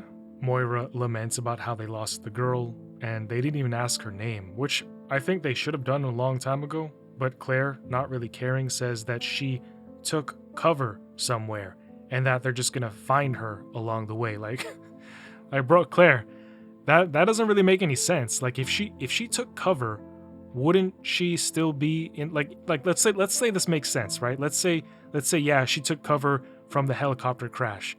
But if she did, she'd still be in the area. Wouldn't she have just like come out from hiding? And then what makes you think that she's gonna pop up along the way? Does she know where you guys are going to be? How is she going to get past all the puzzles that you're about to go through, like puzzles that you're about to solve? You know what I mean? But regardless of what I think, they go on.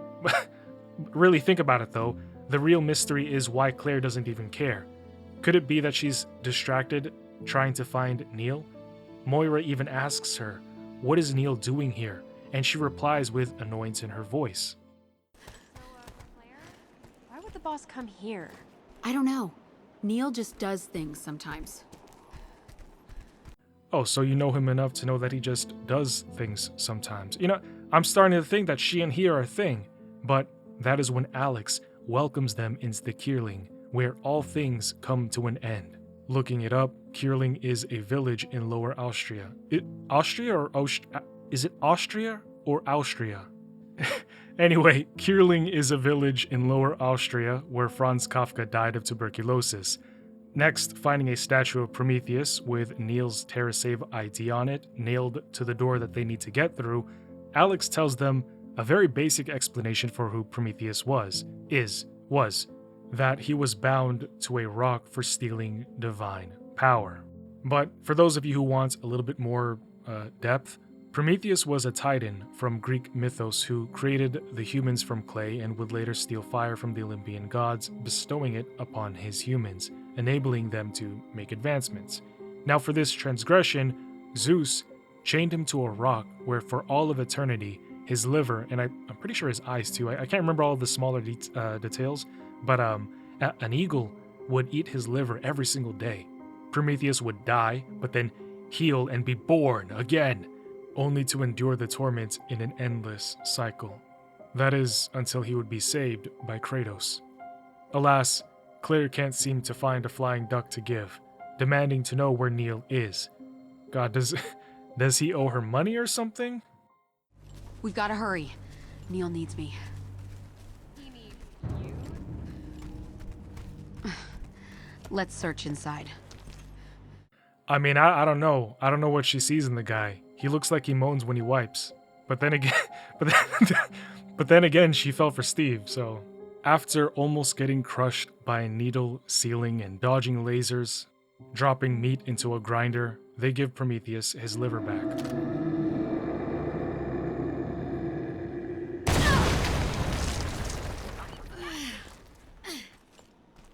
And we all had a blast. Come on.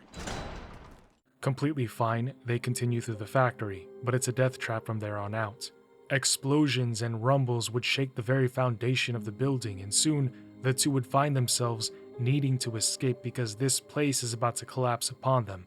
Alex has decided that she is going to kill them off, saying how she is done with them and removing them from the experiment, but the fires and blast waves pound through the air, and Claire can only think about Neil. She wants to know what the Overseer did to him. Alex only says, Promethean fire will devour them. Almost out, Claire needs to decide which door to go through. Unfortunately, she picks the wrong one.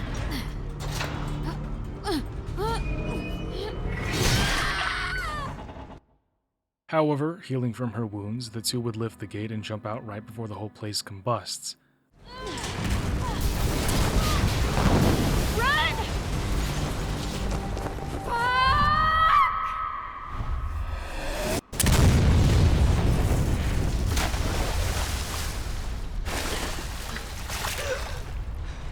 Was it good for you too? Luckily, they knew that there was water below them, and even more so lucky, the Overseer thinks them to be dead, giving them the element of surprise. Or so they think, because they forgot that they have those bands on their wrists. I'm pretty sure it's monitoring their vital signs. I doubt they're gonna pull wool over a genius. Now in the sewers, they get stuck at this gate, and Moira, who has the survival instincts of a sunfish and apparently no peripheral vision or hearing, has the barrel of a rifle pointed at her head. Ow! Who are you? What do you want? Put it down! Fuck me. Is he with TerraSave? I not know this thing you are speaking. No bracelet. Why don't you have a bracelet? Do I look like a woman to you? Holy shit, old man. You don't know what's going on? You've got to get out of here before it's too late. Never. I stay my home. Now go away. You people come to our beautiful island and take everything away. Whatever bad things happening now, do not ask me help. From there, Moira trauma dumps her daddy issues onto Claire, saying how she is sick of men like her father who refuse to listen to a woman's directions or ideas because they just want to feel like they know better. Claire doesn't ask, but she tells her anyway about how she had messed up one time and how her dad made her feel even more badly than she already did. She doesn't say more about what exactly happened, but we're gonna find out later. The other thing is, Claire is not a therapist. I mean, she didn't even care about Natalia the same way she did Sherry. I wonder how Sherry's doing, by the way. She's gotta be grown by now, right? Stomping... You know, that's what I'm saying. It's weird, right? Because back in Resident Evil 2, you know, she cared about Sherry, right? And here with Natalia, she's like, whatever. Maybe it's because there's a guy involved, so she doesn't really care about the kid right now. You know, she needs that D. It's sad, but I've also seen this happen a few times in real life where, like, a mom will just not care about their kids because there's, like, a love interest or, a male partner, if you will, I think is a more accurate description. But moving forward, Moira would poke at Claire again, saying still no sign of her boyfriend. This makes Claire stop and turn around to address Moira. She denies Neil being her boyfriend. He's not my boyfriend. All right. Shit. Look, I noticed something when Neil was with us. His bracelet never changed color. I mean, the living dead were coming at us from all directions. He must have been scared. No. No. There's no way. Got it? End of discussion. I don't know why, but a few times throughout this game, the characters' voices overlap themselves at times, but pressing upward into a room, Claire would have two revelations. The first being that Neil was actually a mole for the FBC. He wanted to revive the FBC and had sold TerraSave out to Alex in exchange for a sample of Ouroboros. Neil was trying to continue the work that Morgan Lansdale was doing back in Resident Evil Revelations 1, to scare the world into believing that they needed the FBC to protect them from bioterrorism.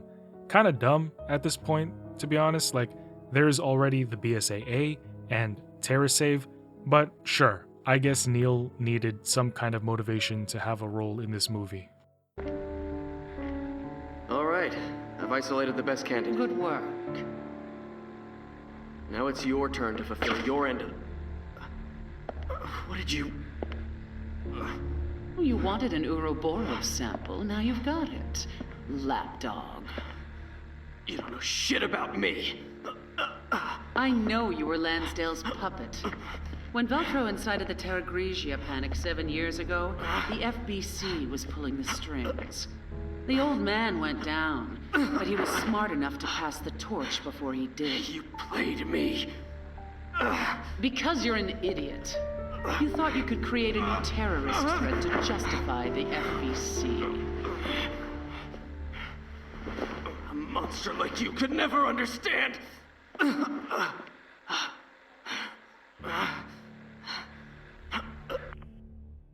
So Neil had chosen specific people from TerraSave to give to Alex as test subjects. People he ascertained would have more than enough mental and emotional fortitude to pass Alex's tests with the T-Phobos. Although we still don't know exactly what Alex is trying to achieve. We do know that Claire has another lover who's been infected by a villainess, which means he's gotta die. Don't quote me on that, by the way. I don't know if Neil and Claire were an actual item, but from the looks of it, you know what I mean? Like, if it looks like a chicken, sounds like a chicken, it's probably a dolphin.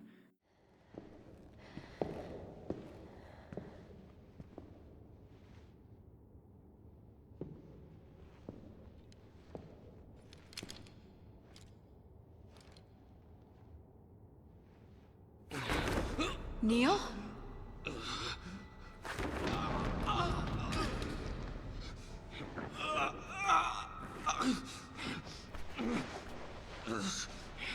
Neil!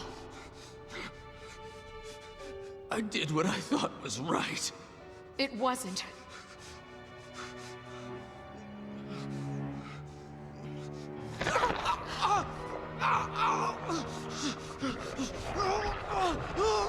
Get away from me!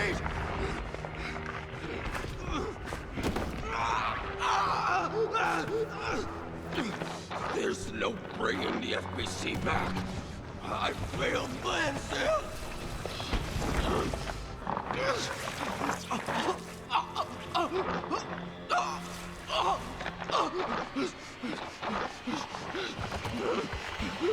Ouroboros, it's not death.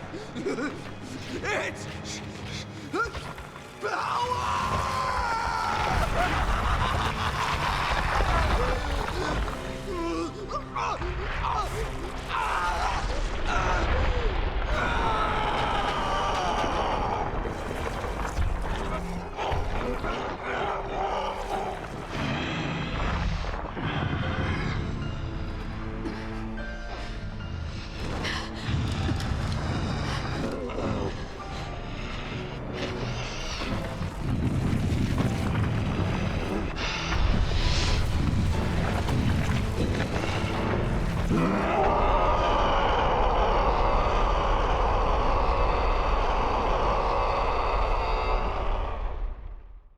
I know Steve is watching this right now, looking at Neil and going, first time? Claire relents at the monster that Neil has become, saying that TerraSave is meant to save people. Neil says they are going to save people, through power and fear. His body then starts to overheat, so he punches this pillar and water begins to spout out, creating steam. While he takes a shower, Claire fires a barrage of metal into his exposed heart.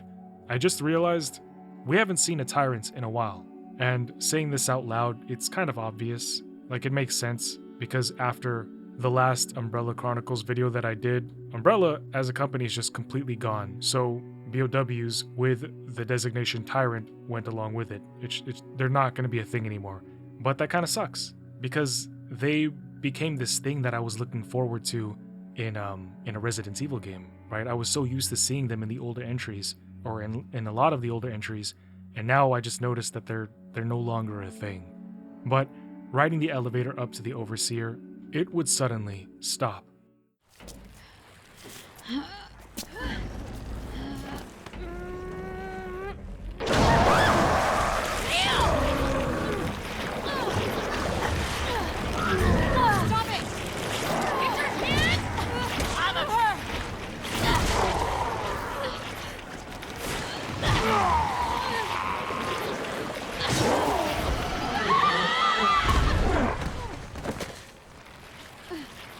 So, like, I don't know why Claire didn't just shoot Neil in the elevator.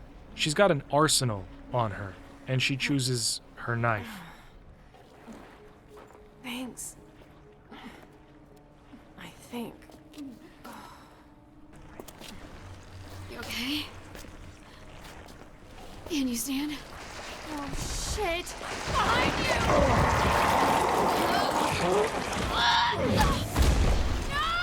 Well, now she's pinned down with like 1,000 pounds crushing her, and Moira, just like Steve in Code Veronica, needs to make a decision.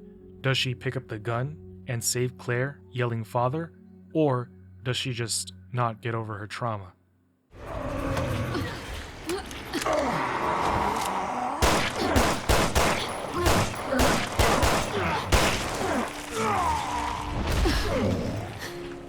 She doesn't get over her trauma, so Claire has to save herself. Hey, that would be pretty funny though. Just imagine if like Moira just picks up the gun and goes, "Father!" and then straight Steving. Don't scare me like that again.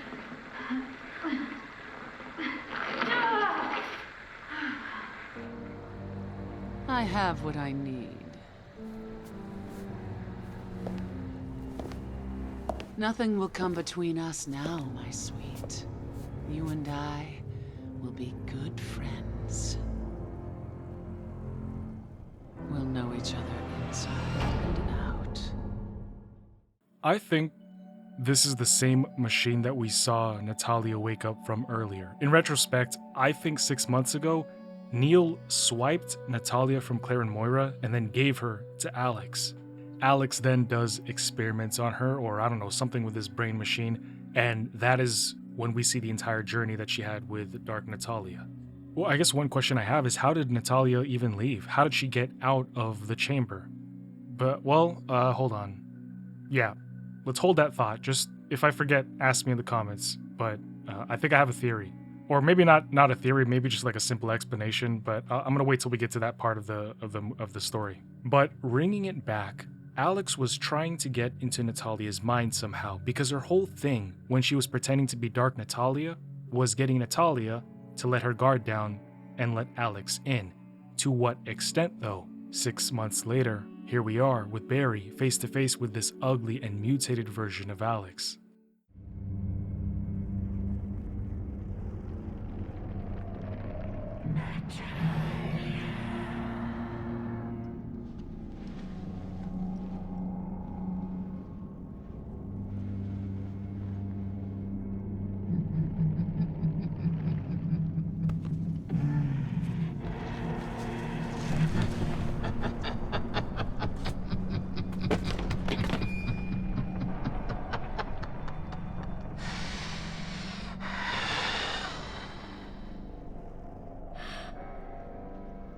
Alex.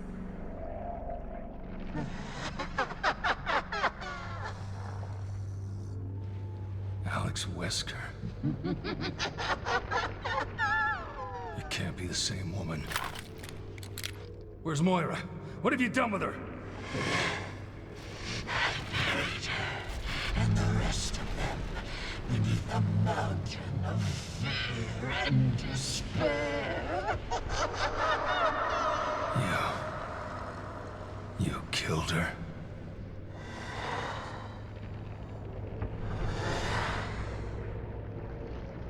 There's one more to kill.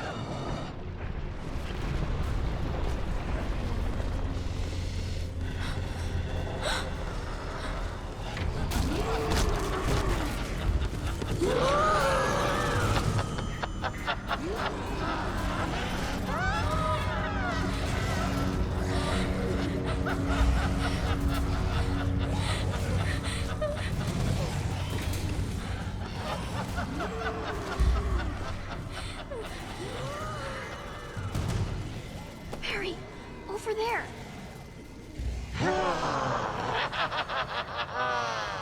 I'll kill you later.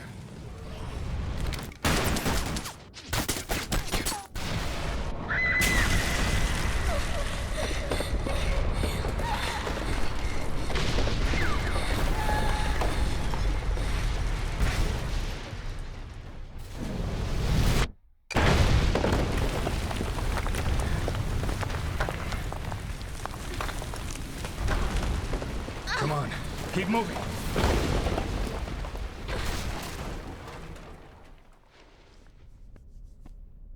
Can you walk?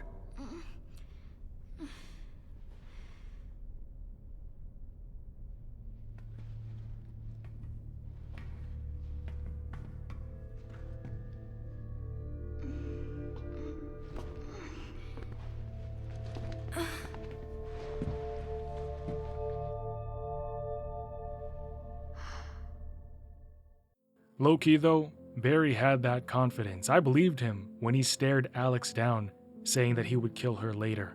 Stars for something, right?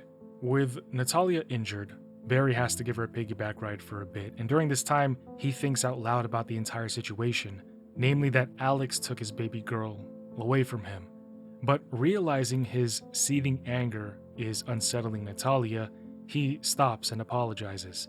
She accepts, but continues to share what she knows with him, that Alex said that she was going to be born again. But when Barry asks for specifics and why she needed Moira or any of the other 10 subjects for that matter, Natalia can't remember a thing.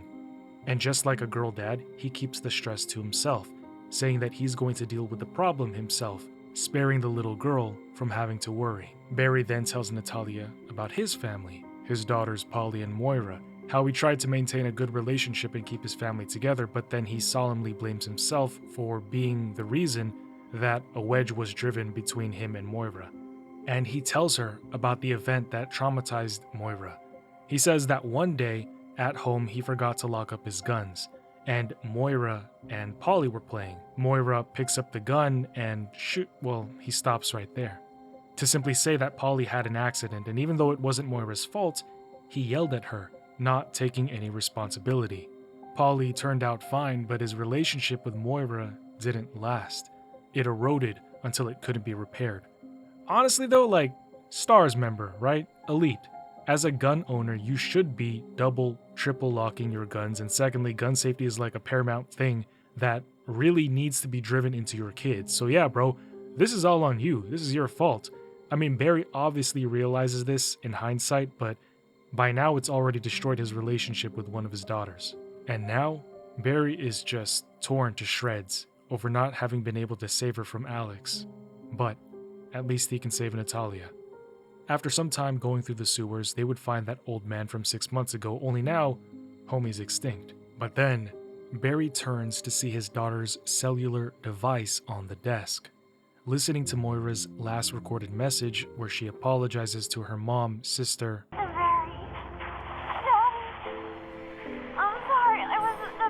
No, you're not the bad one. Barry.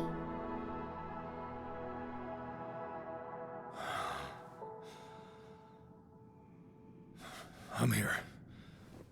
Let's go. This almost breaks the man.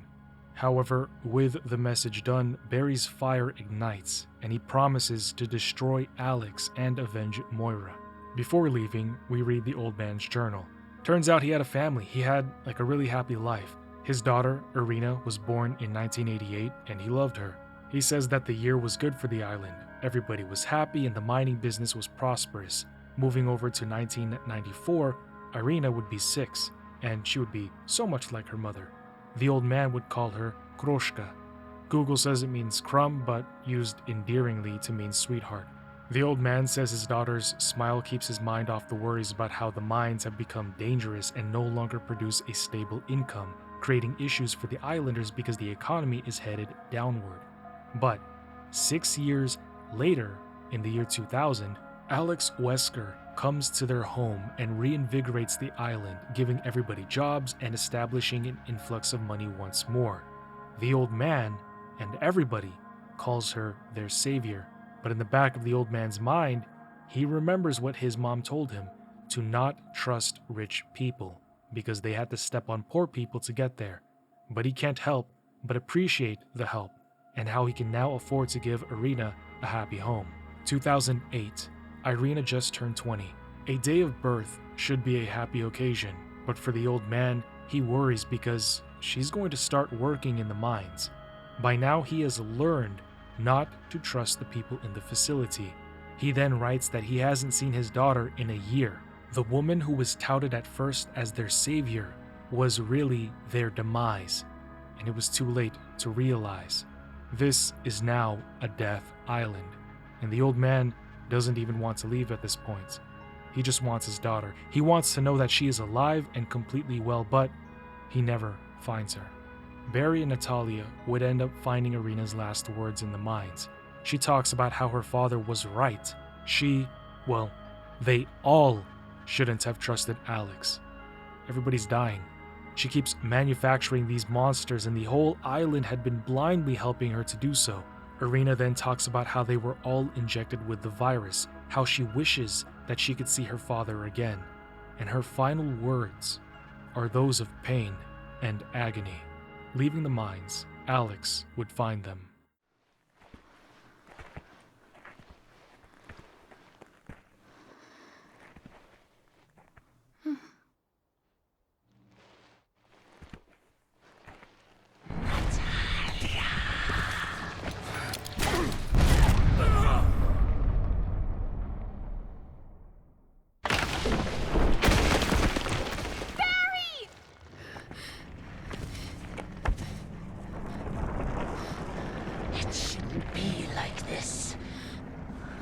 I wasn't afraid as I watched my hair turn gray and the flesh sag from my bones. But why aren't you changing?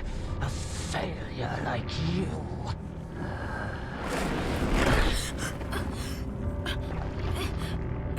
I'll crush you with my bare hands.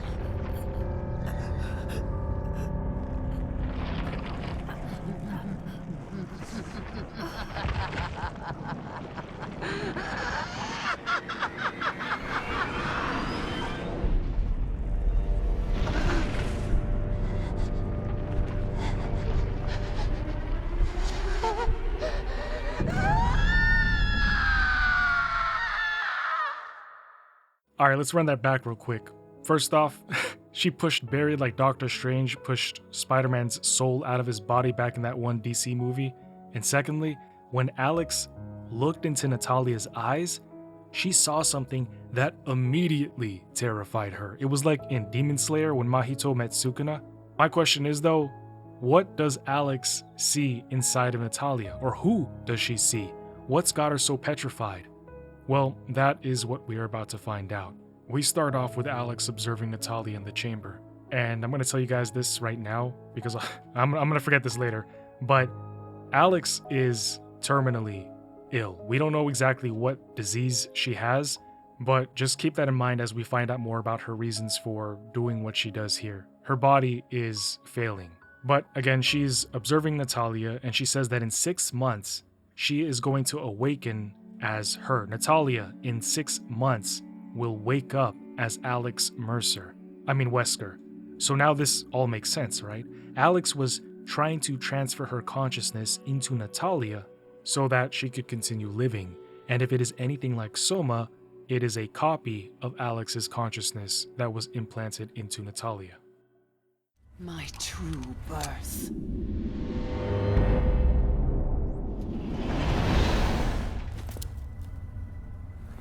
Time to meet the cause of our misery.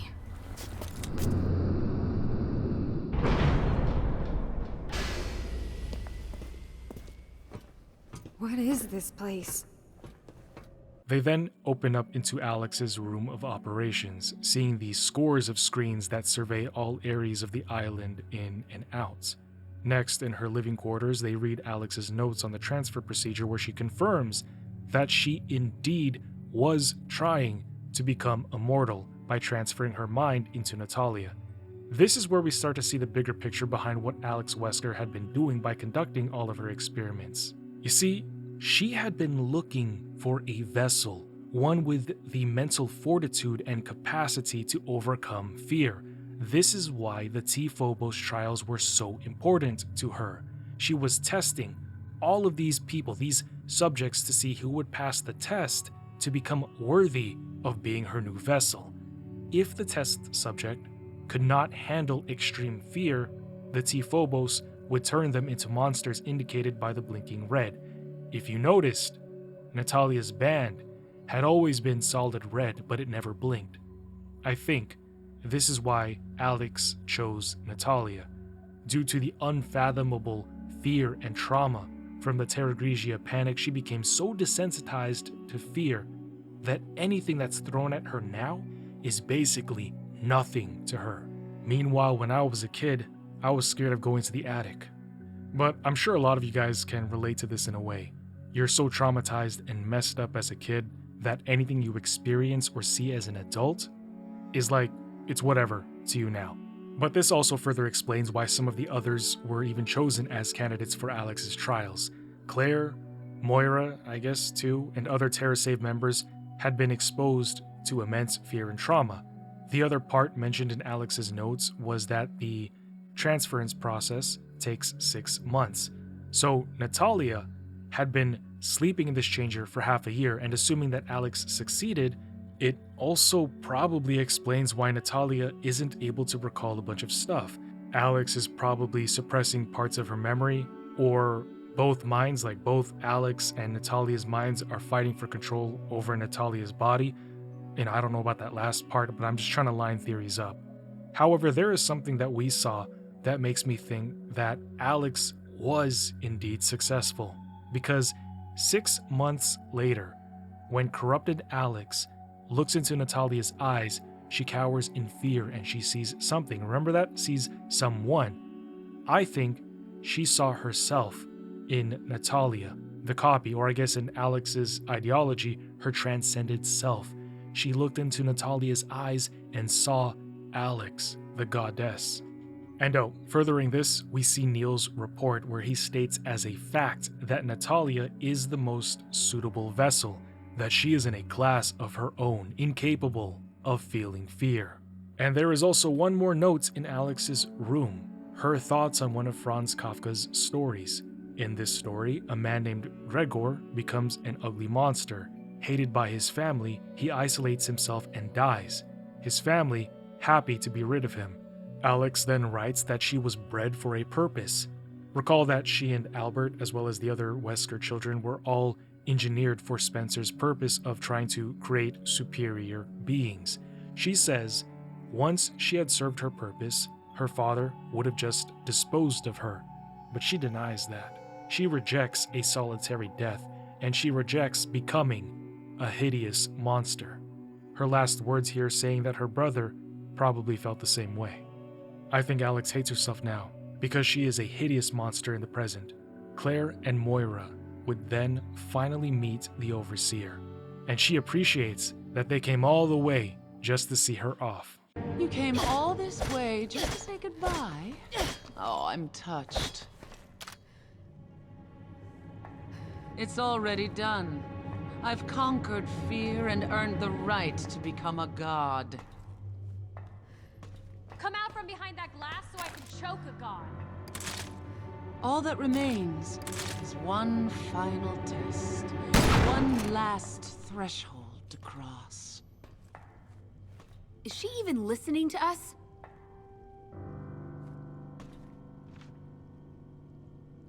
My brother's escape was death. And soon, it will be mine as well.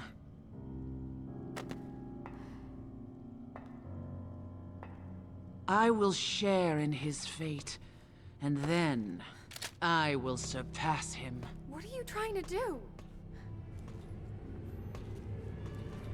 Escape.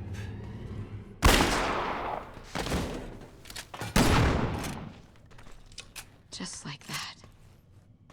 Alright, so why did she commit suicide? You know what? Hold on to that thought, because this tower is about to self-destruct in true Resident Evil fashion. The girls rush back to the elevator, only to see it crash and burn down. So they take every lucky route that they can to get down to the ground. So while they do this, I'm going to finish my train of thought about why Alex killed herself. I think it's like Soma, where there can essentially be only one. Especially for somebody like Alex, there can't be a world where two of her exist. If she were to achieve immortality, to escape her deteriorating and sickly body, she had to complete the process by painting the walls and floors red.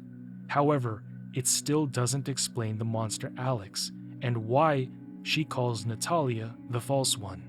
Hold on to that thought, because these two are almost out of there. Claire!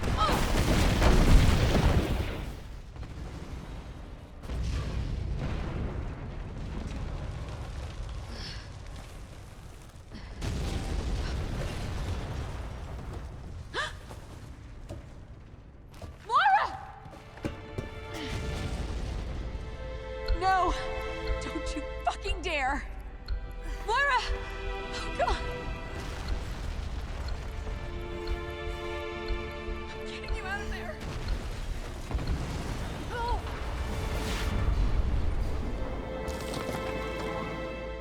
God help me. Yeah, Claire wasted no time. Didn't even let Moira finish her sentence. Claire, she was outie 4 rings before she even said go.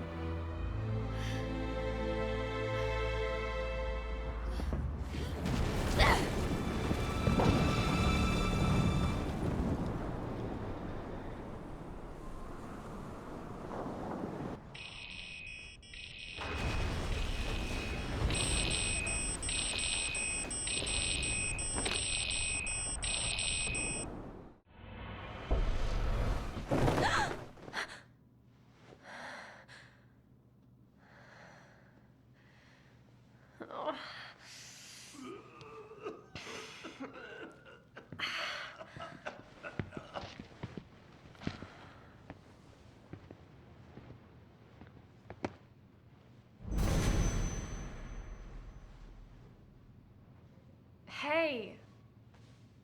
You should have done yourself favor and died while you had chance, Kroshka.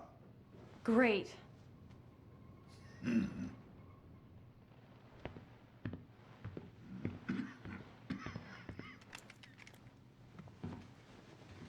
Where are you going?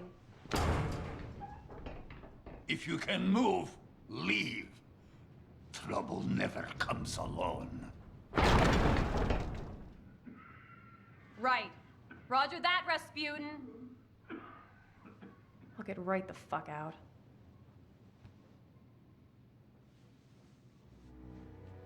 But I didn't.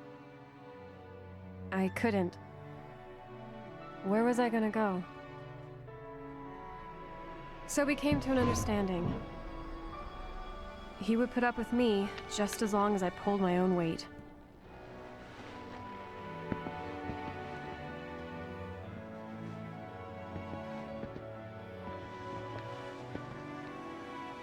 And that was my shitty start to 6 long months.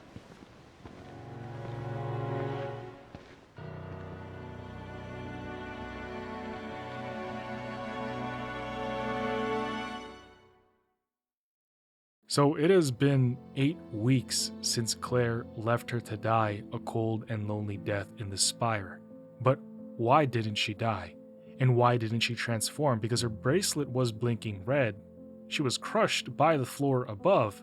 If even that wasn't enough to completely destroy her body, I'm sure that when she collapsed with the debris to the ground floor, that would have definitely done something, but I guess not.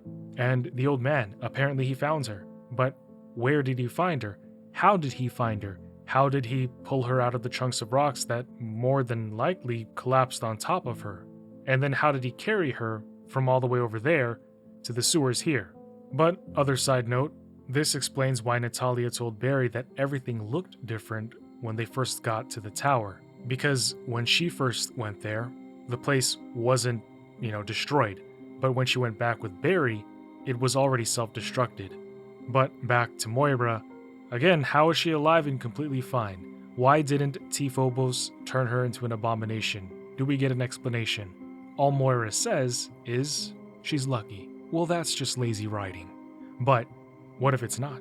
And what if we have to go even further beyond? Because right now Moira tells us that the old dude says that she can stay with him, but she has to hunt for her own food. He gives her a gun and Moira doesn't really protest against this. Perhaps, and this is admittedly a stretch, maybe she overcame her fear. And it probably happened during that instance where she was about to die, where she just accepted everything and even had time to drop a voice message on her phone for her family. The Phobos inside of her saved her from dying and didn't mutate her because she basically got over her fears in like a minute. So she doesn't change, but she basically gets the powers, quote unquote powers, that come with having the T-Phobos inside of her. On that same track, just on a different train, Claire. Because of all the survival horror and seeing her two boy toys get turned into monsters and die in front of her, she doesn't even get scared. The T-Phobos virus has no effect on her. What I don't get is why not just take Claire? Why doesn't Alex just take Claire as her host? Because if Claire doesn't even feel fear, just like it was said in the note that Natalia was also incapable of feeling fear, why not just take Claire? It's obscure. Pressing forward, Moira still has her daddy issues, not taking kindly to the old man telling her what to do. She sarcastically calls him Barry, but together they take on the afflicted and collect food to eat. Later that night, she would tell us she had a dream about her dad, that he died alone, and when she woke up, she was crying. Then came the day when they found a document listing subjects to be taken to the mines. His daughter's name, Irina, was on it. So they go to the mines together and they find a lead. Moira mentions that she and the old man never exchanged names because he was afraid of getting close, and that makes sense. He's protecting his own feelings and probably sparing the girls as well. And she actually does end up forming a sort of closeness to him, whether it's through shared trauma or his stand-in as another pseudo-father figure. However, we the players will be able to see his name in the item menu. It's Evgeny. Evgeny? I don't know if I'm pronouncing it correctly. After de-animating the reanimated, the two find Irina's final words, which we already read ourselves, but Moira tells us that when he reads his daughter's words, she could see the absolute devastation on his face. He knew deep down she was already gone, but the hope that she might have still somehow been alive was now crushed. This gives Moira the revelation that she doesn't wish that pain upon her own father, so she steels her resolve to live and find her father again. Better to let him be overprotective than to let him regret that he could have done more. One night, as she was walking around, she would find her father's badge on the floor. Dad, she calls him, realizing that he had come all this way and was here on the island looking for her. What are you doing? Open the door!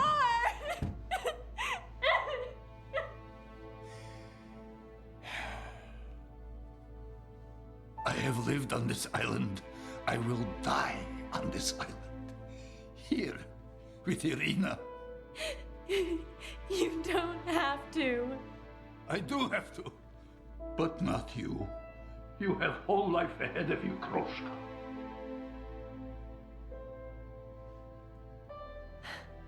It's Moira. Ask me my fucking name for once, you dinosaur. You should wash mouth out with soap, Moira.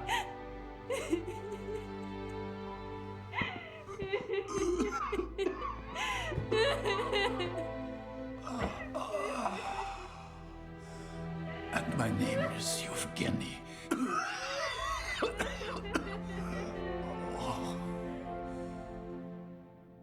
Evgeny.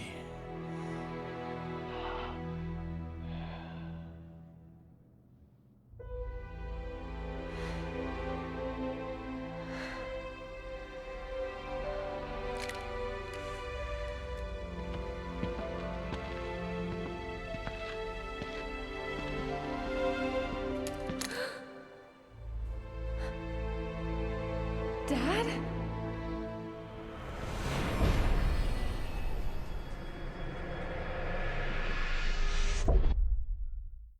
Damn, what the hell was that thing? So now we know what happened with Moira during that 6-month period.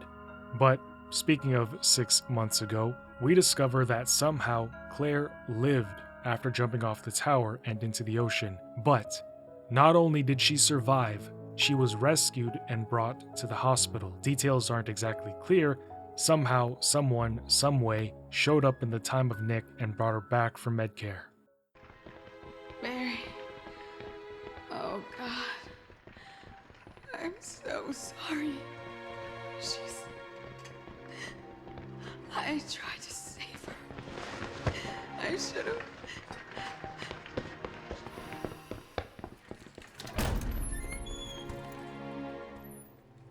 No. Moira. Why, baby?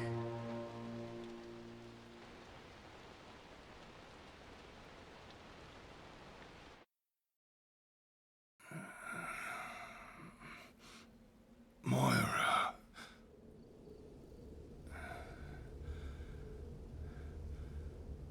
Natalia?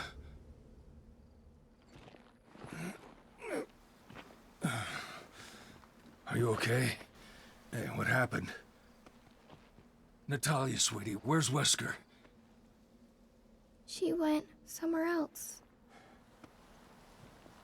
Oh, okay. Well, what matters is that you're safe. Wherever she went, we could still catch her.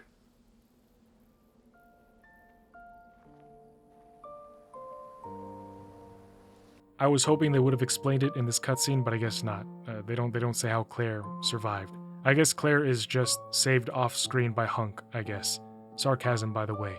It's also a bit weird, but we know that it took the BSAA and Barry 6 months, like exactly 6 months, coincidentally, to locate this island and prep for him to come. But that's another thing, there's another hole in this story, right? Because if it took them 6 months to get Barry to show up here, why was Barry even surprised that Moira's message was 6 months old when he was at the radio tower? You see what I mean? But anyways, now he's with Natalia, who's just being weird for real. She was acting like the chaplain from Warhammer 40k Space Marines 2, watching Titus sleep after he underwent Rubicon surgery. Keeping in mind that Alex and Natalia fused, in a sense, when they get to the mine entrance, she tells Barry that although she can't remember this place, she feels as if though she's been here before. Also, forgot to point this out earlier, when Natalia is with Barry, she can see the invisible monsters. Remember before, when she was with Dark Natalia, she couldn't? But now, 6 months after spending time in the hyperbolic chamber, she has her psychic abilities, or she has Alex's psychic abilities and she can see and point them out to Barry. She can also point out weak points in the monsters, so that's why I think at this point Alex was successful in her transference. Taking the lift down, the Overseer's raspy voice would speak to her, calling her the false one and how she is going to die as her past catches up with her. Descending deeper, they'd come up to this vault, but get stumped as authentication would be required. To Barry's surprise, Natalia places her hand on the bioscanner and it grants them access. Entering it, Alex threatens her again, stating that she isn't going to allow her to awaken. Entering a mansion that Alex had built down here in the mines, it's actually really impressive. Natalia thinks it's cool, but Barry makes a Resident Evil 1 reference, saying that he has had his fill of mansions. With good reason too, I might add. Finding Alex's facility, Barry discovers, but to no surprise, let's be honest, that she was the one making these monsters. These Ouroboros-infected, stitched-together Frankenstein monsters. Here's an example, while we're here, of Natalia being able to sense their weak points. In fact, their aura, I guess you can call it, can be seen now that Alex has merged with her. Also, look at these grotesque bodies. They have tortured expressions, multiple faces. It's like Alex at one point wanted to see if she could achieve human fusion by literally stitching bodies together. It is in this researcher's journal that we learn exactly what these zombies are and how they are similar to the Ouroboros infected that Chris and Sheva fought back in Africa, where initially we saw that the Ouroboros virus was infecting living bodies. Alex and her researchers had been injecting Ouroboros viruses into the undead. But just to clear things up further, in case anybody wonders, Ouroboros and the T. Phobos virus are two separate viruses. The zombies we see in the beginning of the movie were infected with the Phobos virus, which again is activated by fear, but the Ouroboros virus had been used on already dead corpses, creating these marionette monsters. I think it's also worth talking about how Albert and Alex both used Ouroboros, and I guess the T. Phobos, well, just viruses in general.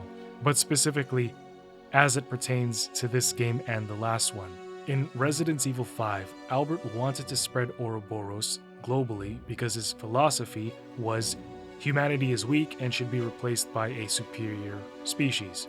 Simply put, people with the correct genetics will survive the Ouroboros infection. Everybody else will mutate into monstrous masses and die. With that twisted social Darwinism, he was going to rule over the world with his new race of superhumans. Alex was more, what's the word? Self-centered, I guess? Or like, the more apt way to say this is that she primarily focused first and foremost on becoming immortal, essentially. Because you gotta remember, she also sought to become a god and rule the world. Her main goal was using the T-Phobos to test people and see who was worthy of being her new form. But then comes in Ouroboros secondly, because whenever somebody failed to survive their initial test with the T-Phobos, they would die, and Alex would inject them with Ouroboros. With Neil, quick side tangent, it's different, because she just infected him with Ouroboros while he was alive, hence why he looked more like an RE5 zombie when we fought him. One question I had at this point was, what was the point? Why would Alex even bother infecting the failed T-Phobos corpses with Ouroboros? I don't have a good answer, but if I had to aim and throw darts, I'd say that because she knew the Ouroboros virus could mutate and thrive off bioorganic material, dead or alive, so she decided to make some use of the bodies. In her eyes, it was probably better than nothing. She gets security with some BOWs and likely gets to continue viral research. Moving through the dark caves filled with strung-up dolls, they hear the Overseer calling herself the only true one and Natalia the false. And then Natalia finds Lottie. Lottie! What did you do to her? Lottie was my friend! Why, Alex? What have you got against her? And it is in a note that we find here which answers Barry's question. Alex, the real Alex, hated Natalia. Back when Alex killed herself in front of Moira and Claire, she doesn't actually die there. The thing is, she had infected herself with the T-Phobos virus, but she didn't calculate the possibility that she could even feel fear. She was not expecting the Phobos virus to activate, but in the moment where she pulled the trigger, she did feel fear. So the virus inside of her activated. In fact, she mentions multiple viruses inside of her. Considering her antecedents, I would guess she also has the progenitor, or I don't know, some unnamed virus like Albert had. The point is, unfortunately, Phobos saved her from a true death and turned her into the hunchback of Notre Dame. She despised how hideous she became. She likely remembered Franz Kafka's story, The Ugly Creature. Alex hates Natalia. Well, I think more accurately, the digitized copy of her that was put into Natalia, who looks at the real Alex with disdain, seeing how ugly and disgusting she is, laughing at her, and that pisses off Alex to no end. The real Alex knows that there can only be one of her, and that Natalia, the transcended Alex, needs to die. Oh, she actually says why she uses Ouroboros. She calls Albert's virus an abomination that she is going to smother the island in, all so that she can kill Natalia. So I guess that's why she uses Ouroboros. However, now it's at the point where Alex will use the Ouroboros virus desperately on herself.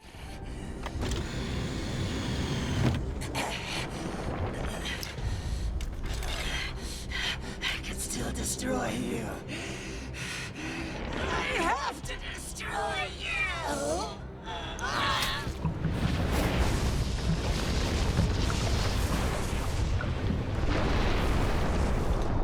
Wesker!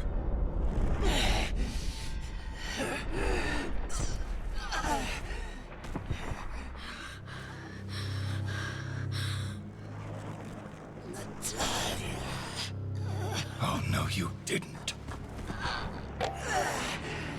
I understand how you felt now, Albert? It's not enough to live. I want to transcend.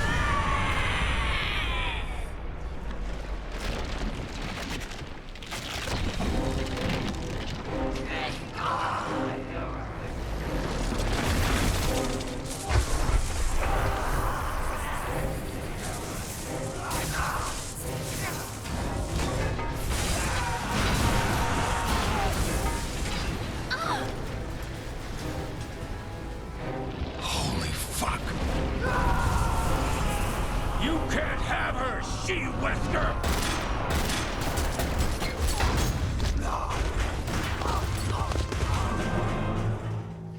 It also looked like she was keeping herself alive with cybernetics too.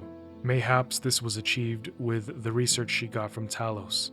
So, Natalia, with her new eyes, is able to point out to Barry that the T. Phobos and Ouroboros infected Alex is hiding in the vents over on the left.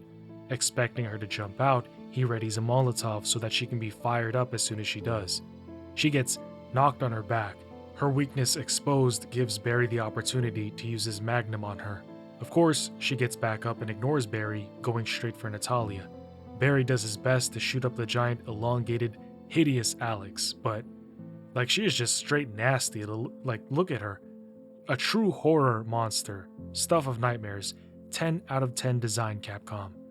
As they fight, the real Alex would curse the copy Alex for trapping her in that rancid corpse of a body, a testament to how much she despises herself for not being the god she so desired, for not having the form she thought was worthy of being a god. Soon, Barry, who had been uncontested because Alex had been attacking Natalia, who by the way was just tanking all of her hits, brings her down.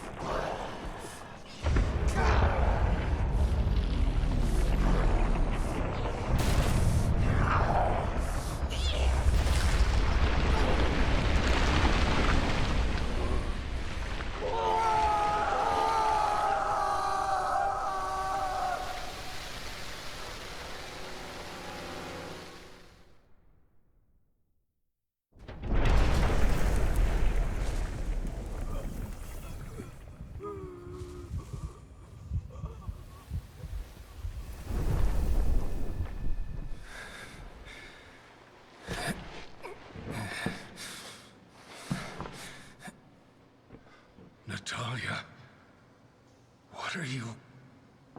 Natalia?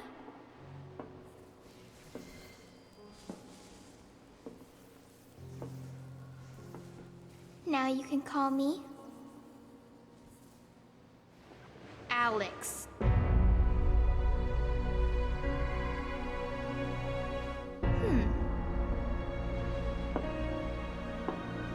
No!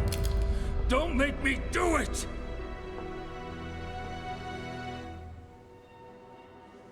Make you do what, Barry?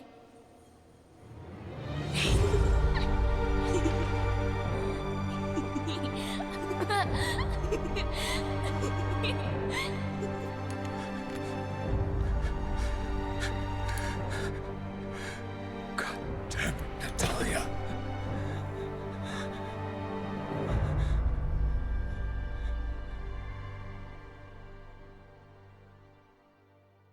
There you have it. Alex succeeded in taking over Natalia. But you might be wondering, is that it? What happened to Moira? Because we saw that she shows up during that moment as well. Was this the canon ending? All good questions. And no, the real ending is obtained by loving our wives, and actually having Moira pick up the gun to kill Neil back when he was about to kill Claire. And when she does, she yells at Neil to jump on a dildo, and then she pokes him in the face with 9mm of metal. That is when she actually overcomes her fear of firearms, and this allows the true ending to happen where she shows up to save the day.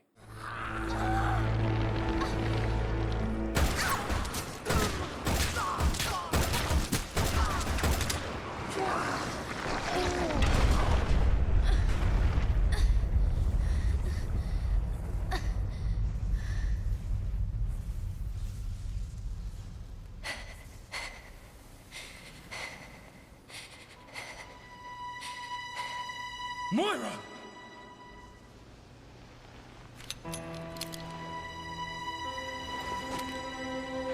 You did all this for me? Yeah. Sorry it took half a year. Fucking technology. Fucking right up the ass. Bro, what is this dialogue?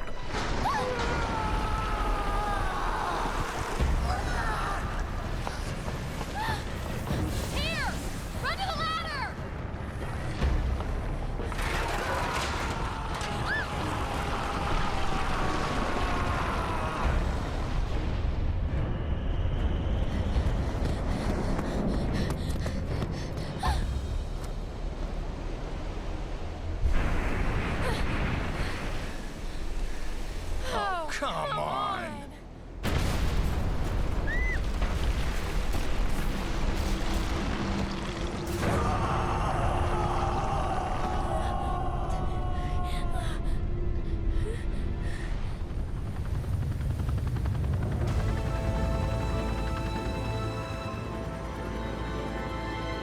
Oversee this, bitch.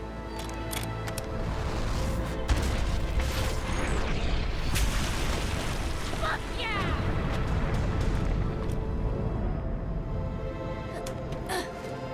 Moira, I'm so sorry.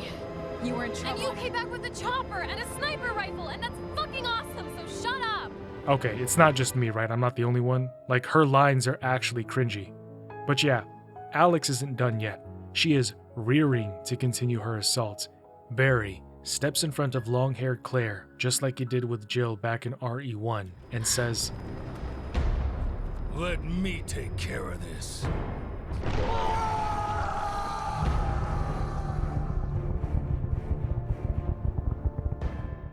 Then he has his main character moment, but honestly, I respect it. Moira asks if he needs her. He responds that he always will, but for now he's got his beautiful, heavy six-shooter, which is more than enough to fulfill his promise that he made to Alex when he said that he was going to kill her later. But luckily, Claire also brought an RPG.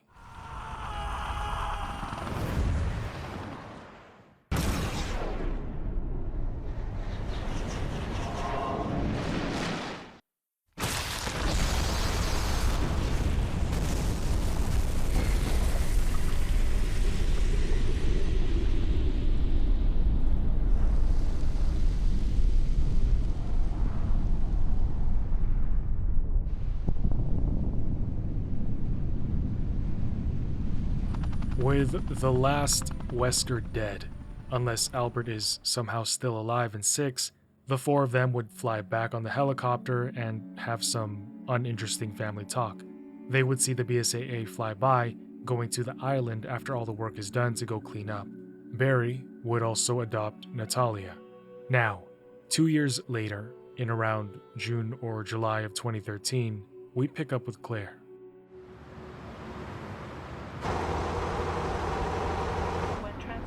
So, he's in China now? However, at this time, we are unable to find any connections to the wide-scale terror attacks that occurred. Well, tell Piers to look after him. As well as the tragedy that befell the city of Tall Oaks earlier this week. Authorities are struggling to stem the panic that has taken hold of China. The UN anti-terrorism...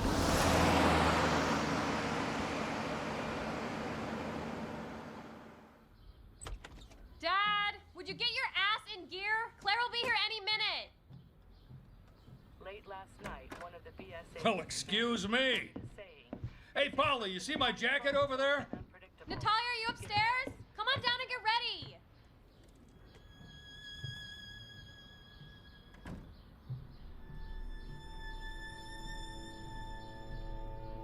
A cage went in search of a bird, but now the bird is gone. The bird has changed.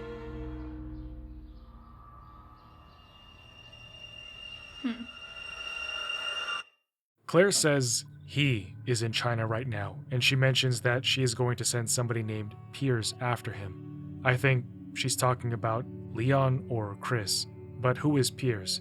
Also on the TV, the words scrolling by, you see a mention of a place called Tall Oaks and how there were victims there, so I assume that this has to do with the next Resident Evil game. But, Natalia, I think this effectively means that Alex has taken over. She's reading Franz Kafka, she has that ominous voice in her tone in her voice, and the newspapers on her bed talk about biohazards. If this is true, then Alex/Natalia would be an insanely OP character with her psychic abilities plus whatever viruses are in her, or whatever viruses are going to be put into her, because who knows what Alex is going to do now that she has control of Natalia. I am curious. I'm very curious to see what Alex does next, or when we see her again. We begin with a narrator's voice explaining the troubled history of the Eastern Slav Republic. After the dissolution of the Soviet Union, the country was left unstable and vulnerable. As a result, power struggles quickly followed. Over time, this instability pushed the nation towards civil war. At the center of this chaos stands the country's president, Svetlana Belikova. She is corrupt, calculating, and driven by self-interest. Rather than rebuild her fractured nation, she uses her position to enrich herself. To achieve this, she aligns with powerful foreign corporations. In return, these companies gain unrestricted access to the country's valuable natural resources. Consequently, the nation's wealth is drained while its people are left in poverty. Cities decay, infrastructure collapses, and the military is no longer used to protect civilians. Instead, it exists as a safeguard to business interests and political power. In response to this betrayal, resistance begins to rise. Rebel groups form all across the country, each fueled by anger and desperation. Soon these groups unite under a single cause. Their goal is to overthrow Belikova's regime and reclaim their nation's freedom. Leadership would eventually fall to a man known as Buddy. However, the conflict soon takes a darker turn. Reports emerge that the rebels are no longer relying solely on conventional weapons. Instead, bioorganic weapons are being used on the battlefield. Now, with this growing threat, of course, the US has to become involved. So, Leon is sent on a covert mission to confirm the presence of biohazards, identify their source, and gather solid evidence. In order to do this, Leon enters the country without formal diplomatic approval, in secret. He receives an urgent message from his mission support contact, Ingrid Hunnigan. She says that the US government issued an immediate evac order and all Americans are being withdrawn from the country. Political pressure is mounting and Washington no longer wants to be involved. Officially, the US is backing out from the crisis and Leon needs to leave, but he refuses. He's already seen what unchecked bioweapons can do. He knows how quickly outbreaks spread and how impossible they are to contain once released. Moreover, the idea that these weapons are being used freely disturbs him deeply. Even if it means getting in trouble, he stays in the war-ridden country. Destroying his phone, he proceeds without backup or even an extraction plan. The streets around him are silent. Buildings stand damaged and abandoned. Military vehicles lie rusting in wait. Eventually, Leon would enter a dark parking garage. There he meets a local contact, a man known as Scarecrow. However, Scarecrow is badly injured. Blood stains his clothes, and his breathing is weak and uneven. With what little strength he has left, he tries to warn Leon. He mutters something about a beekeeper, but before he can explain more, he dies there. Leon senses movement around him. A creature drops from the shadows. It moves on all fours with unnatural speed. Its body is completely skinless, revealing raw muscle and exposed flesh. There are no visible eyes. Instead, its brain is fully exposed, swollen and twitching at the front of its head. This zombie lion killed Scarecrow and now its attention is on Leon. At first, he fights back, firing carefully and evading its attacks. However, the liquor adapts quickly. It moves faster than expected and begins to overpower him. Suddenly, an explosion rocks the garage. Leon is thrown off of his feet and loses consciousness. When the dust settles, the liquor closes in but halts. A shadowy figure stands nearby. Instead of attacking, the figure issues a silent command. Through some form of mental control, the creature obeys and withdraws, leaving Leon's life spared. Sometime later, he regains consciousness. Finding himself restrained in an underground hideout, 3 men are around him. One of them is an old man who is controlling the liquor. His name is Ivan. Despite this, his presence carries authority. He's one of the current leaders of the rebellion, and it was his order that spared Leon's life. Beside Ivan stands JD, a talkative and obnoxious fighter. He immediately shows interest in Leon and openly admits his fondness for American products. The third man is Buddy, also known as Alexander Sasha Kozachenko. Buddy remains silent as he coldly observes Leon closely without emotion. The rebels question Leon and suspect him of being an American spy, but Leon denies the accusation, explaining that he is off duty, which is technically true.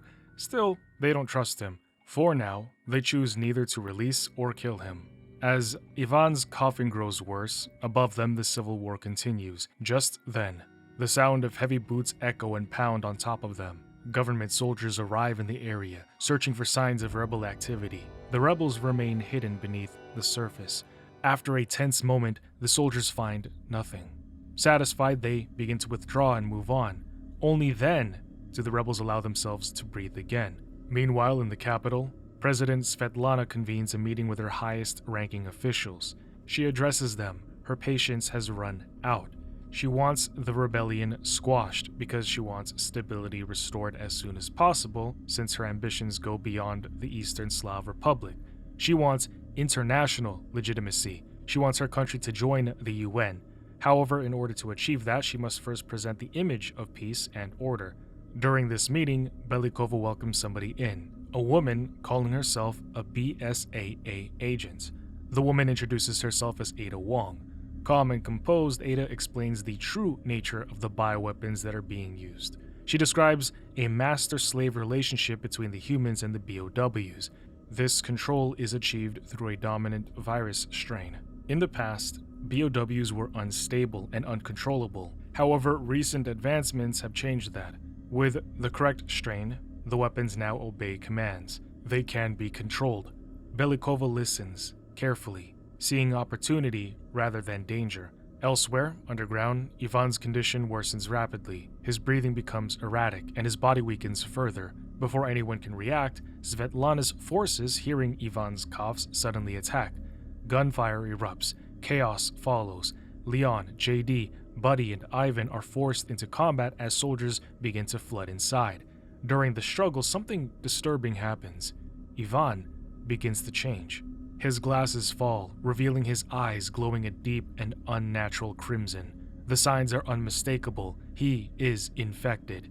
Using the distraction, JD and Buddy fight back fiercely. They manage to kill the soldiers and escape, dragging the dying Ivan with them. Leon, who escaped the troops as well, follows them at a distance. He overhears a final conversation. Ivan, barely conscious, tells Buddy to kill him. He knows he is no longer functional, and he knows he's going to turn soon. Worse, he believes that he has become a burden. His last order is clear. Soon they would find themselves separated in chaos. Leon would search through the shadows and eventually find JD hiding alone in a dark room. Fear has completely taken a hold of him. Before he can speak, a zombie with glowing red eyes attacks. Leon reacts, killing it instantly. However, more infected would appear. They were once rebels, but now they are Las Plagas hosts, twisted and aggressive. Leon fights them all off, but JD, despite holding a gun, can't bring himself to shoot the people that he used to know. So Leon has to save him from one by kicking it across the face. Helping him up before they leave, he tells JD that he needs to shoot and aim for the head. Pressing on through the horrifically narrow tunnels as zombie whispers trail behind them, when they come to a dead end, they struggle to open a metal door. The infected are closing in on them fast, and at the last moment, Leon opens the door, and after passing through it, he slams it shut. The creatures crash against it, but they can't break through. Exhausted, Leon and JD emerge onto the city streets. There, they witness something awful. A wounded soldier is forced to his knees by the infected. One of them violently forces a plaga spore down the soldier's throat. The man convulses and screams in agony until finally his screams fade as the parasite takes control. Within moments, he's no longer human. Eyes bleeding red, he's now become infected. JD tries to rush forward and help, but Leon stops him. There's nothing they can do. He then takes Leon to a nearby church, and this is where the remaining rebels are hiding. Inside, Leon encounters Buddy once again, who restrains him as he still has no intention of trusting Leon. Leon would try to reason with Buddy, warning him about the dangers of using the Plaga as a weapon, saying how they always spiral out of human control, but Buddy refuses to listen. To him, the Plaga is simply another tool for war.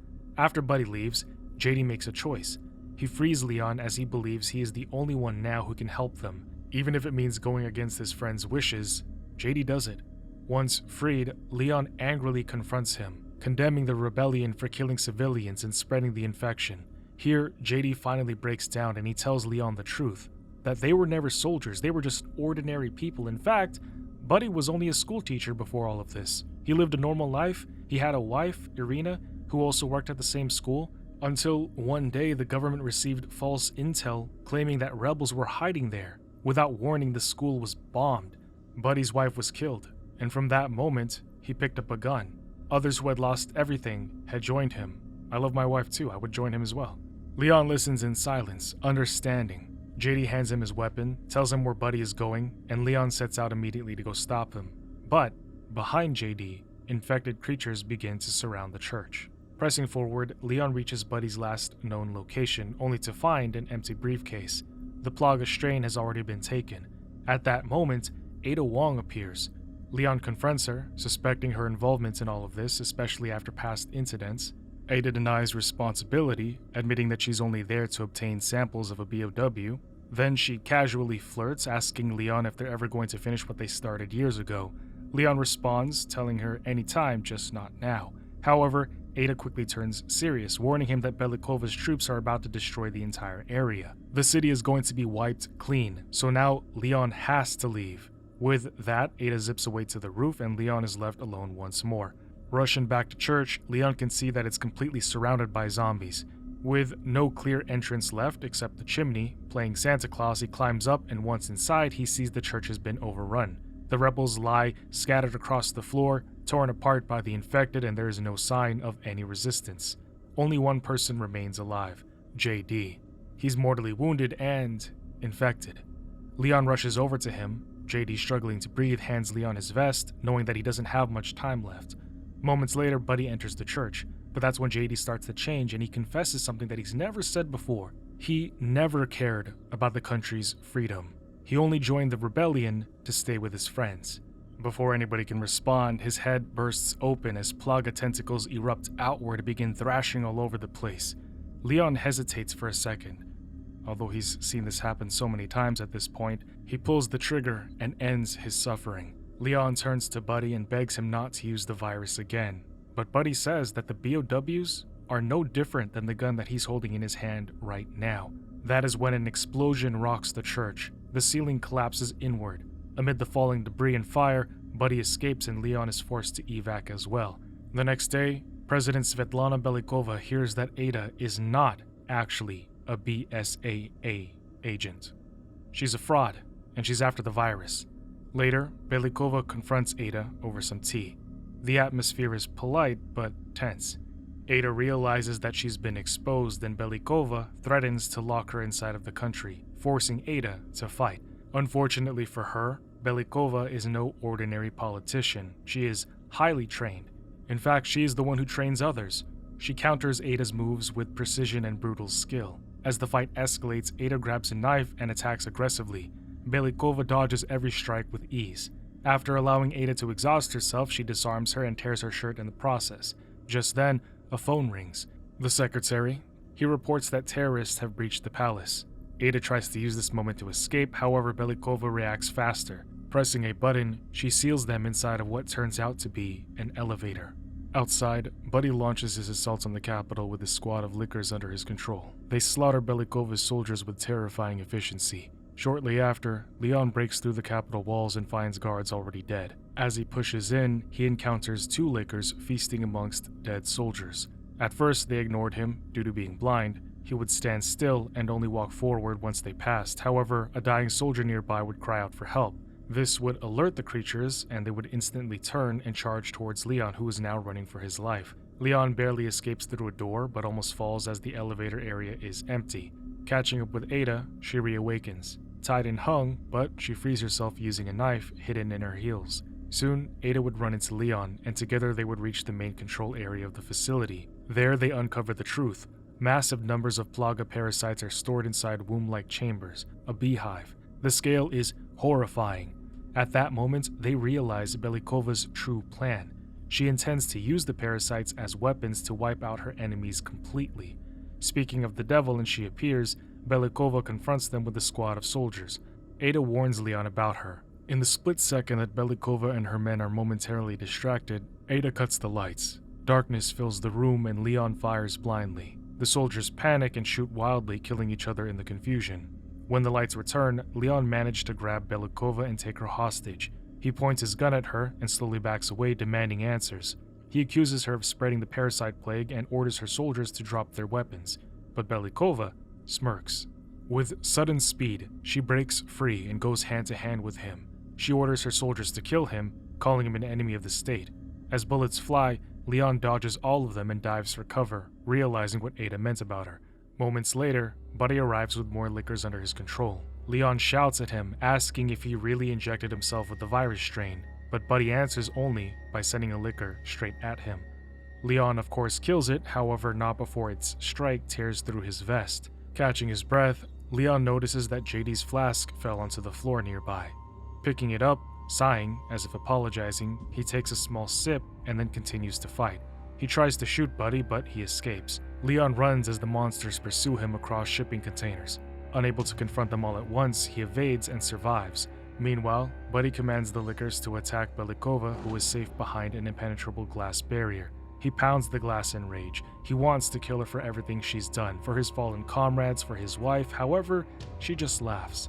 She tells Buddy the truth. The other elder leaders from his rebellion have already sided with her. She promised them a share of the profits from her corporations. So there is no funding left, no allies remaining, and Buddy stands frozen, the realization crushing him completely. There is no more rebellion. Enraged, Buddy tries to sick one of his creatures at her, but she reveals her final weapon. She releases her own bioorganic weapons. Tyrants, towering giants nearly 15 feet tall, their terrifyingly intimidating bodies built for pure destruction. Soon, the tyrants turn their attention to Buddy and Leon. Faced with death, the two form an unlikely alliance. Buddy sends one of his creatures forward to contest, but it's no contest. And when it turns to walk Buddy down, Leon intervenes with an explosive, smashing the two tyrants together, saving Buddy. Leon isn't protecting Buddy out of loyalty, he just believes that someone must survive in order to tell the truth about everything that's happening. The two carry on with their escape, and with Ada's help, they manage to use an elevator to get up and out. For a moment, they're in the clear, but horrifyingly, one of the tyrants rips open the door and stops the elevator mid-ascent. Another tyrant comes in and tries to climb in, but the weight is too much. Leon and Buddy jump out and onto the shaft's ladder before the elevator free falls, dragging the monsters down with it. Belikova, meanwhile, finalizes her plans. She had the elders killed and is going to blame their deaths on the rebels. However, hearing that Leon and Buddy lived, afraid that they might expose her, she sends more tyrants after them. Outside, the tyrant hunts them down. Leon lures it into position while Buddy sends his remaining lickers to distract it. The tyrant dispatches most of the pack and begins to chase down the remaining one, which leads it to a fuel truck. From a distance, acting accordingly to plan, Leon shoots it and the explosion engulfs the tyrant in flames. For a moment, it seems destroyed. Then, it emerges from the flames, unharmed again. It begins to unlock and remove its suit, transforming into its final form. The colossal armored titan launches its attack. It lurches with imposing speed towards Leon, who fires a rocket at it. But the tyrant catches the projectile midair and hurls it back towards him. The concussive blast knocks Leon forward, and the tyrant comes in to punch him into the air. Then it grabs Leon, smashing him against the stone column. The impact should shatter his spine. But Leon is fine as he tries to fight back, only to realize his weapon is empty. As the tyrant prepares to kill him, Buddy commandeers a tank and rams the tyrant. Leon, who is still perfectly fine, jumps in and tries to blow the creature's head off, but the tyrant dodges repeatedly. So, Buddy orders a liquor to swarm its face, blinding it and giving Leon the opportunity to fire a shell directly into its head, killing it for good. The tank crushes the corpse and then flips over. The two crawl out, exhausted but alive. Leon jokes weakly about getting a couple of beers, and Buddy says he's down but only if Leon pays. And then, Buddy sees two more tyrants approaching. Leon tries to carry Buddy away, but Buddy resists and insists that Leon leaves him behind. Yet Leon refuses. He drags Buddy forward as the tyrants pursue them. Right on their heels, surely they're going to be caught. At the same time, Belikova prepares her national address. But that's when her secretary informs her that American and Russian forces have arrived and are attacking her troops.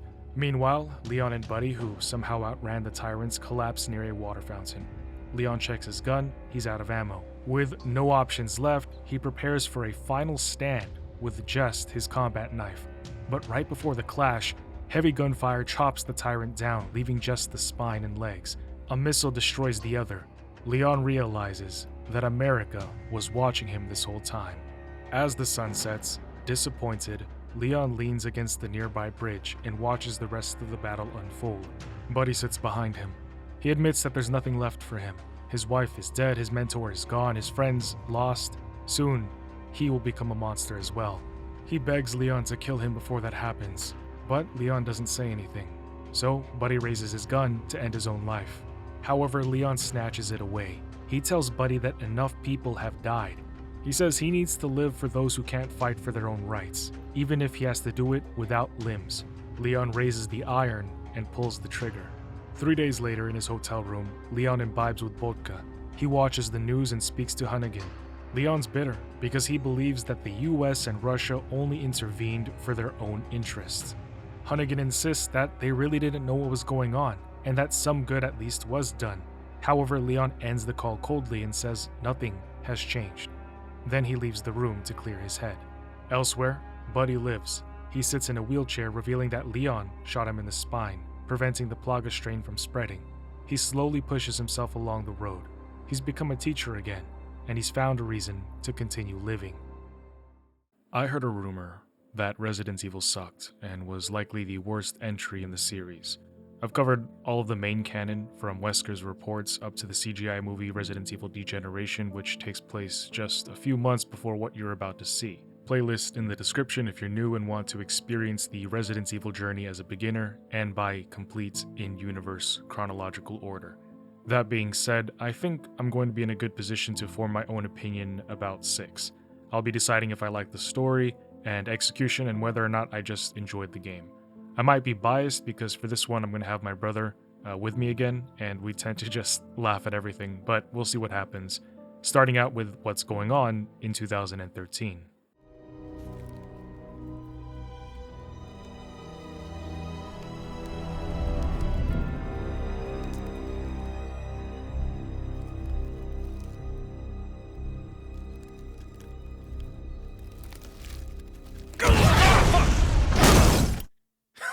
It scared the shit out of me.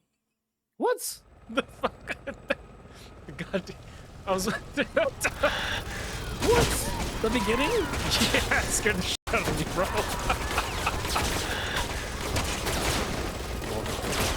Oh, I made it to a safe point 15 minutes later. Proceeding to get shot at by stormtroopers, it's like they're not even trying to hit them. He holds his hand up, indicating to them to stop firing. They comply and give him time to go over to the woman nearby, picking her up and dragging her to safety.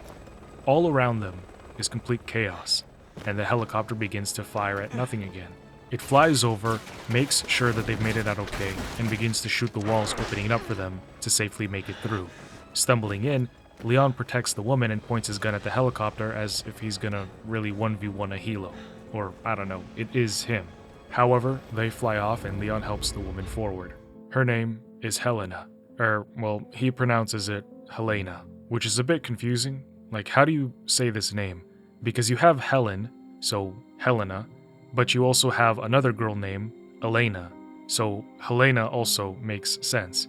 She tells Leon to go on without her, but as you would expect from Leon, who always seems to get partnered with women, he says "Don't worry, Helena, your knight in shining armor is here." And he doesn't leave her. Using a steel bar with one hand, he breaks off wooden planks to open the door onward. Looking past the dead guy and out the window, I realized we were in China. Leon is just Mr. Worldwide at this point. He was in Spain, then Eastern Europe the last time we saw him, and now he has taken his work to here. Or his work has taken him here. But when Leon says to Helena, "Let's take a break," she sees something standing behind him, and this startles her. So Leon immediately turns around to see an undead soldier creeping over to him. He tries shooting it in the head, but it doesn't stop it from taking Leon to the ground, forcing a struggle until Leon pops his ult, slipping the soldier's knife out and injecting it into his brain. Threat neutralized, Helena is done with her break, and Hunnigan comes up on comms telling Leon to get out of the city.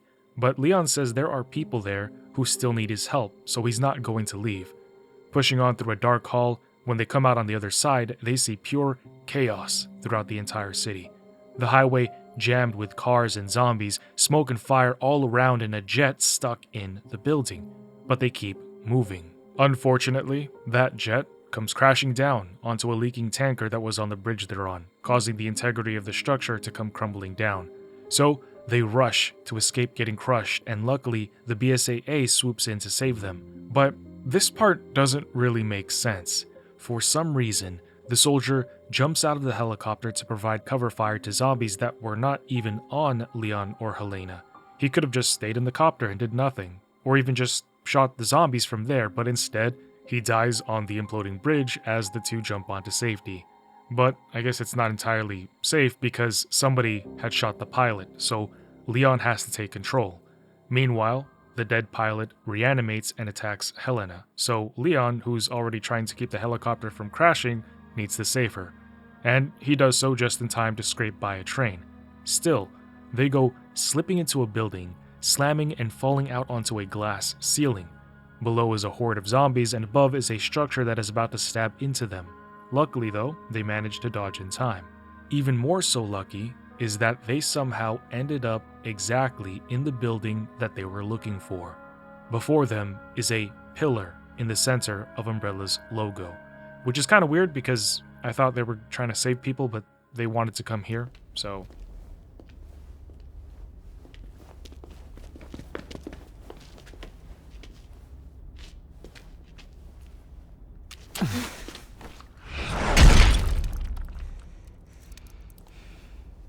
Back for more? Now, before we continue, you should know that Resident Evil 6 jumps around the timeline a bit, just like they've been doing with Revelations. So what you just saw happened on June 30th, 2013, but let's go way back into the past to yesterday in Eastern Europe, where Chris is being a typical United States American.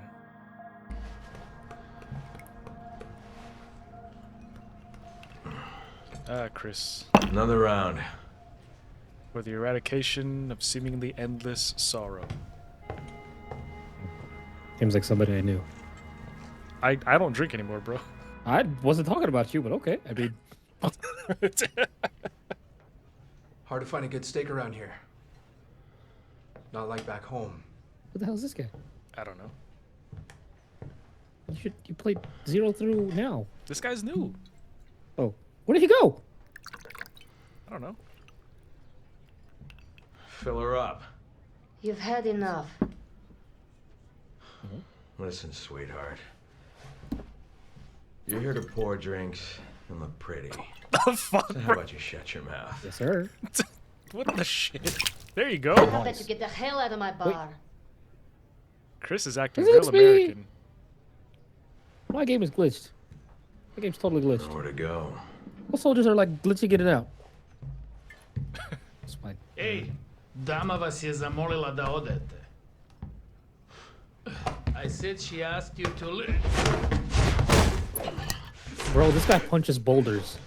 I know, right? Never thought I'd find Chris Redfield wasting away in a shithole like this. Who the hell are you? It's a nice coat. Piers. Piers Nivens? It's a bad name. Yep. How about this? You heard of this? What is that? You really don't remember anything, do you? Bioterrorism.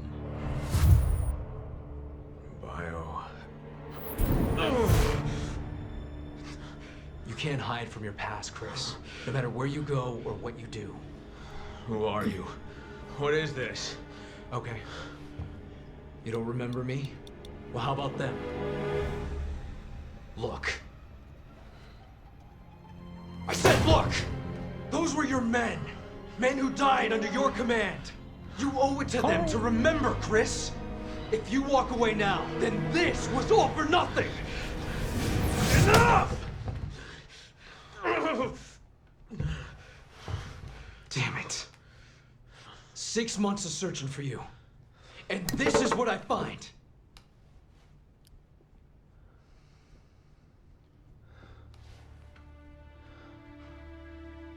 These guys are making a total scene, and like everyone else in the bar is just like, eh. Mind your business. Mind your business. It's where you belong. Let the Americans have their waiting. moment. Everyone.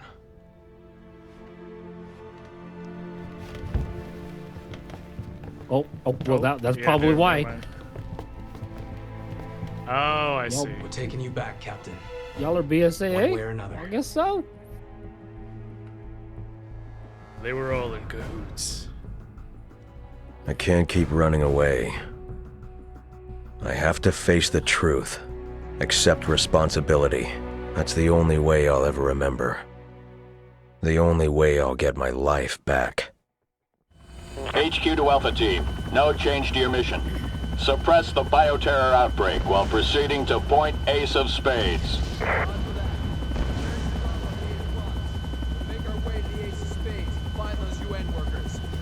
For those of you wondering if remembering suppressed memories could actually cause pain, like we just saw with Chris, yes. Physical pain or strong bodily discomfort while recalling traumatic memories can actually happen in real life. It's not actually unusual in trauma psychology, although it does usually come from stress responses in the body rather than the memory itself causing literal pain. I know it's a bit weird, but the brain often overlaps physical and psychological distress, so think phantom pain, no Metal Gear Solid.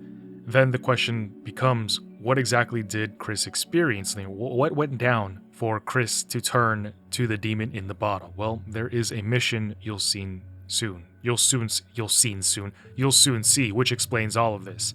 Unfortunately, nothing in this movie explains why we haven't seen Rebecca Chambers or Billy Cohen yet. In fact, are we ever going to see Ark Thompson, Fong Ling, or Sheva again? All these characters Capcom introduces but never reintroduces. Where's Jill? By the way, oh, she's probably dealing with recovery. But Chris is going to have his own psychoanalysis later, so for now we're going to get back to the story.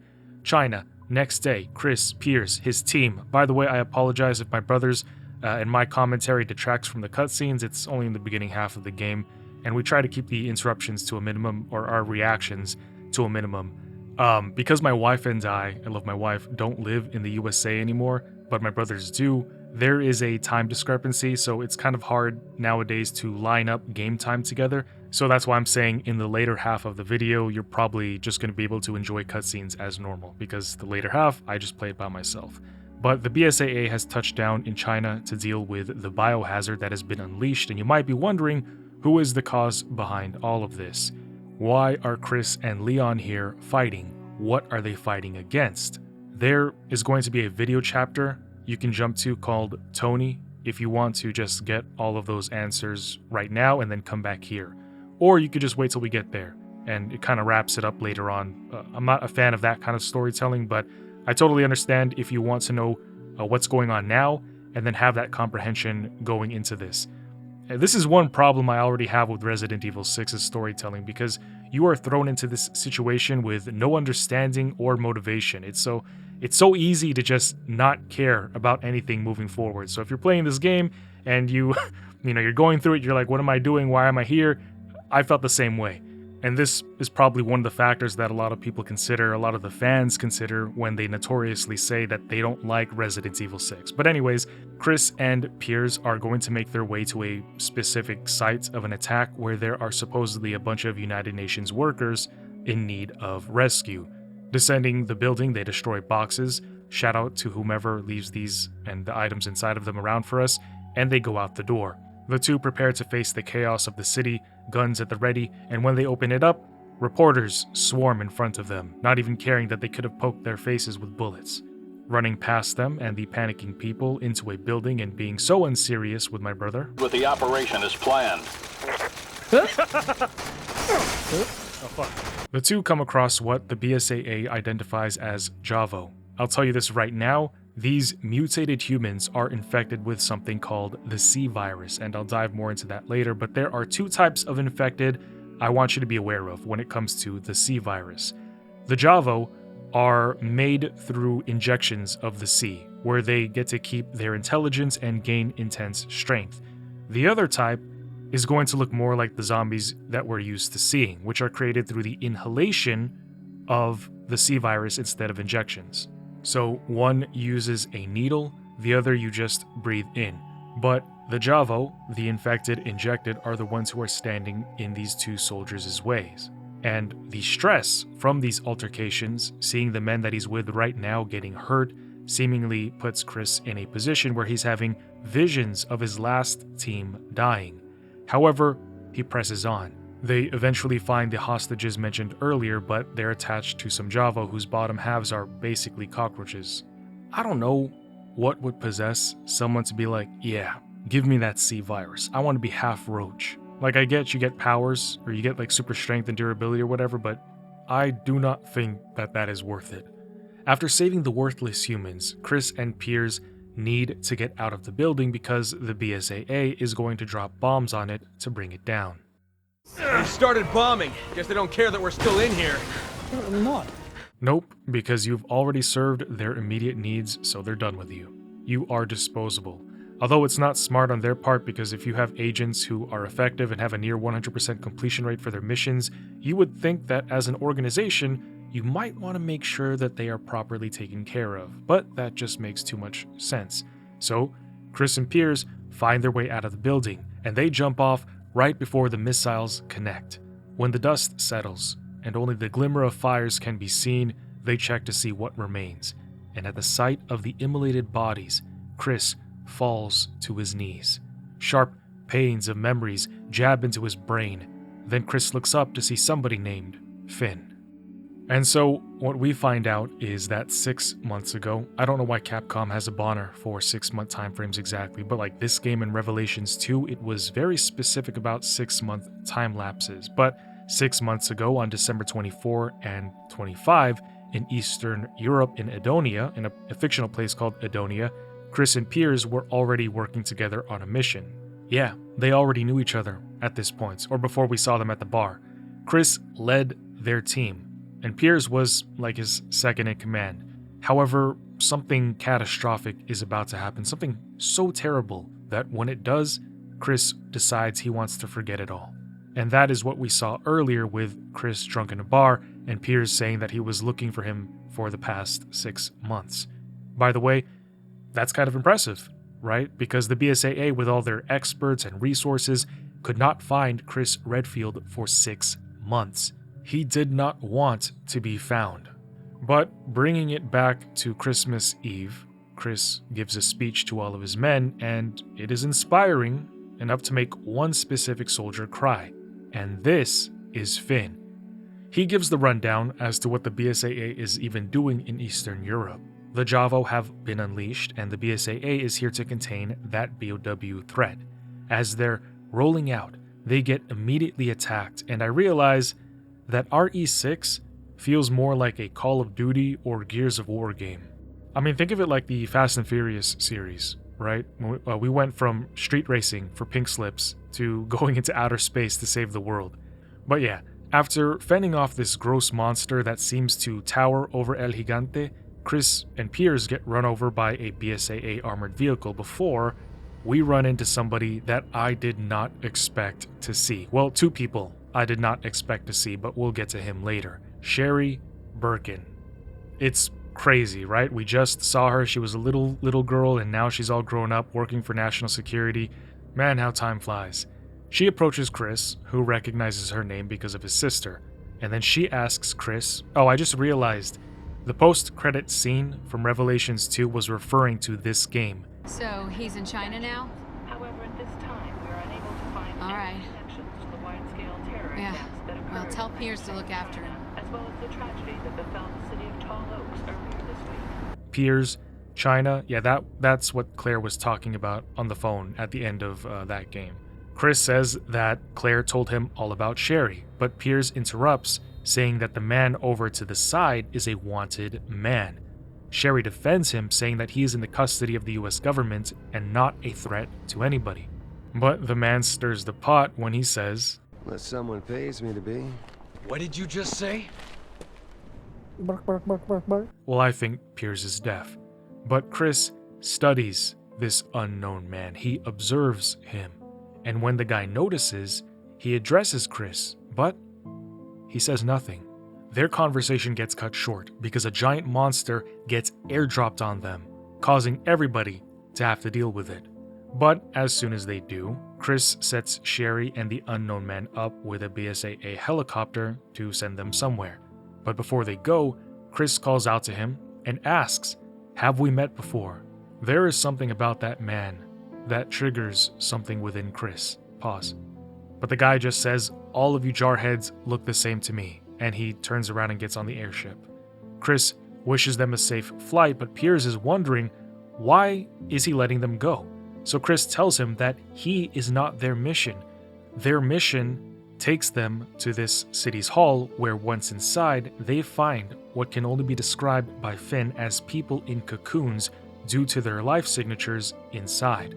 Hoping to find a lead on who's behind the outbreak here in Europe, everybody splits up.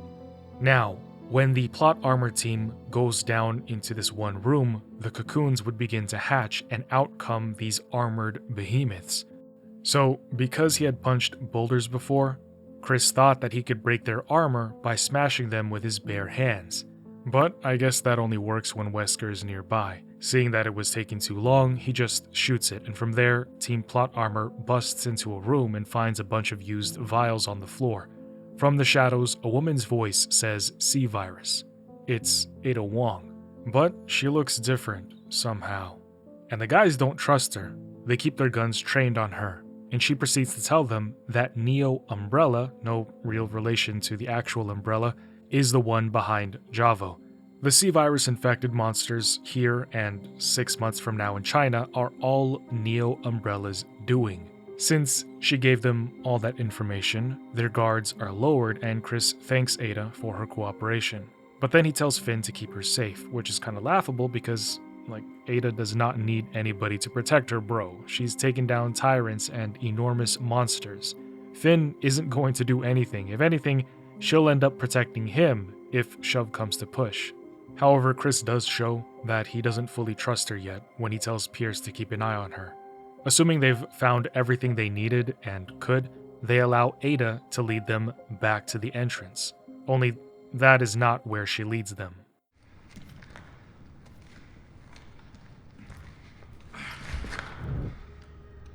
The woman, she's gone. Finn! I don't know what happened. She was here a second ago. Hello.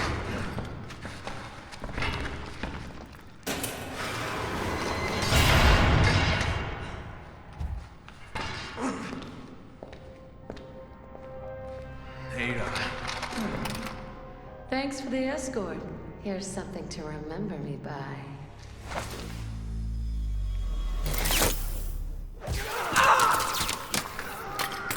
Okay.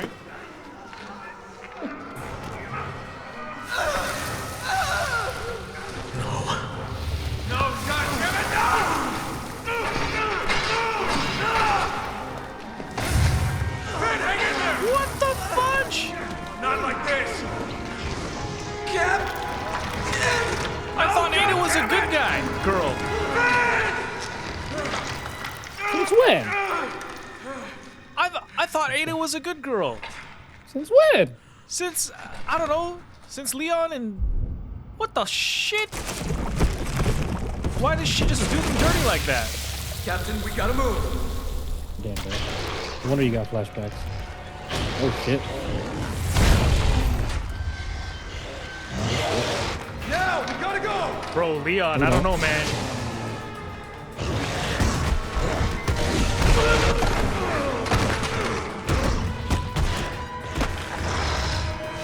Oh, me too. Oh, me too. Okay. And Chris is just tanking all of this? Yeah. Chris!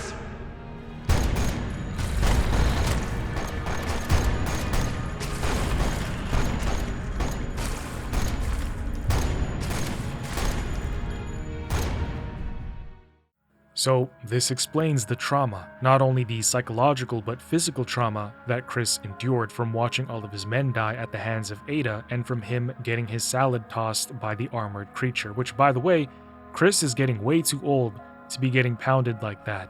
I mean, how much more can his body take? I'm 31, and just this morning, I got out of bed and my knee hurt. But this shows why Chris can't remember anything and also likely chooses to try and not remember the painful memory.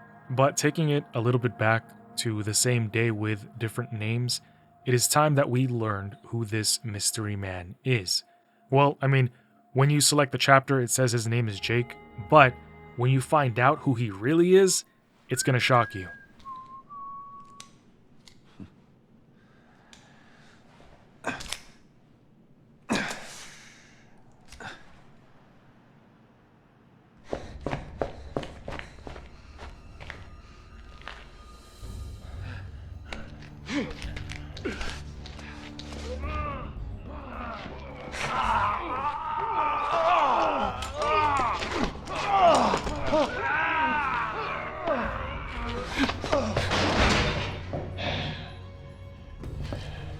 Stuff do anything for you yet? It's supposed to be some kind of energy booster, but I don't feel any different. You know, between me and you, I think we should ask for more money.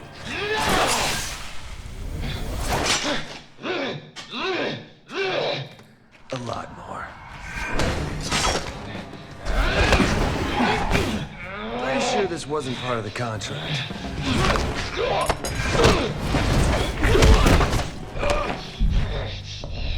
But I am willing to renegotiate.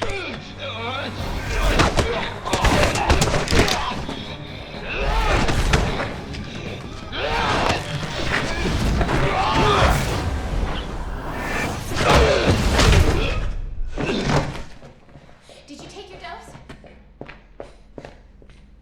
Yeah. If you want your own head, you gotta sign up with the lady downstairs. Wouldn't recommend it, though. No question. You've got the antibodies. Thank you very much. Wait, what? You could be the key to saving this world, Jake Mueller.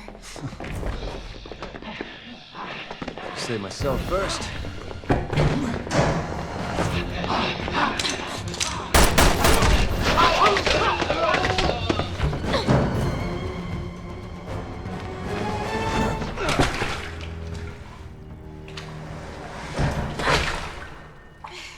You lose something? Just my balance. I'm fine. Sherry Birkin, the United States. Yeah, good for you, but now's not really the time. You coming? After you. Doesn't Jake's demeanor and fighting style remind you of a certain white-haired, overpowered, and iconic character? Me too. Dante from Devil May Cry. However, one thing that Jake has that Dante doesn't is the antibodies for the C virus. Imagine if Dante became a zombie though. So while Chris and Piers were handling the BOW, Jake and Sherry were here trying to get out of the country without either Neo Umbrella or the BSAA knowing. The fact that Jake is immune to the virus means that if she can bring him back to the US, the government can do what they did with her and create a vaccine for the C virus. But Sherry can't let Neo Umbrella get him because if they do, they would likely do what's been done before and learn how to create a stronger virus using Jake's antibodies. And when it comes to the BSAA, you already saw. They see him as an enemy because he's a merc working for the anti-government guerrilla group here in Adonia. Jake just didn't know that his guerrilla group was working for Neo Umbrella, who was working to create BOW chaos under everything. But bringing it back, the question then becomes, how does he have the antibodies? Why does Jake, of all the people in the world, have immunity? Because we saw that he takes the C virus infection. He gets the power up without mutating while I think those were his work associates, transformed. And, as I write this script, I can't help but keep thinking about Chris. Pause. What I mean is that Chris kept looking at Jake like he was a Pop-Tart.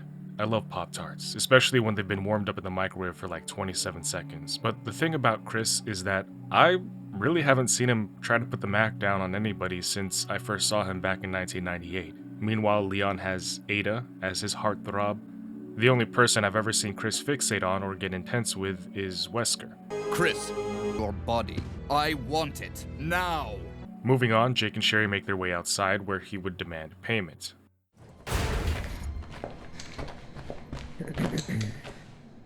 Alright, first things first. I want $200,000 up front, another $200 when this is over. I want BOWs. Those are extra. An additional $1,000 each. I'm not here to hire you. What? Why are you here? Your blood. What, are you the Red Cross or something? No, listen, those things that attacked us, they were all exposed to a new virus called the C virus. The same strain that you just took a dose of. It didn't affect you because you've got the antibodies. Right now, we're racing against a global bioterrorist attack and we needed a vaccine yesterday. We need you, Jake. We need your blood. Oh.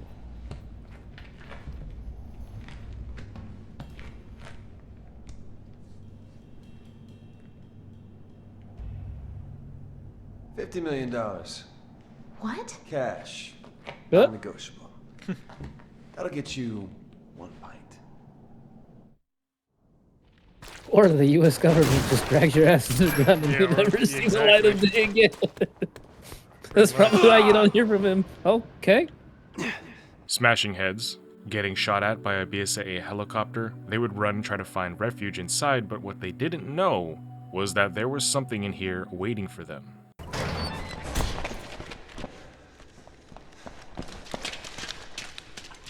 All right, where to? What the fuck? What's the matter?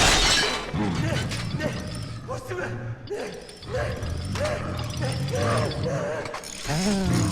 What in the prototype?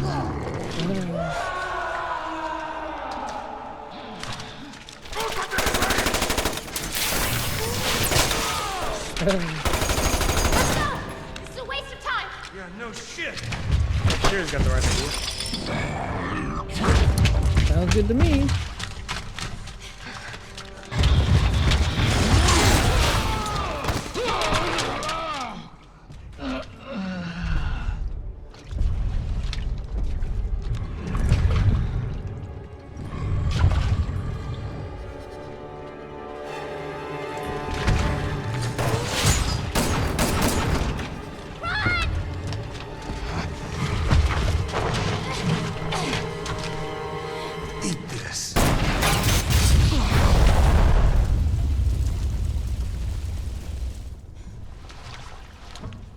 Thanks for the warning.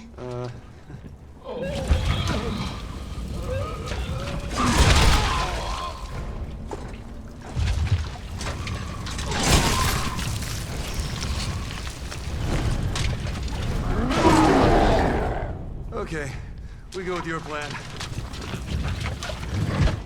So this BOW is called Ustanak, which means rebellion, and he's similar to Nemesis, not just in looks but function. As you saw, he just zeroes in on Jake, and as you will see, this monster is brutally relentless. After saving Sherry by tackling her into another building, they think they've shaken off their pursuer, only to have him coming crash down from the ceiling to continue his chase. But after trying to defeat him with just his bare hands, Jake would see that this wasn't going to work, so he shoots a barrel, dropping a pillar onto the floor, but it sends them careening into the abyss below. Don't worry though, they're completely fine, and it turns out the fall wasn't too far. They did, however, escape the behemoth, for now, where they would make their way over to Chris and Piers. You know what happens from there, and this is one thing I didn't like too much about RE6. A lot of it is literally replaying the same mission sequences over and over again, but through a different person.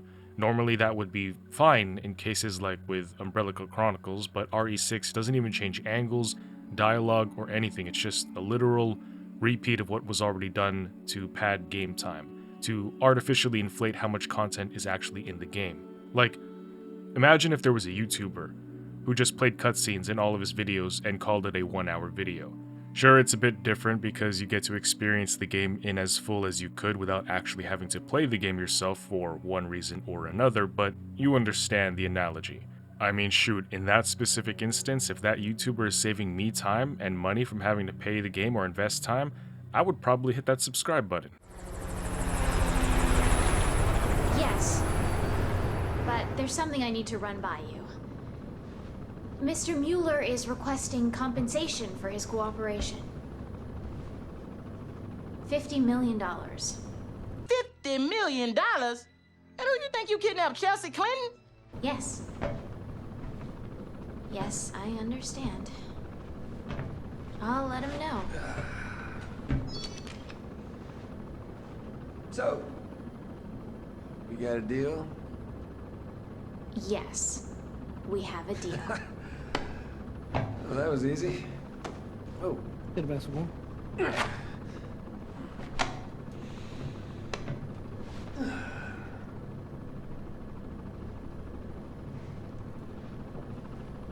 By the way, that guy that you're all chummy with back there. You mean Chris? That's the one. What about him? Forget it.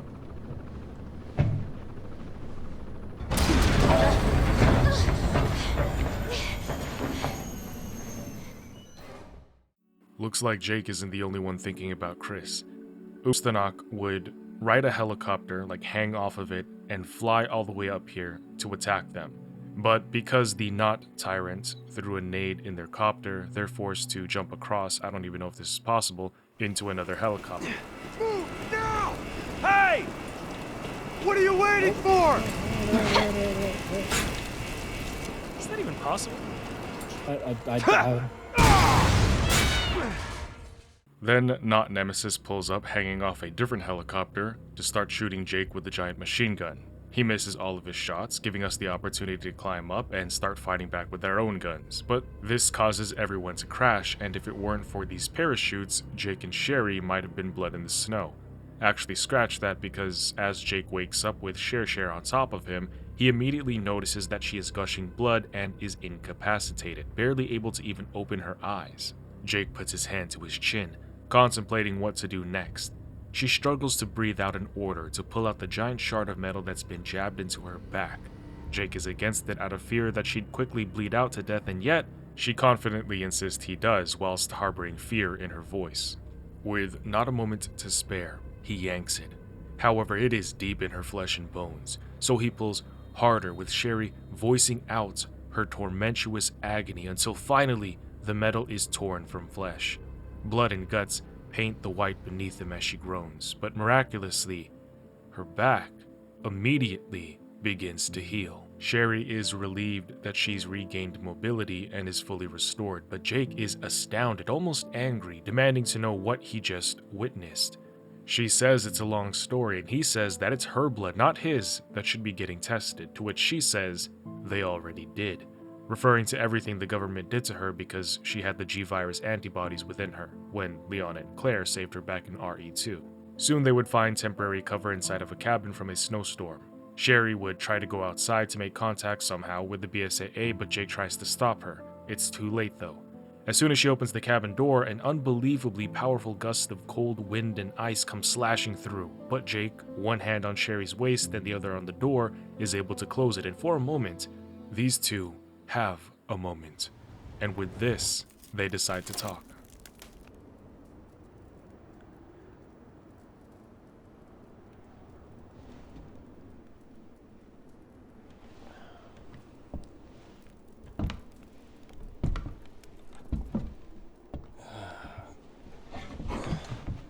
So, you always been like that? You know, the whole healing thing? My dad was a scientist. He was working on BOWs when I was exposed. Luckily, I was treated with the vaccine before it was too late. But the virus adjusted and adapted. It's been a part of me ever since. What happened to your father? His research killed him. By the time he died, his body had mutated so much, he wasn't even recognizable. I'm sorry. I didn't mean to... That's all right. Besides, I didn't walk out of it empty-handed. Well, yeah, you got superpowers. That's not what I meant. The people who saved me, Leon and Claire, are the closest friends I've ever had. Claire is that BSAA guy's sister, right? They risked their lives for me back in Raccoon City. I guess I'm still just trying to live up to their example. Never giving up. No matter the odds.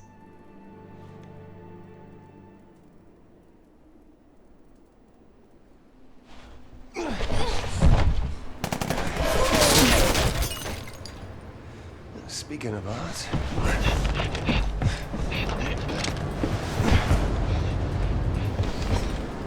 Looks like we got some party crashers. This cabin's invitation only. I wonder if these guys have a book of funny one-liners. I do. Their intruders decide to blow up the wall, compromising their position and causing an avalanche. This causes Jake and Sherry to have to take their adversaries' snowmobiles and escape the wave of ice crashing towards them. They race down the mountain, jumping and hopping off ledges like snow bunnies, until they find a hole to get into. It turns out that these were mines and somehow Jake's nemesis was here too. This mother... Is he aura farming right now? Not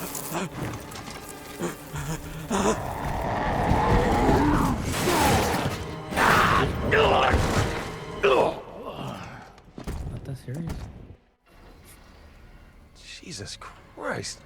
What does it take to kill that thing? Who is this guy anyway? Just a random guy down here? Are there people working down here? Well, he gets drilled, receiving 19 inches of Ustenak, and then the two need to play Dead by Daylight with this beast, but I was never good at hide and seek. Run! He's found us! Hide before he comes!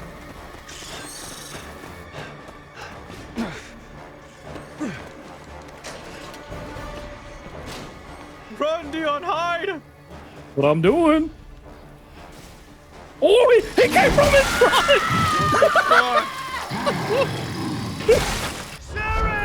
Hiding in trash cans, running some more from their pursuer, they would finally find a drill bigger than the one attached to Ustenak's arm, and they would use it to kill it. Why do I have to sit down too? I don't get it.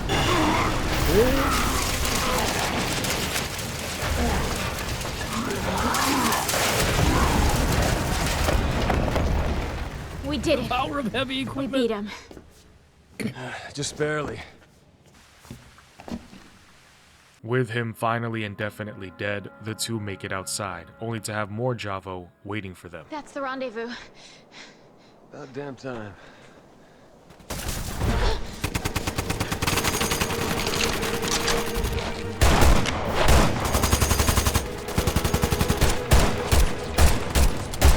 Oh my god, this motherfucker.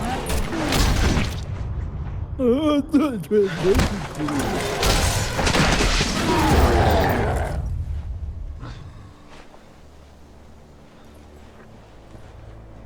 on, Supergirl.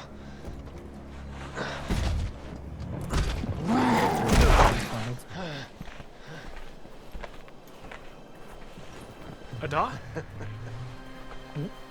You know, those shots of yours packed one hell of a punch, lady. So, you're Wesker Jr. Wesker? What? You lost me. Albert Wesker was a colossal imbecile. A fool who tried to destroy the world. He was also your father. What? Which makes you heir to a very special blood type.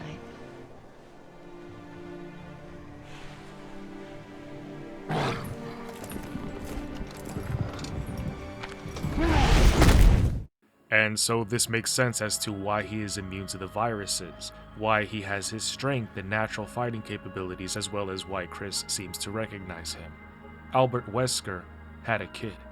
This also explains why Ada knew so much about Neo Umbrella. She is somehow the one running it. But for now, while Chris is going to be MIA, getting drunk, and Jake and Sherry are captured and captive for 6 months, we go to June 29, 2013, back with Leon and Helena, one day prior to what we saw at the beginning, where they had just arrived at that place with the Neo Umbrella logo on the floor with the pillar. Bioorganic weapons are a global threat. Start working with the rest of the world. Raccoon City. We have to come clean. My desire to reveal the truth. I'm going to tell them everything. It might create more problems than it's time to take responsibility. We want to have any chance. I've always valued your friendship, Leon. Stay right where you are.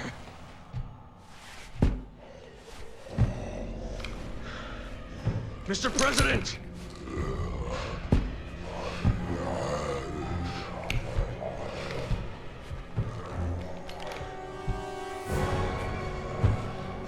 Don't make me do this.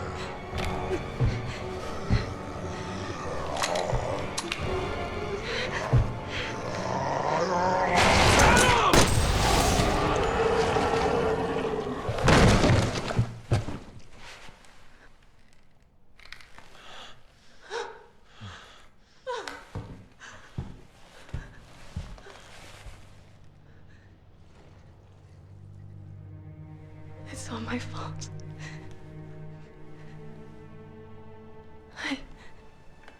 I did this.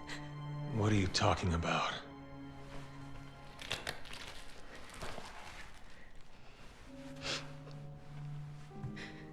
Tall Oaks Cathedral.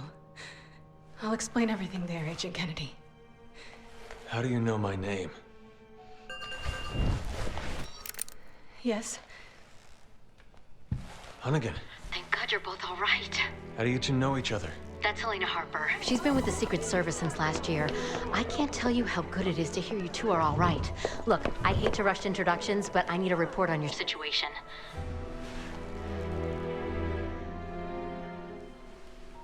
I just shot the president. What are you? He had already been infected by the time we found him. Leon did what he had to. He saved my life. God help us. All right, I'll submit the report. You two just focus on getting the hell out of there. The virus has already spread 3 miles past the campus perimeter, and it's not slowing down. You need to hurry. Not before we check out Tall Oaks Cathedral. Agent Kennedy's got a lead that might tell us who's responsible for this. Leon, is that true? Yeah, I think I might have something. Roger that. I'll map out the safest access route. Keep your radio on. I got a lead? You will if you come with me. So this is where Helena and Leon meet for the first time, having to kill the president, who Leon had formed a pretty good relationship with, meaning he was personally invested in his death. Now, Helena takes responsibility for this happening, but decides to drag Leon and all of us along for the next few hours without telling us anything. But moving forward, instead of taking care of the outbreak Neo Umbrella had released on Tall Oaks, we follow Helena all the way to the cathedral, which was really annoying because she says it's hard to explain, but like, we have time. We have a long way to go and puzzles to stand around and wait to complete, so she could definitely tell Leon on the way. But before they get to the cathedral, they meet a guy at this college campus looking for his daughter Liz. He mentions that the fog came out of nowhere. They find his daughter, but she turns into the typical zombie we're used to seeing, and she eats her dad. The two agents then encounter more Zeds in the parking lot, and now they've wasted enough time here, so they need to move forward. Leon realizes that the fog contains the C virus, and if anybody breathes it in, except for him and Helena of course, because plot armor, they would then be turned into zombies. Getting away from campus in a cop car, it's been a while since he's been in one of those, I think. No more than 2 minutes later, because Leon is such a great driver, he crashes it, and they enter the sewers, which is as much of a standard for RE titles as self-destructing facilities.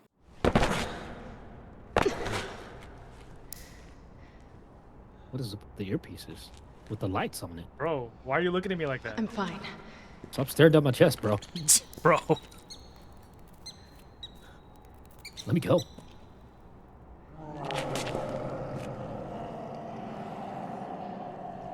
We should hurry. What's the matter? Not a fan of sewers? Come on. Let's just get to the cathedral, and then I'll tell you everything. Bioorganic weapons represent a threat. I'm going to tell them everything. Everything we know about the Raccoon City incident. But sir... A lot of people are questioning my desire to reveal the truth. I know where they're coming from. And might create more problems than it solves. A lesson I learned well in the military. Bioorganic weapons are a global threat, and we are partly to blame. We have to come clean and start working with the rest of the world if we want to have any chance of fighting this. Whatever you decide, sir, I'm with you. I've always valued your friendship, Leon. It's time we take responsibility and end this mess.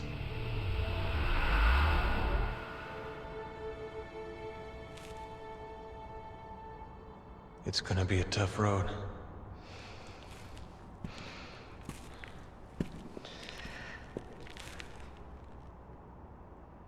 Why did he say it ominously like that? After having a flashback of him talking with the president saying he's going to tell everybody the truth about Raccoon City, the two continue through, apparently, not the sewers. They said it was the sewers, it initially looked like sewers, but now they are going through the metro. But I guess it kind of makes sense for sewers and underground train stations to be like right next to each other. I wouldn't know, I'm not into oceanography. Back above the streets, running through the zombies and fires, Leon has a bad case of deja vu. And watch this, he gets hit by a truck. And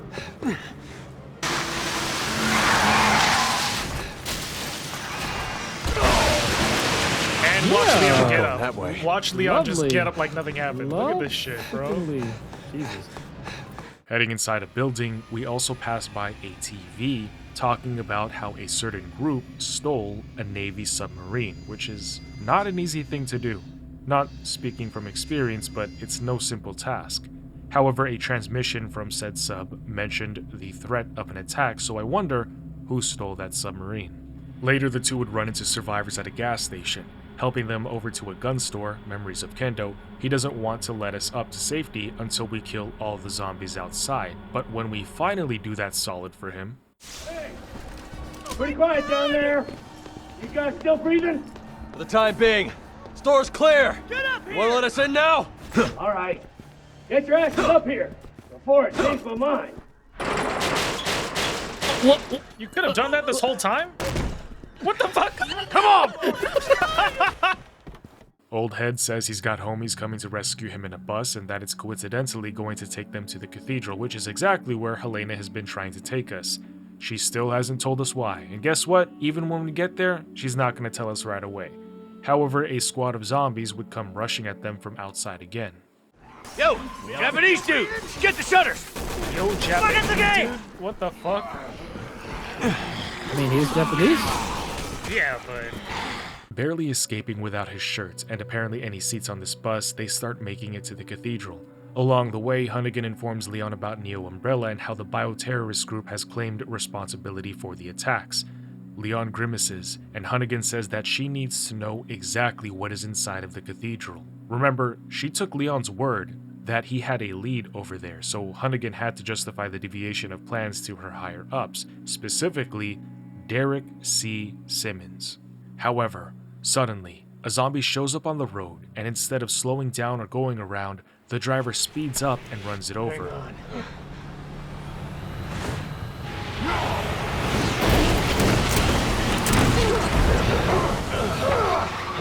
from one zombie. Whatever. Why did you even do that then? What were you thinking? Why not just like go around him? Oh, okay. I guess that also makes sense, but still. No, you could have slowed down and that wouldn't have happened at all. As a consequence, the bus crashes down the side of the mountain. Leon and Helena would be totally fine, but everybody else would die.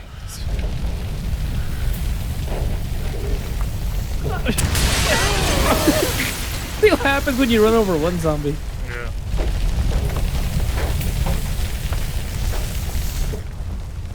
They escaped the infection. Only to die like this. There's no time to grieve.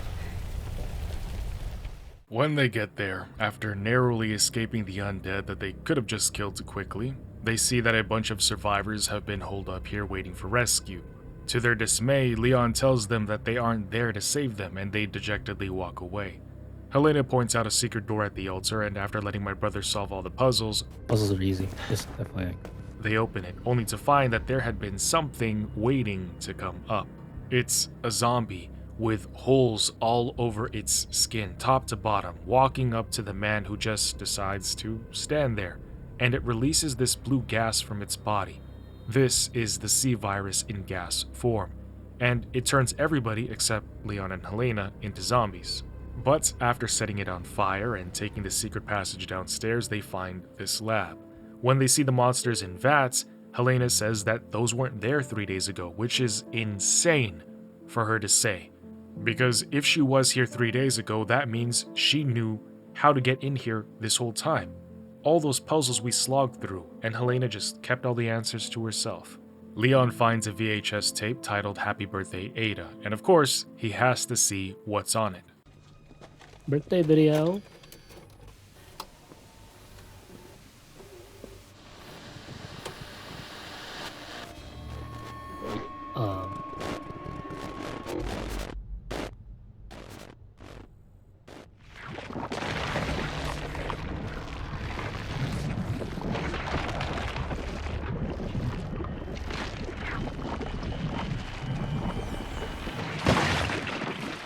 What the fuck?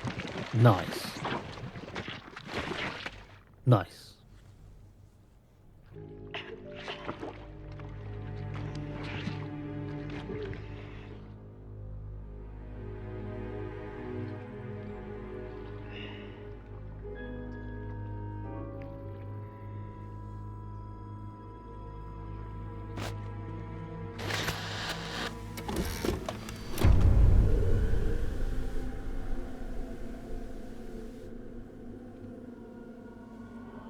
Is this what you wanted to show me?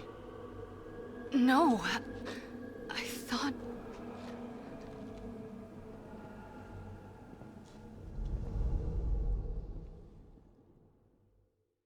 So somehow Ada, or somebody who looks exactly like Ada, was born from one of those cocoons, and Leon is just as confused about what's going on as I am. Slipping into the mines below the secret lab that was below the cathedral, Leon asks Helena why she can't fill him in yet. She promised that she would explain everything when they got to the cathedral, and so far, she hasn't told us anything. Her excuse is that he wouldn't believe her, as if she hasn't been lying to us and already giving us more than enough reason to not believe her, plus the things Leon's seen, hell, the things they've seen now since they've met together. I don't think whatever she's keeping is going to be that hard to believe, honestly. But soon, they find Helena's sister, so surely she will finally tell us what is going on now. Deborah! Deborah? Oh, but Can Deborah? you hear me? Deborah. Why are you dressed like this, Deborah? Thank goodness. How do they pronounce Deborah's name right, but not Helena's? I think it's pronounced Deborah. That's what I'm saying. They said Deborah, but they say Enough with Helena. the mystery. Oh, What the hell is going on here? Let's just get her out of here. And then I'll tell you everything. I promise. This freaking game, bro. Alright, so now she's saying she's not going to tell us anything until they get out. If I was Leon, I probably would have been like long gone already or something. Like, I'm not playing this game with you. I'm going to go, do my own thing. or focus on the mission that I was initially sent here for. Next thing you know, she's gonna say she's not gonna tell us anything until 2077. But in the middle of them trying to escape, by the way, they're heading downwards when I think the exit is upwards, no? And also, how do they know where they're going? Suddenly something happens to Deborah. Her body combusts into flames. Her screams warp until she solidifies into a cocoon. Oh, that sucks. No. I got a good look while I had just... No, this can't be happening.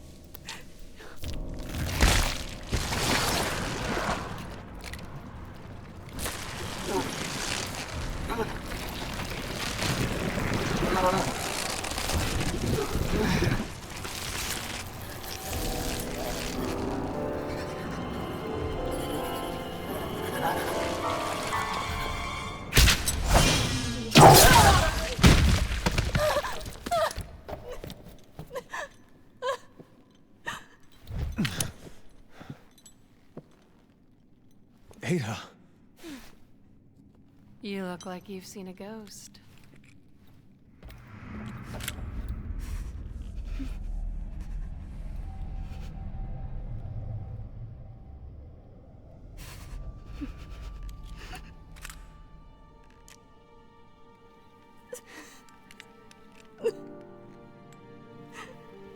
Ada, what the hell is going on here? It's complicated.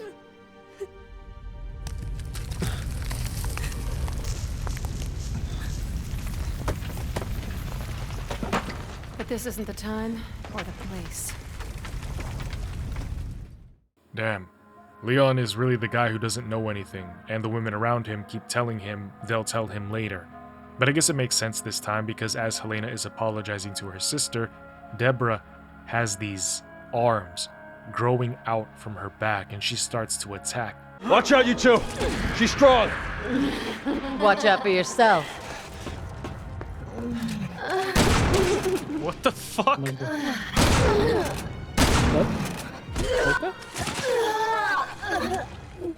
After Leon smashes, then proceeds to get smashed by every overhead on the mining cart, with Ada, by the way, telling Helena to put her sister out of her misery, they crash and fall over.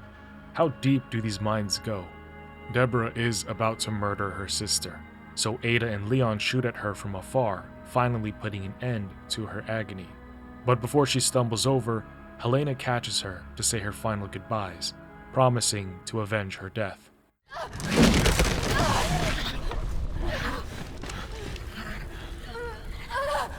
No more tears.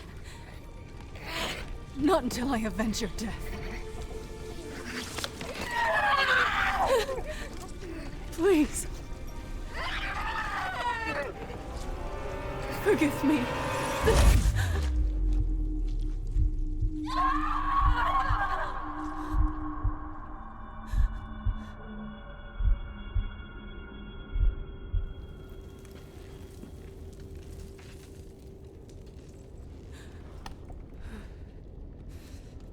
I'm gonna make him pay for this.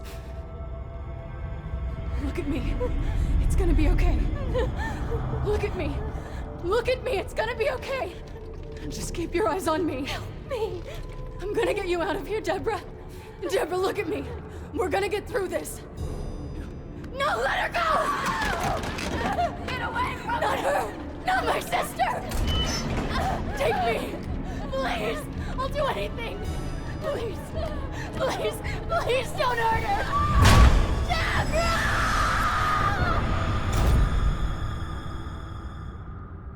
I didn't know what else to do. So I helped him. I helped Simmons breach the president's security. That sounds like Simmons, all right. Why the hell would he do all this? Long story.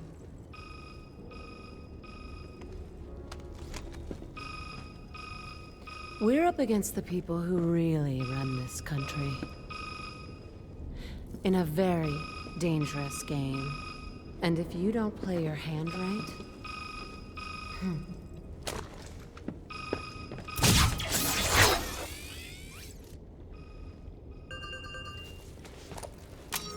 Leon, where are you? Simmons there. Yes, Hunnigan, you need to be careful. I think he's the one who did all. Hear my name. Simmons.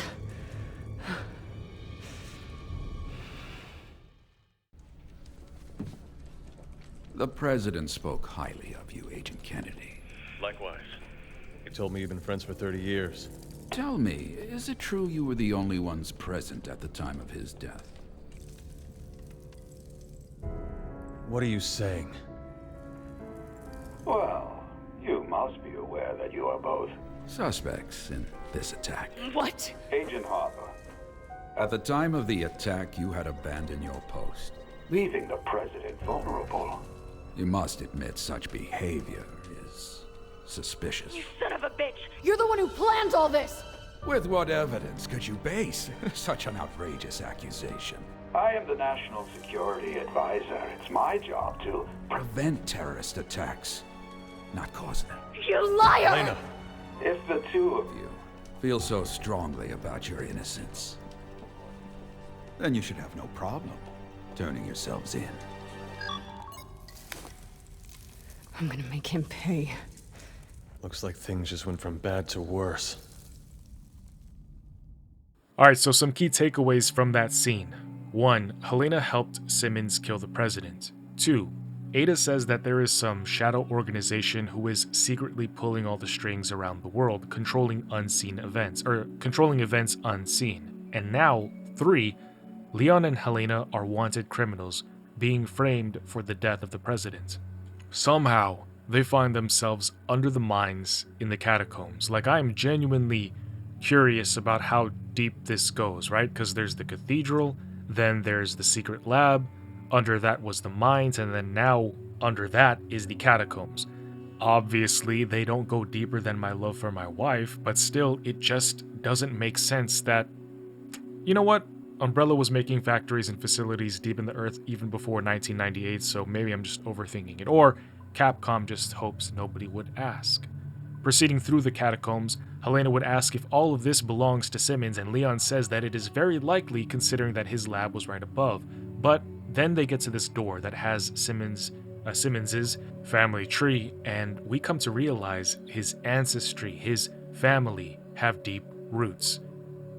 Family. Vin Diesel. Family. Using the ring Ada gave him opens up the door and allows my brother and I to just mob left and right like buffoons for a few seconds. After a painfully long time of my brother solving the puzzles throughout the rest of the catacombs, we would meet this zombie shark who drags Leon and Helena through the waters at such high speeds. Remembering that physics is optional in Resident Evil, the two just ignore the damage of ripping through the tides, fighting off the shark in his own jaws, and then they start falling backwards on the rapids faster than the shark swimming towards them.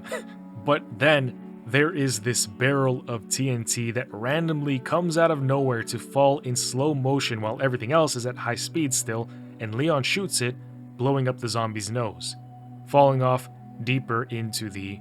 Wait, I thought they were underground.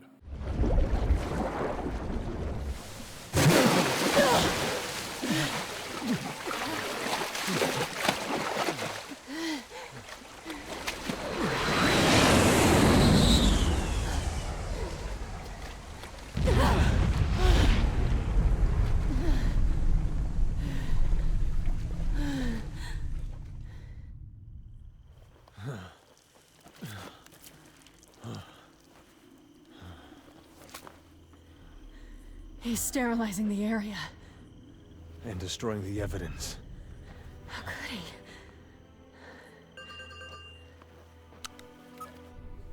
Thank God you're still alive. Where's Simmons? After speaking with you, he left. In a hurry. Shit. Where did he go? As he was leaving, he was talking to someone on the phone.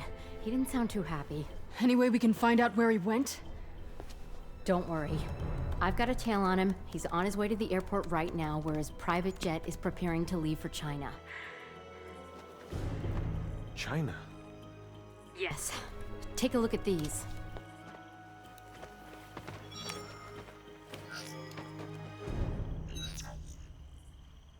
What happened? Another bioterrorism attack. The BSAA confirmed it was the same one used in Eastern Europe 6 months ago, called the C virus. C virus? We saw cocoons just like that here. We need to stop Simmons and take him into custody right away. We have no evidence. And right now, you two are on the top of their list of suspects. No.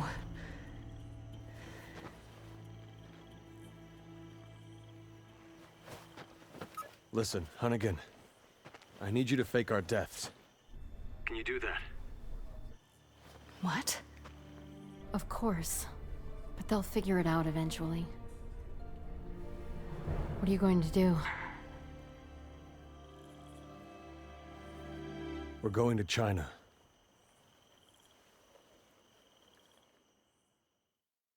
After having been held in captivity and experimented on for 6 months, Jack and Sally would initiate their attempt to escape the facility. They are now being held in China, and as they're shoving Jake out, he responds to them in their own language, which startles them.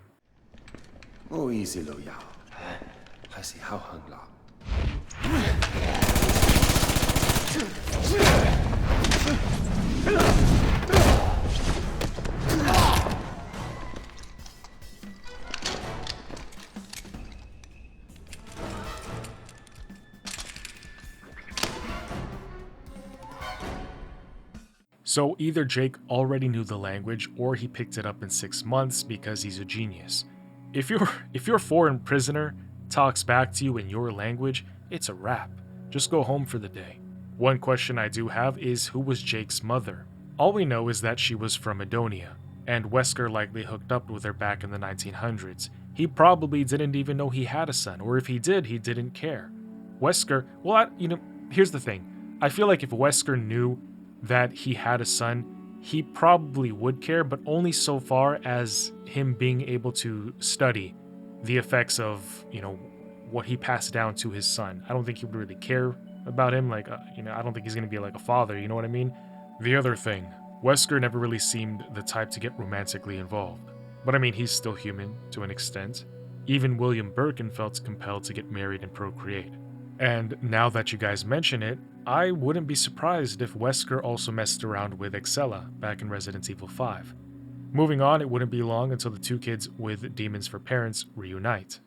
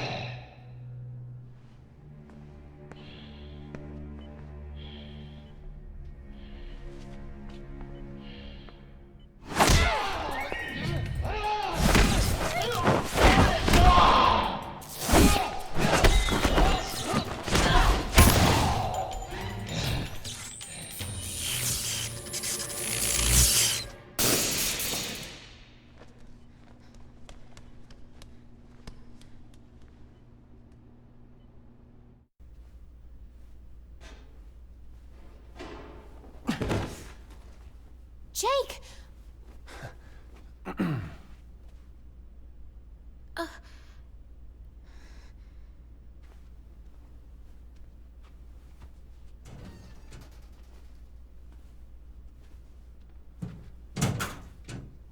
Where are we? China. Obviously, but where? Why? Don't know, don't care. I just know I am done being their guinea pig. What did they do to you? Plenty. They said something about using my antibody to enhance the C virus. Oh no. What else did they say? You know anything about an Albert Wesker? What? Take that as a yes. They talked about him. A lot. I guess he had an antibody that could fight off any virus. Apparently, he abused his gift. Took it for granted. And then ended up turning himself into some kind of monster. You never thought dear old Dad was just a deadbeat who skipped out on us.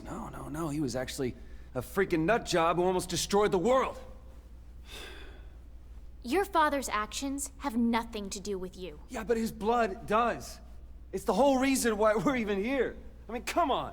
You really think that crazy doesn't run in the family? That nothing of who my father was didn't somehow get passed on down to me? You of all people should know that's true.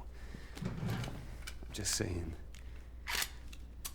The man that I am, the things that I've done, at least it all makes a little bit more sense now.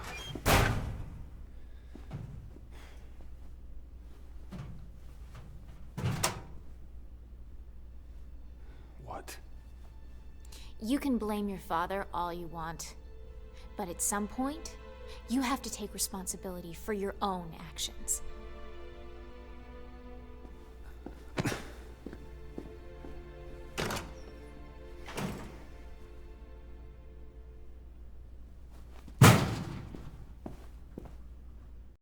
So this confirms that Neo Umbrella did in fact create a stronger version of the C virus using the antibodies they extracted from Jake, not to mention that he is now fully aware of who his father was. I do like seeing how he is struggling internally with this revelation. Not only did Albert pass down his antibodies, Jake is worried that he might inherit his insanity and output more evil into the world. But he's also sort of drawing lines and connecting dots here because he talks about all the bad that he's already done, attributing those actions to his father. But luckily, he has Sherry there, because if anyone can relate to him, it's her. Her dad was the monster who worked closely with his dad and was even integral to Raccoon City, the incident. But she didn't let that define her or the way that she lives now. So while they're looking for a way out, they find a room that has all of the data that Neo Umbrella got on Jake. Downloading that onto a chip, Sherry contacts Simmons to notify him of where they are, and to her surprise, he says they are already in China nearby. She doesn't suspect anything of her boss yet, so she agrees to continue her mission to get Jake to the US government. Running outside, Jake gets tackled by a tank, and after a while they find a motorbike and are able to escape it and their confinement, riding off towards the city. Back with Chris, who's finally remembered everything, he begins directing his anger and need for revenge towards Ada Wong for having murdered his men. Thus begins the manhunt for her. Along the way, they also happen to spot Jake and Sherry, with Piers noting how they went missing 6 months ago back in Eastern Europe. Neo Umbrella is chasing those two, so these two help fight off the helicopter and all the Javo that are descending upon them. Setting that copter crashing, Chris checks on the kids. He and Jake lock eyes. Even Sherry wonders, what is going on between you guys? But I think Chris is just remembering all the good times he had with Wesker. You have no idea how much I hate you.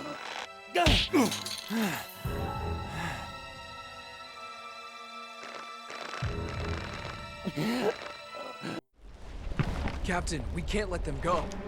Our mission is to terminate the BOWs. But Neo Umbrella is after them. I said our mission is to terminate the BOWs. Piers is like a neglected son. Chris and his team move out to search for Ada, only to find an invisible snake that eviscerates all of his men one by one. Chris really can't catch a break. Anybody on his unit is gonna die. Curse of being the main character. Your men die, you watch. Eventually, they shock and fry the sea-infected snake, which means there are now only 3 BSAA soldiers left.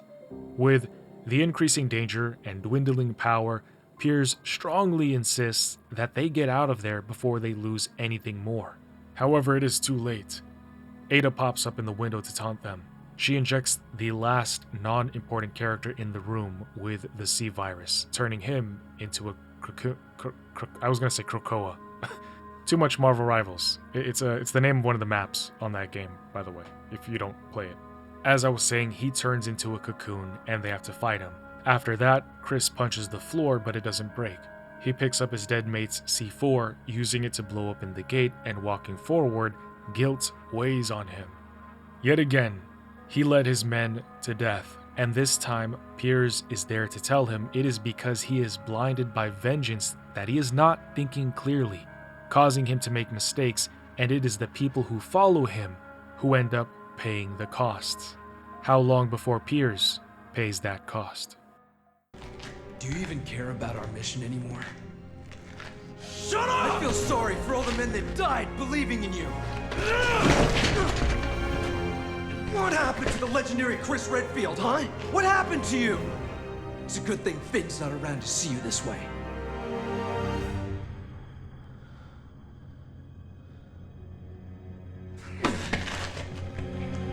I'm going after Ada. HQ, this is Alpha Leader. I need a location on Ada Wong. I'm going with you. Someone's got to keep an eye on you, whether you want them to or not.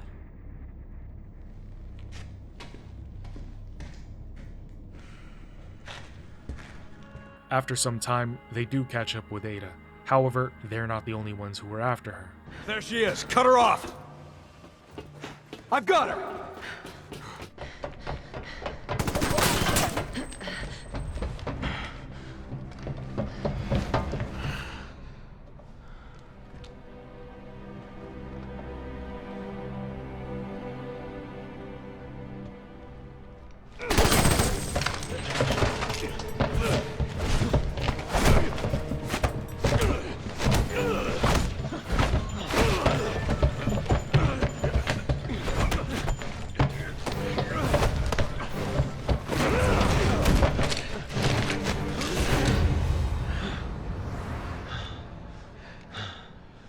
Chris? Leon? What are you doing here?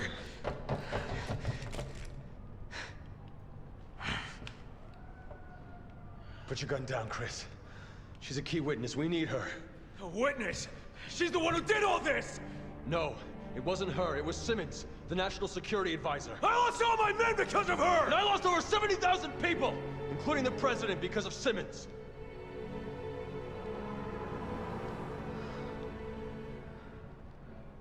She's working for Neo Umbrella. You know what that means? Yeah, I do. And you're still going to protect this woman? I am.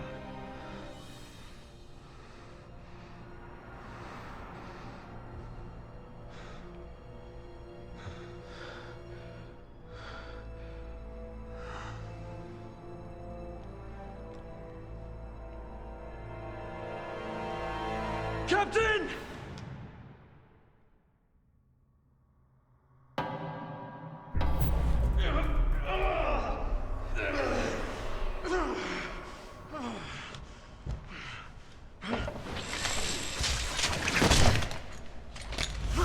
Freeze! Damn it! Helena! He's gonna kill her! Chris, wait! We both want the same thing here. All right. The BSAA will handle Ada. You take care of Simmons. Chris! I know you'll do the right thing.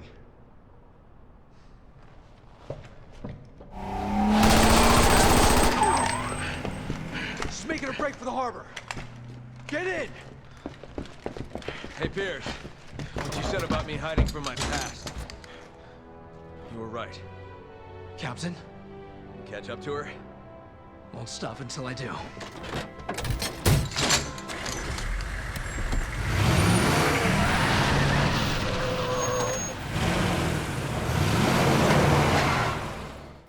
From there, they pursue Ada through the streets of Night City and end up driving all the way to a port where they would make a jump onto an aircraft carrier, going unconscious as Ada escapes again. So, rewinding back to where after Jake and Sherry rode off on the bike, Simmons calls her and tells her where to meet him.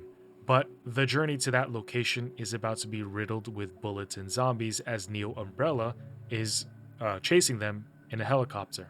The chopper chases them into town where they would come across Chris and Piers, who, as you guys already know, help in their fight against Neo Umbrella here. Now, when it gets to the part where Chris and Jake lock eyes, Sherry sees this happening and doesn't like it, so she says they need to keep moving.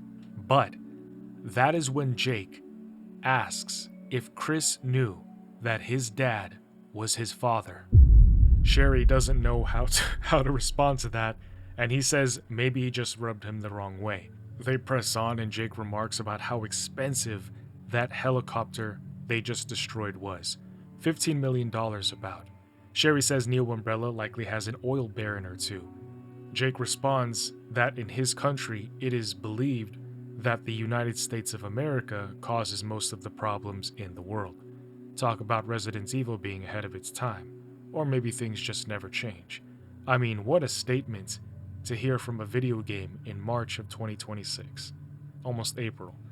Sherry, spoken like a true blue, white, and red-blooded American, sarcastically says that everybody loves to blame Uncle Sam for everything, while self-victimizing, telling Jake that the USA isn't the bad guys. In fact, the US of A is just as much of a victim as any other country. They are just trying to spread managed democracy and freedom for the betterment of mutant kind. But jumping forward, they happen to run into Leon and Helena next.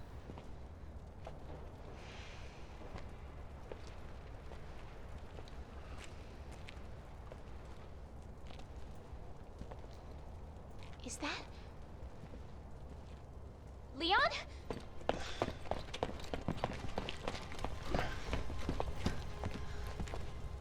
Sherry? What are you doing here? I'm on protective detail. Yeah. I heard you became an agent. Why are you here? I'm tracking the man behind all this. Chief Security Advisor Simmons. What? There must be some sort of mistake. I report to Simmons. He's your supervisor? We're on our way to meet with him right now. Where is he? I need to know. Jake!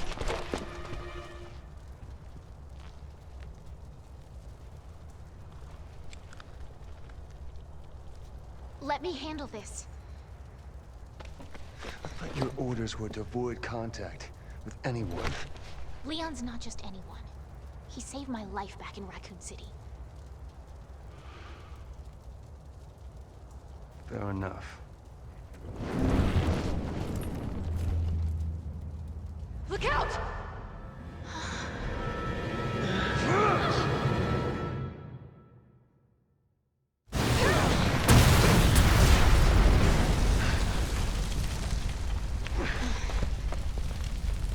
Leon, the plane!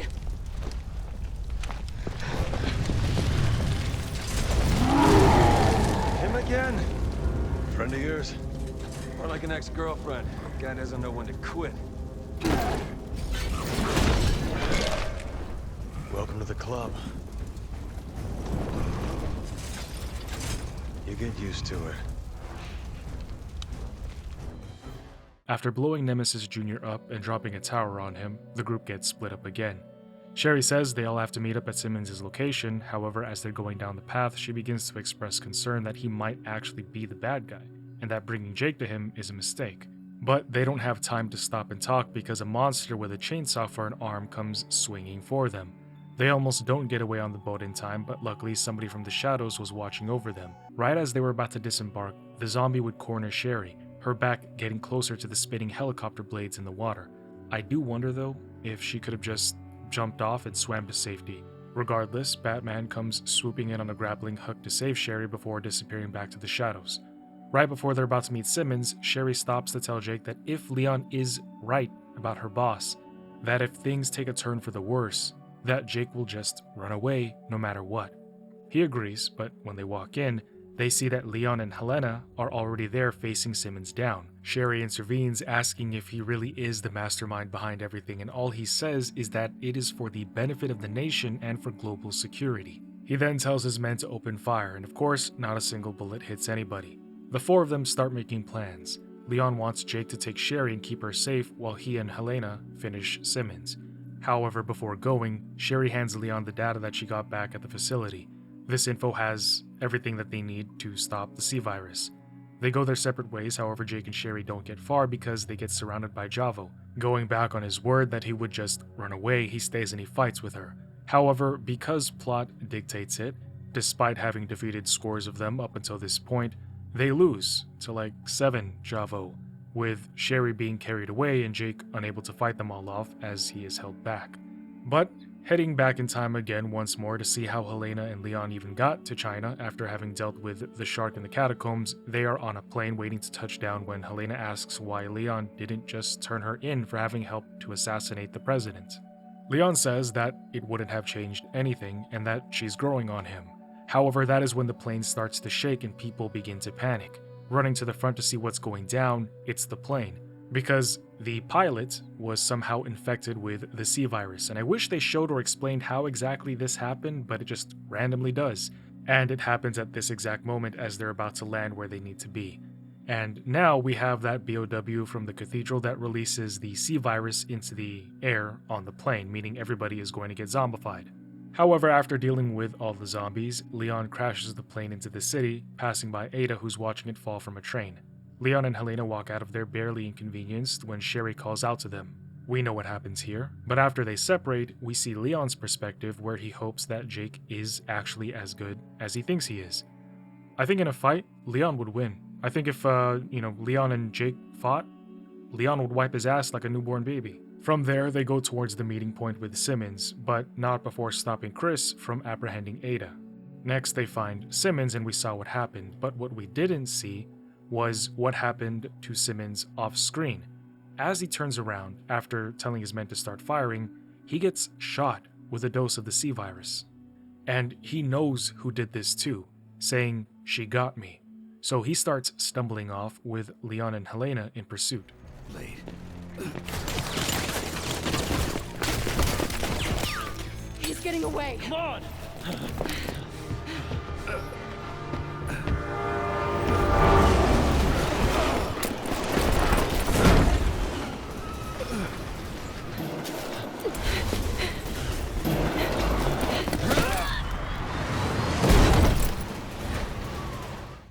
I'm just giving you exactly what you gave me, Simmons. At first, you'll be afraid. But don't worry. You're just becoming the monster you always were. You and everyone else on the planet. Give it up, Simmons! We've got you.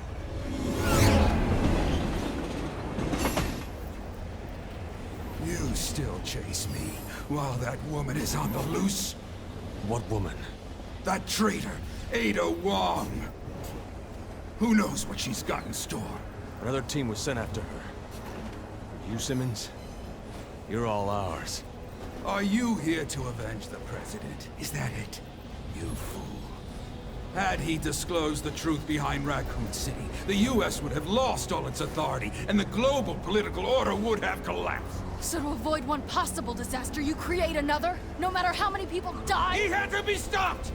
He was leading my country and this world into complete chaos. Ah! That woman... how dare she do this to me?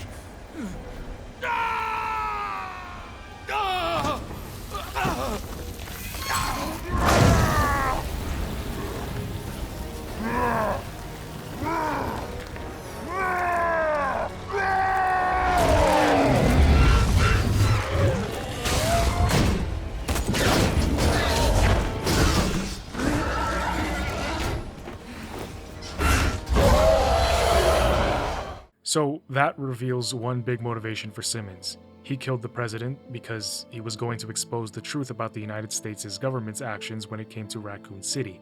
Had the files been released, this would have ruined credibility for the US, meaning they would have lost power. You know, I was just thinking, it is a good thing that this is just a game, and that in real life, the US doesn't have people at the top, or any nation doesn't have people at the top, who try to cover up the evil that they've done by oversaturating the media with more disasters. Like, just imagine somebody who starts an entire war simply for the sole purpose of trying to get people to forget about what he's done or she's done. Never would happen. So now the two have to fight the mutated Simmons on, in, through, back on, and even on another train. Side note, I'm pretty sure he has the enhanced version of the C virus by the way that he's this shape-shifting monster and not like a regular Javo. And on top of all of this, Somebody is following them on a helicopter, helping to fight Simmons from above. But soon, Simmons runs out of steam and he tries to run into the train head on.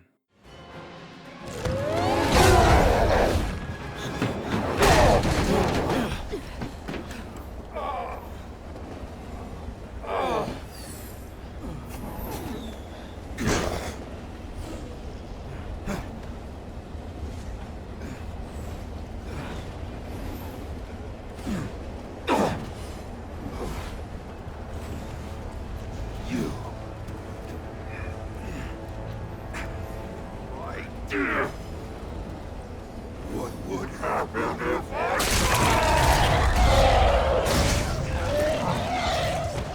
The world will be a better place!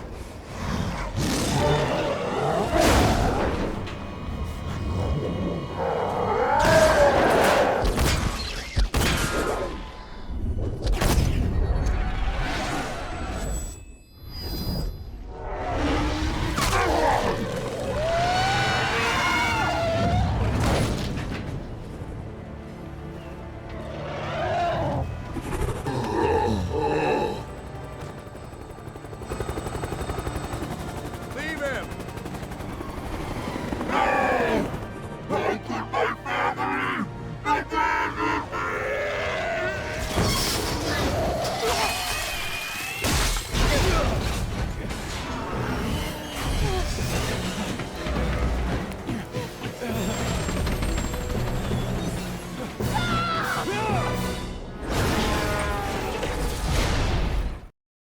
Also, notice how Simmons says family.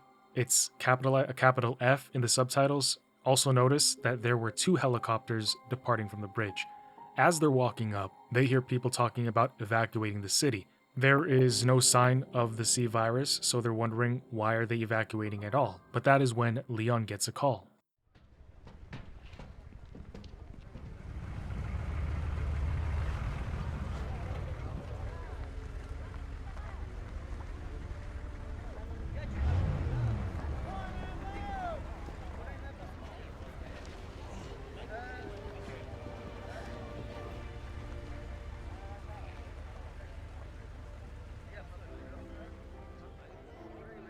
Is it over? Yeah. It's over.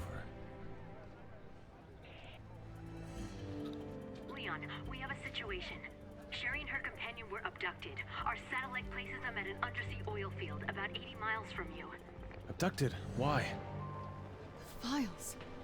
The one she gave us. Wait a minute.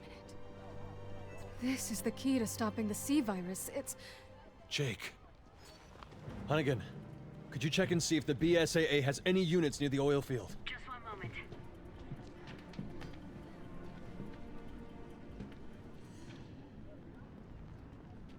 What is that? Okay, I've got a Chris Redfield on the line, patching you through to his aircraft. Chris Redfield. Leon! Leon, where are you? Chris, we're just outside of Tachi. Why? Get the hell out of there!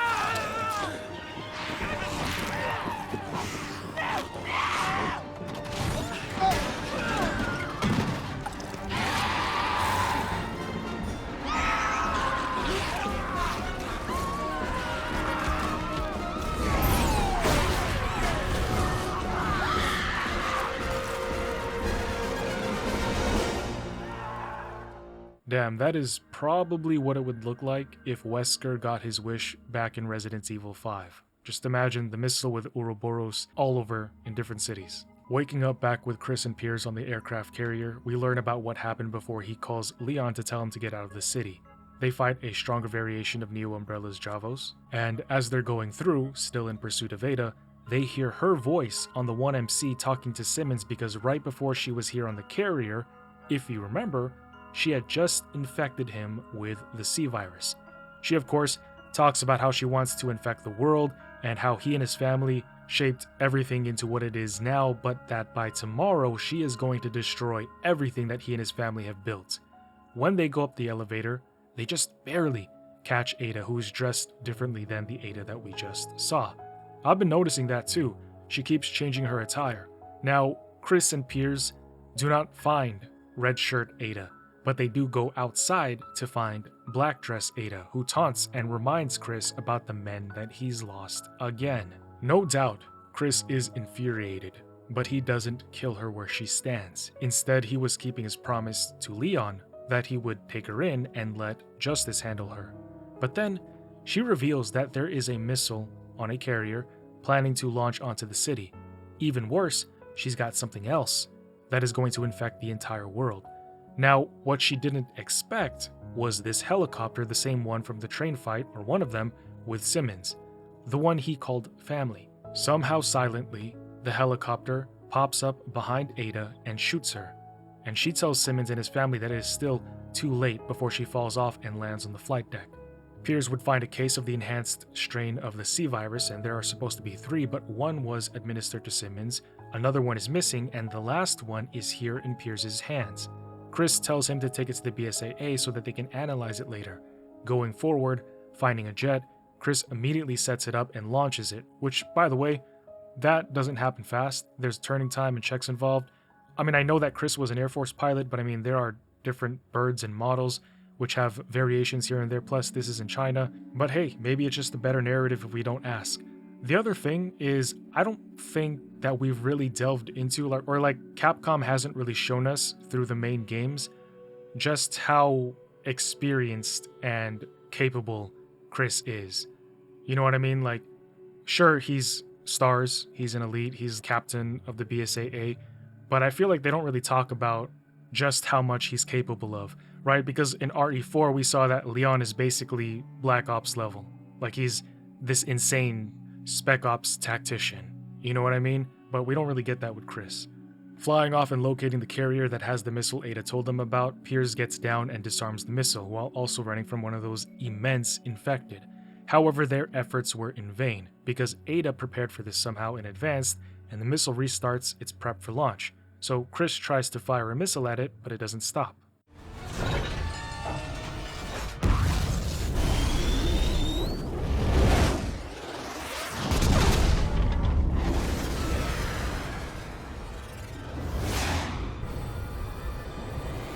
It's heading for the city! This is FOS. Is anyone there? FOS? Chris Redfield with the BSAA here. Hold on. I'm patching you through to Agent Leon Kennedy. What? Leon! Leon, where are you? Chris, we're just outside of Tachi. Why? Get the hell out of there!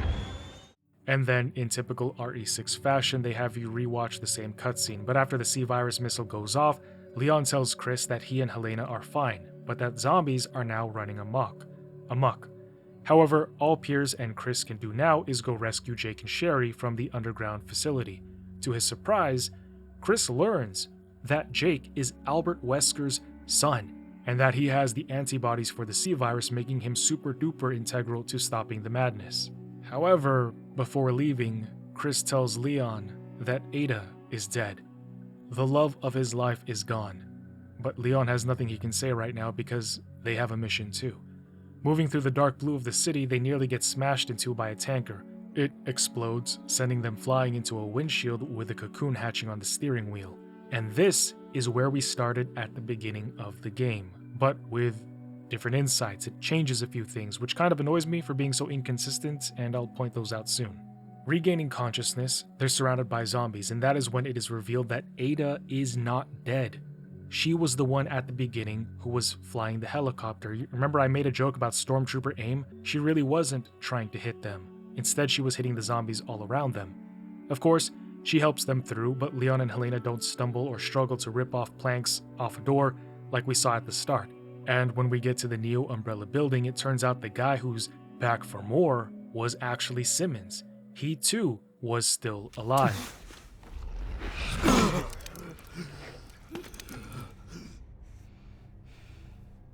Back for more?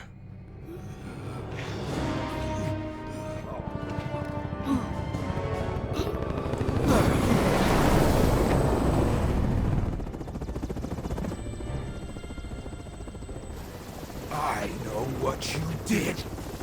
Ada! You disobeyed me. You took Wesker's son away!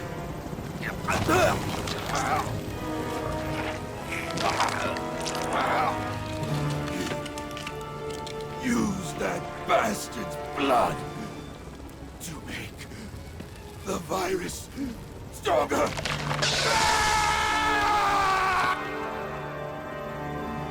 Hope you got friends on the other side, because no one's gonna miss you here. So how is it that Ada is still alive, by the way, after having been shot and falling to her death? More on that a bit. But for now, the three of them have to fight T-Rex Simmons. Their fight would then move outside the building and up above on skyscrapers, but in a moment's rest, Helena would stop and realize that Leon was high-key in love with Ada.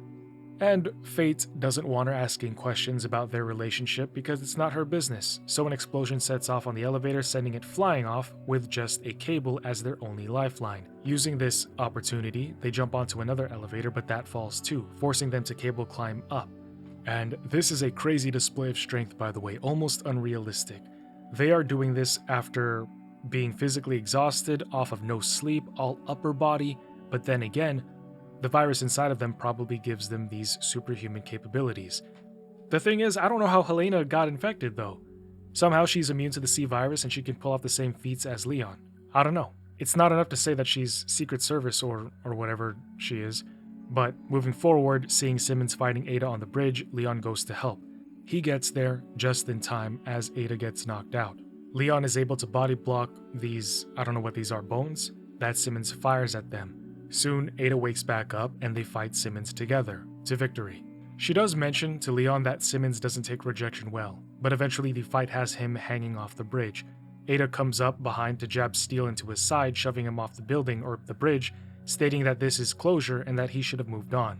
They had a thing in the past, and I guess it was more one-sided than anything because he has been obsessed with Ada ever since she left him.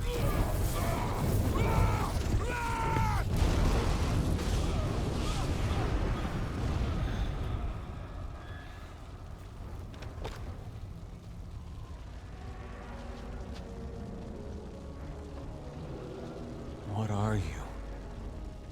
Why are you helping us?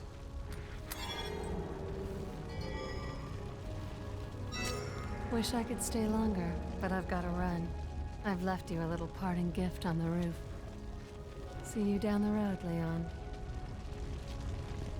Ada! What are you waiting for? Go after her. No. We're sticking together.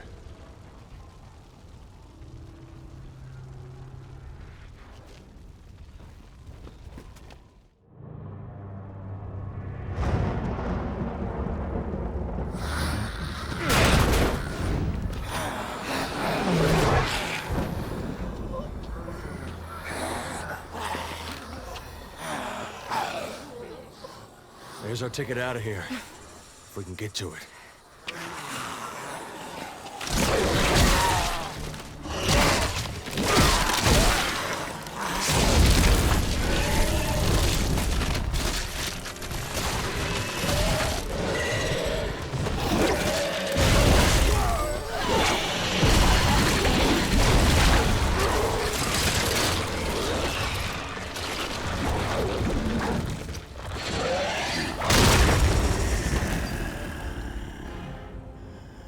He just doesn't quit, does he?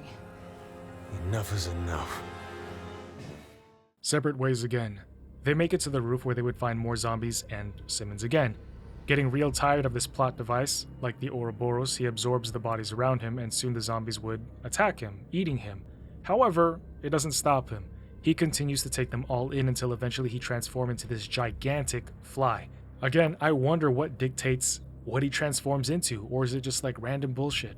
Using this randomly placed metal tip, Leon picks it up, stabs it into a zombie, which Simmons absorbs, and it conducts lightning to strike him in the face, sending him off the side of the building. And yet, that still would not be enough, because in Resident Evil, nobody ever dies. When they get to the helicopter that Ada left for them, he shows up once again. Using the RPG that Ada left him, Leon pokes Simmons in the eye.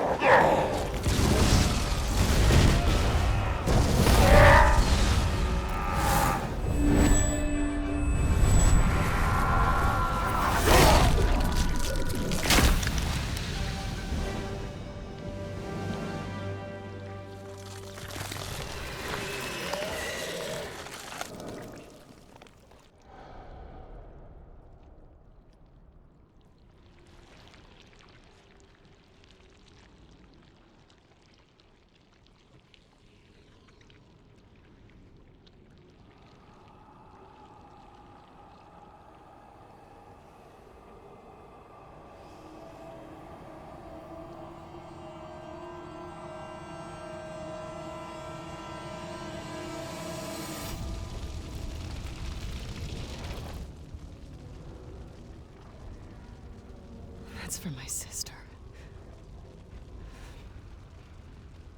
Come on. Let's get to the chopper.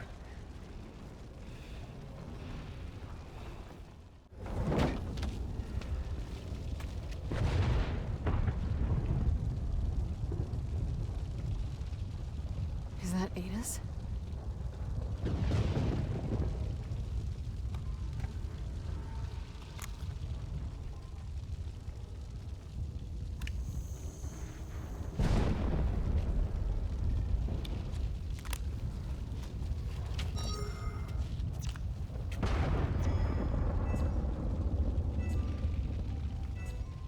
Leon, this is... Evidence that proves Simmons' guilt. Which means it will prove your innocence. Our innocence. I don't need it. Helena. Good news, Leon. We found a way to defeat the virus. Copy that. We're on our way back. See you soon. Let's go.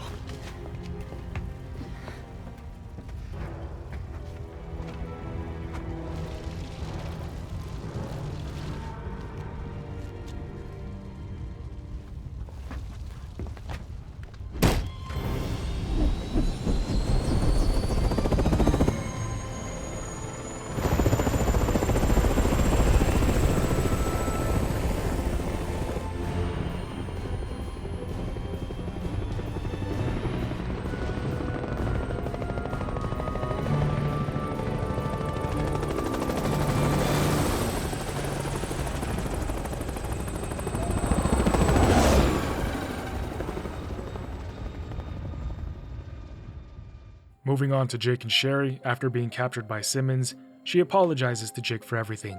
Naturally, he's not mad at her for doing what she believed was right, when out of nowhere they're released from being locked in place.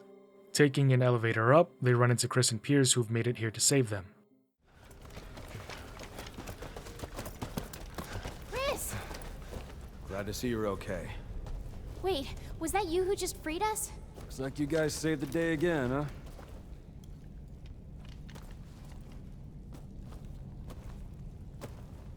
I can see your father in you. How did you know? Wait, hold on a second. So you knew him? Yeah, I did. But I'm the one that killed him.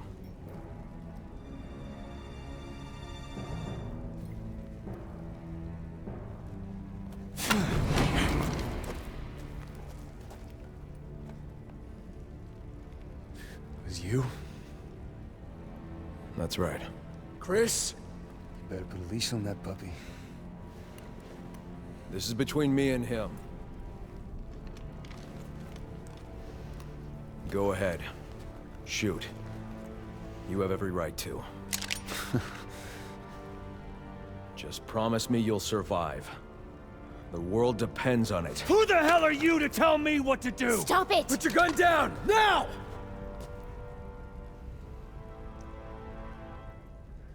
Tell me, we just following orders? Or was it personal?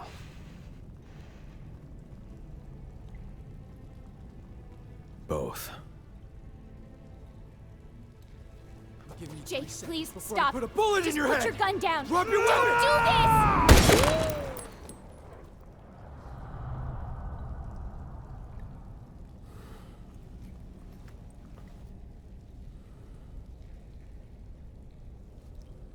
There are more important things at stake than you and me.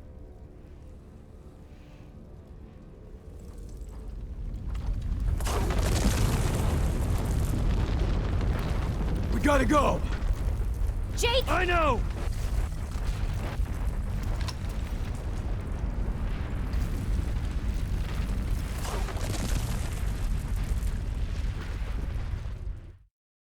Attempting to find a way out, Sherry begs Jake to talk to Chris civilly after all this is over. And I think that if that conversation ever happened, Jake could understand more behind the whys everything happened. I think context matters quite a bit because you gotta remember this is probably a lot for him. I mean, like, up until 1 or 2 days ago, Jake thought that his dad was just the deadbeat who skipped out on him and his mom. Now he's faced with the revelation that his dad was going to kill the entire world, and the pineapple on top is that his father's killer is right in front of him. And as they're fighting their way up, Piers would even ask Chris, "Why would you tell Jake the truth?" And Chris would just say, he deserves to know it. However, there is a huge monster hanging in the center of this room. It's waking up, about to emerge from its cocoon.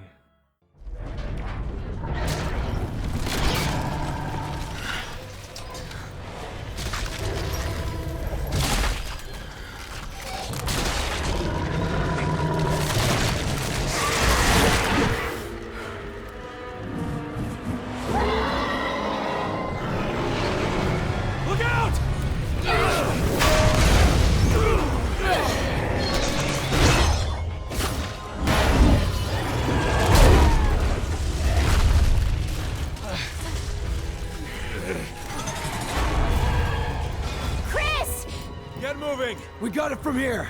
Let's go. Wait! Hey! You got a job to finish.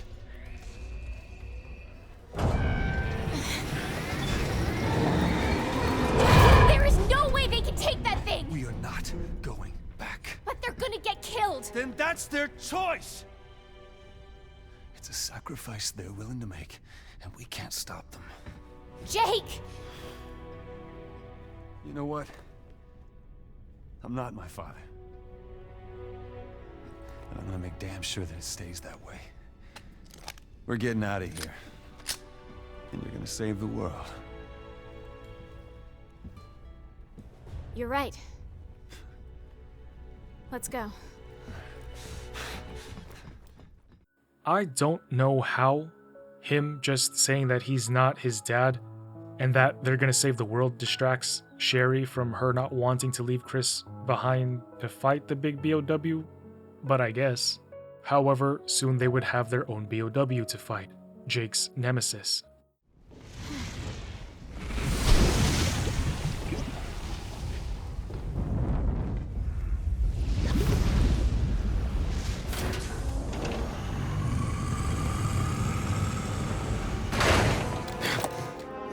Look who's back.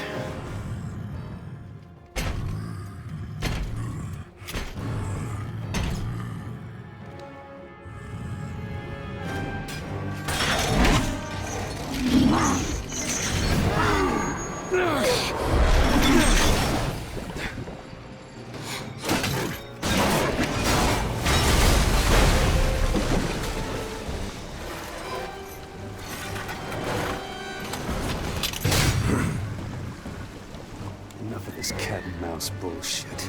Come get some, you ugly son of a bitch! So, a little bit about Ustanak. He was actually an employee of Neo Umbrella who had this tragically frail body at first, and so he accepts the C virus in order to not have a weak body. The thing is, over 300 subjects before him died from this strain of C virus, but not him. However, he did lose his arm and it never regenerated. Soon it was discovered that Ustanak had maintained enough intelligence to even craft his own weapons, though Neo Umbrella would engineer an arm and armaments for him. Also, in retrospect, this kind of makes sense as to why they named him Ustanak, which again means rebellion, because the guy had a weak body. Over 300 people before him died during the experiments, so for him to be the one that survives is him rebelling against the odds. So I think that's pretty cool. Also, Rebellion is the name of Dante's sword in Devil May Cry. Just another side note. Other thing, Ustanak also had this powerful veneration for a certain woman, and you're going to learn who she is soon if you haven't put two and two together yet. The reason that he respected her so much was because she was the one who bestowed this newfound power to him. Ustanak viewed her as a mother, and she was the only one that he would listen to. And she wanted him to hunt and capture Jake. So here we are now in this underwater facility, surrounded by magma where Jake, Sherry, and the BOW would fight.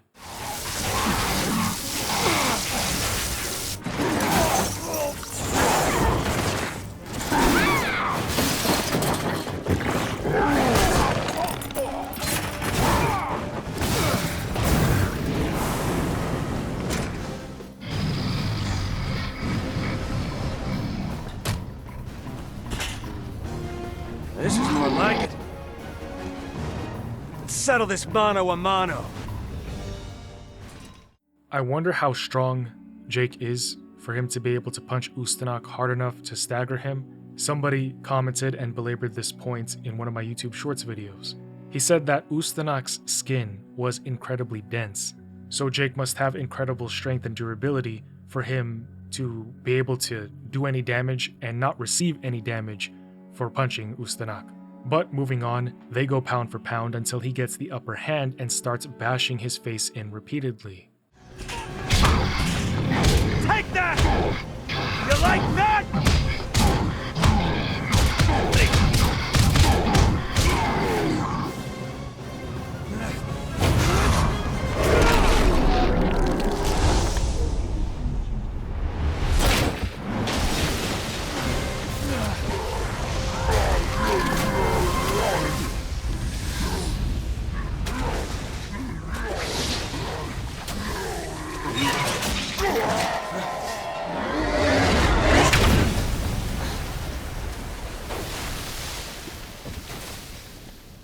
Good riddance.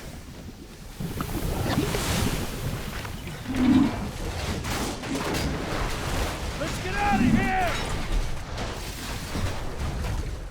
With Ustanak finally dealt with, they find this platform. Pulling this lever, it immediately just blasts forward so fast, and you would think, seeing this, that anything not anchored would fly off. But no, Jake and Sherry are still there, just like Ustanak, who is still alive, and coming up behind them with a ball of incineration. Crawling forward to drop pipes in its face, it launches itself in front of them, but luckily they find a magnum and they both use it to shoot Ustanak one more time, actually ending him, giving Jake and Sherry this moment. This shit ends now.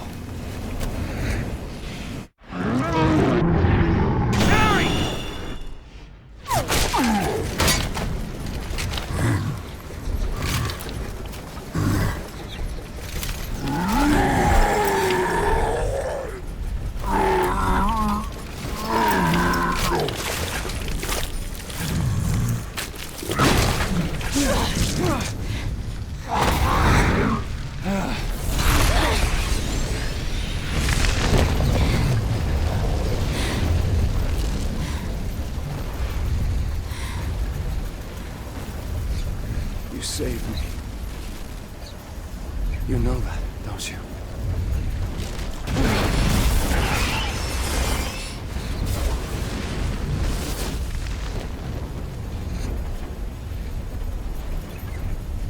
Thank you.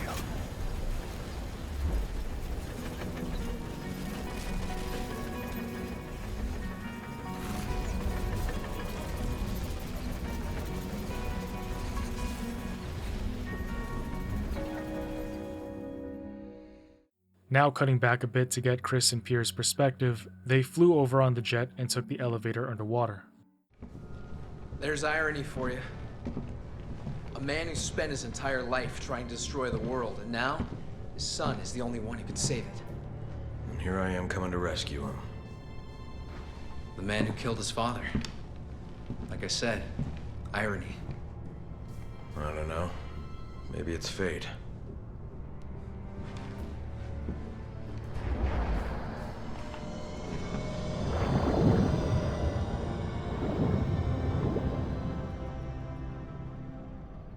It's been 3 years since I killed Wesker. I can't let this war follow me forever. After we rescue Jake, I'm turning in my gun. What? Wait a minute. It's about time someone took my place. I'd be honored if it was you. I don't think I'm ready for that. You've made it this far, haven't you? All right. This is it! Making their way in, they find Jake and Sherry on the monitor, releasing them, and then meeting up with them just as we saw. This time, we take the lift with Jake, and he tells Chris that after this, they're gonna have a nice long talk about everything that's happened. Jake's got his chip on his shoulder.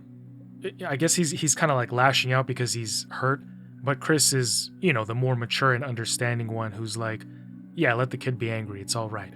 I don't know the words for it off the top of my head, but it is a trope that I've seen before, just not often. With the BOW released, Chris and Pierce first run from it because it's way too huge to fight down there, but then it follows them above and they fight it there until it collapses. However, the battle breaks their surroundings, causing the walls to crack. Water starts to flood in and this whole place is about to get deeped. They start leaving, but the BOW is still alive and outside, trying to break the walls of the tunnel that they're in. So they rush forward, barely making it under the door. However, the BOW slides under to reach in at the last moment.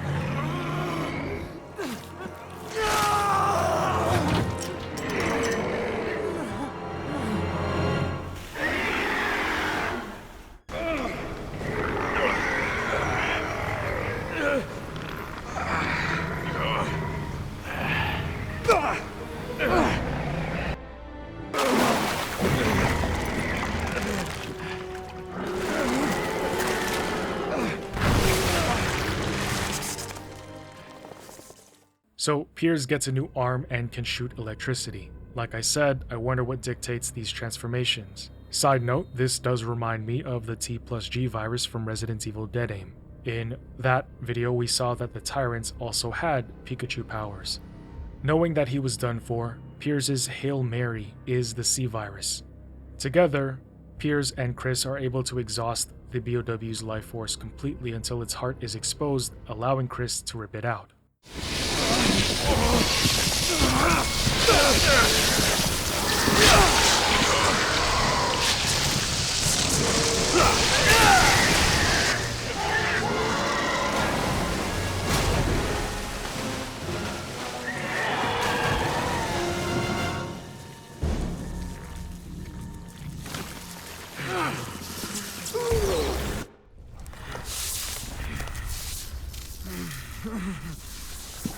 Piers, come on, just stay with me. You're gonna be okay. I'm sorry, Captain. I did it. For the BSAA. For the future.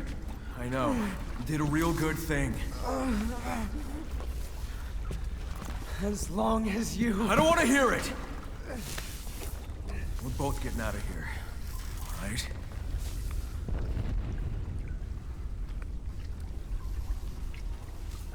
Let's go.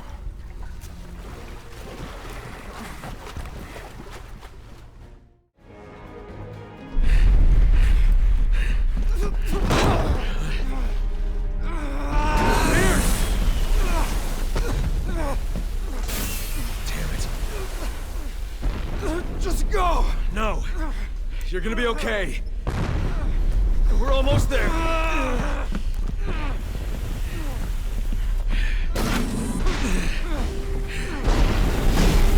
Escape pods.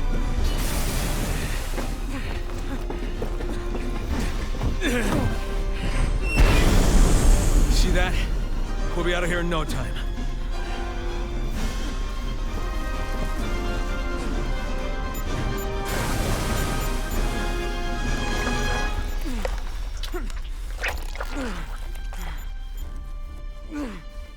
Come on. Got it. Here we go, Pierce. We're getting out of here.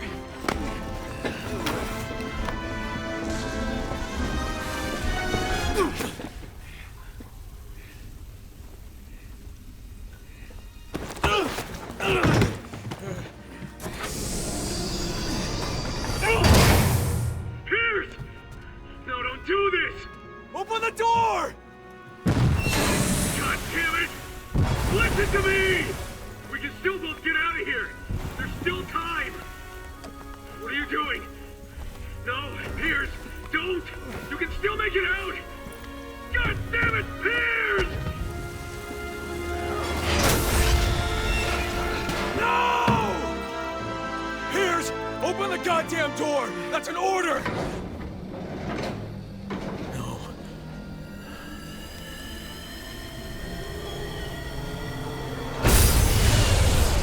Pierce!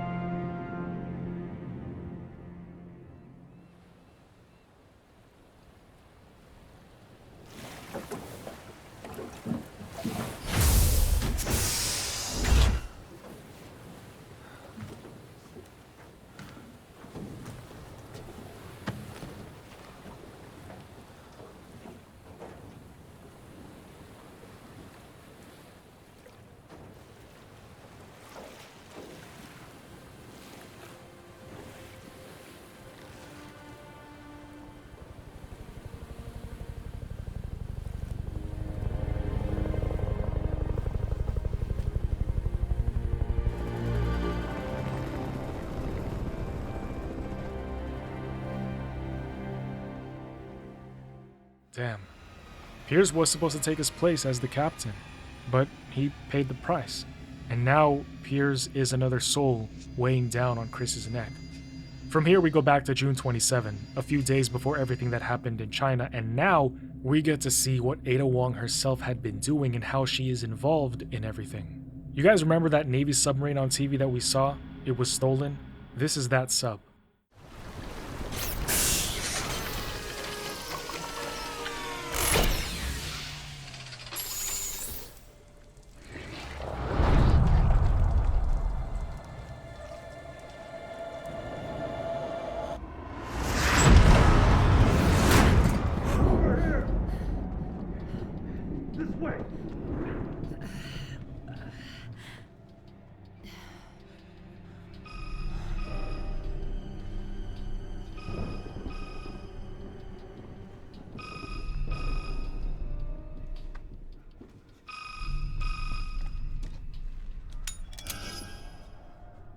Simmons. Ada Wong. It's been a long time. Not long enough. I see you still like to play games. Old habits. Besides, a phone call can be so impersonal. What is it you want? I received some very interesting intel on you, Miss Wong. Intel that will greatly influence your future. Curious? Not in the slightest.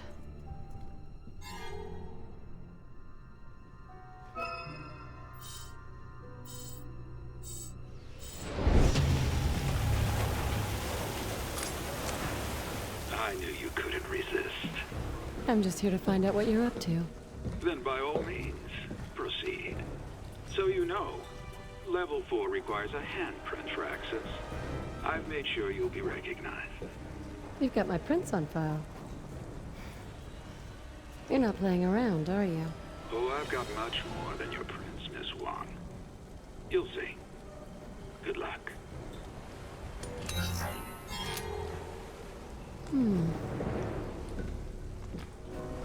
All right, Simmons. Let's see what you're hiding. Finding a recording of Simmons calling Ada his dearest, he tasks Ada with finding Jake and Sherry to ensure that they get out of Edonia safely so that he can get the antibodies for the C virus. There's just one issue. Ada was never given this mission, which again was dated 6 months ago. Odd, she and I both think, because Ada was definitely there in Edonia. She killed Chris's men. But if Ada is saying that she wasn't there and that she has no recollection of getting these orders, who is the Ada we saw? Soon, in order to evacuate, she would need to find and access the rescue sub on this sub, but it would require authorization in the form of Ada answering questions. The woman on the intercom states that back in Edonia, Ada performed experiments on humans under Simmons' orders, but Ada says she doesn't work for Simmons, that she never did any of the crimes that she's being accused of. The voice continues that Ada is looking for a world of chaos, but Ada responds that's not really her priority. However, if it bothers Simmons, she might be down for it. With authorization approved, Ada is able to safely leave this watery tomb, but right before she gets in, Simmons calls her, saying that starting tomorrow, the whole world will know pure chaos and that Ada herself is gonna take the blame for it. But she says she's not just gonna sit there and let it happen. Leaving the ocean and going to the cathedral at Tall Oaks, she sees Helena and Leon are there as well. Ada follows them down below, and you know what happens when she helps to put Deborah to rest. After which, she finds Simmons' lab as well as the birthday tape video, and after seeing her be born from that cocoon, she gets a call. Derek smugly asks if she's discovered anything new, and Ada immediately puts all the pieces together. She is not actually on the phone with Simmons right now. She's actually talking to...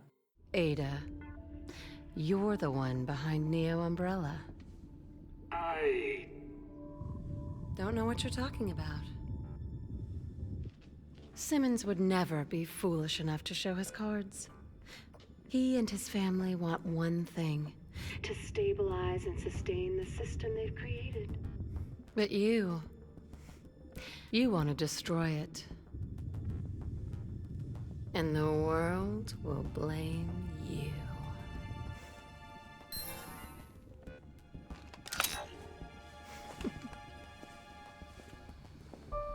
If she wants a game, she'll get one. With the real Ada Wong.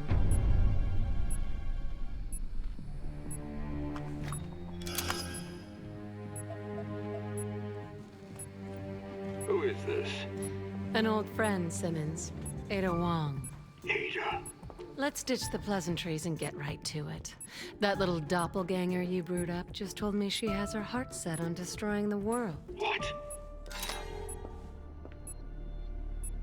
Looks like the race is on. Let's see who comes in first.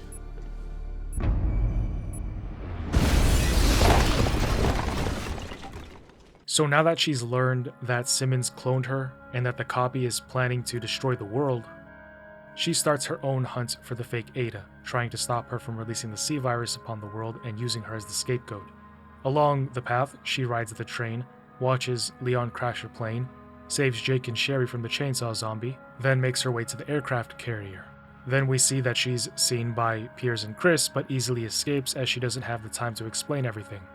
Once inside, she finds a voice recording of Simmons to learn that he used somebody named Carla to clone Ada. Why won't it work? Combine the DNA sequence with the cocoon's biostructure. Find another subject. Use Carla for the next pass. She's a close match. Be careful what you say around her. I don't want her catching on. Yes.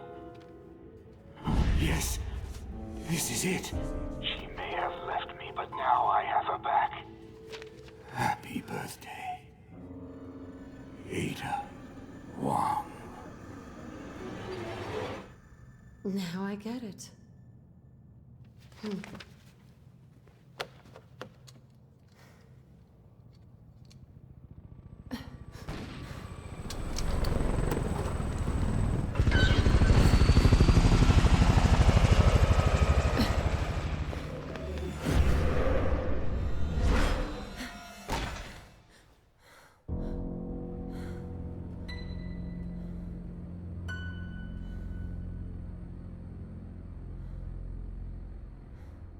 So now it is time I explained everything about who is behind everything in Resident Evil 6 and why.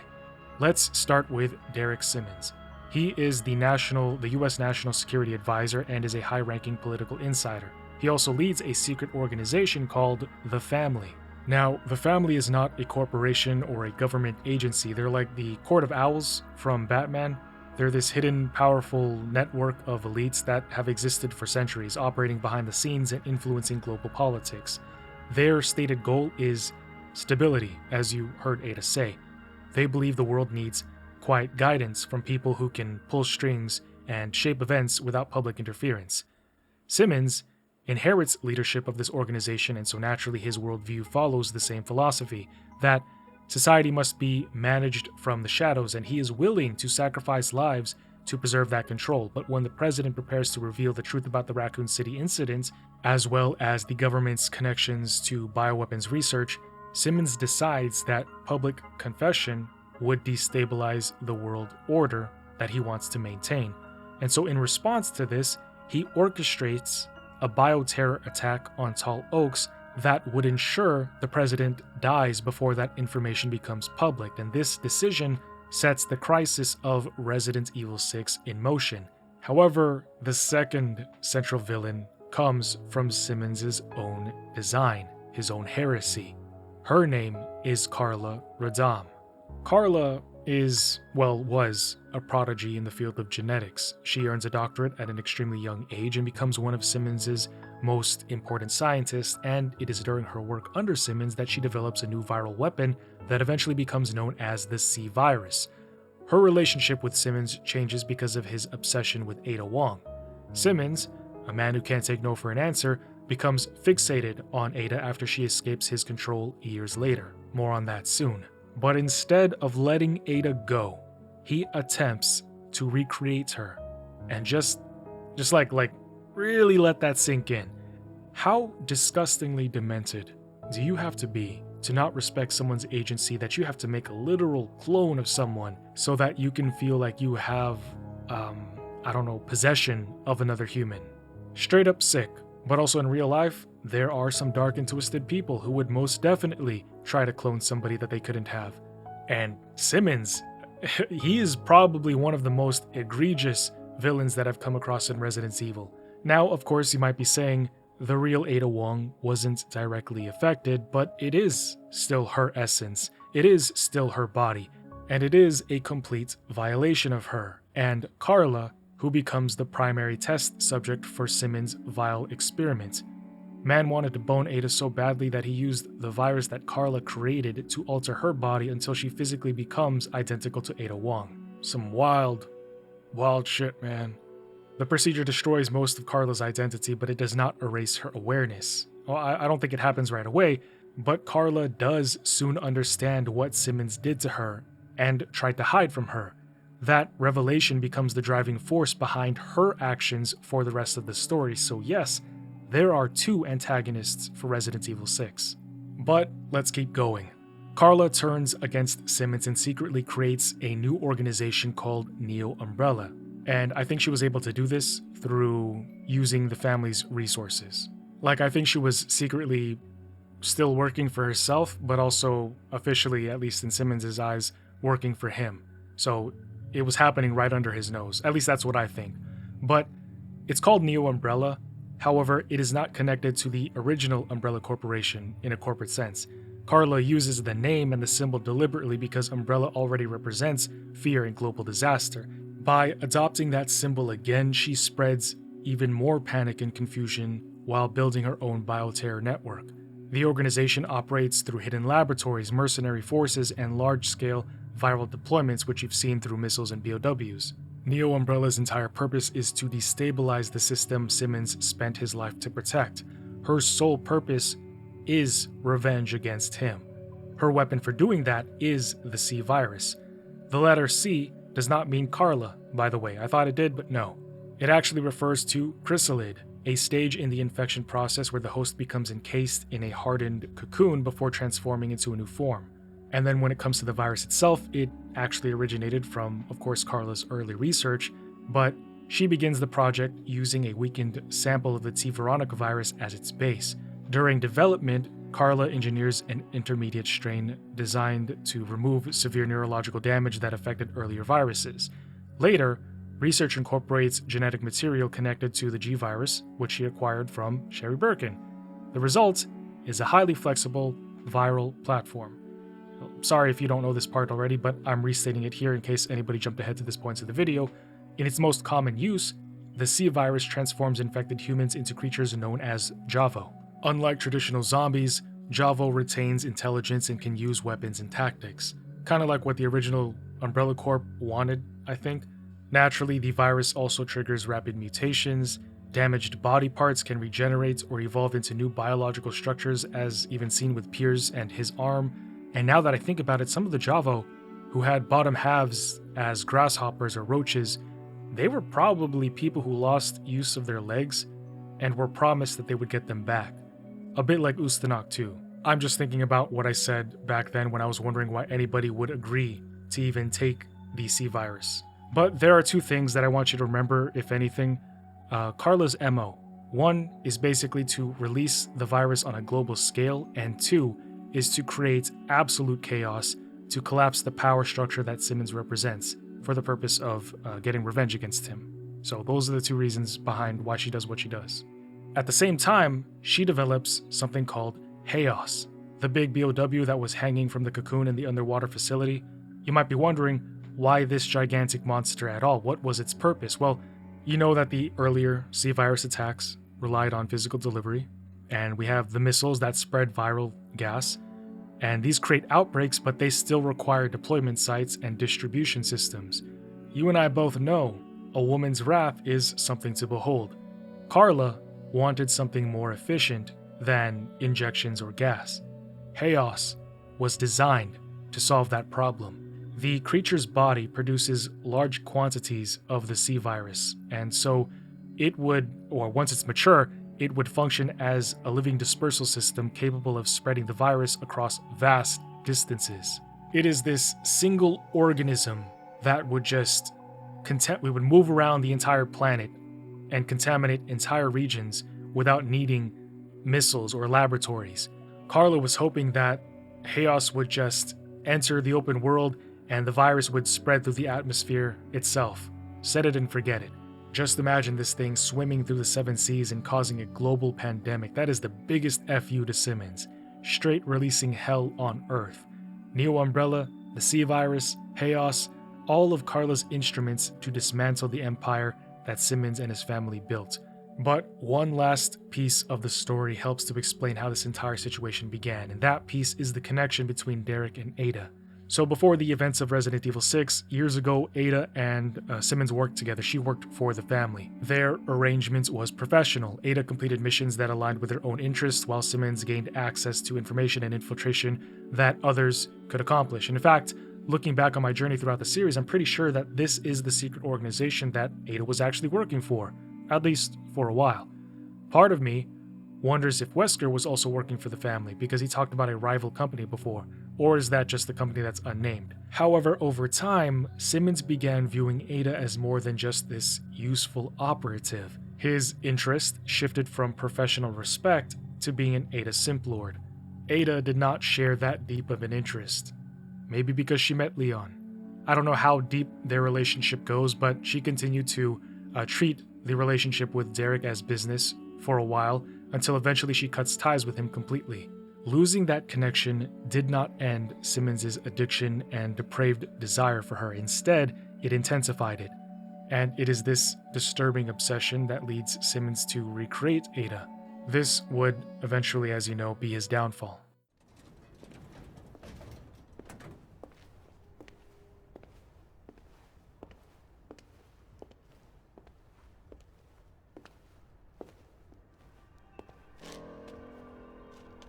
Your hatred for Simmons drove you to tear down the world they created. But it was your conscience, Carla, that saw you fail. After all, isn't that why you brought me into this? It's a shame. If you had only sought vengeance against Simmons alone, I would have helped you.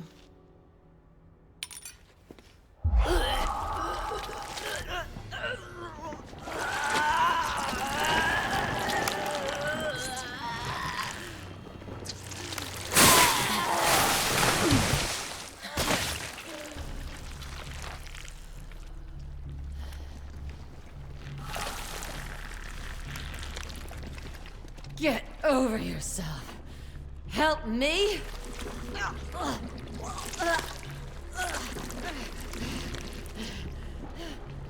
I'm the real Ada woman. I don't need help from anyone. My plans aren't failing. They're thriving.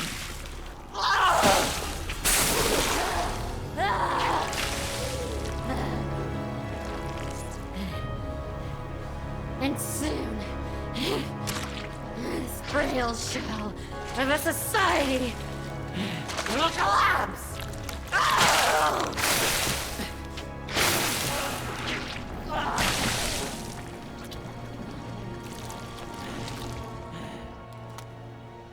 After that, you know what will be left of this world?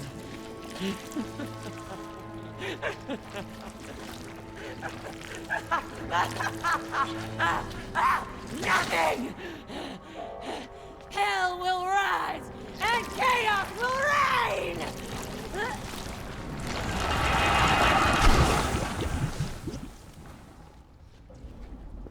And I, Ada Wong, will be queen of the new world!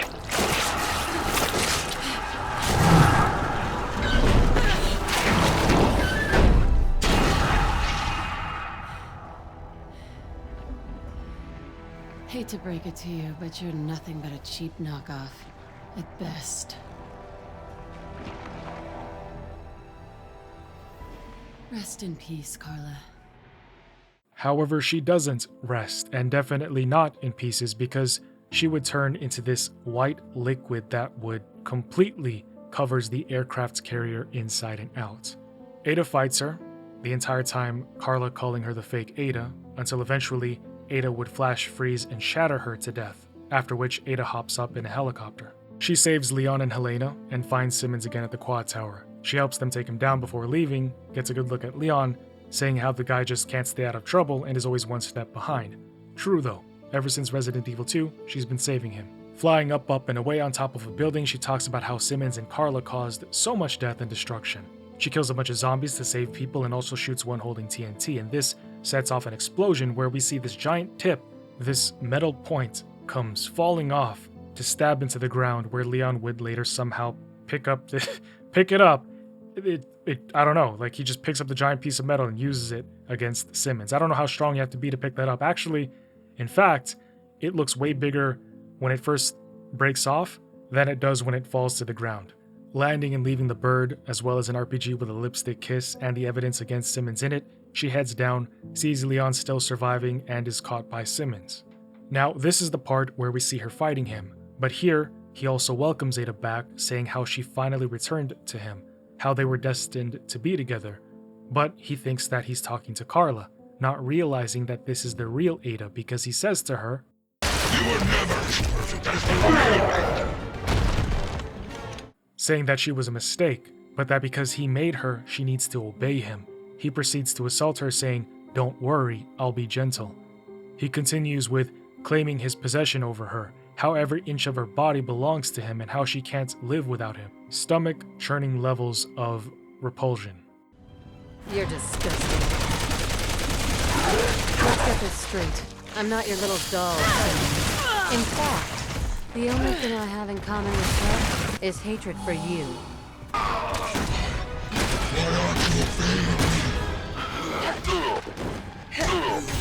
For my masterpiece, my beautiful creation. Bashing his face in, skull against the concrete, she impales and sends his body going down in flames, where Ada would then send Leon a message, and the two would share a gaze. So cute. You're really confused by all this, aren't you, Leon? It's kind of fun to watch.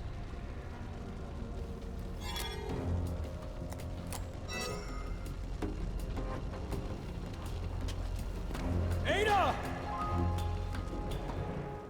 Not long after, Ada finds Carla's secret lab, allowing her to delete anything that could have implicated Ada's involvement with any of the BOW attacks. When she gets inside, she sees someone coming out of a chrysalid, and I think that it's Carla, but Ada says,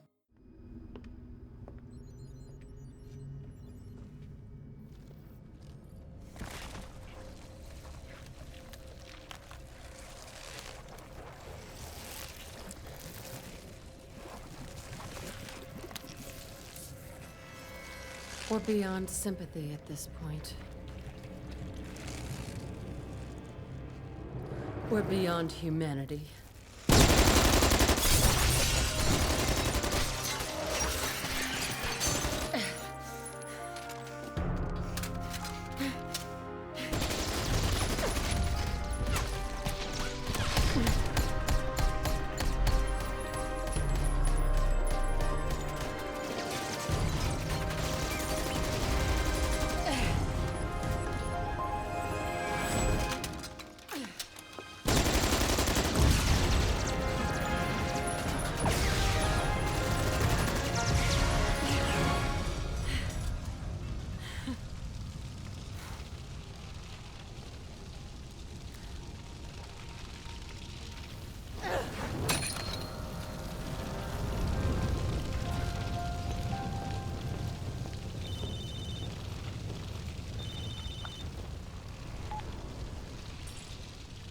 A job, huh? Sure. My schedule just cleared. So what happens to Ada from there? I don't know yet, but I guess she takes on another job to continue her merc work. But what about Helena and Leon? At the cemetery, she says her goodbye to her sister and turns to accept that Leon and Hunnigan are going to arrest her for her crimes against the nation, for her involvement in killing the president. Plot twist. They basically say, you're good because Simmons had you and your sister at gunpoint. I honestly didn't really care much for Helena's character. Her personality was left to be desired.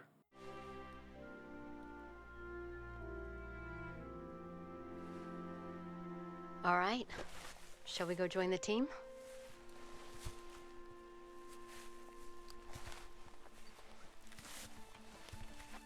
Leon.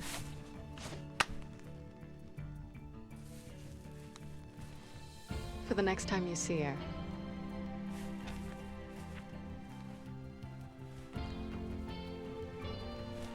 Women.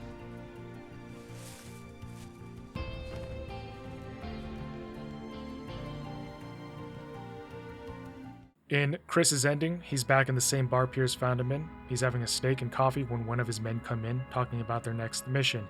Captain gets up and the patriotic music starts to flow in as they're gonna go to wherever they're going. But we know that they're in Europe, or Eastern Europe. Now, Sherry. I don't know if or when we're gonna see her again. She's on a plane, staring at Jake's picture. His blood, along with the data that Neo Umbrella gathered on him for 6 months, were given to the UN, and things are looking good now, worldwide. Jake's identity as Wesker's son would be kept as secret. And speaking of him, he texts her, good reception, that he lowered his asking price for his own blood down to $50, and looking out the window, she's actually flying right over him. And damn, I really wished Jake and Sherry stayed together. I would have shipped that relationship, but I guess Jake's gonna do his own thing. I still get Dante vibes from him.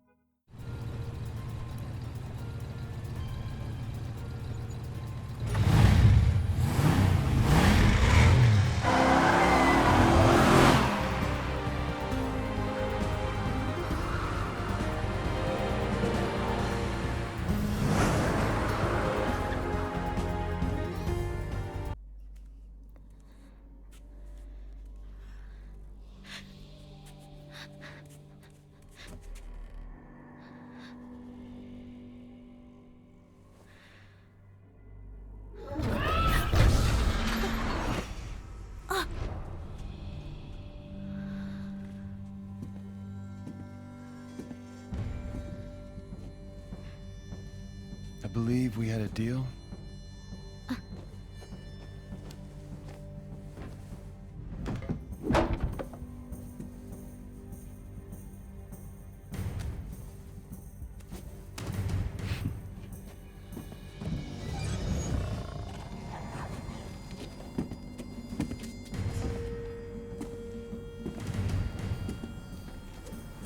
Are you going to keep your promise?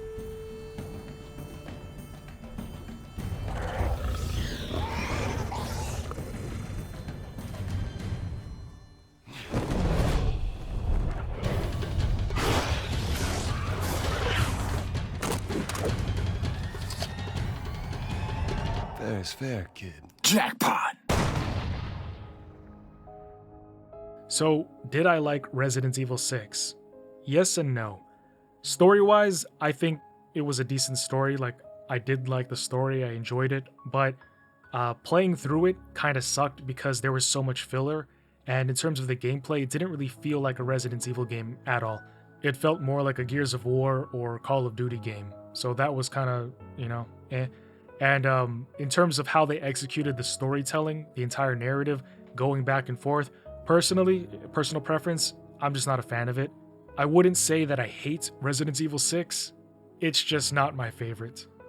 I would probably never play it again though. Luckily I don't have to, because now I have this video, so 20 years from now, if I want to rewatch the entire series of Resident Evil, I can just watch my own videos.